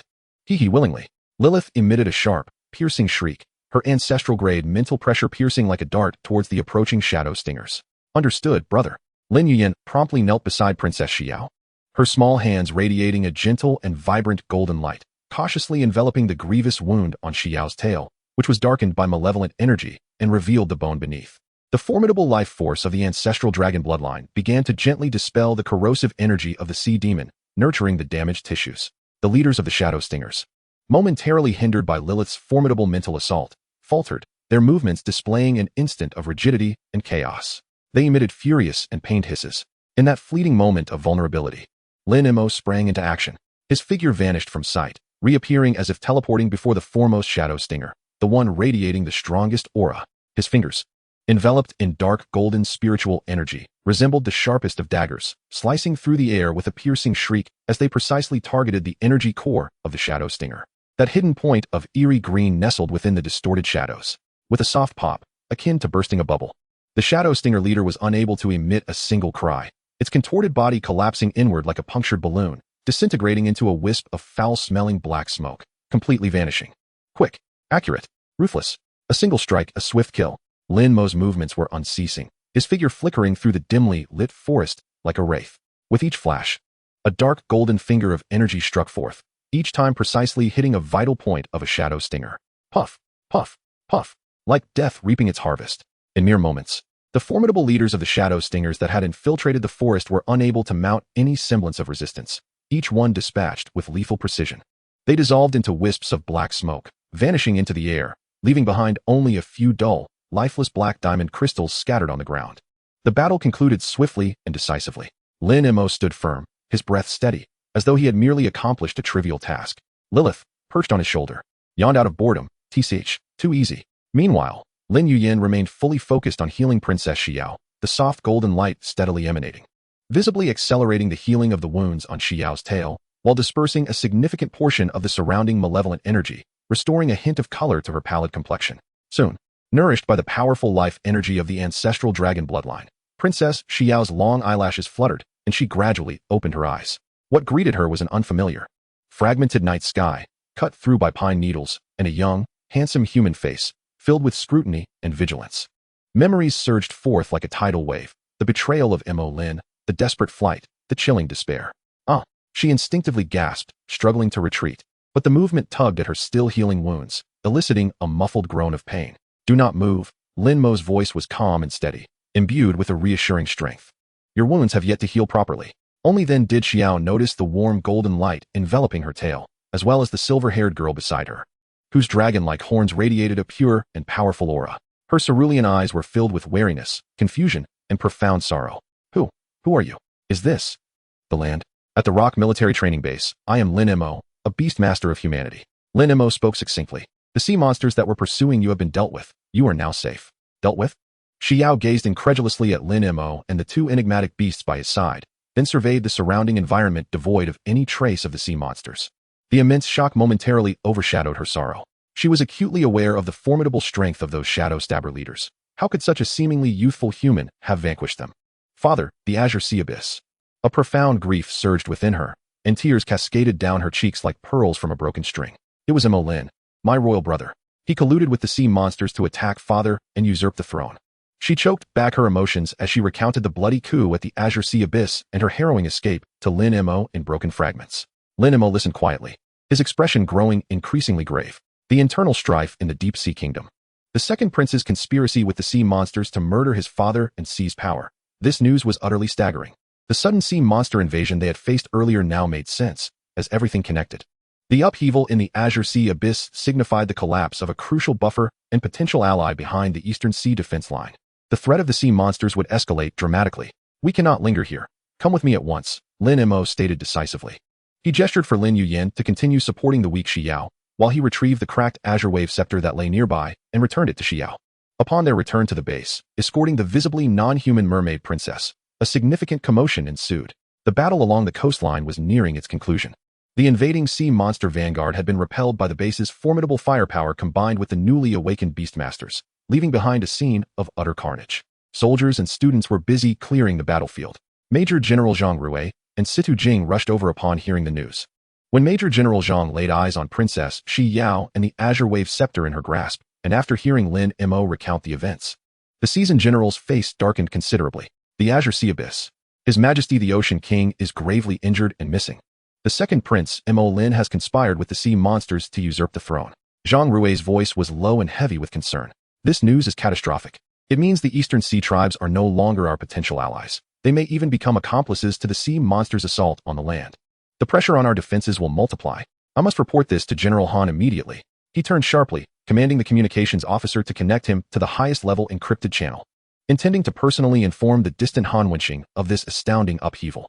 After the report, Zhang Rui turned his gaze to Princess Xiao, who had been temporarily settled in a medical tent by Situ Jing, still weak and sorrowful. His brow furrowed as he addressed Lin Mo. This princess possesses a special status and is in a perilous situation. Our military can provide her temporary sanctuary, but this is not a long-term solution. As you are aware, the situation at the Azure Sea Abyss has changed. She is now a prime target for Mo Lin and the sea monsters. What do you propose for her protection? Lin Mo pondered this dilemma. Having a mermaid princess at his side presented a considerable target and an exceedingly high risk. Yet, handing her over to the military, given the current pressure on the front lines, would not ensure she received the protection of a high-level practitioner, which could lead to even greater complications. Just then, the previously silent Princess Xiao, whose gaze had been fixed on the broken scepter in her hands, suddenly lifted her head. Her azure eyes, still heavy with sorrow, now sparked with a fierce determination. Instead of looking at Major General Zhang Rui, Her unwavering gaze was directed firmly at Lin Mo, human beastmaster, Lin Mo. Her voice was faint yet imbued with undeniable resolve. I wish to become your beast. Chapter 54. The Third Beast, the Mermaid Princess, Xiao. What? The moment those words escaped her lips, not only was Lin Mo taken aback, but Major General Zhang Rui and Sidu Jing also displayed expressions of profound astonishment. High-ranking sea tribes, especially those of royal blood, have always regarded land-dwelling humans as aberrations, let alone becoming a human's beast. This was utterly preposterous. Princess Xiao's gaze swept over the seemingly ordinary yet imposing little bat perched on Lin Mo's shoulder, then fell upon the silver-haired girl beside him, who possessed a pure and potent dragon lineage. She sensed that these two beings exuded an overwhelming aura, far surpassing her own SS-level Ocean King bloodline. Furthermore, Lin Mo had demonstrated the terrifying strength capable of annihilating the Shadow Stabber leaders. She saw in him her solitary hope for vengeance. Only by aligning herself with this mysterious and powerful human, leveraging his strength, could she possibly seek retribution against Mo Lin and the sea monsters in the future. To reclaim the Azure Sea Abyss. I have witnessed your power and the extraordinary bond you share with your beasts. Princess Xiao's voice trembled slightly, but remained remarkably clear. I, Xiao, in my capacity as the princess of the Azure Sea Abyss and heir to the Ocean King bloodline, implore you to forge a pact with me. To become your beast companion. I pledge my loyalty and strength. She inhaled deeply. Her azure eyes locked intensely on Lin Mo as she articulated her conditions with deliberate clarity. My condition is that you must assist me in slaying Mo Lin. To eradicate the sea monster's conspiracy. To reclaim the Azure Sea Abyss. A profound silence enveloped the tent. All eyes turned toward Lin Mo. A fugitive deep-sea mermaid princess was actively seeking to become a beast, with the condition being fratricide and the restoration of her kingdom. This unexpected plea struck Lin Mo's heart like a boulder cast into a tranquil lake, sending ripples of turmoil through his thoughts. He regarded the exquisite yet battle-scarred mermaid princess before him, her eyes ablaze with hatred and determination, and fell into silence. He understood that accepting her would entangle him in a tempest of deep-sea bloodshed, pitting him against the entire traitorous sea tribe and the sea monsters. Within the tent, the stillness was palpable, allowing the sound of Princess Xiao's slightly hurried breaths to resonate. Major General Zhang Rui and Situ Jing's gazes remained fixed on Lin Mo, awaiting his verdict. A fugitive of the deep-sea royalty requesting to become a beast was an unprecedented occurrence. The inherent risks and opportunities were staggering. Lin Mo's eyes deepened, akin to a shadowy pool. His mind raced with thoughts. Refusal? The upheaval at the Azure Sea Abyss is a foregone conclusion. Mo Lin's collusion with the sea monsters would inevitably shift the stance of the sea tribe toward hostility. In the impending war between humans and sea monsters, this once neutral force might very well become an adversary. Protecting Xiao, in a sense, would weaken a future enemy. Acceptance? Engaging in the internal strife of the deep-sea royalty. Facing the hostility of Mo Lin and the sea monsters directly would entail substantial risk. Yet the potential of Princess Xiao's SS-level Ocean King bloodline was indisputable. Her understanding of the deep sea and insights into Mo Lin and the sea monsters' vulnerabilities represented invaluable intelligence. More importantly, she embodied the legitimacy of the Azure Sea Abyss's royal lineage. Should an opportunity arise to aid her restoration, it would present humanity with a formidable ally in the Eastern Sea direction. Coupled with his parents' dying wishes and Han Wenxing's exhortation, safeguarding this land necessitated both strength and allies. Princess Xiao might just be the key to unlocking the deep-sea situation. The coexistence of risk and opportunity was evident, but the risk of refusal loomed larger. The future of the war was already inscribed. It would be wiser to seize this card proactively. Lin Mo inhaled deeply, his gaze solidifying as he met the expectant and resolute azure eyes of Princess Xiao. Very well, I accept your proposal.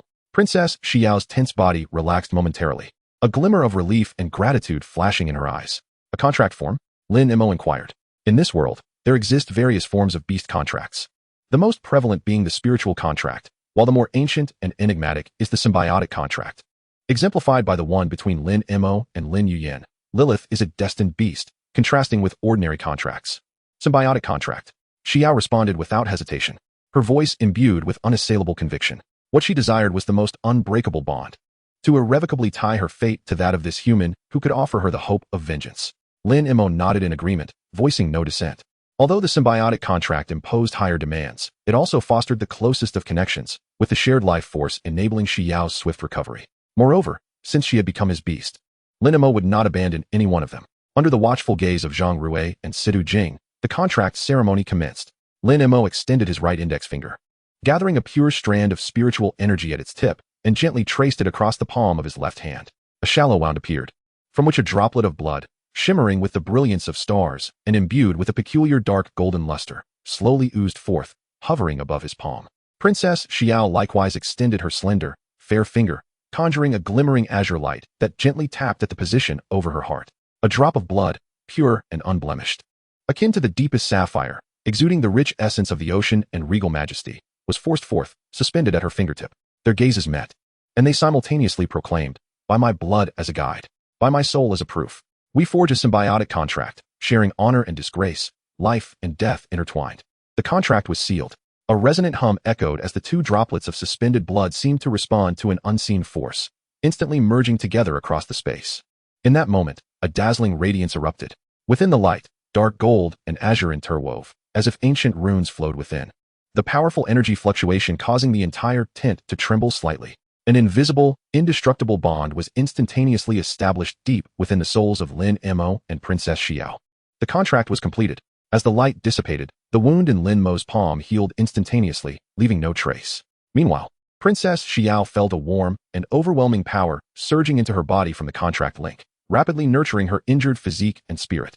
The wounds on her tail healed at a visibly accelerated pace, her pale cheeks quickly regaining their color, even more radiant than before. Humph.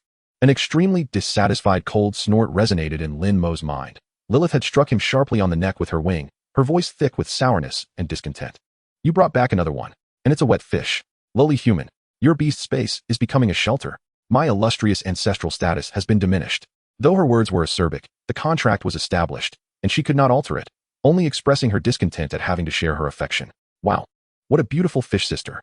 Lin Yuyin cheerfully approached Xiao, her big eyes sparkling. "You smell so good, like the scent of the sea." She felt an immediate fondness for this newly joined, pure, and gentle elder sister. Princess Xiao, sensing the powerful life force of Lin Mo coursing through her, felt a profound sense of comfort and the indestructible bond deep within her soul. With reverence and deeper curiosity, she perceived the little black bat on Lin Mo's shoulder and the silver-haired, dragon-horned girl beside him. This time, bolstered by the contract link, her perception was even clearer. That seemingly inconspicuous little bat appeared to harbor within it an endless sea of blood, imbued with the weight of countless ages and supreme majesty. The terrifying status emanating from the essence of life made her soul tremble slightly. Chapter 55. Unlocking the Second Profession. SSS level. Undoubtedly a legendary SSS level bloodline. And that dragonhorn girl contained within her the essence of a nascent sun, vast, sacred, embodying the primal dragon might that could rend the heavens. Also an SSS level. Heavens. A tempest of emotions surged within Xiao, far more shocking than when she was pursued earlier. Two SSS level beast bloodlines. What on earth is this human Beastmaster's origin? Her own SSS level Sea King bloodline felt instinctive awe and insignificance in their presence. At this moment, she was utterly convinced that her choice was not misguided. Only by following such an existence could she harbor hope for revenge. The contract is complete, congratulations. The voice of General Zhang Rui shattered the subtle atmosphere within the tent as he regarded Lin Mo and Xiao with a complex gaze. He understood well what this entailed. Princess Xiao, your identity and circumstances will be accurately reported to General Han and classified as top secret. Lin Mo turned to Zhang Rui and Situ Jing, solemnly stating, "Uncle Zhang, Instructor Situ, please ensure utmost confidentiality regarding Xiao's identity and our contract. This pertains to her safety and the possible strategies we may deploy in the future." Zhang Rui nodded. "Rest assured, I understand the gravity of the situation. Before General Han's new directives arrive, I will keep this information under wraps. Externally, we shall state that we rescued an unidentified foreign girl from a shipwreck along the coastline, temporarily under Lin Mo's care and communication." Situ Jing also solemnly promised, "I understand. What I have seen today shall not be disclosed." Her gaze toward Xiao was filled with inquiry, but more so an assessment of the princess's strength. An SS-level Sea King bloodline mermaid princess holds immeasurable potential. Xiao slightly nodded, performing a gesture of respect typical of her people. Her voice gentle, yet carrying a sense of belonging post-contract. "I thank both generals for your protection and understanding. Xiao is willing to contribute her strength to safeguard this land." Just then, a system prompt echoed in Lin Mo's mind. "Congratulations, host, on achieving the accomplishment of successfully contracting a third beast, rewarding you with the SSS-level hidden profession of alchemist." In the next instant, Lin Mo felt as if his brain had been struck with a mighty blow. A torrent of knowledge flooded into his mind, even overwhelming his mental faculties momentarily. Shaking his head, he turned to examine his attribute panel. Host, Lin Mo. Profession, A-level Beastmaster. Hidden profession, SSS-level alchemist. Level, 12. Current attributes. Strength, 78. Speed, 80. Defense, 81. Mental power, 77. Current skills: A-level culinary arts, S-level combat techniques, S-level voice of the mind, S-level extreme breakthrough, SS-level affinity. Current beasts: Lilith, bloodline prince, princess, Lin Yuyan, pure blood dragon, Xiao, sea king bloodline, mermaid princess. Current items: 5 free attribute points. Should Zhang Rui and the others glimpse Lin Mo's attribute panel, they would undoubtedly be astounded. 4 Lin Mo's attributes now nearly equated to those of an S-level melee profession at around level 25. At this moment, Lin Mo could hardly suppress the smile tugging at his lips. Throughout human history, no one had ever transitioned to the profession of alchemist. No wonder it was a hidden profession. Just moments ago, the methods of concocting various potions, even those for purifying bloodlines, flashed through Lin Mo's mind. Now, with the right materials, he could be said to create high-level bloodline legions in mere moments. As Lin Mo reveled in joy, on the other side, within the coral throne hall of the Abyssal Sea Palace, the once solemn and majestic chamber now reeked of faint blood and a suffocating air of oppression. Seated regally upon the grand coral throne, adorned in resplendent royal garments and crowned with the sea crystal crown, the second prince, Mo Lin, sat upright. He exerted every effort to maintain an air of authority, yet the malice lurking in his eyes and a barely perceptible restlessness remained inescapable. Below him, the Sea Clan ministers, coerced into gathering, were as silent as the grave, their faces pale, eyes filled with indignation, fear, and an overwhelming sense of helplessness. The atmosphere was thick with unvoiced accusations. All present understood that the so-called accident 3 days prior was nothing short of a regicidal coup. The sea demon envoy, Grosh, loomed like a shadow beside the throne, a faint, enigmatic smirk playing on his lips as he reveled in the fear permeating the room. Noble ministers, Mo Lin's voice rose deliberately, laced with feigned sorrow and the weight of a new king's authority. The tragedy of 3 days ago has pierced my heart. Our esteemed father, His Majesty the Ocean Sovereign, while presiding over the sacred ceremony of the sea god's tears, was tragically swept away by a violent undercurrent, only to be ambushed by a vile assassin, ultimately leading to his untimely demise. His lamentation rang hollow. With a sudden shift, his tone morphed into one of fury, directing blame with precision. Even more distressing is the fate of my virtuous sister, Princess Xiao. Amidst the chaos, she was seduced by traitors conspiring with foreign foes, attempting to seize the scepter of royal authority, the Blue Wave Staff. In the ensuing battle with the traitors and sea demons, she met her unfortunate end. He cast aspersions upon Xiao, declaring her death with cold finality. Nonsense. An aged yet fierce voice erupted, reverberating through the hall. An elder clad in ceremonial robes, the historian Elder Kanglin, stepped forward, tears streaming down his face as he trembled with indignation. Mo Lin, you treasonous usurper, do not twist the truth here. It is clear that His Majesty was slain by your hand. Princess Xiao was pursued by you. The Blue Wave Staff is the rightful symbol of royal authority. How could the princess ever lay claim to it? Enough. Mo Lin's eyes flared with murderous intent as he interrupted sharply. You dare defame the new king and disrupt the court. It appears you are one of those traitors conspiring with foreign enemies. Guards, at his command, several fierce and loyal guards, already bribed by Mo Lin, surged forward. Seize this old wretch who slanders the royal family and incites rebellion. Execute him on the spot to serve as an example. Mo Lin's voice was a chilling blade, laced with undeniable cruelty. May you meet a wretched end. The ancestors of the Abyssal Sea Palace will. Elder Kanglin's furious tirade was abruptly cut short. A swift flash of cold steel pierced the air. A guard's bone blade plunged mercilessly into Elder Kanglin's chest. Blue blood instantly stained his white robes. The elder's eyes widened in shock, fixating on Mo Lin with boundless rage and despair as he slowly collapsed, lifeless.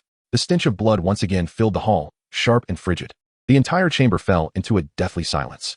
All ministers stared in terror as Elder Kanglin's body was roughly dragged away, leaving a glaring blue blood trail behind. Mo Lin's ruthlessness and callousness had thoroughly intimidated everyone present. Even Grosh raised an eyebrow, seemingly surprised by Mo Lin's ferocity. Slowly rising from his throne, Mo Lin's icy gaze slithered like a venomous serpent over the trembling ministers below. Is there anyone who dares to dispute my claim to the throne or the unfortunate fate of Princess Xiao? Silence prevailed in the hall. No one dared to respond. A colossal fear gripped every throat. Resistance? The bloody example of Elder Kanglin loomed large.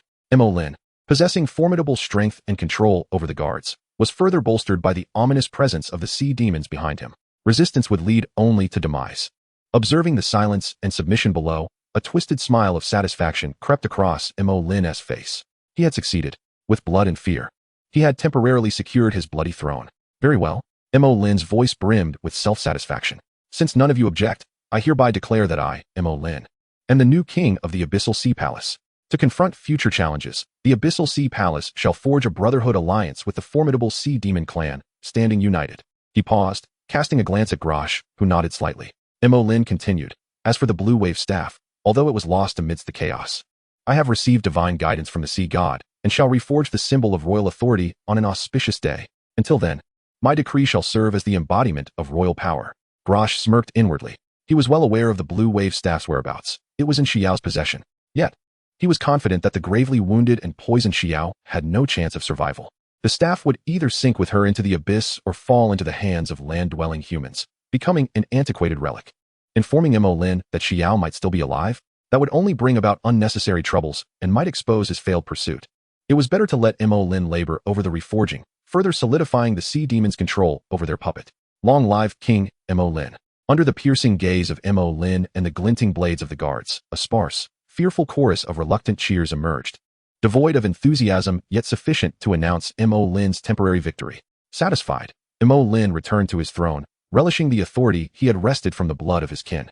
He was filled with hubris, believing everything to be within his grasp. With Xiao dead, the scepter lost, and dissenters violently suppressed, the Abyssal Sea Palace was now firmly ensconced in his possession. Chapter 56. University League. The month-long special military training at the rock-solid base had concluded. The freshmen, imbued with sharpened vigor and fatigue, returned to Magic City University. Lin Mo resumed his life in the tranquil bamboo pavilion, falling back into the rhythm of campus life. Yet the undercurrents of the deep sea and international turmoil concealed a brewing storm beneath this veneer of tranquility. Soon, a piece of news that reverberated across the globe erupted like thunder. International news: the guardian of the Asin Nation, Ba Chong, an S-class peak fire mage, level 62, will engage in a decisive battle against the Beast King, the Flame Phoenix, at the Sighing Valley on the Ganges Plain tomorrow at noon.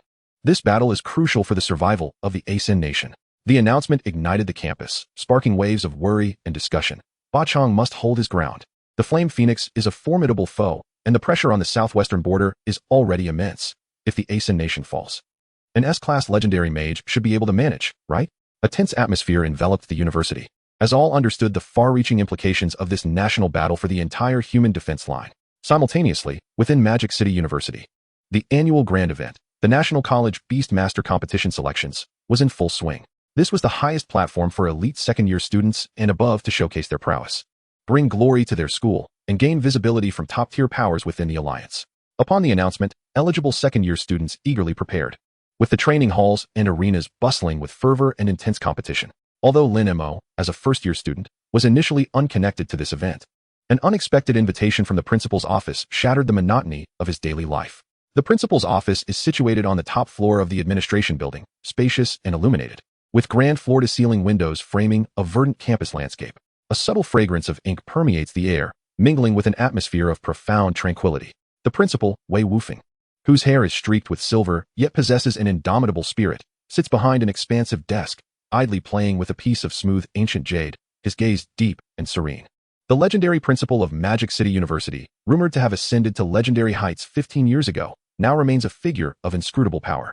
Lin Mo, you've arrived? Please, take a seat, Wei Wufeng says, lifting his head to reveal a gentle and amiable smile, gesturing to the chair opposite him. His voice, though soft, invites an immediate sense of relaxation. Lin Mo complies and settles into the chair. Rather than delving straight into business, the principal engages in casual conversation. How was your experience back from the Panchur base? The sea breeze there must be far more fierce than the winds we have on campus, wouldn't you agree? A flicker of understanding passes through Lin Mo. The principal's seemingly casual inquiry hints at deeper implications. He responds calmly, indeed, it is quite different. The sea breeze carries a scent of gunpowder, which sharpens one's resolve. Oh. Wei Wufeng nods in approval, gently placing the ancient jade on the desk. Only through such resolution can one bear heavy responsibilities, much like this jade, smooth and unassuming, yet utterly indestructible. He shifts his tone, his gaze becoming distant and grave. You are aware of the recent international developments. The forthcoming battle of the Guardian of Ba Chong has stirred countless hearts. Should the nation of Asan falter, the southwestern front will be further imperiled, and our eastern sea region has seen an alarming uptick in the activities of sea monsters. The pressures on the Panchur base, I trust you have felt that as well. Wei Wufeng pauses, focusing intently on Lin Mo, his eyes revealing an understanding of all that transpires. Indeed, we are in tumultuous times. The alliance requires fresh blood, young individuals capable of shouldering the banner amidst the storm. He continues. The intercollegiate competition is one of the most vital platforms for the alliance to test and select this new blood. It is not merely a contest among students. It directly influences the allocation of core resources for the upcoming academic year across various institutions. The Ministry of Education will allocate critical resources, including top-tier cultivation materials, advanced experimental equipment, exclusive exploration opportunities in secret realms, and even direct access to military training camps, based on the final rankings in this competition. The higher the ranking, the more resources one receives, thereby increasing the likelihood of cultivating stronger students. This creates a virtuous cycle, influencing both the future development of our institution and the strength of the Alliance's reserves. Wei Wufeng's tone grows heavier, imbued with a sense of profound responsibility. Magic City University, as the foremost institution in the Eastern Province, bears the significant duty of supplying elite combatants to the Alliance. Our performance in this competition is not just a matter of honor. It directly determines whether we can secure sufficient resources to nurture more talents like you, to face the potentially graver challenges ahead. His gaze pierces Lin Mo's, filled with an unprecedented seriousness and a hint of irrevocable resolve. Thus, Lin Mo, as the principal, I extend a special invitation to you to join our core team for this year's intercollegiate competition. You will bypass the selection process for sophomores. Lin Mo comprehends the weight of the principal's words. This opportunity to participate in the competition is not merely a personal advantage, but a profound responsibility, a shortcut to acquire vast resources and connect with core powers to better realize his ambitions. Wei Wufeng leans forward slightly, his voice low yet powerful. I recognize your lofty aspirations. Perhaps you are more accustomed to a discreet approach, but time is of the essence. Proving your worth on the national stage of the intercollegiate competition will yield far greater attention, resources, and keys to problem-solving than solitary toil ever could. The higher echelons of the Alliance will take notice of you. Genuine opportunities will find you. This path will bring you closer to your aspirations and empower you with the strength you require. His words strike at the very core of Lin Mo's desires. Resonating deeply, Lin Mo remains silent, his fingers unconsciously tapping lightly on the chair's backrest. The vision painted by the principal is indeed enticing, battling against the nation's top talents.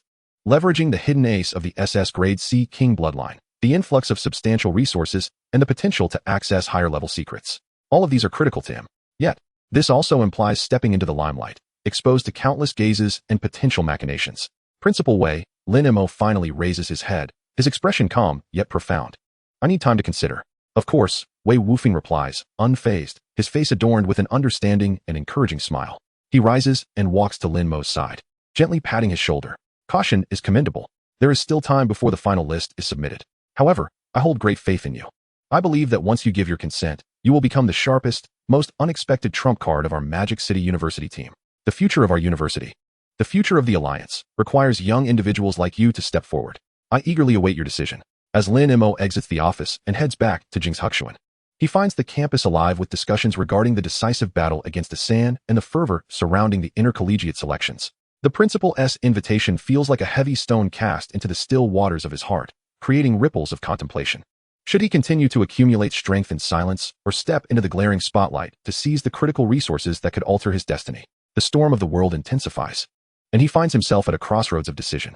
Chapter 57, Dan Tai Ching Ying. In the central arena of Magic City University, the massive circular stands are filled to capacity, the air buzzing with excitement. The annual intercollegiate selection competition is in full swing, a battleground for second-year elites to showcase their prowess and vie for glory, drawing countless underclassmen eager to observe and learn from the top-tier students. The atmosphere is electric, charged with waves of spiritual energy, the roars of summoned beasts, the thunderous sounds of skills being unleashed, and the audience's resounding cheers echoing like a tsunami.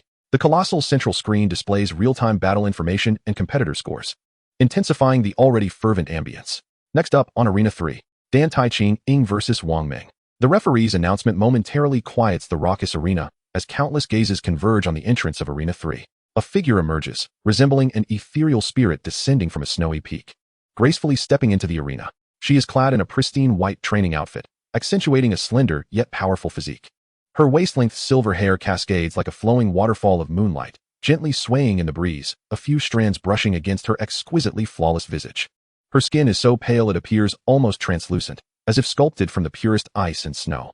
Her eyes, a crystalline ice blue, are clear and profound, exuding an air of detached superiority, as if nothing in the world could disturb the stillness within. She is none other than Dan Tai Ching Ying, recognized as the strongest among the second-year students at Magic City University, an S-grade talent, master of both ice and fire elements. Her opponent, Wang Ming, a robust figure renowned for his defensive capabilities and strength as an A-grade rock element beastmaster, stands at the opposite end of the arena. Beads of cold sweat forming on his brow. He has summoned his most formidable beast, a heavily armored earthquake rock bear.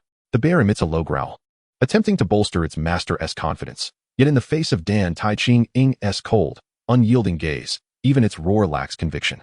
Begin. The referee's command rings out.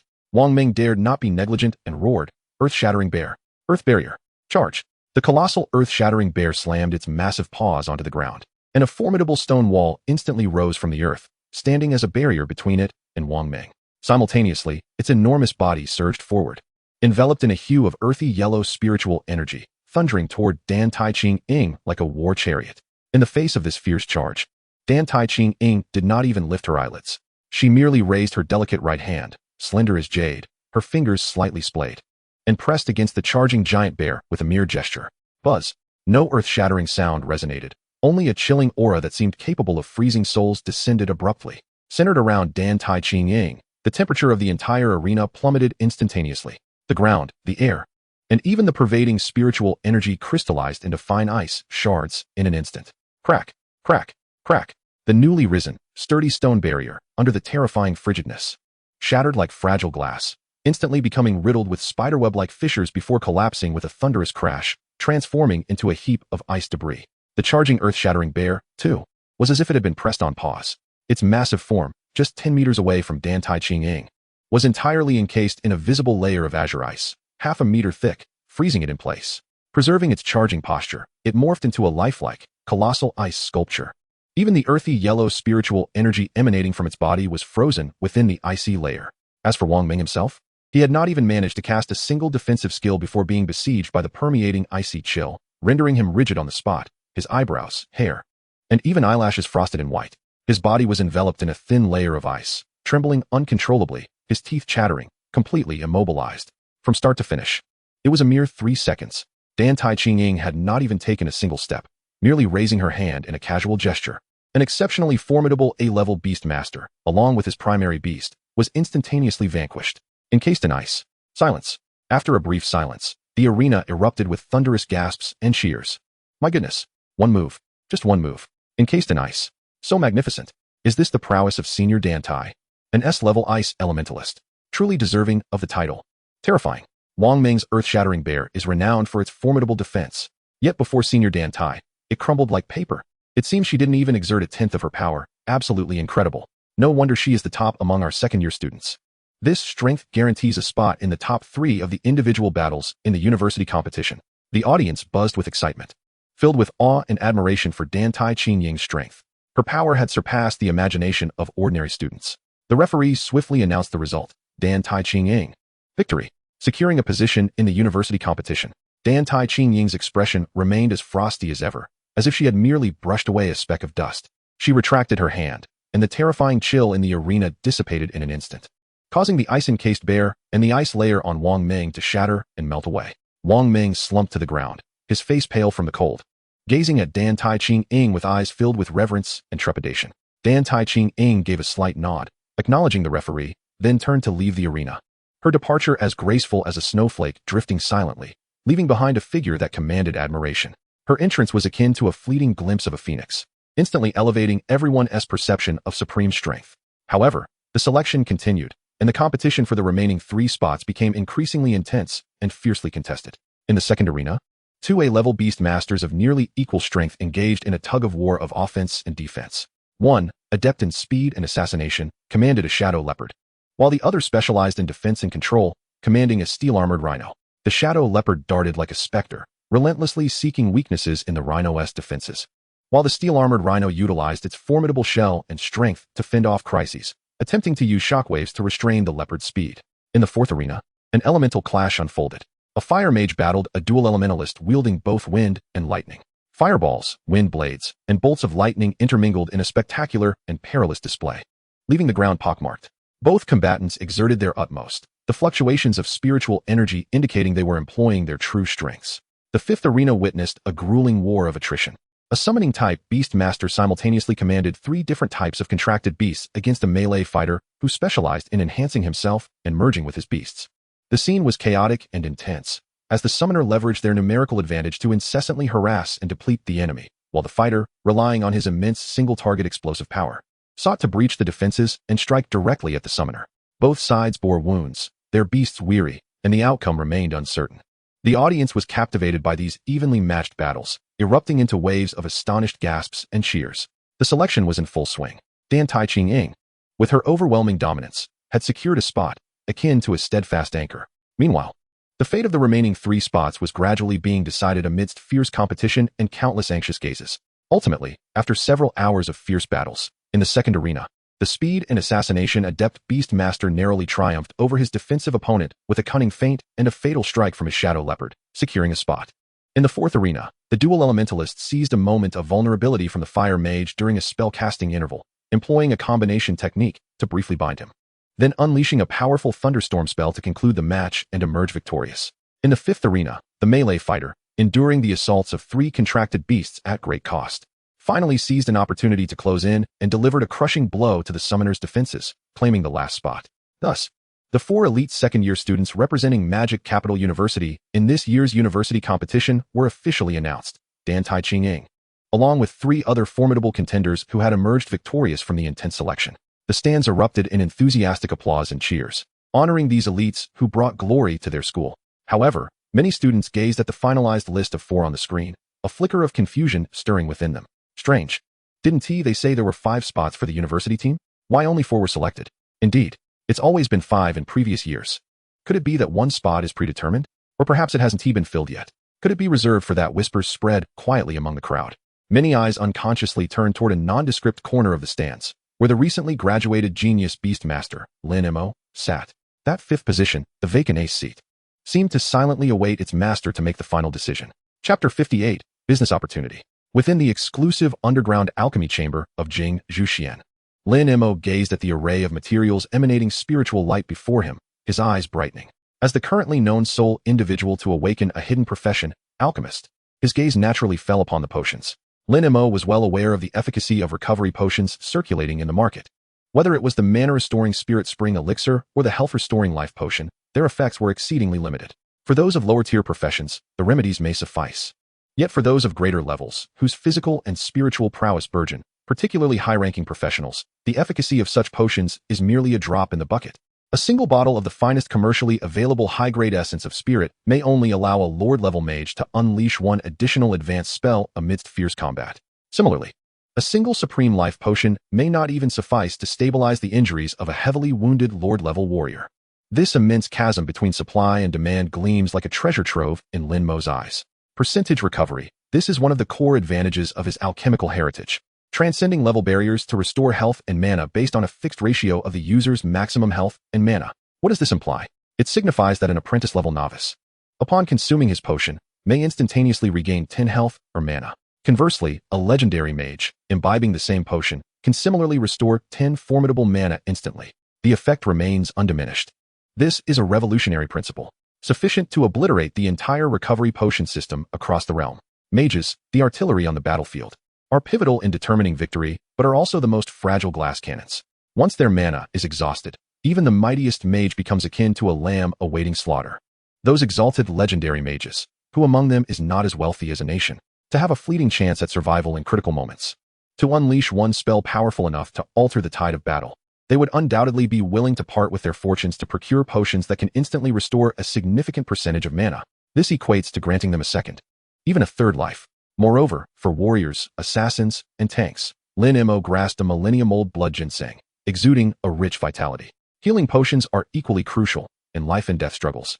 Instantaneously restoring 10, 20, or even greater percentages of health can enable a near-death warrior to rise anew or provide a desperate assassin with an opportunity for counterattack.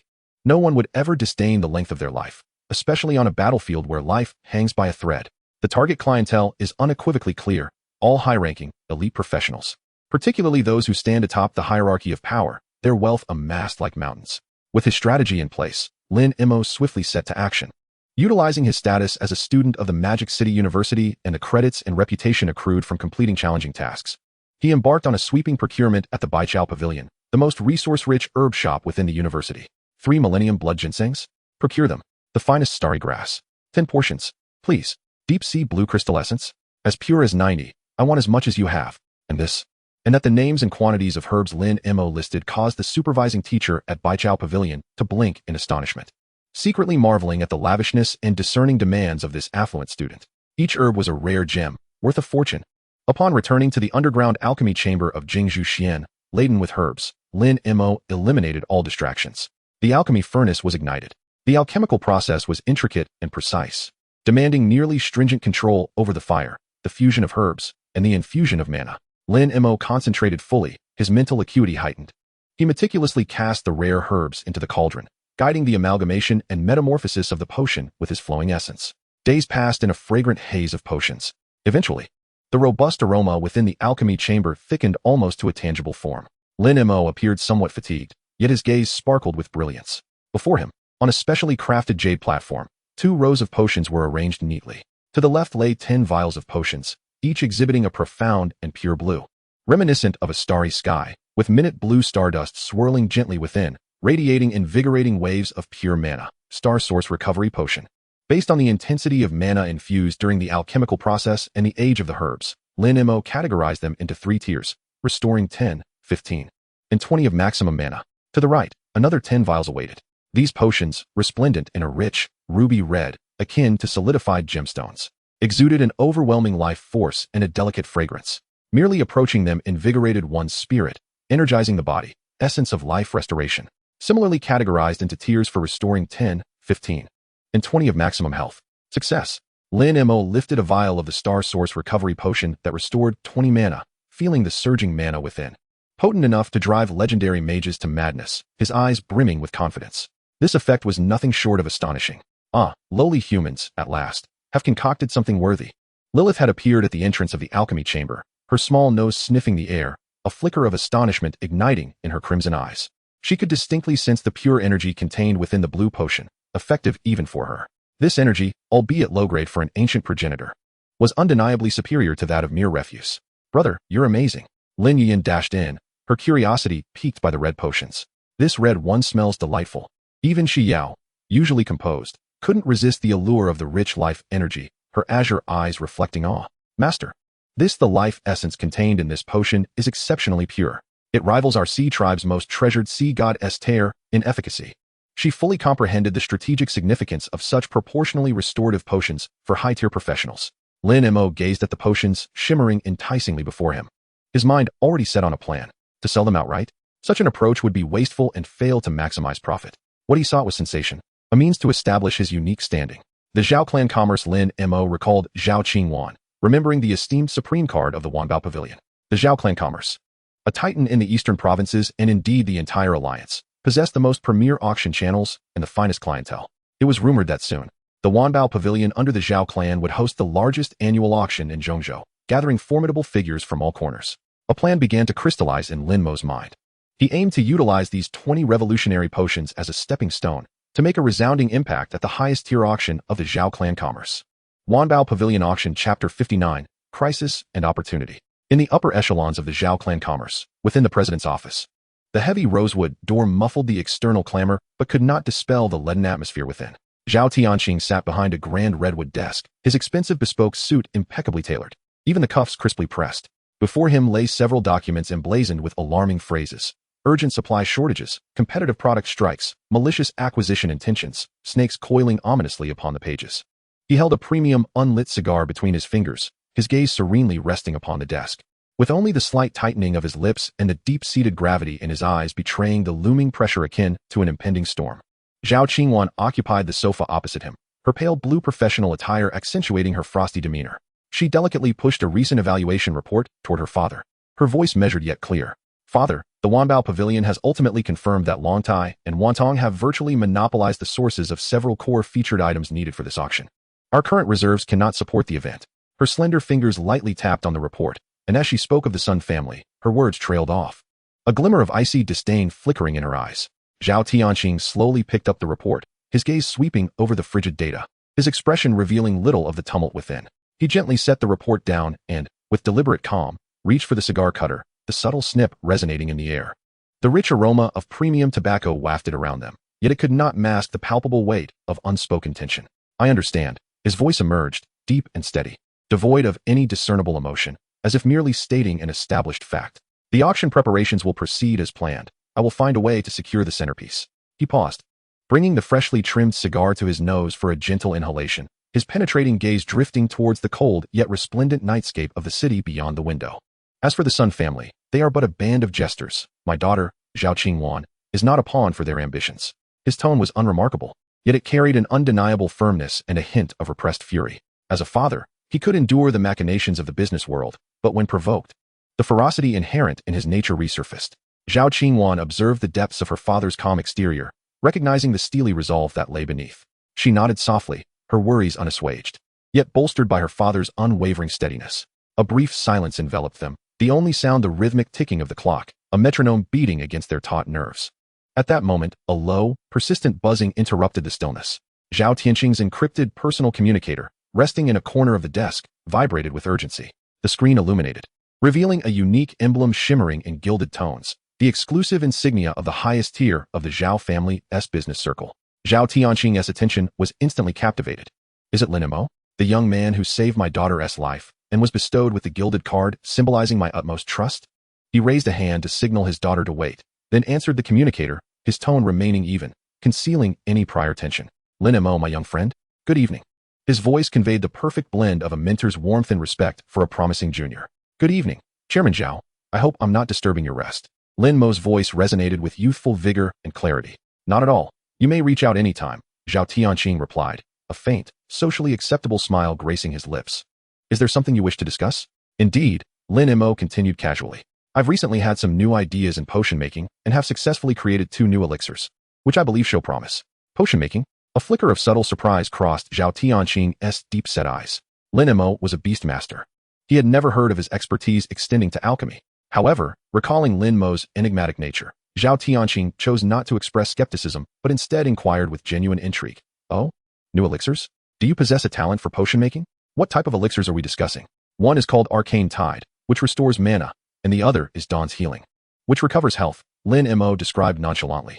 The key feature is percentage-based recovery, and the effect remains consistent regardless of the user's level. I've tried them myself, and they seem quite effective. I intend to auction these 2 items at your upcoming event. Percentage-based recovery, level agnostic. These 2 phrases detonated like silent thunder within the seemingly placid depths of Zhao Tianqing's heart. His fingers tightened imperceptibly around the communicator, knuckles paling. From the depths of his calm demeanor, a fierce glint ignited in his eyes. Yet, he maintained a carefully composed expression, only slightly raising his eyebrows. As if merely hearing an intriguing piece of news. He inhaled deeply, the air tinged with electric anticipation, stimulating his senses. His voice remained steady, yet he spoke with deliberate caution, each word imbued with a weighty significance. Young friend, did you just say percentage-based recovery? Level agnostic? He reiterated these revolutionary keywords. His tone purely inquisitive, devoid of exaggerated astonishment, yet laden with gravity. Yes, Lin Mo affirmed succinctly. Zhao Tianqing's heart thundered within his chest. As a titan of the business realm for decades, he understood precisely what this combination of attributes entailed. It was a nuclear innovation capable of shaking the very foundations of the industry. A coveted artifact yearned for by countless high-tier professionals. A strategic resource capable of reversing fate in an instant. Suppressing his excitement, he spoke in an even lower, more deliberate tone. Young friend, this matter is of utmost importance. His demeanor shifted to one of unparalleled seriousness, a hint of unprecedented gravity permeating his words. Percentage-based recovery and level agnostic. This shatters the established norms of potion making. I do not doubt your word, but he paused, contemplating his phrasing. Such a groundbreaking elixir, should it be introduced to the market, especially at the forthcoming grand auction, must be ensured beyond any doubt. I understand your concerns, Chairman Zhao. Lin Mo's voice remained calm, even infused with a knowing smile. I have absolute confidence in the effects. However, professional validation is a necessary procedure. Precisely, Zhao Tianqing interjected, his tone resolute and imbued with unassailable business acumen.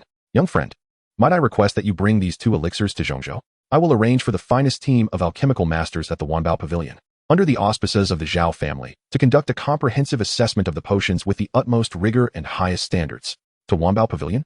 Lin Mo's voice reflected a moment of contemplation before he readily accepted. Certainly, just inform me of the specifics regarding time and location once you have arranged them. Very well. Even Zhao Tianqing, known for his remarkable composure, could not suppress a low, powerful note of approval from escaping his throat, while his voice remained steady. The subtle uplift at the end and the sudden brightness in his gaze betrayed his inner exhilaration. Rest assured, young friend, I will personally oversee the arrangements and security details. I will send you the precise time, location, and contact information shortly. Understood, I appreciate it, Chairman Zhao. Lin Mo's tone remained lighthearted. Young friend, I look forward to seeing you in Zhongzhou. Zhao Tianqing declared, his voice steady. See you in Zhongzhou. Beep, beep, beep. The communication ended. Silence enveloped the office once more as Zhao Tianqing slowly set the communicator back on the desk, his movements seemingly still composed. Yet only Zhao Qingwan, closest to him, could perceive the subtle shifts beneath her father's calm exterior. As he released the communicator, his fingertips unconsciously tapped lightly on the desk surface. If what Lin Mo claimed is true, Zhao Tianqing rose, gazing out the floor-to-ceiling window where the bustling metropolis lay before him, as if this entire world was laid bare to his discerning eyes. This would mark the greatest opportunity for the Zhao family in nearly a century. Chapter 60. The Threat from the Sun Family. In the office of the president at Magic City University, light cascades through the tall floor-to-ceiling windows, casting geometric patterns upon the polished ebony floor, which resonates with a tranquil ambience steeped in the passage of time and knowledge. Wei Wufeng sits upright behind a vast desk, his posture as stately as a pine tree, his silvery hair meticulously groomed, and his expression devoid of emotion. His profound gaze resembles an ancient well, calm and undisturbed, concealing any hint of sentiment beneath its surface. Before him hovers a luminous screen composed of pure energy, upon which intricate streams of data flow gracefully. At this moment, a seemingly archaic silver bracelet on his left wrist emits an almost imperceptible vibration, a faint azure light flickering upon its surface. Without diverting his gaze from the screen, Wei Wufeng raises his left wrist with a natural motion, his fingertip lightly touching the glowing point. A steady and composed young voice resonates directly within his mind. Principal. This is Lin Mo. Wei Wufeng's response is merely a singular, low-toned syllable, rich with magnetism, devoid of any emotional fluctuation. I have made my decision regarding the University League. I will participate. Lin Mo's voice is clear and resolute. In Wei Wufeng's deep-set eyes, a minuscule glimmer seems to flicker momentarily. He maintains his previous posture, his tone steady and undisturbed. Very well. I will send you the details regarding the selection and training arrangements shortly. Understood. Additionally, Principal, I may need to leave the campus for a few days to attend to some personal matters in Zhongzhou, Lin Mo adds. Zhongzhou? Wei Wufeng's voice remains steady, refraining from probing for further explanation, as though Lin Mo has merely conveyed a routine itinerary. During the preparation period for the University League, one must be mindful of the timeline. Rest assured, I will return before the league officially commences. There will be no delays, Lin Mo assures. Wei Wufeng affirms once more. You may go. Thank you, Principal. The communication concludes, and the azure light extinguishes. Wei Wufeng's focus returns to the flowing data on the luminous screen, as if the previous conversation had never transpired. Only his elongated fingers unconsciously tap lightly upon the edge of the screen. Zhongzhou, the secrets enveloping this young man seem increasingly intriguing. He refrains from inquiring, for certain answers will reveal themselves in due time. In Zhongzhou, at the headquarters of the Zhao Commercial Association, in the top-floor reception room, the atmosphere starkly contrasts that of the president's office at Magic City University. An invisible, suffocating tension permeates the air, and even the finest incense cannot mask the faint scent of gunpowder. Zhao Tianqing occupies the main seat on a meticulously tailored dark gray suit, exuding an air of composed authority. Before him, a teacup containing by Luo Chun tea glistens with clarity, steam wafting gently upwards. He wears a perfectly calibrated smile indicative of a business magnate, his gaze tranquil, betraying no trace of emotion. Opposite him sits Sun Lu, the second steward of the Sun family, a portly middle-aged man with a shrewd and haughty demeanor. Behind him stand two formidable bodyguards. Chairman Zhao, Sun Lu raises his teacup, blowing on the non-existent foam, and speaks slowly, his tone imbued with an air of condescension. I trust you are aware of our third young master's affections for Miss Qingwan. This proposed union is an olive branch extended by the Sun family, considering our long-standing relationship with the Zhao Commercial Association. However, he continues, it seems your association has recently encountered some turbulence. Longtai and Wantong have joined forces to exert pressure, resulting in a scarcity of resources and lackluster auctions. TSK. Without formidable assistance, it appears Sun Lu's words trail off, yet the implication is unmistakable. The Zhao family is in turmoil, and the Sun family is the savior, with the marriage being the only viable solution, lest they face dire consequences. Zhao Tianqing's smile remains unaltered, even softening further. He lifts his teacup and takes a leisurely sip, savoring the exquisite tea. As he sets the cup down, the porcelain meets the ebony table with a crisp, melodious sound. Steward Sun, you speak too harshly. Zhao Tianqing's voice is steady and resonant, devoid of any impatience. The fluctuations of the marketplace are common. Having engaged in commerce for decades, I am well acquainted with such tempests. This is but a minor disturbance. His tone is nonchalant, yet carries an undeniable confidence and depth. Sun Lu's feigned smile falters slightly, quickly replaced by a thin veneer of amusement. Indeed, Chairman Zhao has weathered many storms, yet this particular tempest seems especially fierce. Our third young master harbors genuine intentions toward Miss Qingwan, should she marry into the Sun family. she would enjoy unbounded wealth and prosperity, while the Zhao Commercial Association would receive our unwavering support, transforming peril into safety. Is this not a win-win scenario? Why persist in resisting? Jeopardizing the century-old legacy of your association? The undertones of menace are now overt. Deep within Zhao Tianqing's penetrating gaze, a fleeting glimmer of icy resolve surges forth. Akin to the hidden currents beneath a polar glacier, swift and undetectable. Yet, his smile remains warm, even tinged with a hint of exasperation. As if addressing a wayward child, "Steward son, please convey my gratitude to your third young master for his affections. Miss Qingwan has been rather spoiled since childhood. Her disposition rather headstrong. As her father, I must honor her autonomy in matters of marriage." Moreover, he shifts his tone to one of undeniable detachment, yet retains an air of calm. The Zhao Commercial Association has thrived for a century through integrity and self-reliance. Even when confronting adversity, we possess the means to navigate through it. Therefore, discussions of marriage are unnecessary, should the Sun family truly value our past relations. I would be grateful for fair competition in the marketplace. Sun Lu's artificial smile vanishes entirely, replaced by a brooding anger. He abruptly slams his teacup down, the clash of cup and table ringing harshly. Rising, he glares at Zhao Tianqing with a venomous gaze. "Zhao Tianqing, you must think carefully. Rejecting the good intentions of the Sun family will have consequences beyond your capacity to bear. Do not mistake my hospitality for weakness." Zhao Tianqing also rises slowly, his imposing stature radiating an intangible pressure cultivated through years of authority. His smile retracts, his gaze sharpening like a hawk's, locking on Sun Lu. His voice low, yet each word strikes with the weight of iron upon the floor. "Steward son, please take your leave. How I conduct my affairs is of no concern to the Sun family. As for the consequences," of faint, chilling smile curves upon his lips, the implications within causing even the worldly wise Sun Lu to feel a shiver of apprehension. "I, Zhao Tianqing, can bear the weight. You." Sun Lu's face pales with rage at Zhao Tianqing's unyielding demeanor, which exudes an undeniable strength. He points an unsteady finger at Zhao Tianqing. "Very well, Zhao Tianqing, just wait. We shall see how your auction concludes." With a tempest of fury and a hint of unease, Sun Lu storms out, leading his guards through the door with a resounding slam. The heavy door to the reception room closes, isolating them from the outside world. Instantly, the chill on Zhao Tianqing's face dissipates, returning to a profound calm. He slowly resumes his seat on the sofa, lifting the now slightly tepid teacup. Yet his gaze sharpens like a blade, fixating on the towering structures of Zhongzhou outside the window. The threats posed by the Sun family and the encroachment of Longtai and Wantong linger above him like a heavy shackle. At this moment, Zhao Tianqing's state of mind was entirely different. He retrieved a secure communication device, summoned a specific contact interface, and with steady fingers, entered. "Ensure that Lin Mo's itinerary is flawless. The Wanbao Pavilion Appraisal Center requires the highest level of readiness. Activate the top secret contingency plan. All personnel involved must sign the utmost confidentiality agreement. This matter pertains to the survival of the Chamber of Commerce and cannot suffer any mistakes." The message was dispatched. Zhao Tianqing set the communicator aside, lifted his teacup, and consumed the slightly cool tea in one gulp. After the bitterness, a subtle sweetness lingered. Closing his eyes and leaning back against the sofa, he silently drummed his fingers on the armrest, as if orchestrating a grand chess game that would soon determine life and death. Zhao Tianqing had navigated the tumultuous seas of commerce for decades. The success of the Zhao family business was not solely attributed to intellect. More importantly, he dared to gamble. His intuition told him that Lin Mo would present him with a tremendous surprise, a trump card capable of turning the tide for the Zhao family business. The cold curve at the corner of his mouth reappeared quietly. A storm was brewing. Chapter 61. Arrival at the Sun family's council chamber. The atmosphere was as tense as the eerie stillness before a storm. Sun Jingxiong, the head of the Sun family, sat in the main seat, his hawk-like eyes sharply scanning the bowed head of the second steward, Sun Lu. Sun Lu embellished his account of how Zhao Tianqing had been arrogant and disrespectful, even subtly provocative in refusing the marriage proposal, particularly emphasizing Zhao Tianqing's final assertion that he, Zhao Tianqing, could bear the weight of the situation with an air of strange confidence. Bear the weight.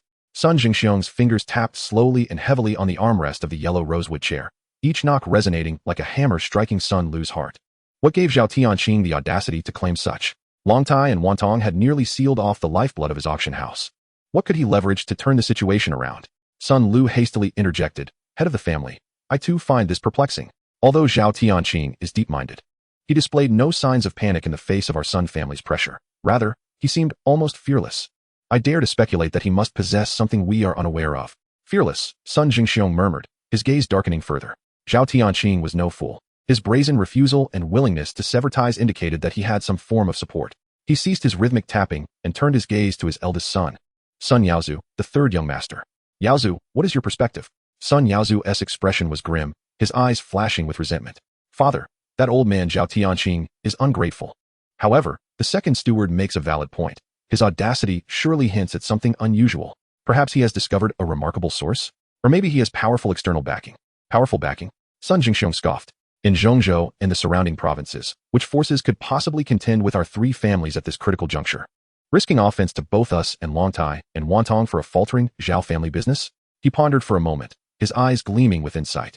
Before issuing a decisive command, Sun Lu, at your service. Immediately increase manpower. Keep a close watch on the Zhao family business, especially on Zhao Tianqing himself and his daughter, Zhao Qingwan. Monitor the comings and goings at the headquarters, any unusual activity at the Wanbao Pavilion, and all suspicious forces that may be in contact with the Zhao family. Every detail must be scrutinized. Report any signs of movement at once. Yes, head of the family. Sun Lu responded, invigorated, and swiftly departed. Yaozu, Sun Jingxiong turned his attention back to his son, his tone chilling. Utilize all available resources to investigate. What is Zhao Tianqing's trump card? I refuse to believe he can conjure a turnaround from thin air. If any clues arise, we may need to employ extraordinary measures. Before the auction, we must unearth his hidden card. Yes, father. Sun Yaozu's eyes glinted with fierce determination as he bowed in compliance. In Zhongzhou, at the central teleportation hub, the exit of the VIP teleportation hall, the unique dizziness of spatial transfer ebbed away like a receding tide, and a more pronounced cacophony surged into their ears. Wow. So big. So many people. Lin Yuyan exclaimed in hushed excitement, her violet eyes wide open as she curiously surveyed her surroundings. Towering magical energy structures, various floating vehicles, and individuals clad in an array of exotic attire. All of it filled her with wonder. Lin Mo swiftly acclimated to the unique energy field of Zhongzhou. His wrist communicator vibrated gently, revealing a message from Zhao Tianqing. Young friend Lin Mo, welcome to Zhongzhou. Wanbao Pavilion is located at 1 Tianshu Avenue in the Central Business District. A dedicated person awaits you at the south side of the VIP teleportation hall, exit 3. Upon arrival, please present your VIP card. Zhao Tianqing awaits your presence. Lin Mo stowed away the communicator and, accompanied by two women and a bat, proceeded toward the clearly marked exclusive passage. At the end of the corridor, the door swung open to reveal a lavishly decorated, intimate reception hall. A middle-aged man, dressed in the uniform of a senior steward of the Zhao family business, exuded a composed and capable demeanor, flanked by two guards whose presence was understated yet vigilant. As Lin Mo and his companions emerged, Zhao Feng's eyes briefly sparkled with an imperceptible gleam. Zhao Feng displayed an impeccable respectful smile. Deeply bowing to Lin Mo, "Are you Mr. Lin Mo? I am Zhao Feng, a steward of the Zhao family business. Here on the chairman's orders to await your esteemed arrival. The chairman is already at the Wanbao Pavilion Appraisal Center. Please follow me." His demeanor was exceedingly humble. Lin Mo nodded slightly. "Thank you, Steward Zhao. Please, sir. Ladies, please." Zhao Feng gestured aside, his manner impeccable. Just as Lin Mo and his entourage boarded the understated magical energy vehicle, adorned with formidable defensive runes, a man in a distant corner of the VIP teleportation hall, engrossed in a guide map, cast a sidelong glance toward Lin Mo, lightly pressing a discreet protrusion on the edge of the map. Wanbao Pavilion, situated in Zhongzhou at 1 Tianshu Avenue, was the core enterprise of the Zhao family business, an artwork that merged top-tier alchemy and spatial expansion technology. The soaring tower pierced the clouds, its surface adorned with flowing, arcane runes. Upon entering, one would find not the ostentatious opulence one might expect, but rather a subdued, understated luxury. The ceiling soared high, embedded with magical crystal stones simulating a starry sky, casting a gentle light. The air was fresh, imbued with a faint, calming fragrance of sandalwood and herbs. The vast space was skillfully partitioned with suspended displays, showcasing a dazzling array of treasures, each worth a fortune. The guests, all affluent and noble, maintained an air of restraint and quietude typical of high society. Under Zhao Feng's guidance, Lin Mo's party traversed through layers of tightly secured areas, directly ascending in a private elevator to the top floor of Wanbao Pavilion, the Tianjian Hall, reserved for the most exquisite treasures. Here, the environment was even more private and solemn, the walls constructed from special sound-absorbing materials, and the floor covered with a thick carpet made from deep-sea magical whale fur, so plush that one could hear a pin drop. The elevator doors slid open silently. A graceful and gentle figure had already been waiting outside the hall. Clad in a well-tailored moon-white gown, she exuded a slender elegance, her presence reminiscent of delicate orchids in a secluded valley. It was none other than Zhao Qingwan. As Lin Mo appeared, a radiant and sincere smile blossomed on her lovely face, her eyes sparkling with unmistakable joy and a hint of shyness. "Mr. Lin Mo, welcome to the Treasure Pavilion." Zhao Qingwan stepped forward briskly, her voice melodious and gentle, akin to the gentle murmur of a clear spring. Her gaze swiftly flitted over Lin Mo's companions, Lin Yuyan and Xiao, a glimmer of astonishment flashing in her eyes. In merely a month, had Lin Mo managed to tame two formidable spirit beasts? She was somewhat taken aback, her attention then settling on the exquisite crimson bat perched on Lin Mo's shoulder. Offering a kind smile and acknowledgement. Your father is already waiting inside. Please follow me. Thank you, Miss Xiao. Lin Mo inclined his head slightly. Lin Yuyan, filled with curiosity, surveyed Zhao Qingwan and the opulent surroundings, whispering to Xiao, this place is beautiful. Xiao nodded lightly in agreement. Lilith, on the other hand, languidly cast a glance at Zhao Qingwan, a casual greeting in her demeanor. Zhao Qingwan personally led the way, pushing open two heavy doors intricately engraved with complex protective runes. Inside was an exceedingly spacious appraisal hall, a perfect fusion of technological sophistication and classical beauty. At the center stood a massive circular console, upon which floated an array of intricate alchemical instruments and energy detection arrays. Surrounding walls were composed of monumental one-way crystal panels, allowing a clear view of the bustling scenery outside, while preventing any outside gaze from penetrating within. Zhao Tianqing stood beside the console, his back to the entrance, hands clasped behind him, seemingly gazing out at the cityscape. Upon hearing the door open, he slowly turned around. Chapter 62, The Extraordinary Potion. Lin Mo, my young friend. You must have had a tiring journey. Zhao Tianqing greeted with a warm and composed smile, striding forward to extend his hand. At the moment their eyes met, his gaze instinctively drifted towards Lin Mo's companions. When his eyes fell upon Lin Yuyan, a flicker of surprise crossed Zhao Tianqing's deep-set eyes. That pure, unblemished aura, seemingly emanating from the very essence of life, stirred a slight tremor even in this seasoned titan of commerce. This is dragon might. So pure? His gaze then shifted to Xiao. Beneath her tranquil demeanor, Zhao Tianqing felt as though he were gazing into an endless, profound ocean. A sense of reverence rising uncontrollably from the depths of his being, as if confronting a higher existence. Finally, his attention settled on the seemingly harmless, even somewhat adorable crimson bat resting on Lin Mo's shoulder.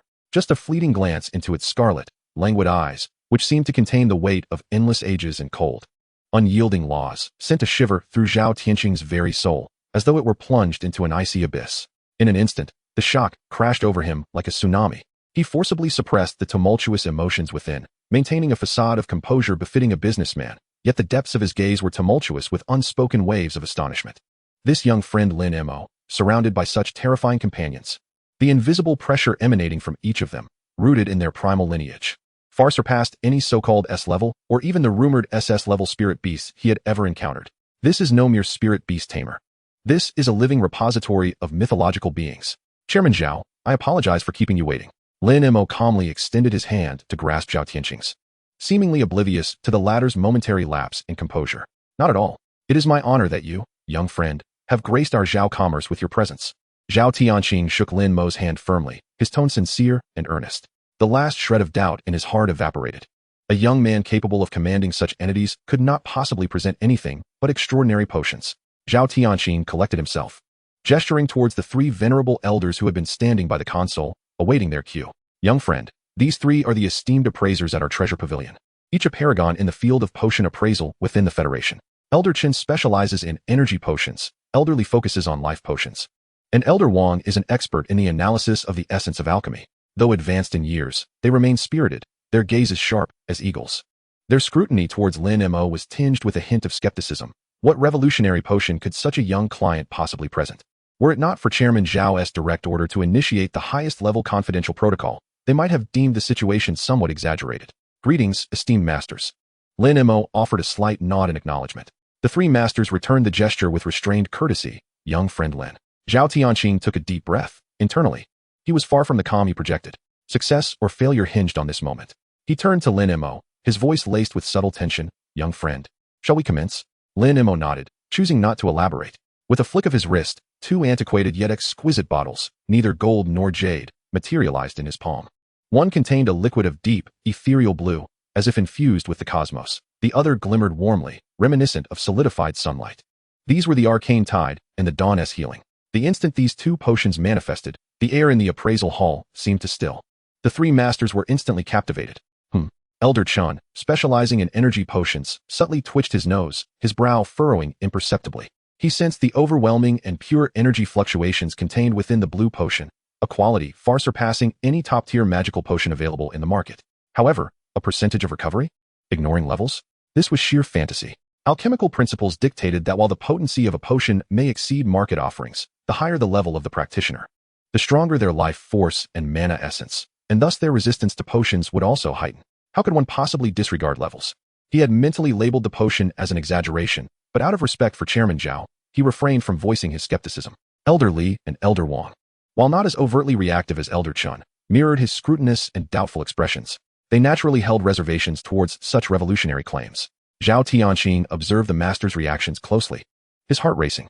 He believed in Lin Mo, yet the appraisal results were the ultimate truth. He spoke firmly. Masters, please proceed. Yes, Chairman. The three masters responded in unison, honing their focus and entering their professional mode. Despite their doubts, their professionalism compelled them to engage earnestly. The arcane tide was the first to be placed within the specially designed energy detection array. Buzz, the detection array erupted in a blinding blue light. Complex runes whirled frantically, emitting a rapid hum. Data cascaded down the light screen like a waterfall. Energy purity, 99,999. Nearly perfect. No impurities whatsoever. Energy attributes, highly compatible. No rejection towards any attribute of mana essence. Energy structure, stable. Extremely stable. The internal energy tide circulates in a self-sustaining system. How is this even possible? Elder Chen's eyes widened in disbelief, fixated on the astonishing data illuminating the screen. The disdain that once graced his features had vanished, replaced by sheer astonishment. He lunged forward to the console, his fingers trembling as he adjusted the detection parameters, his voice trembling. Impossible. Such an energy structure does not exist within the current alchemical charts. It's itself cycling. Immediately after, the array was switched to simulate absorption mode. A core model of mana, composed entirely of pure energy and representing various tiers of practitioners, materialized within the magic circle. As a delicate thread of arcane energy was meticulously channeled into a level 20 mana core model, the model instantaneously brimmed with energy, radiating a brilliant blue glow. The adjacent display read, mana recovery rate, 30. A perfect match. Elder Chen inhaled deeply. This outcome fell well within his expectations. He promptly shifted his focus to a level 50 mana core model. Infusion. The model filled once more. The display indicated, mana recovery rate, 30. Elder Chen's hand trembled violently. Unwilling to accept fate, he switched directly to a level 70 heroic mana core model. The mana contained within this model was so vast that it rendered any elite mana potion trivial by comparison. Infusion. Buzz. The entire detection array emitted a mournful wail of overexertion. The blinding blue light threatened to pierce the very heavens. The level 70 mana core model, akin to a parched riverbed inundated by a torrential flood, was instantaneously filled with an overwhelming surge of pure energy. The data adjacent to it fluctuated wildly, ultimately freezing on a number that left everyone breathless, nearly causing Elder Chen's heart to cease. Mana recovery rate, 30. Ignoring levels. Constant percentage. Thud. Elder Chun collapsed onto his chair, his lips quivering, his gaze lost in the dazzle of the figure on the screen, repeatedly murmuring, "Impossible. This cannot be." Meanwhile, Elder Li, responsible for the elixir of dawn's healing properties, was even more astounded than Elder Chun. When that warm and sacred golden elixir was placed into the life detection array, the entire array erupted in an unprecedented, vibrant golden radiance. The rich essence of life invigorated the very air of the appraisal hall, uplifting spirits immeasurably, simulating the infusion of different levels of life core models each time. A constant 30 in instantaneous recovery, plus 15 in sustained recovery. Ignoring levels. Constant percentage. Elder Li beheld the screen, where the relentless, terrifying data repeatedly challenged the entirety of his lifelong understanding, leaving him petrified, rooted to the spot. Only his grizzled beard quivering violently. He had appraised innumerable top-tier life potions throughout his life, including the legendary elixirs said to bring the dead back to life. Yet he had never witnessed such unreasonable, pure, and domineering recovery effects. This was no mere potion. It was akin to a law. Elder Wang was tasked with the analysis of the alchemical essence. He operated the most sophisticated instruments, attempting to decipher the energy composition and formulation principles of the two potions. However, the information relayed back from the instruments was a cacophony of confusion and warnings. The energy structure of the potions was so intricately profound that it contained some incomprehensible rule. The forced analysis resulted in the instruments overheating and smoking. Rules. This was a creation at the level of rules, beyond the reach of human endeavor, beyond the realm of alchemy. Elder Wang slumped in his chair, gazing at the smoking apparatus, his eyes filled with an unprecedented awe and bewilderment. The entire appraisal hall fell into a deathly silence. Only the faint crackling of overloaded instruments and the heavy, chaotic breaths of the three masters punctuated the stillness. Zhao Tianqing stood there, his body trembling slightly from overwhelming excitement. His deep-set eyes resembled a tranquil ancient well, seemingly calm on the surface, yet roiling with tumultuous shock beneath. The once tightly pressed line of his lips now relaxed imperceptibly. His chest rose and fell subtly, as if yearning to draw in all the suppressed excitement and monumental hope capable of overturning the status quo. Zhao Tianqing slowly lifted his gaze, no longer directed at the frigid nightscape outside the window, but as if penetrating the walls towards the imminent tempest brewing at the Central Plains auction house. The despair and gravity that had previously clouded his bloodshot gaze dissipated, replaced by a long-lost, predatory sharpness. An absolute confidence poised to seize control of the situation and launch a decisive counterattack. He remained silent, merely retrieving a meticulously trimmed premium cigar, lighting it with deliberate calm. Wisps of blue smoke rose, obscuring his piercing gaze yet failing to conceal the increasingly clear, cold, and powerful smile gracing his lips. The Sun family? Long Tai? Want to touch my daughter? Want to devour the Zhao clan? Zhao Tianqing inhaled deeply, savoring the rich aroma of the smoke. Feeling the rekindled fighting spirit and unprecedented assurance surging within his chest, silently mocking. The game is about to shift in our favor. Chapter 63, The Proactive Zhao Qingwan. Lin Mo, my young friend, Zhao Tianqing began. The appraisal results are unequivocal. These two potions will undoubtedly be the centerpiece of this auction. Their value is incalculable. He paused, his tone shifting to one of solemnity and sincerity. Regarding the auction proceeds, according to the highest level commission agreement of our Zhao Trading Association, and in light of your possession of the gilded VIP card privileges, the association will retain 30% of the final transaction amount as commission, publicity, security, and various operational expenses. The remaining 70% will be delivered to you in full, without any additional conditions. What do you think of this distribution plan? Are you satisfied? Zhao Tianqing scrutinized Lin Mo, feeling a twinge of anxiety within. This revenue-sharing ratio was undoubtedly the most generous offer the Zhao Trading Association could extend to a typical consignor, verging on a loss leader strategy, merely to bind Lin Mo, the god-tier alchemist. However, for strategic resources like the Arcane Tide and the Elixir of Dawn, which could alter the world's paradigm, he feared Lin Mo might deem the 30% commission too low. Lin Mo lifted the crystal goblet, gently swirling the moonlit liquid within. His expression calm and unruffled. He nodded, his tone indifferent. Very well, it is reasonable. Let us proceed as Chairman Zhao has suggested. A colossal weight lifted from Zhao Tianqing's heart, replaced by immense gratitude.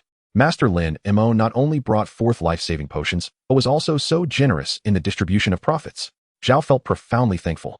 Zhao Tianqing sincerely expressed his gratitude once more. After a moment's hesitation, he could not resist asking, tinged with a hint of trepidation and hope, Master, may I inquire about the difficulty of crafting such miraculous potions? Is there a possibility for more in the future? Lin Mo regarded him with a knowing glance, a faint smile playing at the corners of his lips as if perceiving Zhao Tianqing's thoughts. Chairman Zhao, rest assured, these two potions are merely the beginning. He took a delicate sip of the moonlight elixir, savoring the cool, sweet flavor as it melted on his tongue before continuing. I possess formulations with even stronger effects and higher recovery ratios. However, good things must come gradually.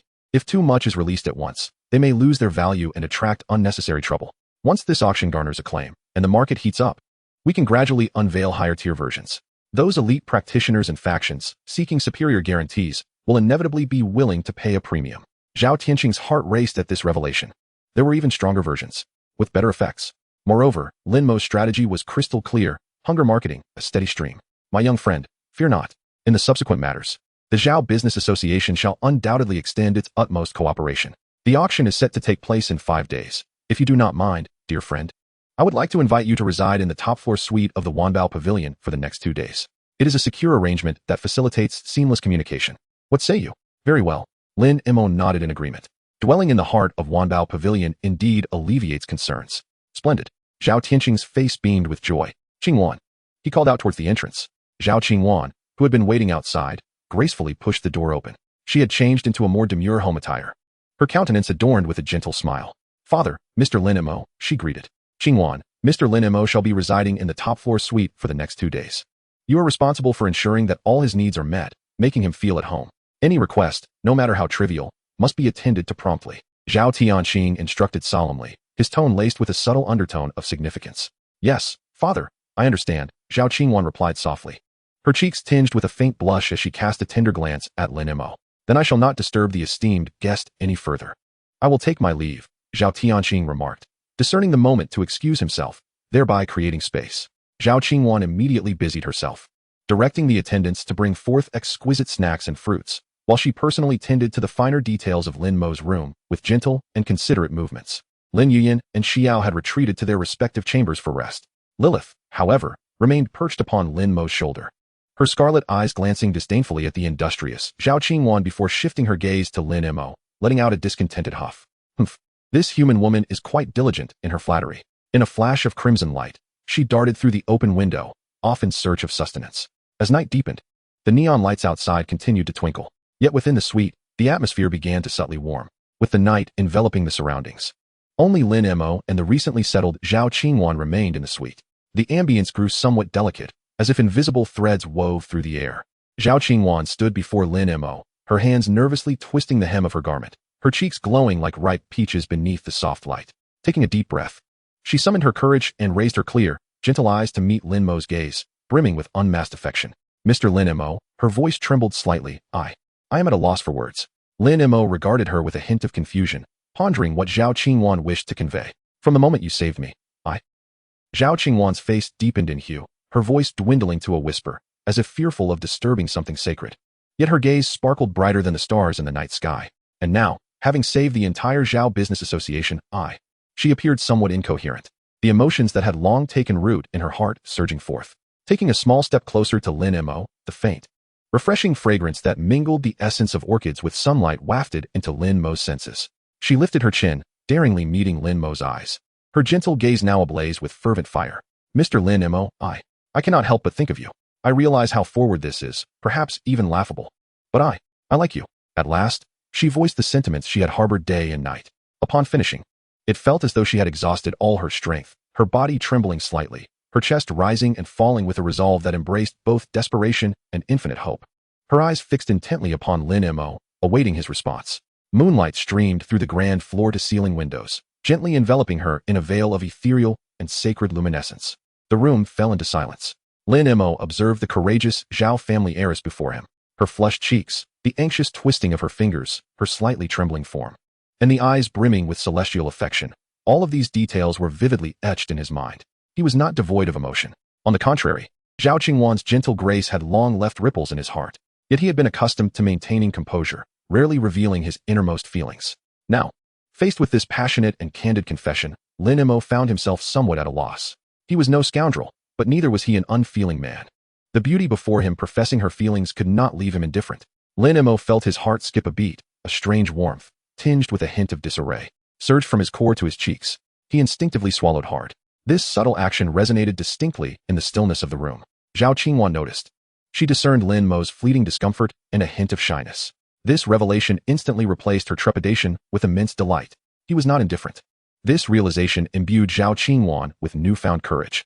Her eyes sparkled even brighter, imbued with a sense of resolute determination as she took another small step forward.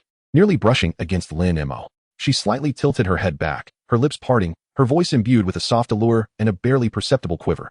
Mr. Lin Mo, I do not require an immediate response. I can no longer keep this within my heart. Her voice lowered further. I just wish for you to know my feelings, regardless of your own. As she gazed upon Lin Mo's slightly trembling lips, the unfamiliar warmth completely dissolved her reservations.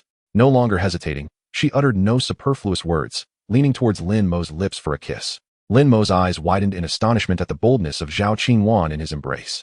He reached out, gently grasping her hands, which were entwined and slightly cool to the touch. Her hands were soft and warm, embodying the unique warmth of youthful femininity. Zhao Qingwan's body jolted in surprise. As if electrified, her gaze fixed on Lin Mo in a daze. A faint blush colored Lin Mo's cheeks as he met Zhao Qingwan's gaze with unwavering composure.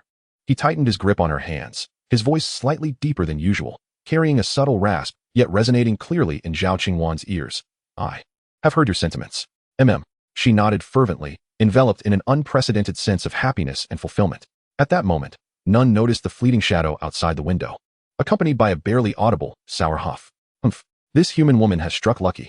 Then it vanished completely into the kaleidoscope of city lights. Chapter 64, The Authorization. In the Sun family's secret chamber, Sun Jingxiong's expression was as dark as stormy waters as he listened to the latest report from his subordinate, Patriarch. Since Lin Mo entered Wanbao Pavilion, he has not shown himself again. The internal security has been elevated to the highest level. Our people cannot infiltrate. According to external observations, the energy fluctuations in the alchemical laboratory area of Wanbao Pavilion were exceptionally intense last night, as if undergoing a high-stakes appraisal. It lasted for quite some time. Appraisal. Abnormal energy fluctuations. Lin Mo Sun Jingxiong's fingers pounded the table fiercely, his eyes glinting with cold light. Lin Mo had barely arrived when a high-caliber appraisal commenced. Humph. Zhao Tianqing's trump card is likely resting upon this Lin Mo.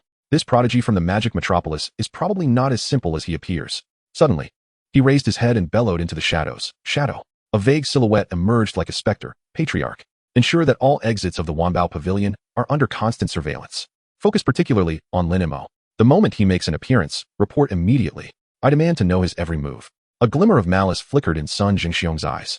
Notify our contacts in the dark web to investigate. Spare no effort to unearth every detail about Lin Mo. I want to uncover all his secrets.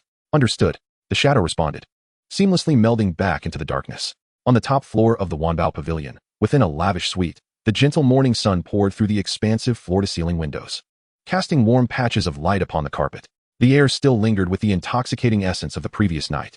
Zhao Qingwan's long eyelashes fluttered as she slowly opened her eyes. The first sight that met her gaze was Lin Mo's well-defined jawline and his tranquil sleeping face. In an instant, memories of the previous night flooded her mind. Her bold confession, Lin Mo's rare blush, and his clumsy yet resolute reply, followed by the tender moments that left her flushed and breathless, even prompting her to softly beg for mercy. The recollections surged like a tide, rendering her fair cheeks hot, as if they were the ripest of apples. She cautiously attempted to shift from Lin Mo's embrace, fearful of waking him. However, the moment she moved, the sensations of soreness and a peculiar feeling in her body made her involuntarily let out a soft hum, causing her to freeze in place. She felt a twinge of frustration. Her husband's stamina was truly remarkable. Despite her own good physical condition, she had spent the entire night in passive submission, ultimately begging for respite. How would she endure if she were alone in the future? As this thought crossed her mind, Zhao Qingwan's face grew even redder, and a daring yet bashful idea began to take root in her heart. Perhaps it wouldn't be a bad idea to find her husband a few more sisters to share the burden. The gentle visage of Xiao flashed through her mind. Just then, Lin Mo awoke. Upon opening his eyes, he caught sight of the changing expressions on the face of the beauty in his arms, sometimes flushed like the dawn, other times sparkling with a myriad of thoughts, her small frame appearing torn between ecstasy and confusion. What occupies your thoughts? Lin Mo's voice was low and husky from slumber as he instinctively tightened his arm around her, drawing her closer. Zhao Qingwan was startled, and upon meeting Lin Mo's amused, deep-set eyes, she felt her embarrassment mount, burying her face against his solid chest, a muffled response escaping her lips, and nothing. Lin Mo chuckled softly, his fingers gently tracing her smooth shoulder, leaning closer to her reddened ear, his warm breath brushing against her sensitive skin. Nothing? Then why is your face so flushed? Are you perhaps pondering last night's events? Yeah, don't say that. Zhao Qingwan, flustered and irritated, lightly punched him, the gesture as gentle as a tickle. Heh, Lin Mo's laughter grew merrier, tinged with mischief. It appears my Qingwan's stamina could use some improvement. Perhaps she should engage in more exercise? Husband, you're incorrigible. Zhao Qingwan entirely transformed into a bashful creature, burying herself in his embrace, refusing to look up, her ears nearly crimson. As the atmosphere brimmed with warmth and tenderness, a sudden, disdainful huff broke through the tranquility. Humph, how shameless to be so lovey-dovey in the morning. A small, crimson bat, carved from what appeared to be red jade, hung upside down from the luxurious crystal chandelier in the center of the room, its beady eyes glaring indignantly at the two entangled figures on the bed. How infuriating. This human woman monopolized Lin Mo for an entire night, and she looked so smug about it. This is intolerable. Lin Yuyan rubbed her sleepy eyes and peeked out from the adjacent room, her white hair tousled, clutching a soft pillow. Meanwhile, Xiao sat gracefully by the window, basking in the morning light as she engaged in tranquil meditation, seemingly unaffected by the world's chaos. Though the gentle curve of her lips appeared to have deepened slightly, Zhao Qingwan, taken aback by Lilith's outburst, felt her shyness intensify, hurriedly extracting herself from Lin Mo's embrace and frantically searching for her clothes. Lin Mo, however, cast a resigned glance at the sulking little bat hanging from the chandelier, a smile of indulgence playing at the corners of his mouth. After a brief period of freshening up, the group gathered in the suite's sitting room for breakfast. Although a rosy hue lingered on Zhao Qingwan's cheeks, her eyes sparkled with happiness and affection that she could not conceal. She sat beside Lin Mo, delicately serving him dishes, embodying the role of a caring hostess. Lilith stood on the other side of Lin Mo's chair, sipping from a small cup of premium beast's blood that he had prepared for her, occasionally emitting soft, displeased huffs. The atmosphere was subtly harmonious.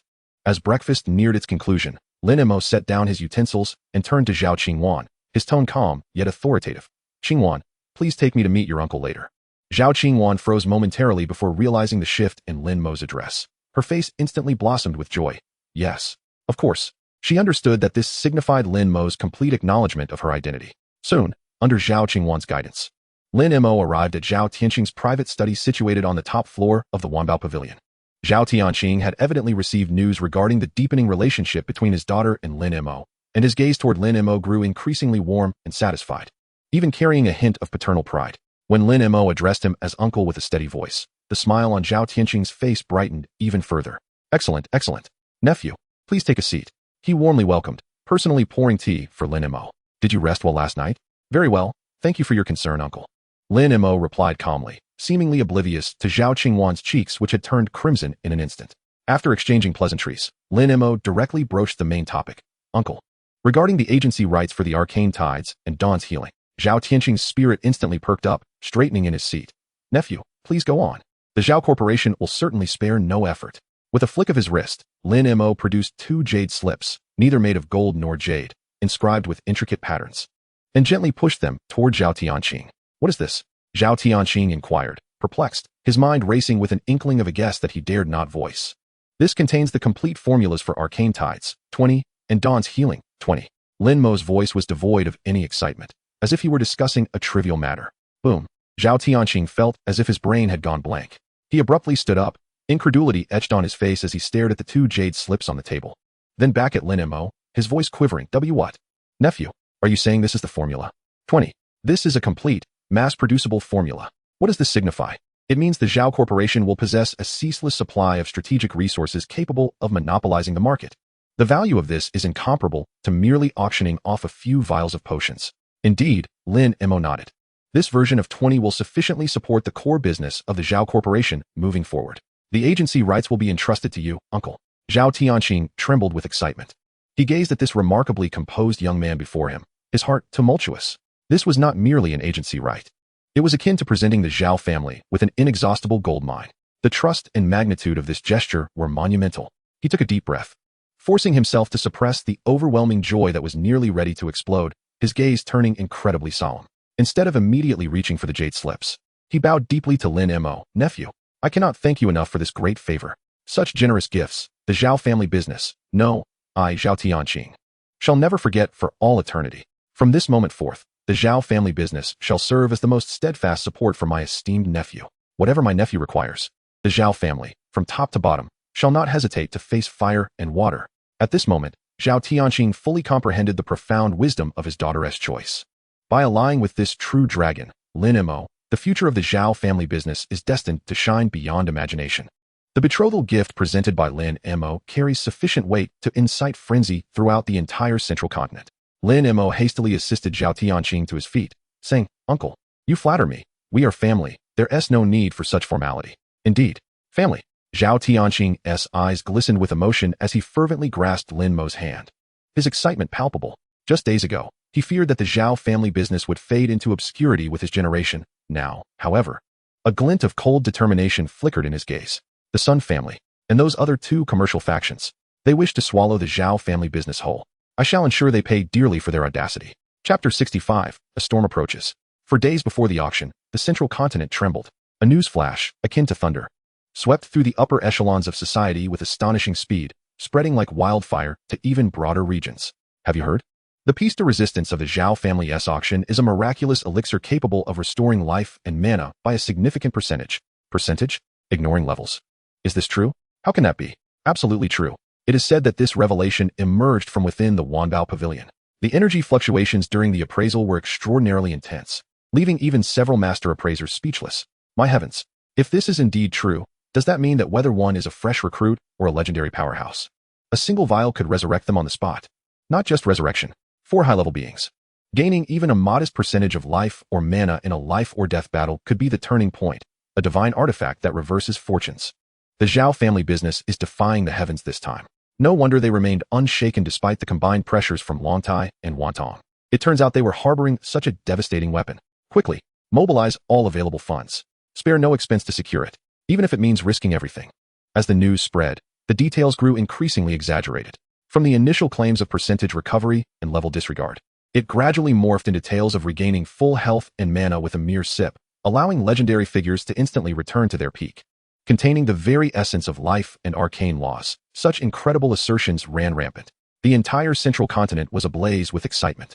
Countless factions were driven mad, scrambling to verify the authenticity of the claims and rallying their resources. The once passive Longtai and Wantong commercial factions, eager to witness the Zhao family's fall, could no longer remain idle. High-level meetings were held one after another, the atmosphere laden with tension. Zhao Tianqing's phone was inundated with calls, yet he maintained an air of mystery, stating the auction would reveal all, further fueling public curiosity and speculation. Of course, there were skeptics, questioning whether this was merely a smokescreen by the Zhao family to salvage their reputation. However, when certain well-informed and influential factions confirmed through clandestine channels that the Wanbao Pavilion had indeed conducted a top-secret appraisal just 2 days prior, all doubts transformed into an insatiable greed and unwavering determination. The Zhao family business, once shrouded in clouds of despair, became the unequivocal focal point of attention across the central continent and even the Federation overnight. In the afternoon, within the central business district of the central continent, at Baichao Pavilion, this venerable establishment specializes in high-quality medicinal herbs, boasting a profound legacy and a comprehensive array of superior-grade materials. Lin Mo entered the shop with Xiao, while Lin Yuyan remained in the suite, enjoying snacks under Lilith's pretext of avoiding the noise of the human shop. Lilith, in her diminutive bat form, nestled within the collar of Lin Mo's attire, unwilling to admit that she feared Lin Yuyan might usurp her position by his side. Xiao donned a comparatively simple light blue dress, yet her serene and tranquil demeanor, akin to the depths of the ocean, remained captivating. She quietly accompanied Lin Mo, resembling a devoted wife. Lin Mo's purpose for this visit was straightforward: to procure auxiliary herbs necessary for concocting higher percentage restorative potions. He had prepared a list containing several rare ingredients. The shopkeeper, an elderly gentleman with graying hair and gold-rimmed glasses, exuded a calm aura. Clearly a seasoned expert in the field, he perused the list, and, upon recognizing its contents, his eyes widened with surprise.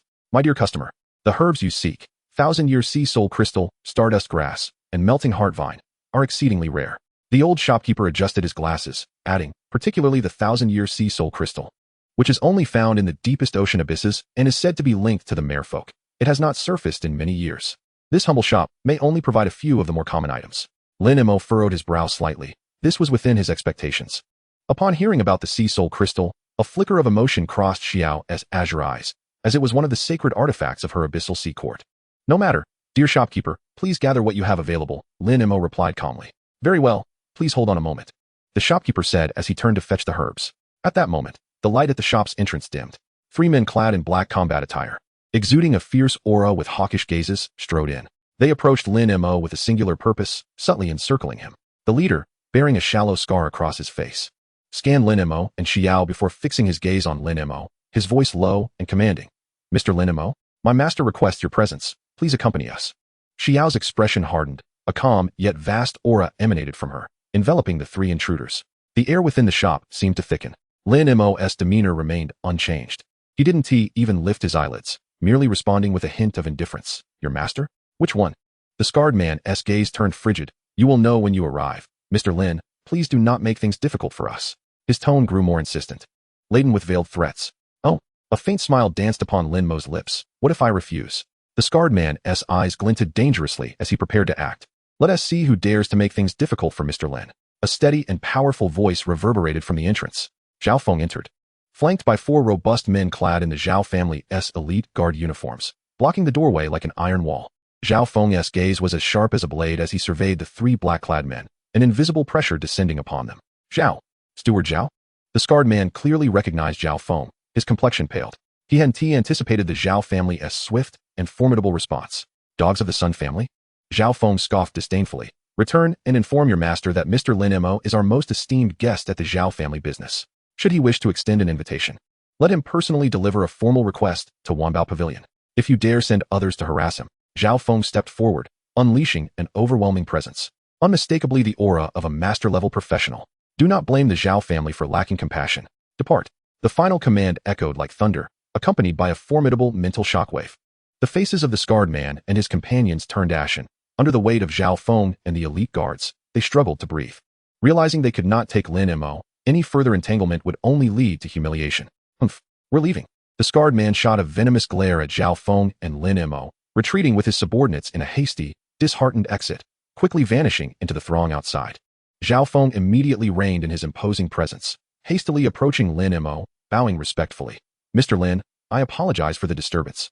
The president is deeply concerned for your safety and has specifically instructed me to ensure your covert protection. It was unexpected for the Sun family to act so brazenly in broad daylight. Nevertheless, they are but a few insignificant flies. Lin Mo waved his hand dismissively, as if the recent incident was trivial. He turned to the old shopkeeper, who was holding the medicinal herbs with a look of astonishment. Shopkeeper, are the herbs ready? Oh, yes, right away. The old shopkeeper finally regained his composure and hurriedly presented the neatly packaged herbs to Lin Mo, his gaze filled with awe and curiosity. What kind of young man is capable of instilling such apprehension in the Zhao Merchant Association? One who seems to disregard the Sun family entirely. In the Sun family's secret chamber. Incompetent fools. A bunch of useless wretches. Sun Jingxiong, enraged by the scarred man's report, smashed the jade cup in his hand onto the floor, shards scattering everywhere. You couldn't even bring one person back. You were publicly humiliated by Zhao Feng. You've disgraced the Sun family. The scarred man knelt, sweat beading on his forehead. Master, please calm your anger. Zhao Feng brought the elite of the association. With formidable strength and an exceedingly aggressive demeanor. I simply could not forcefully take him. Strong-armed. By what right does Zhao Feng presume to be strong-armed? Sun Jingxiong's countenance darkened, his eyes ablaze with fury. Is it all because of that Lin Mo? Very well. Zhao Tianqing. It seems you are adamant about opposing the Sun family. That Lin Mo is your trump card. Your hope for a comeback. He suddenly turned, bellowing into the shadows. His voice akin to frigid eyes from the netherworld. Shadow. Relay this order. Utilize our connections with the Shadow's sting. Issue the highest level assassination bounty. Target, Lin Mo. Location, Zhongzhou. Deadline, before the auction begins. The reward shall be doubled. I want his life. Activate our infiltrators within the Wanbao Pavilion. Create chaos on the day of the auction. If we can disrupt those 2 vials of medicine, all the better. If not, we must turn Zhao Tianqing's auction into a farce. Inform Longtai and Wantong's old fogies that plans have changed. Zhao Tianqing's trump card is that Lin Mo. We must extinguish this spark before he reveals it. Let them bleed a little. With the 3 families joining forces, let's see how Zhao Tianqing can withstand it. Understood. The voice from the shadows, dripping with murderous intent, swiftly vanished. Sun Jingxiong approached the window, gazing out at the bustling Zhongzhou. His expression dark and his features twisted like a predator poised to strike. Zhao Tianqing, Lin Mo, do you think a few advantages will enable you to turn the tables? Dream on. This auction is destined to be your tomb. Chapter 66, Assassination. The 1,000-year sea soul crystal. Lin Mo examined the partially assembled medicinal herbs in his hand. A frown creasing his brow. The absence of the primary ingredient thwarted his plans to assist Xiao in enhancing her bloodline purity, a crucial step towards achieving SSS rank. Xiao stood beside him, her azure eyes flickering with concern. She gently tugged at Lin Mo's sleeve, her voice tender yet resolute. Master. The sea soul crystal is a sacred relic of the Baihai Yuan Ting, hidden deep within the royal treasury, heavily guarded and protected by powerful defensive barriers. With the royal court now under Mo Lin's control, he will undoubtedly be on high alert. Our current strength makes a rash assault tantamount to courting death. I can wait. We can seek it once you become stronger. Wait.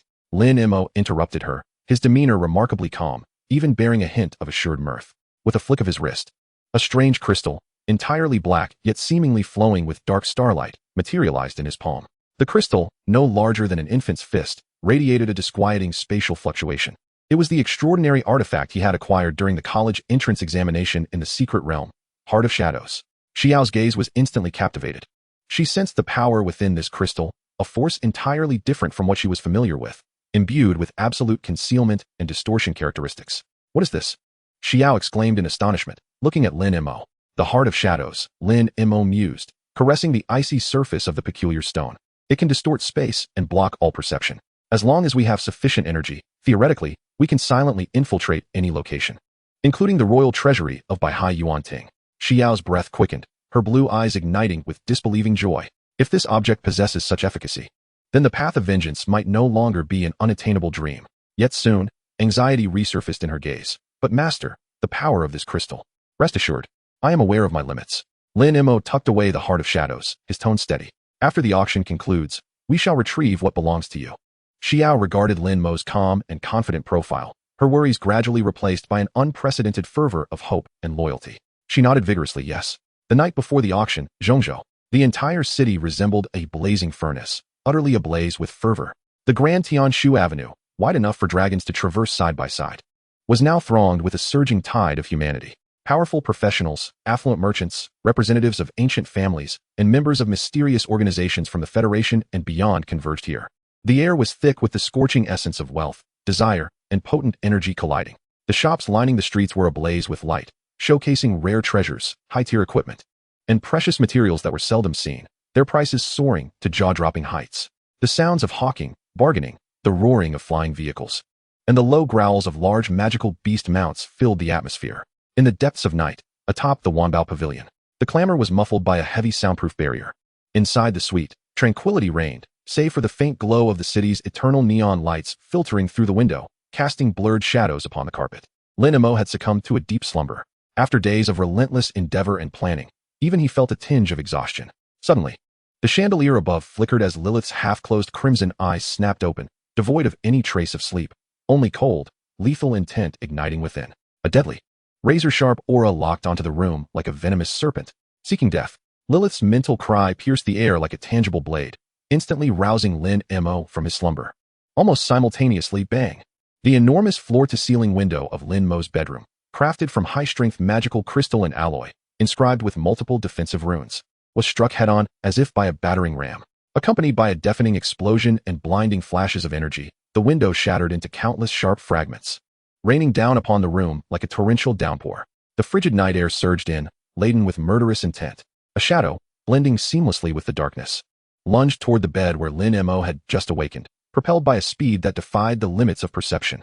In the shadow's hand was a pitch-black dagger, devoid of any sheen, yet emanating a chilling aura that could freeze the soul, striking with pinpoint accuracy at Lin Mo's throat. The speed was unparalleled, the ferocity unmatched. There was no hesitation, no extraneous movement, only a single, decisive strike meant to kill. This was a top-tier assassin.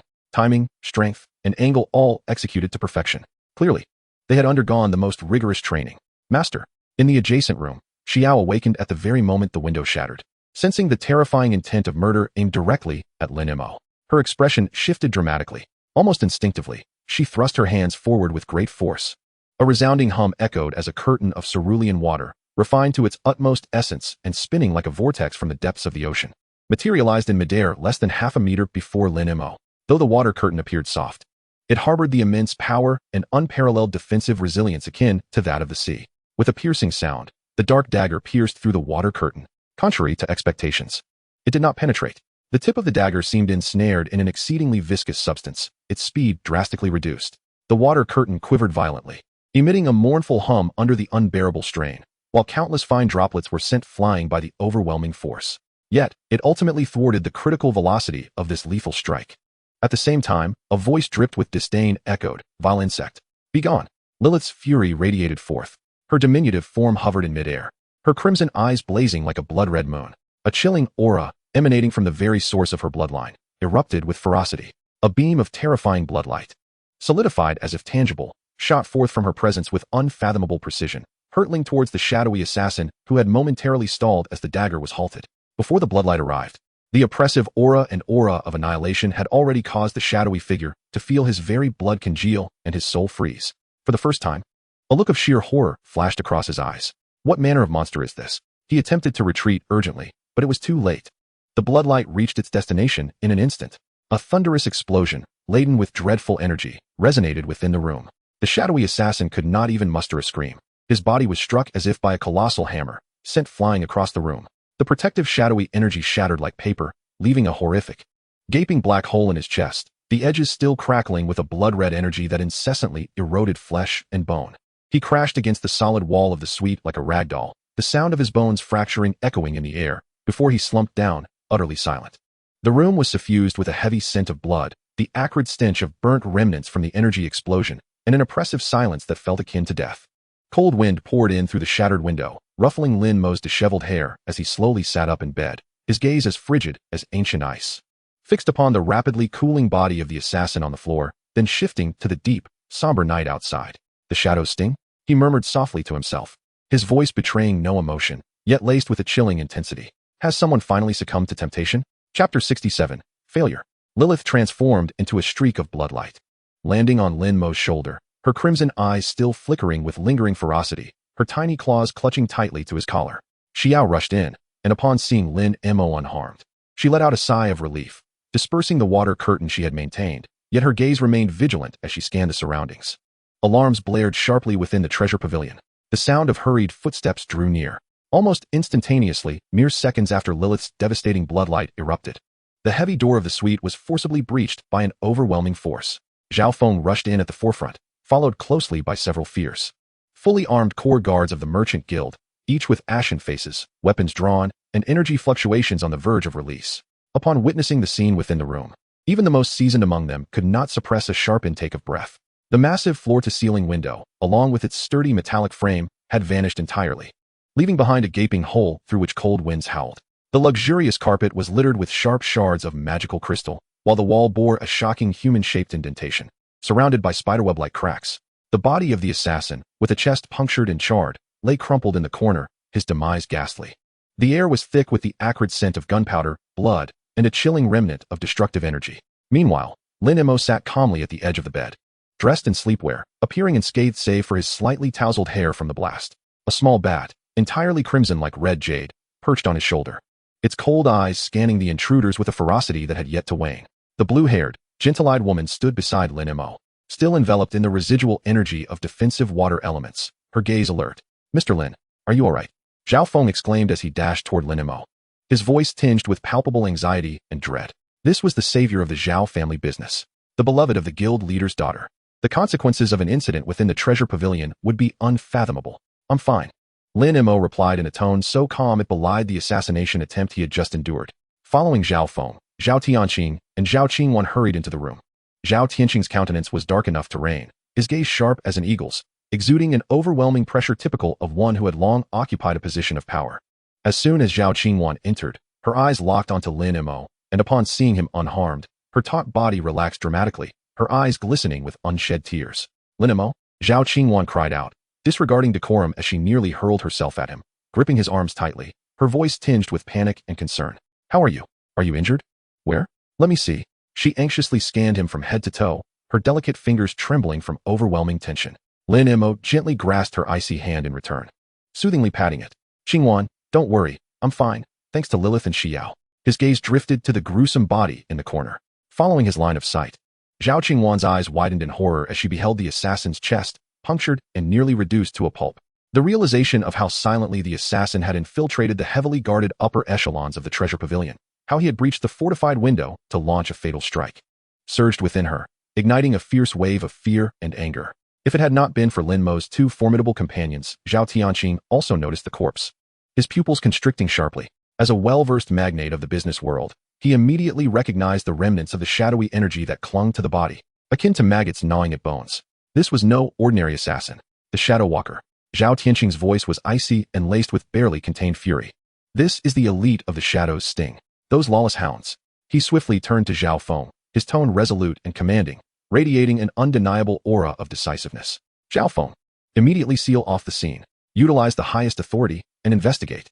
Uncover the identity of this assassin. Trace all his recent communications. Determine how he infiltrated our defenses to reach the upper levels. Even if it means turning Zhongzhou upside down, I demand the mastermind be unearthed. Furthermore, initiate the highest level of alert. Before the auction, not a single fly is to enter the treasure pavilion. Those who defy this order will be executed without mercy. Understood, President."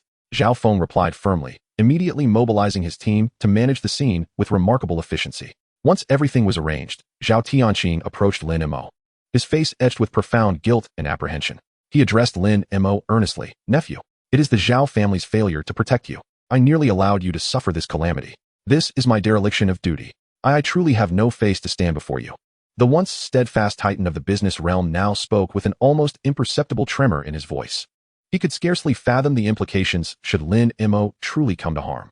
Not only would the flickering hope ignited by the Zhao clan be extinguished in an instant, but he would also be unable to offer any explanation to his beloved daughter. "Uncle, you exaggerate," Lin Mo replied, aiding Zhao Tianqing to his feet, his tone remaining remarkably composed. The opponent had come prepared, and this Shadow Walker, he glanced toward the corpse in the corner, indeed possessed unique capabilities. Had it not been for Lilith's extraordinary sensitivity to the essence of life and spatial fluctuations, coupled with Xiao's timely defense, they would have found themselves in a dire predicament. Lilith proudly lifted her petite head, huffing humph. "It seems you humans possess some measure of insight." Xiao merely nodded in acknowledgement, indicating that it was her duty. Zhao Qingwan nestled closely beside Lin Mo, as if her proximity could guarantee his safety. She cast a glance at her father, her eyes reflecting both dread and determination. "Father, we must uncover who is responsible." Rest assured, Zhao Tianqing's gaze shimmered with cold resolve. "Whoever dares to harm my Zhao family shall pay 100-fold. The atmosphere was stifling, akin to the eerie stillness before a tempest. Sun Jingxiong's complexion darkened as he absorbed the dismal news relayed by his subordinates, sounding akin to a death knell. "Master, we have received word from the Shadow's sting. Inya has failed." "What?" Sun Jingxiong surged to his feet, a tempestuous aura erupting uncontrollably, shattering the low table before him. Failed. How can that be? Ingya is a master-level shadow walker. How could he falter in assassinating an elite beastmaster? Even if Lin Mo is exceptionally gifted, he cannot possibly contend against someone of a superior realm. The specifics are unclear. The shadow's sting remains tight-lipped, only confirming the mission's failure and Ingya's demise. The Wanbao Pavilion is in quite an uproar, but Zhao Tianqing has swiftly contained the news. All we know is that Lin Mo is unharmed. His subordinate reported, trembling. Unharmed. Unharmed. What a splendid state of being unharmed. Sun Jingxiong trembled with rage, pacing within the confines of the chamber like a caged beast. Incompetence. Utterly useless. They cannot even handle this minor task. The shadow's sting is but a hollow title. There were already so few willing to accept such a task. Now, with the auction looming tomorrow and Wanbao Pavilion under full lockdown, the prospect of eliminating Lin Mo was rendered impossible. He could not comprehend how a top-tier assassin could fail to eliminate a young elite, especially at the cost of his own life. What monstrous entity lurked beside Lin Mo? Had the Zhao clan provided him with a Grandmaster-level protector? Yet, such a thing could hardly occur without even the faintest whisper reaching his ears. A profound sense of defeat and an unsettling dread enveloped Sun Jingxiong. Lin Mo's survival meant the Zhao clan's trump card still remained intact. The auction tomorrow. The auction. Sun Jingxiong halted, his gaze darkening to a chilling intensity, glimmering with a frenzied malice. Since assassination has proven futile, do not blame me for my ruthlessness. Inform our insiders within the Wanbao Pavilion. Our plans remain unchanged. Execute according to the original scheme. On the day of the auction, I shall transform Zhao Tianqing's piece de resistance into a monumental farce. I will ensure he suffers complete and utter disgrace. He gazed out the window, where the splendor of Zhongzhou's lights seemed to morph into the flames of impending warfare. Zhao Tianqing, Lin Mo, the auction tomorrow shall be your doom. Chapter 68. The Auction. On the day of the auction, in Zhongzhou, at Wanbao Pavilion, the already magnificent edifice reached an unprecedented pinnacle of grandeur. A colossal floating platform encircled the main tower of Wanbao Pavilion, akin to celestial bodies orbiting a luminous star, laden with an array of opulent magical vehicles, extravagant magical carriages, and even a few rare flying magical beasts emanating formidable presences, drawing countless envious gazes.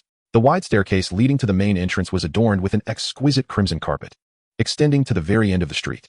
2 rows of guards donning specially crafted ceremonial attire from the Zhao clan stood like statues, their sharp gazes scanning every approaching guest with keen vigilance.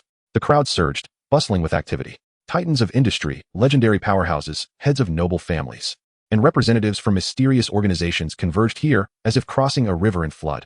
Ha ha ha, Brother Wang. It has been years, yet your charm remains undiminished. Oldly, you've come in person? It seems you are determined to seize that divine elixir. President Zhang, what a pleasure to meet. The Zhao clan has truly unleashed a thunderous surprise this time. Indeed, if the rumors hold true, Zhongzhou's landscape may very well shift. I remain skeptical. Perhaps Zhao Tianqing is merely engaging in theatrics. A cacophony of pleasantries, probing inquiries, compliments, and skepticism echoed amidst the throng. The president of the Longtai Chamber of Commerce, a portly, affable man with shrewd eyes, was engaged in quiet conversation with a stern-faced, taciturn elder from the Wantong Chamber of Commerce, glancing occasionally toward the entrance with a barely perceptible shadow of foreboding. At that moment, the crowd stirred, parting to create a pathway. Zhao Tianqing, clad in a perfectly tailored black suit, exuded an air of calm and poise, his expression adorned with just the right measure of confident smile. Accompanied by Zhao Qingwan and several core members of the chamber, as he personally welcomed a few esteemed guests. Zhao Qingwan, resplendent in a gown reminiscent of moonlit clouds, emanated an ethereal beauty, her warm smile gracing her features, yet her brow bore a subtle shimmer of grace and composure. Almost simultaneously, another contingent approached from the side. Leading them was none other than Sun Jingxiong, dressed in resplendent attire, his seemingly genial smile belied by the icy malice lurking within his gaze. Beside him were the sullen-faced Sun Yaozu, who frequently cast furtive glances at Zhao Qingwan, along with several formidable elders from the Sun clan. The 2 parties, under the watchful eyes of the multitude, unexpectedly crossed paths on the carpeted staircase midway. The air seemed to momentarily solidify as the clamor subsided, and countless gazes converged upon them. President Zhao, how have you fared? Sun Jingxiong spoke first, his voice resonant with a feigned warmth as he strode forward a few paces, extending his hand in greeting. Today, Wanbao Pavilion is filled with distinguished guests. President Zhao, you truly possess remarkable acumen and fortitude. Zhao Tianqing maintained his smile, likewise extending his hand to clasp Sun Jingxiong's with a firm grip, his voice equally resonant, laced with an unmistakable edge. Master Sun, you flatter me. Thanks to the Sun family, our chamber has encountered a few minor tribulations recently. However, he pivoted the conversation, his gaze sweeping over the eavesdropping guests, and proclaimed with clarity, true gold fears no fire. Excellent goods will naturally attract esteemed patrons from all quarters. With what little I possess, I am grateful for your support. Today, I shall not let you down. A slight stiffness marred Sun Jingxiong's false smile as he tightened his grip. Oh? It seems President Zhao is remarkably confident regarding today's piece de resistance. However, he elongated his tone, his eyes glinting with provocation. Such a divine artifact must not be mere illusion. Otherwise, should so many esteemed guests depart disappointed, the Zhao clan's century-old reputation may be at stake. Haha, Master Sun. You worry unnecessarily. Zhao Tianqing let out a hearty laugh, releasing his grip as he casually patted Sun Jingxiong on the shoulder. His gesture imbued with a subtle air of condescension. The truth of the matter, whether it be genuine or counterfeit, whether it be a dragon or a mere worm, would soon be revealed upon the auction stage. Instead of fretting over Zhao's reputation, the Sun Patriarch would do well to prepare a substantial sum of gold, lest he find himself yearning for coveted treasures only to be left in despair. This remark struck directly at the heart of Sun Jingxiong's greatest concern, his finances. Though adversaries, their attendance at the auction signified a shared desire for the treasures within. The surrounding guests listened intently to this verbal sparring, maintaining a facade of indifference while exchanging furtive glances, each lost in their own calculations. It was evident to all that the conflict between the Sun and Zhao families had escalated to a boiling point. Today's auction was not merely a contest of wealth, but rather a battleground for these two formidable factions. Let us await the unfolding events with bated breath. Sun Jingxiong scoffed, the last vestiges of his forced smile fading away as he turned on his heel, leading his family toward the VIP entrance. Zhao Tianqing watched the retreating figure of Sun Jingxiong, a fleeting glimmer of coldness flashing in his eyes before he resumed his composed and confident demeanor, greeting the other guests. Inside the Wanbao Pavilion, in the Celestial Hall, stepping into the space felt akin to being immersed beneath a resplendent starry sky. The Grand Dome was not a solid structure, but rather an elaborate construct of top-tier spatial expansion magic and light illusion arrays, with a vast river of stars flowing serenely. Countless celestial bodies twinkling and casting a soft, mysterious glow that enveloped the entire hall in a dreamlike ambience. The hall boasted a flawless circular design, with a floating auction stage at its center, intricately carved from massive starry crystals, radiating brilliance. Surrounding the auction stage was a tiered seating area, resembling terraced fields, crafted from precious purple heartwood and adorned with plush cushions of deep-sea whale velvet, exuding comfort and luxury. At the pinnacle of the circular seating, 9 independent boxes, akin to miniature palaces, hovered in midair, the esteemed Tianzi boxes. Cloaked in a layer of one-way transparent energy barriers, the interior remained concealed from external view, yet offered a clear vantage point of the entire auction arena and the stage below. Each box's entrance was engraved with golden numerals. At this moment, the hall was filled to capacity. Titans from various realms had taken their seats, engaging in hushed conversations, the air thick with tension and anticipation. Countless attendants flitted about like butterflies, silently serving the finest beverages and delicacies. Within the Tianzi No. 1 box, Lin Mo reclined on the main sofa facing the auction stage. His posture relaxed. Lilith had transformed into a diminutive bat, lazily perched on his shoulder, seemingly indifferent to the surrounding clamor. Lin Yuyin leaned curiously against the grand one-way crystal wall, her violet eyes sparkling as she gazed down at the bustling crowd, a delicate magical pastry in hand. Xiao sat quietly beside Lin Mo, pouring a fragrant cup of spirit tea for him. Zhao Qingwan occupied a seat next to Lin Mo, her face adorned with a faint blush and a blissful smile, occasionally casting tender glances at his profile. Adjacent to them was the Tianzi No. 3 box.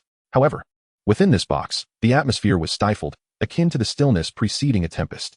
Sun Jingxiong sat in the main seat, his countenance ashen as he peered through the crystal wall at the raucous throngs below and the resplendent auction stage, his gaze dark and brooding. Sun Yaozu sat beside him, equally perturbed, casting furtive glances toward the direction of Tianzi No. 1, filled with resentment and bitterness. Father, that old cur, Zhao Tianqing, is insufferably arrogant. And that Lin Mo. Sun Yaozu muttered through clenched teeth. Silence. Sun Jingxiong snapped, his voice icy. Steady yourself. The true spectacle is yet to unfold. He raised a glass of strong liquor and downed it in one gulp, his eyes glinting with a manic and desperate light. At this moment, he was far from the tranquility he projected. Damn Zhao Tianqing. Damn Lin Mo. Do you think victory is assured? Wait until those 2 vials of potions are presented. That will be the moment of your disgrace.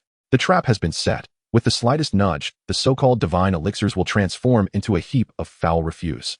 I will expose the Zhao Chamber of Commerce's deceit to all. I will ensure Zhao Tianqing's utter ruin. At that time, I shall witness how you protect your precious daughter. Everything belonging to the Zhao Chamber, including Zhao Qingwan, will fall into the hands of the Sun family. These venomous thoughts coiled like serpents within Sun Jingxiong's mind, taking root and flourishing. Yet, he had no inkling that, within the adjacent Tianzi No. 1 box, Lin Mo, appearing to be in a state of serene contemplation, bore a chilling and playful smile at the corner of his mouth. A trap? A sabotaged elixir? Reduced to refuse? Sun Patriarch, your scheme seems rather intriguing. Chapter 69, The Play. The event was presided over by an exquisite beauty clad in a resplendent golden mermaid gown, Xingli, the chief auctioneer of Wanbao Pavilion. Her figure was graceful and enchanting, her skin as fair as snow, and her features as delicate as a fairy from a painting. Her autumnal eyes sparkled with life, seemingly capable of ensnaring the very soul. Even more remarkable was her voice, clear and melodious, akin to pearls cascading upon jade plates, her mastery over the auction's rhythm unparalleled, exuding an allure of maturity, charm, and confidence with every gesture. Each time she brought the gavel down, each time she smiled enchantingly. She effortlessly stirred the emotions of all present, drawing countless ardent gazes toward her. Beneath the resplendent starry dome, the atmosphere in the auction hall grew increasingly charged.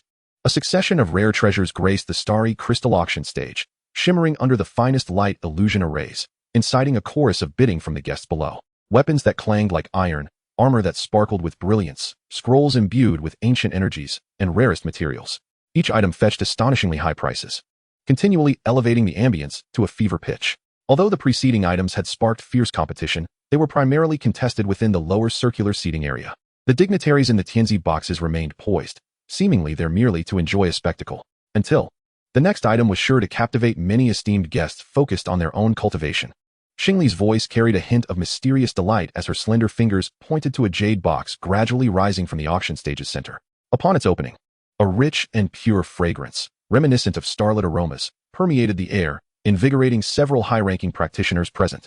A millennium-old celestial star herb. Xingli's voice rose, imbued with infectious energy. This herb grows atop the most inaccessible peaks, maturing only after a century of basking in starlight. A millennium's worth is truly a rare find. The celestial essence it harbors is astonishingly effective for solidifying foundations and breaking through certain specific bottlenecks, especially for the powerful seeking advancement despite foundational flaws. It is an invaluable treasure.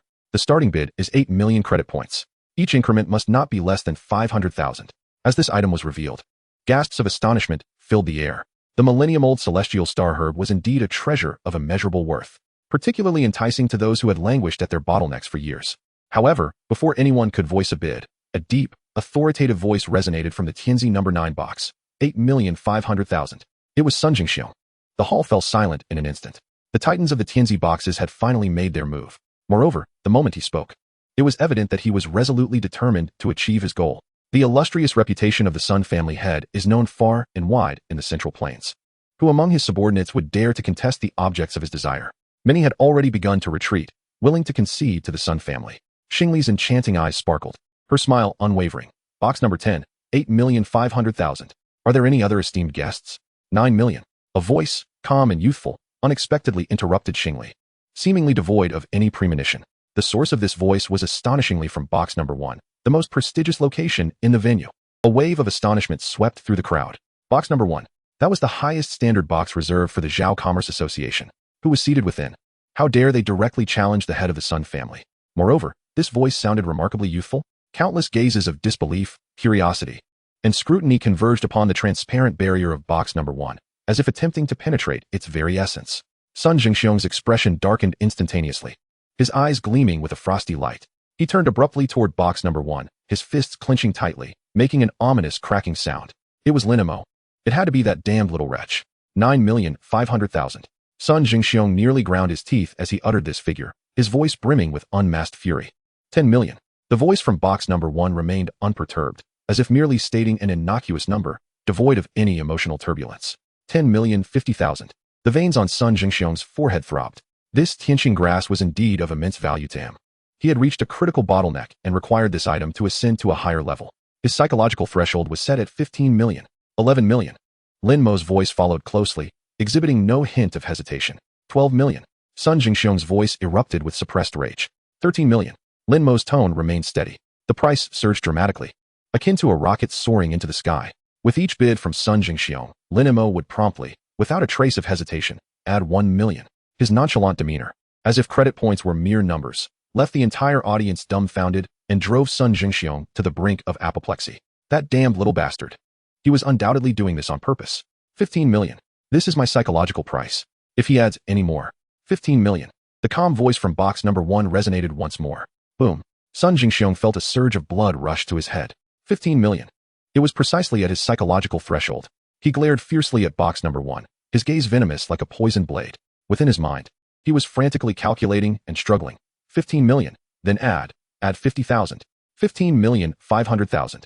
This is already a significant premium. If that little wretch adds again, I will. 15,500,000. Sun Jingxiong nearly roared, his voice slightly cracking.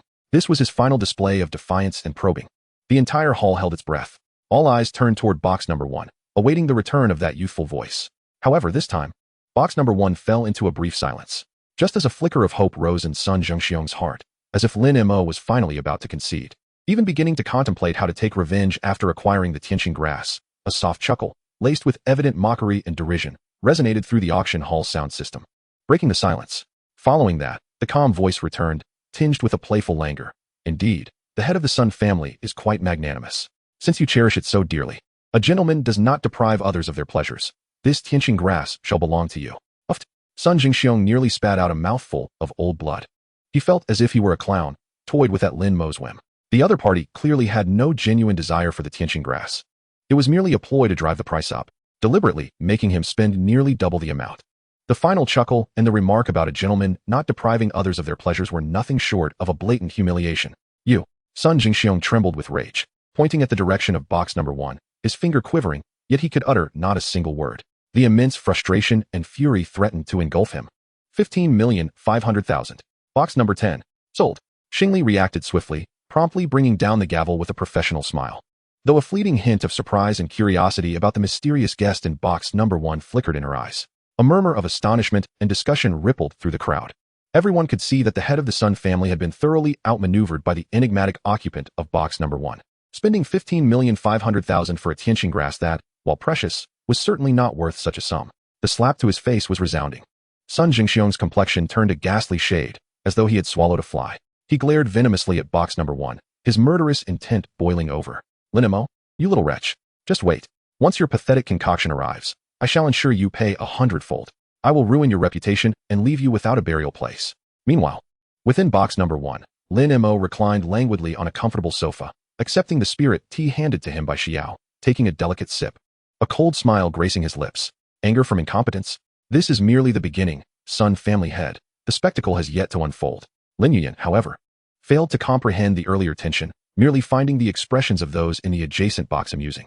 That uncle's face was so red, like a cooked shrimp. Lilith lazily rolled over on Lin Mo's shoulder, her crimson eyes glancing toward the neighboring box, emitting a barely audible snort. She then fluttered her wings a couple of times and vanished from the room. Chapter 70, Admiration. The auction continued. The atmosphere, skillfully manipulated by Xingli, oscillated between tense excitement and relaxed enjoyment. Item after item was auctioned off at astonishing prices. Representatives from the Longtai Commerce Association and the Wantong Commerce Association also participated in bidding for several items of interest, including a legendary shield fragment imbued with ancient defensive runes, a secret map detailing rare or vein coordinates, and an extraordinary beast egg said to enhance contract beast potential. However, an odd occurrence transpired.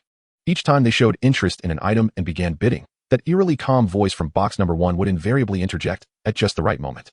When the president of Longtai Commerce Association quoted a high price for a rare material, the voice from box number 1 would resound, nonchalantly raising the bid, ultimately leaving the Longtai president heartbroken as he quoted a price far beyond expectations, only to lightly relinquish it with a remark about the Longtai Commerce Association's considerable wealth. The Wantong Commerce Association's representative faced a similar fate with the beast egg, as the price was forcefully inflated by nearly double before they barely secured it. After two such encounters, the expressions of the Longtai and Wantong representatives darkened like soot at the bottom of a pot. They were not fools. They were acutely aware that they had been targeted. Moreover, they were being toyed with by the mysterious occupant of box number 1, in a manner bordering on mockery. Yet, they dared not express their wrath upon the territory of the Zhao clan, forced to swallow their grievances and simmer in suppressed rage. Their resentment towards the Zhao Merchant Association and Lin Mo reaching a fever pitch. Sun Jingxiong surveyed his allies' misfortune with a smirk of schadenfreude echoing within the confines of box 9. Humph, two fools. They deserve it. This is what you get for standing idly by before. At this moment, his only thought was to avoid suffering alone. Just then, Xingli's melodious voice rang out once more. The next item for auction is an artifact steeped in legend. With a graceful wave of her delicate hand, an ancient sandalwood box was presented on the auction stage. As the box opened, it revealed a uniquely shaped metallic token lying quietly within. This token, neither metal nor iron, shimmered in a dark golden hue, its surface adorned with intricate, esoteric etchings, at the center of which lay a blurred pattern reminiscent of an eye. It emitted no powerful energy, appearing somewhat dull and lifeless. Its origins were shrouded in mystery. Upon appraisal, its material was deemed exceptionally rare and extraordinarily resilient, impervious to damage.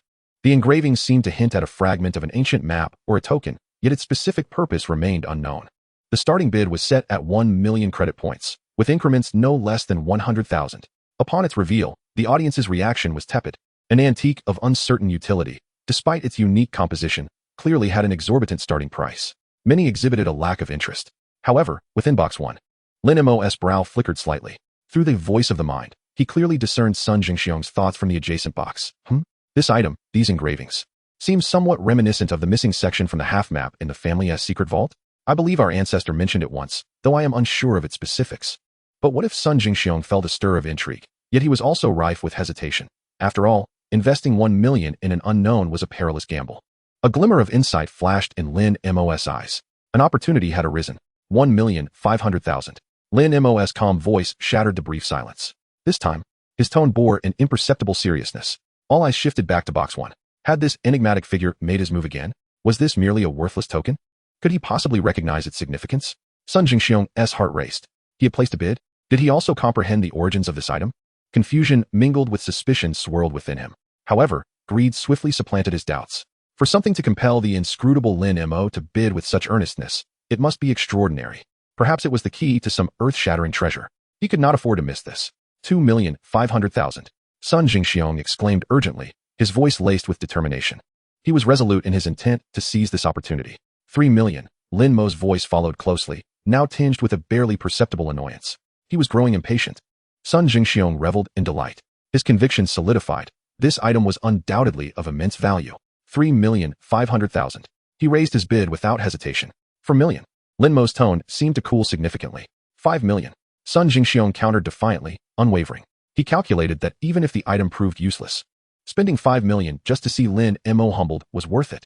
The crowd gasped. An unknown token had swiftly escalated to 5 million. All held their breath, captivated by the fierce duel between the two titans. Sun family patriarch. The voice from box 1 ascended sharply, tinged with palpable, restrained ire, resonating throughout the hall. In all matters, precedence is paramount. I have already set my sights on this item, and you insist on intruding. What is your rationale? This tone suggested genuine provocation. Sun Jingxiong reveled in the moment.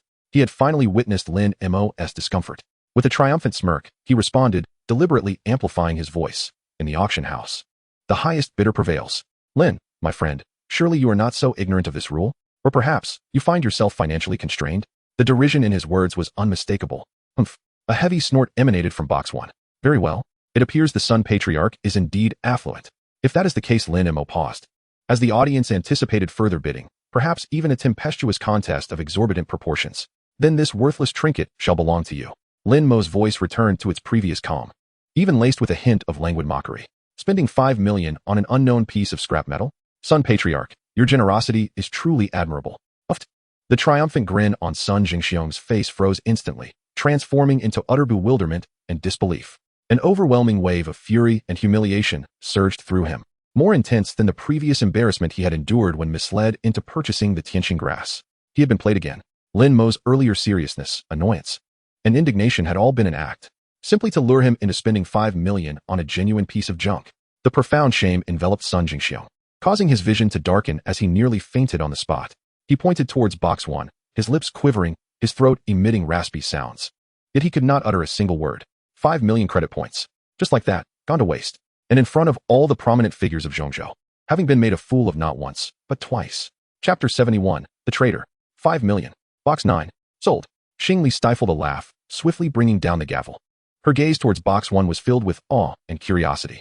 This mysterious guest had a mastery of manipulating hearts that was nothing short of sublime. The arena fell silent for a moment before erupting into uncontrollable laughter and chatter. Everyone understood. Sun Jingxiong, the patriarch of the Sun family, had been thoroughly played by the enigmatic figure in box 1, using the same ploy twice, each instance more humiliating than the last. The slap to his face was akin to being ground into the dirt. Today, Sun Old Ghost has truly met his match. 5 million for a piece of scrap metal. TSK. The Sun Patriarch is indeed extravagant. Who was that individual in box 1? So ruthless. So vindicating. The guests invited by the Zhao Merchant Association this time are anything but ordinary. As Sun Jingxiong listened to the mocking laughter below and felt the piercing gazes from all around, akin to being pricked by needles, he trembled with rage. His complexion shifting from green to purple, then to black. A wave of metallic sweetness surged in his throat, which he forcefully swallowed. Such a profound disgrace. It was an utter humiliation. Lin Mo, you little beast. I shall rend your body to pieces and scatter your ashes. Sun Jingxiong roared the most venomous curses in his heart, his eyes bloodshot, nearly weeping blood. He abruptly turned to an entrusted elder beside him, signaling frantically with his eyes. Act. Act now. He could not wait for the auction's grand finale. He wanted to witness Lin Mo's ruin, his complete downfall. Meanwhile, in the backstage of the auction, within the heavily guarded treasure vault, the atmosphere was tense, punctuated only by the faint hum of the energy barrier in operation. At the center, a platform shielded by a high-intensity energy barrier held 2 trays, entirely crafted from the ethereal ice jade. On the tray lay 2 vials radiating a divine luminescence, captivating the attention of countless avaricious gazes, the arcane tide and the dawn's elixir. They were undoubtedly the focal point of the evening, meticulously monitored by numerous detection arrays. Guarding this precious treasure were 2 core sentinels of the Zhao Merchant Guild, both exuding a calm demeanor and possessing master-level prowess, alongside a master array mage tasked with maintaining energy stability. The trio stood as if facing a formidable enemy, their minds intensely focused. Suddenly, the array mage furrowed his brow, directing his gaze to a corner of the monitoring array. The feedback from Node 3 exhibits some anomalous fluctuations. I shall investigate. You 2 remain vigilant here. With that, he hastened towards the control console in the corner. The 2 sentinels, trusting in his judgment, continued to stand guard beside the energy barrier. At that very moment, as the array mage turned his back, one sentinel's eyes flickered momentarily as he seemingly nonchalantly approached his companion and whispered, "Brother Wang, did you see that shadow dart across the monitoring screen over there?" He gestured towards another direction on the monitor. The sentinel, named Wang, instinctively turned his head to scrutinize the screen. However, at that precise moment, the flickering-eyed sentinel's gaze glinted with a chilling light, and his movements were as swift as a phantom. He had already concealed an inconspicuous object resembling a shard of crystal in his hand, which he thrust lightning-fast towards the nape of Wang's neck. As the shard made contact with skin, it unleashed a surge of potent, paralyzing energy. Wang let out no sound, his body slackened, and he collapsed to the ground, instantly losing consciousness. Without a moment's hesitation, the trader swiftly produced 2 vials that bore an almost identical appearance, yet contained murky liquid reeking faintly of decay. His target was none other than the 2 divine elixirs encased within the energy barrier. His heart raced like a drum, his palms slick with perspiration, yet his eyes sparkled with frenzied excitement at the prospect of imminent success. If he could substitute these 2 counterfeit vials, once unveiled on the auction stage, the vision of prosperity promised by the head of the Sun family would be within his grasp.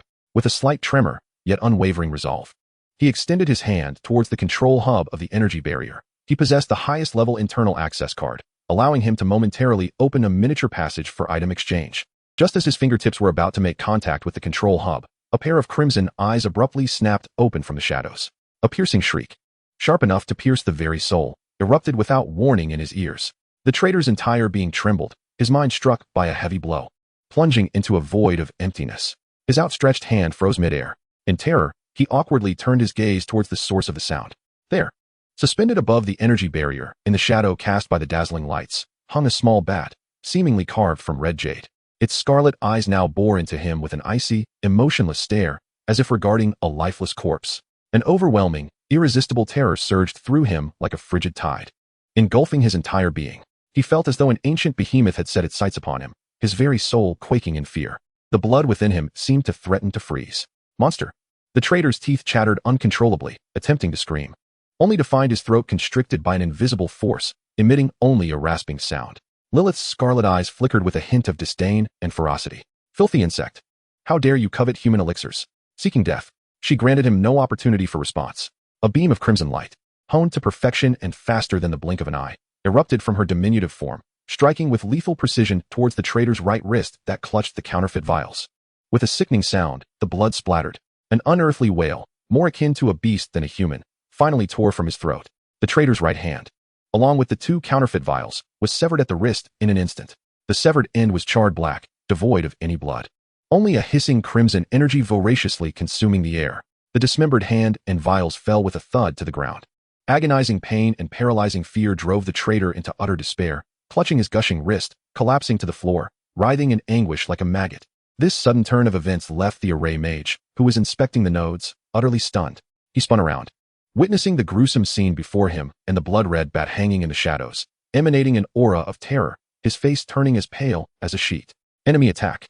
The array mage finally regained his wits, emitting a piercing alarm. The shrill, jarring sound resonated throughout the entire backstage area. Urgent. Heavy footsteps surged in from all directions like a tidal wave. Lilith cast a cold glance at the writhing traitor and the aghast array mage. Her crimson eyes filled with contempt.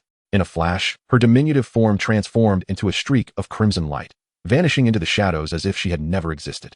Meanwhile, the two genuine divine elixirs, shielded by the energy barrier, continued to exude a dreamlike glow, patiently awaiting their ascent to the spotlight that would attract the gaze of the multitude.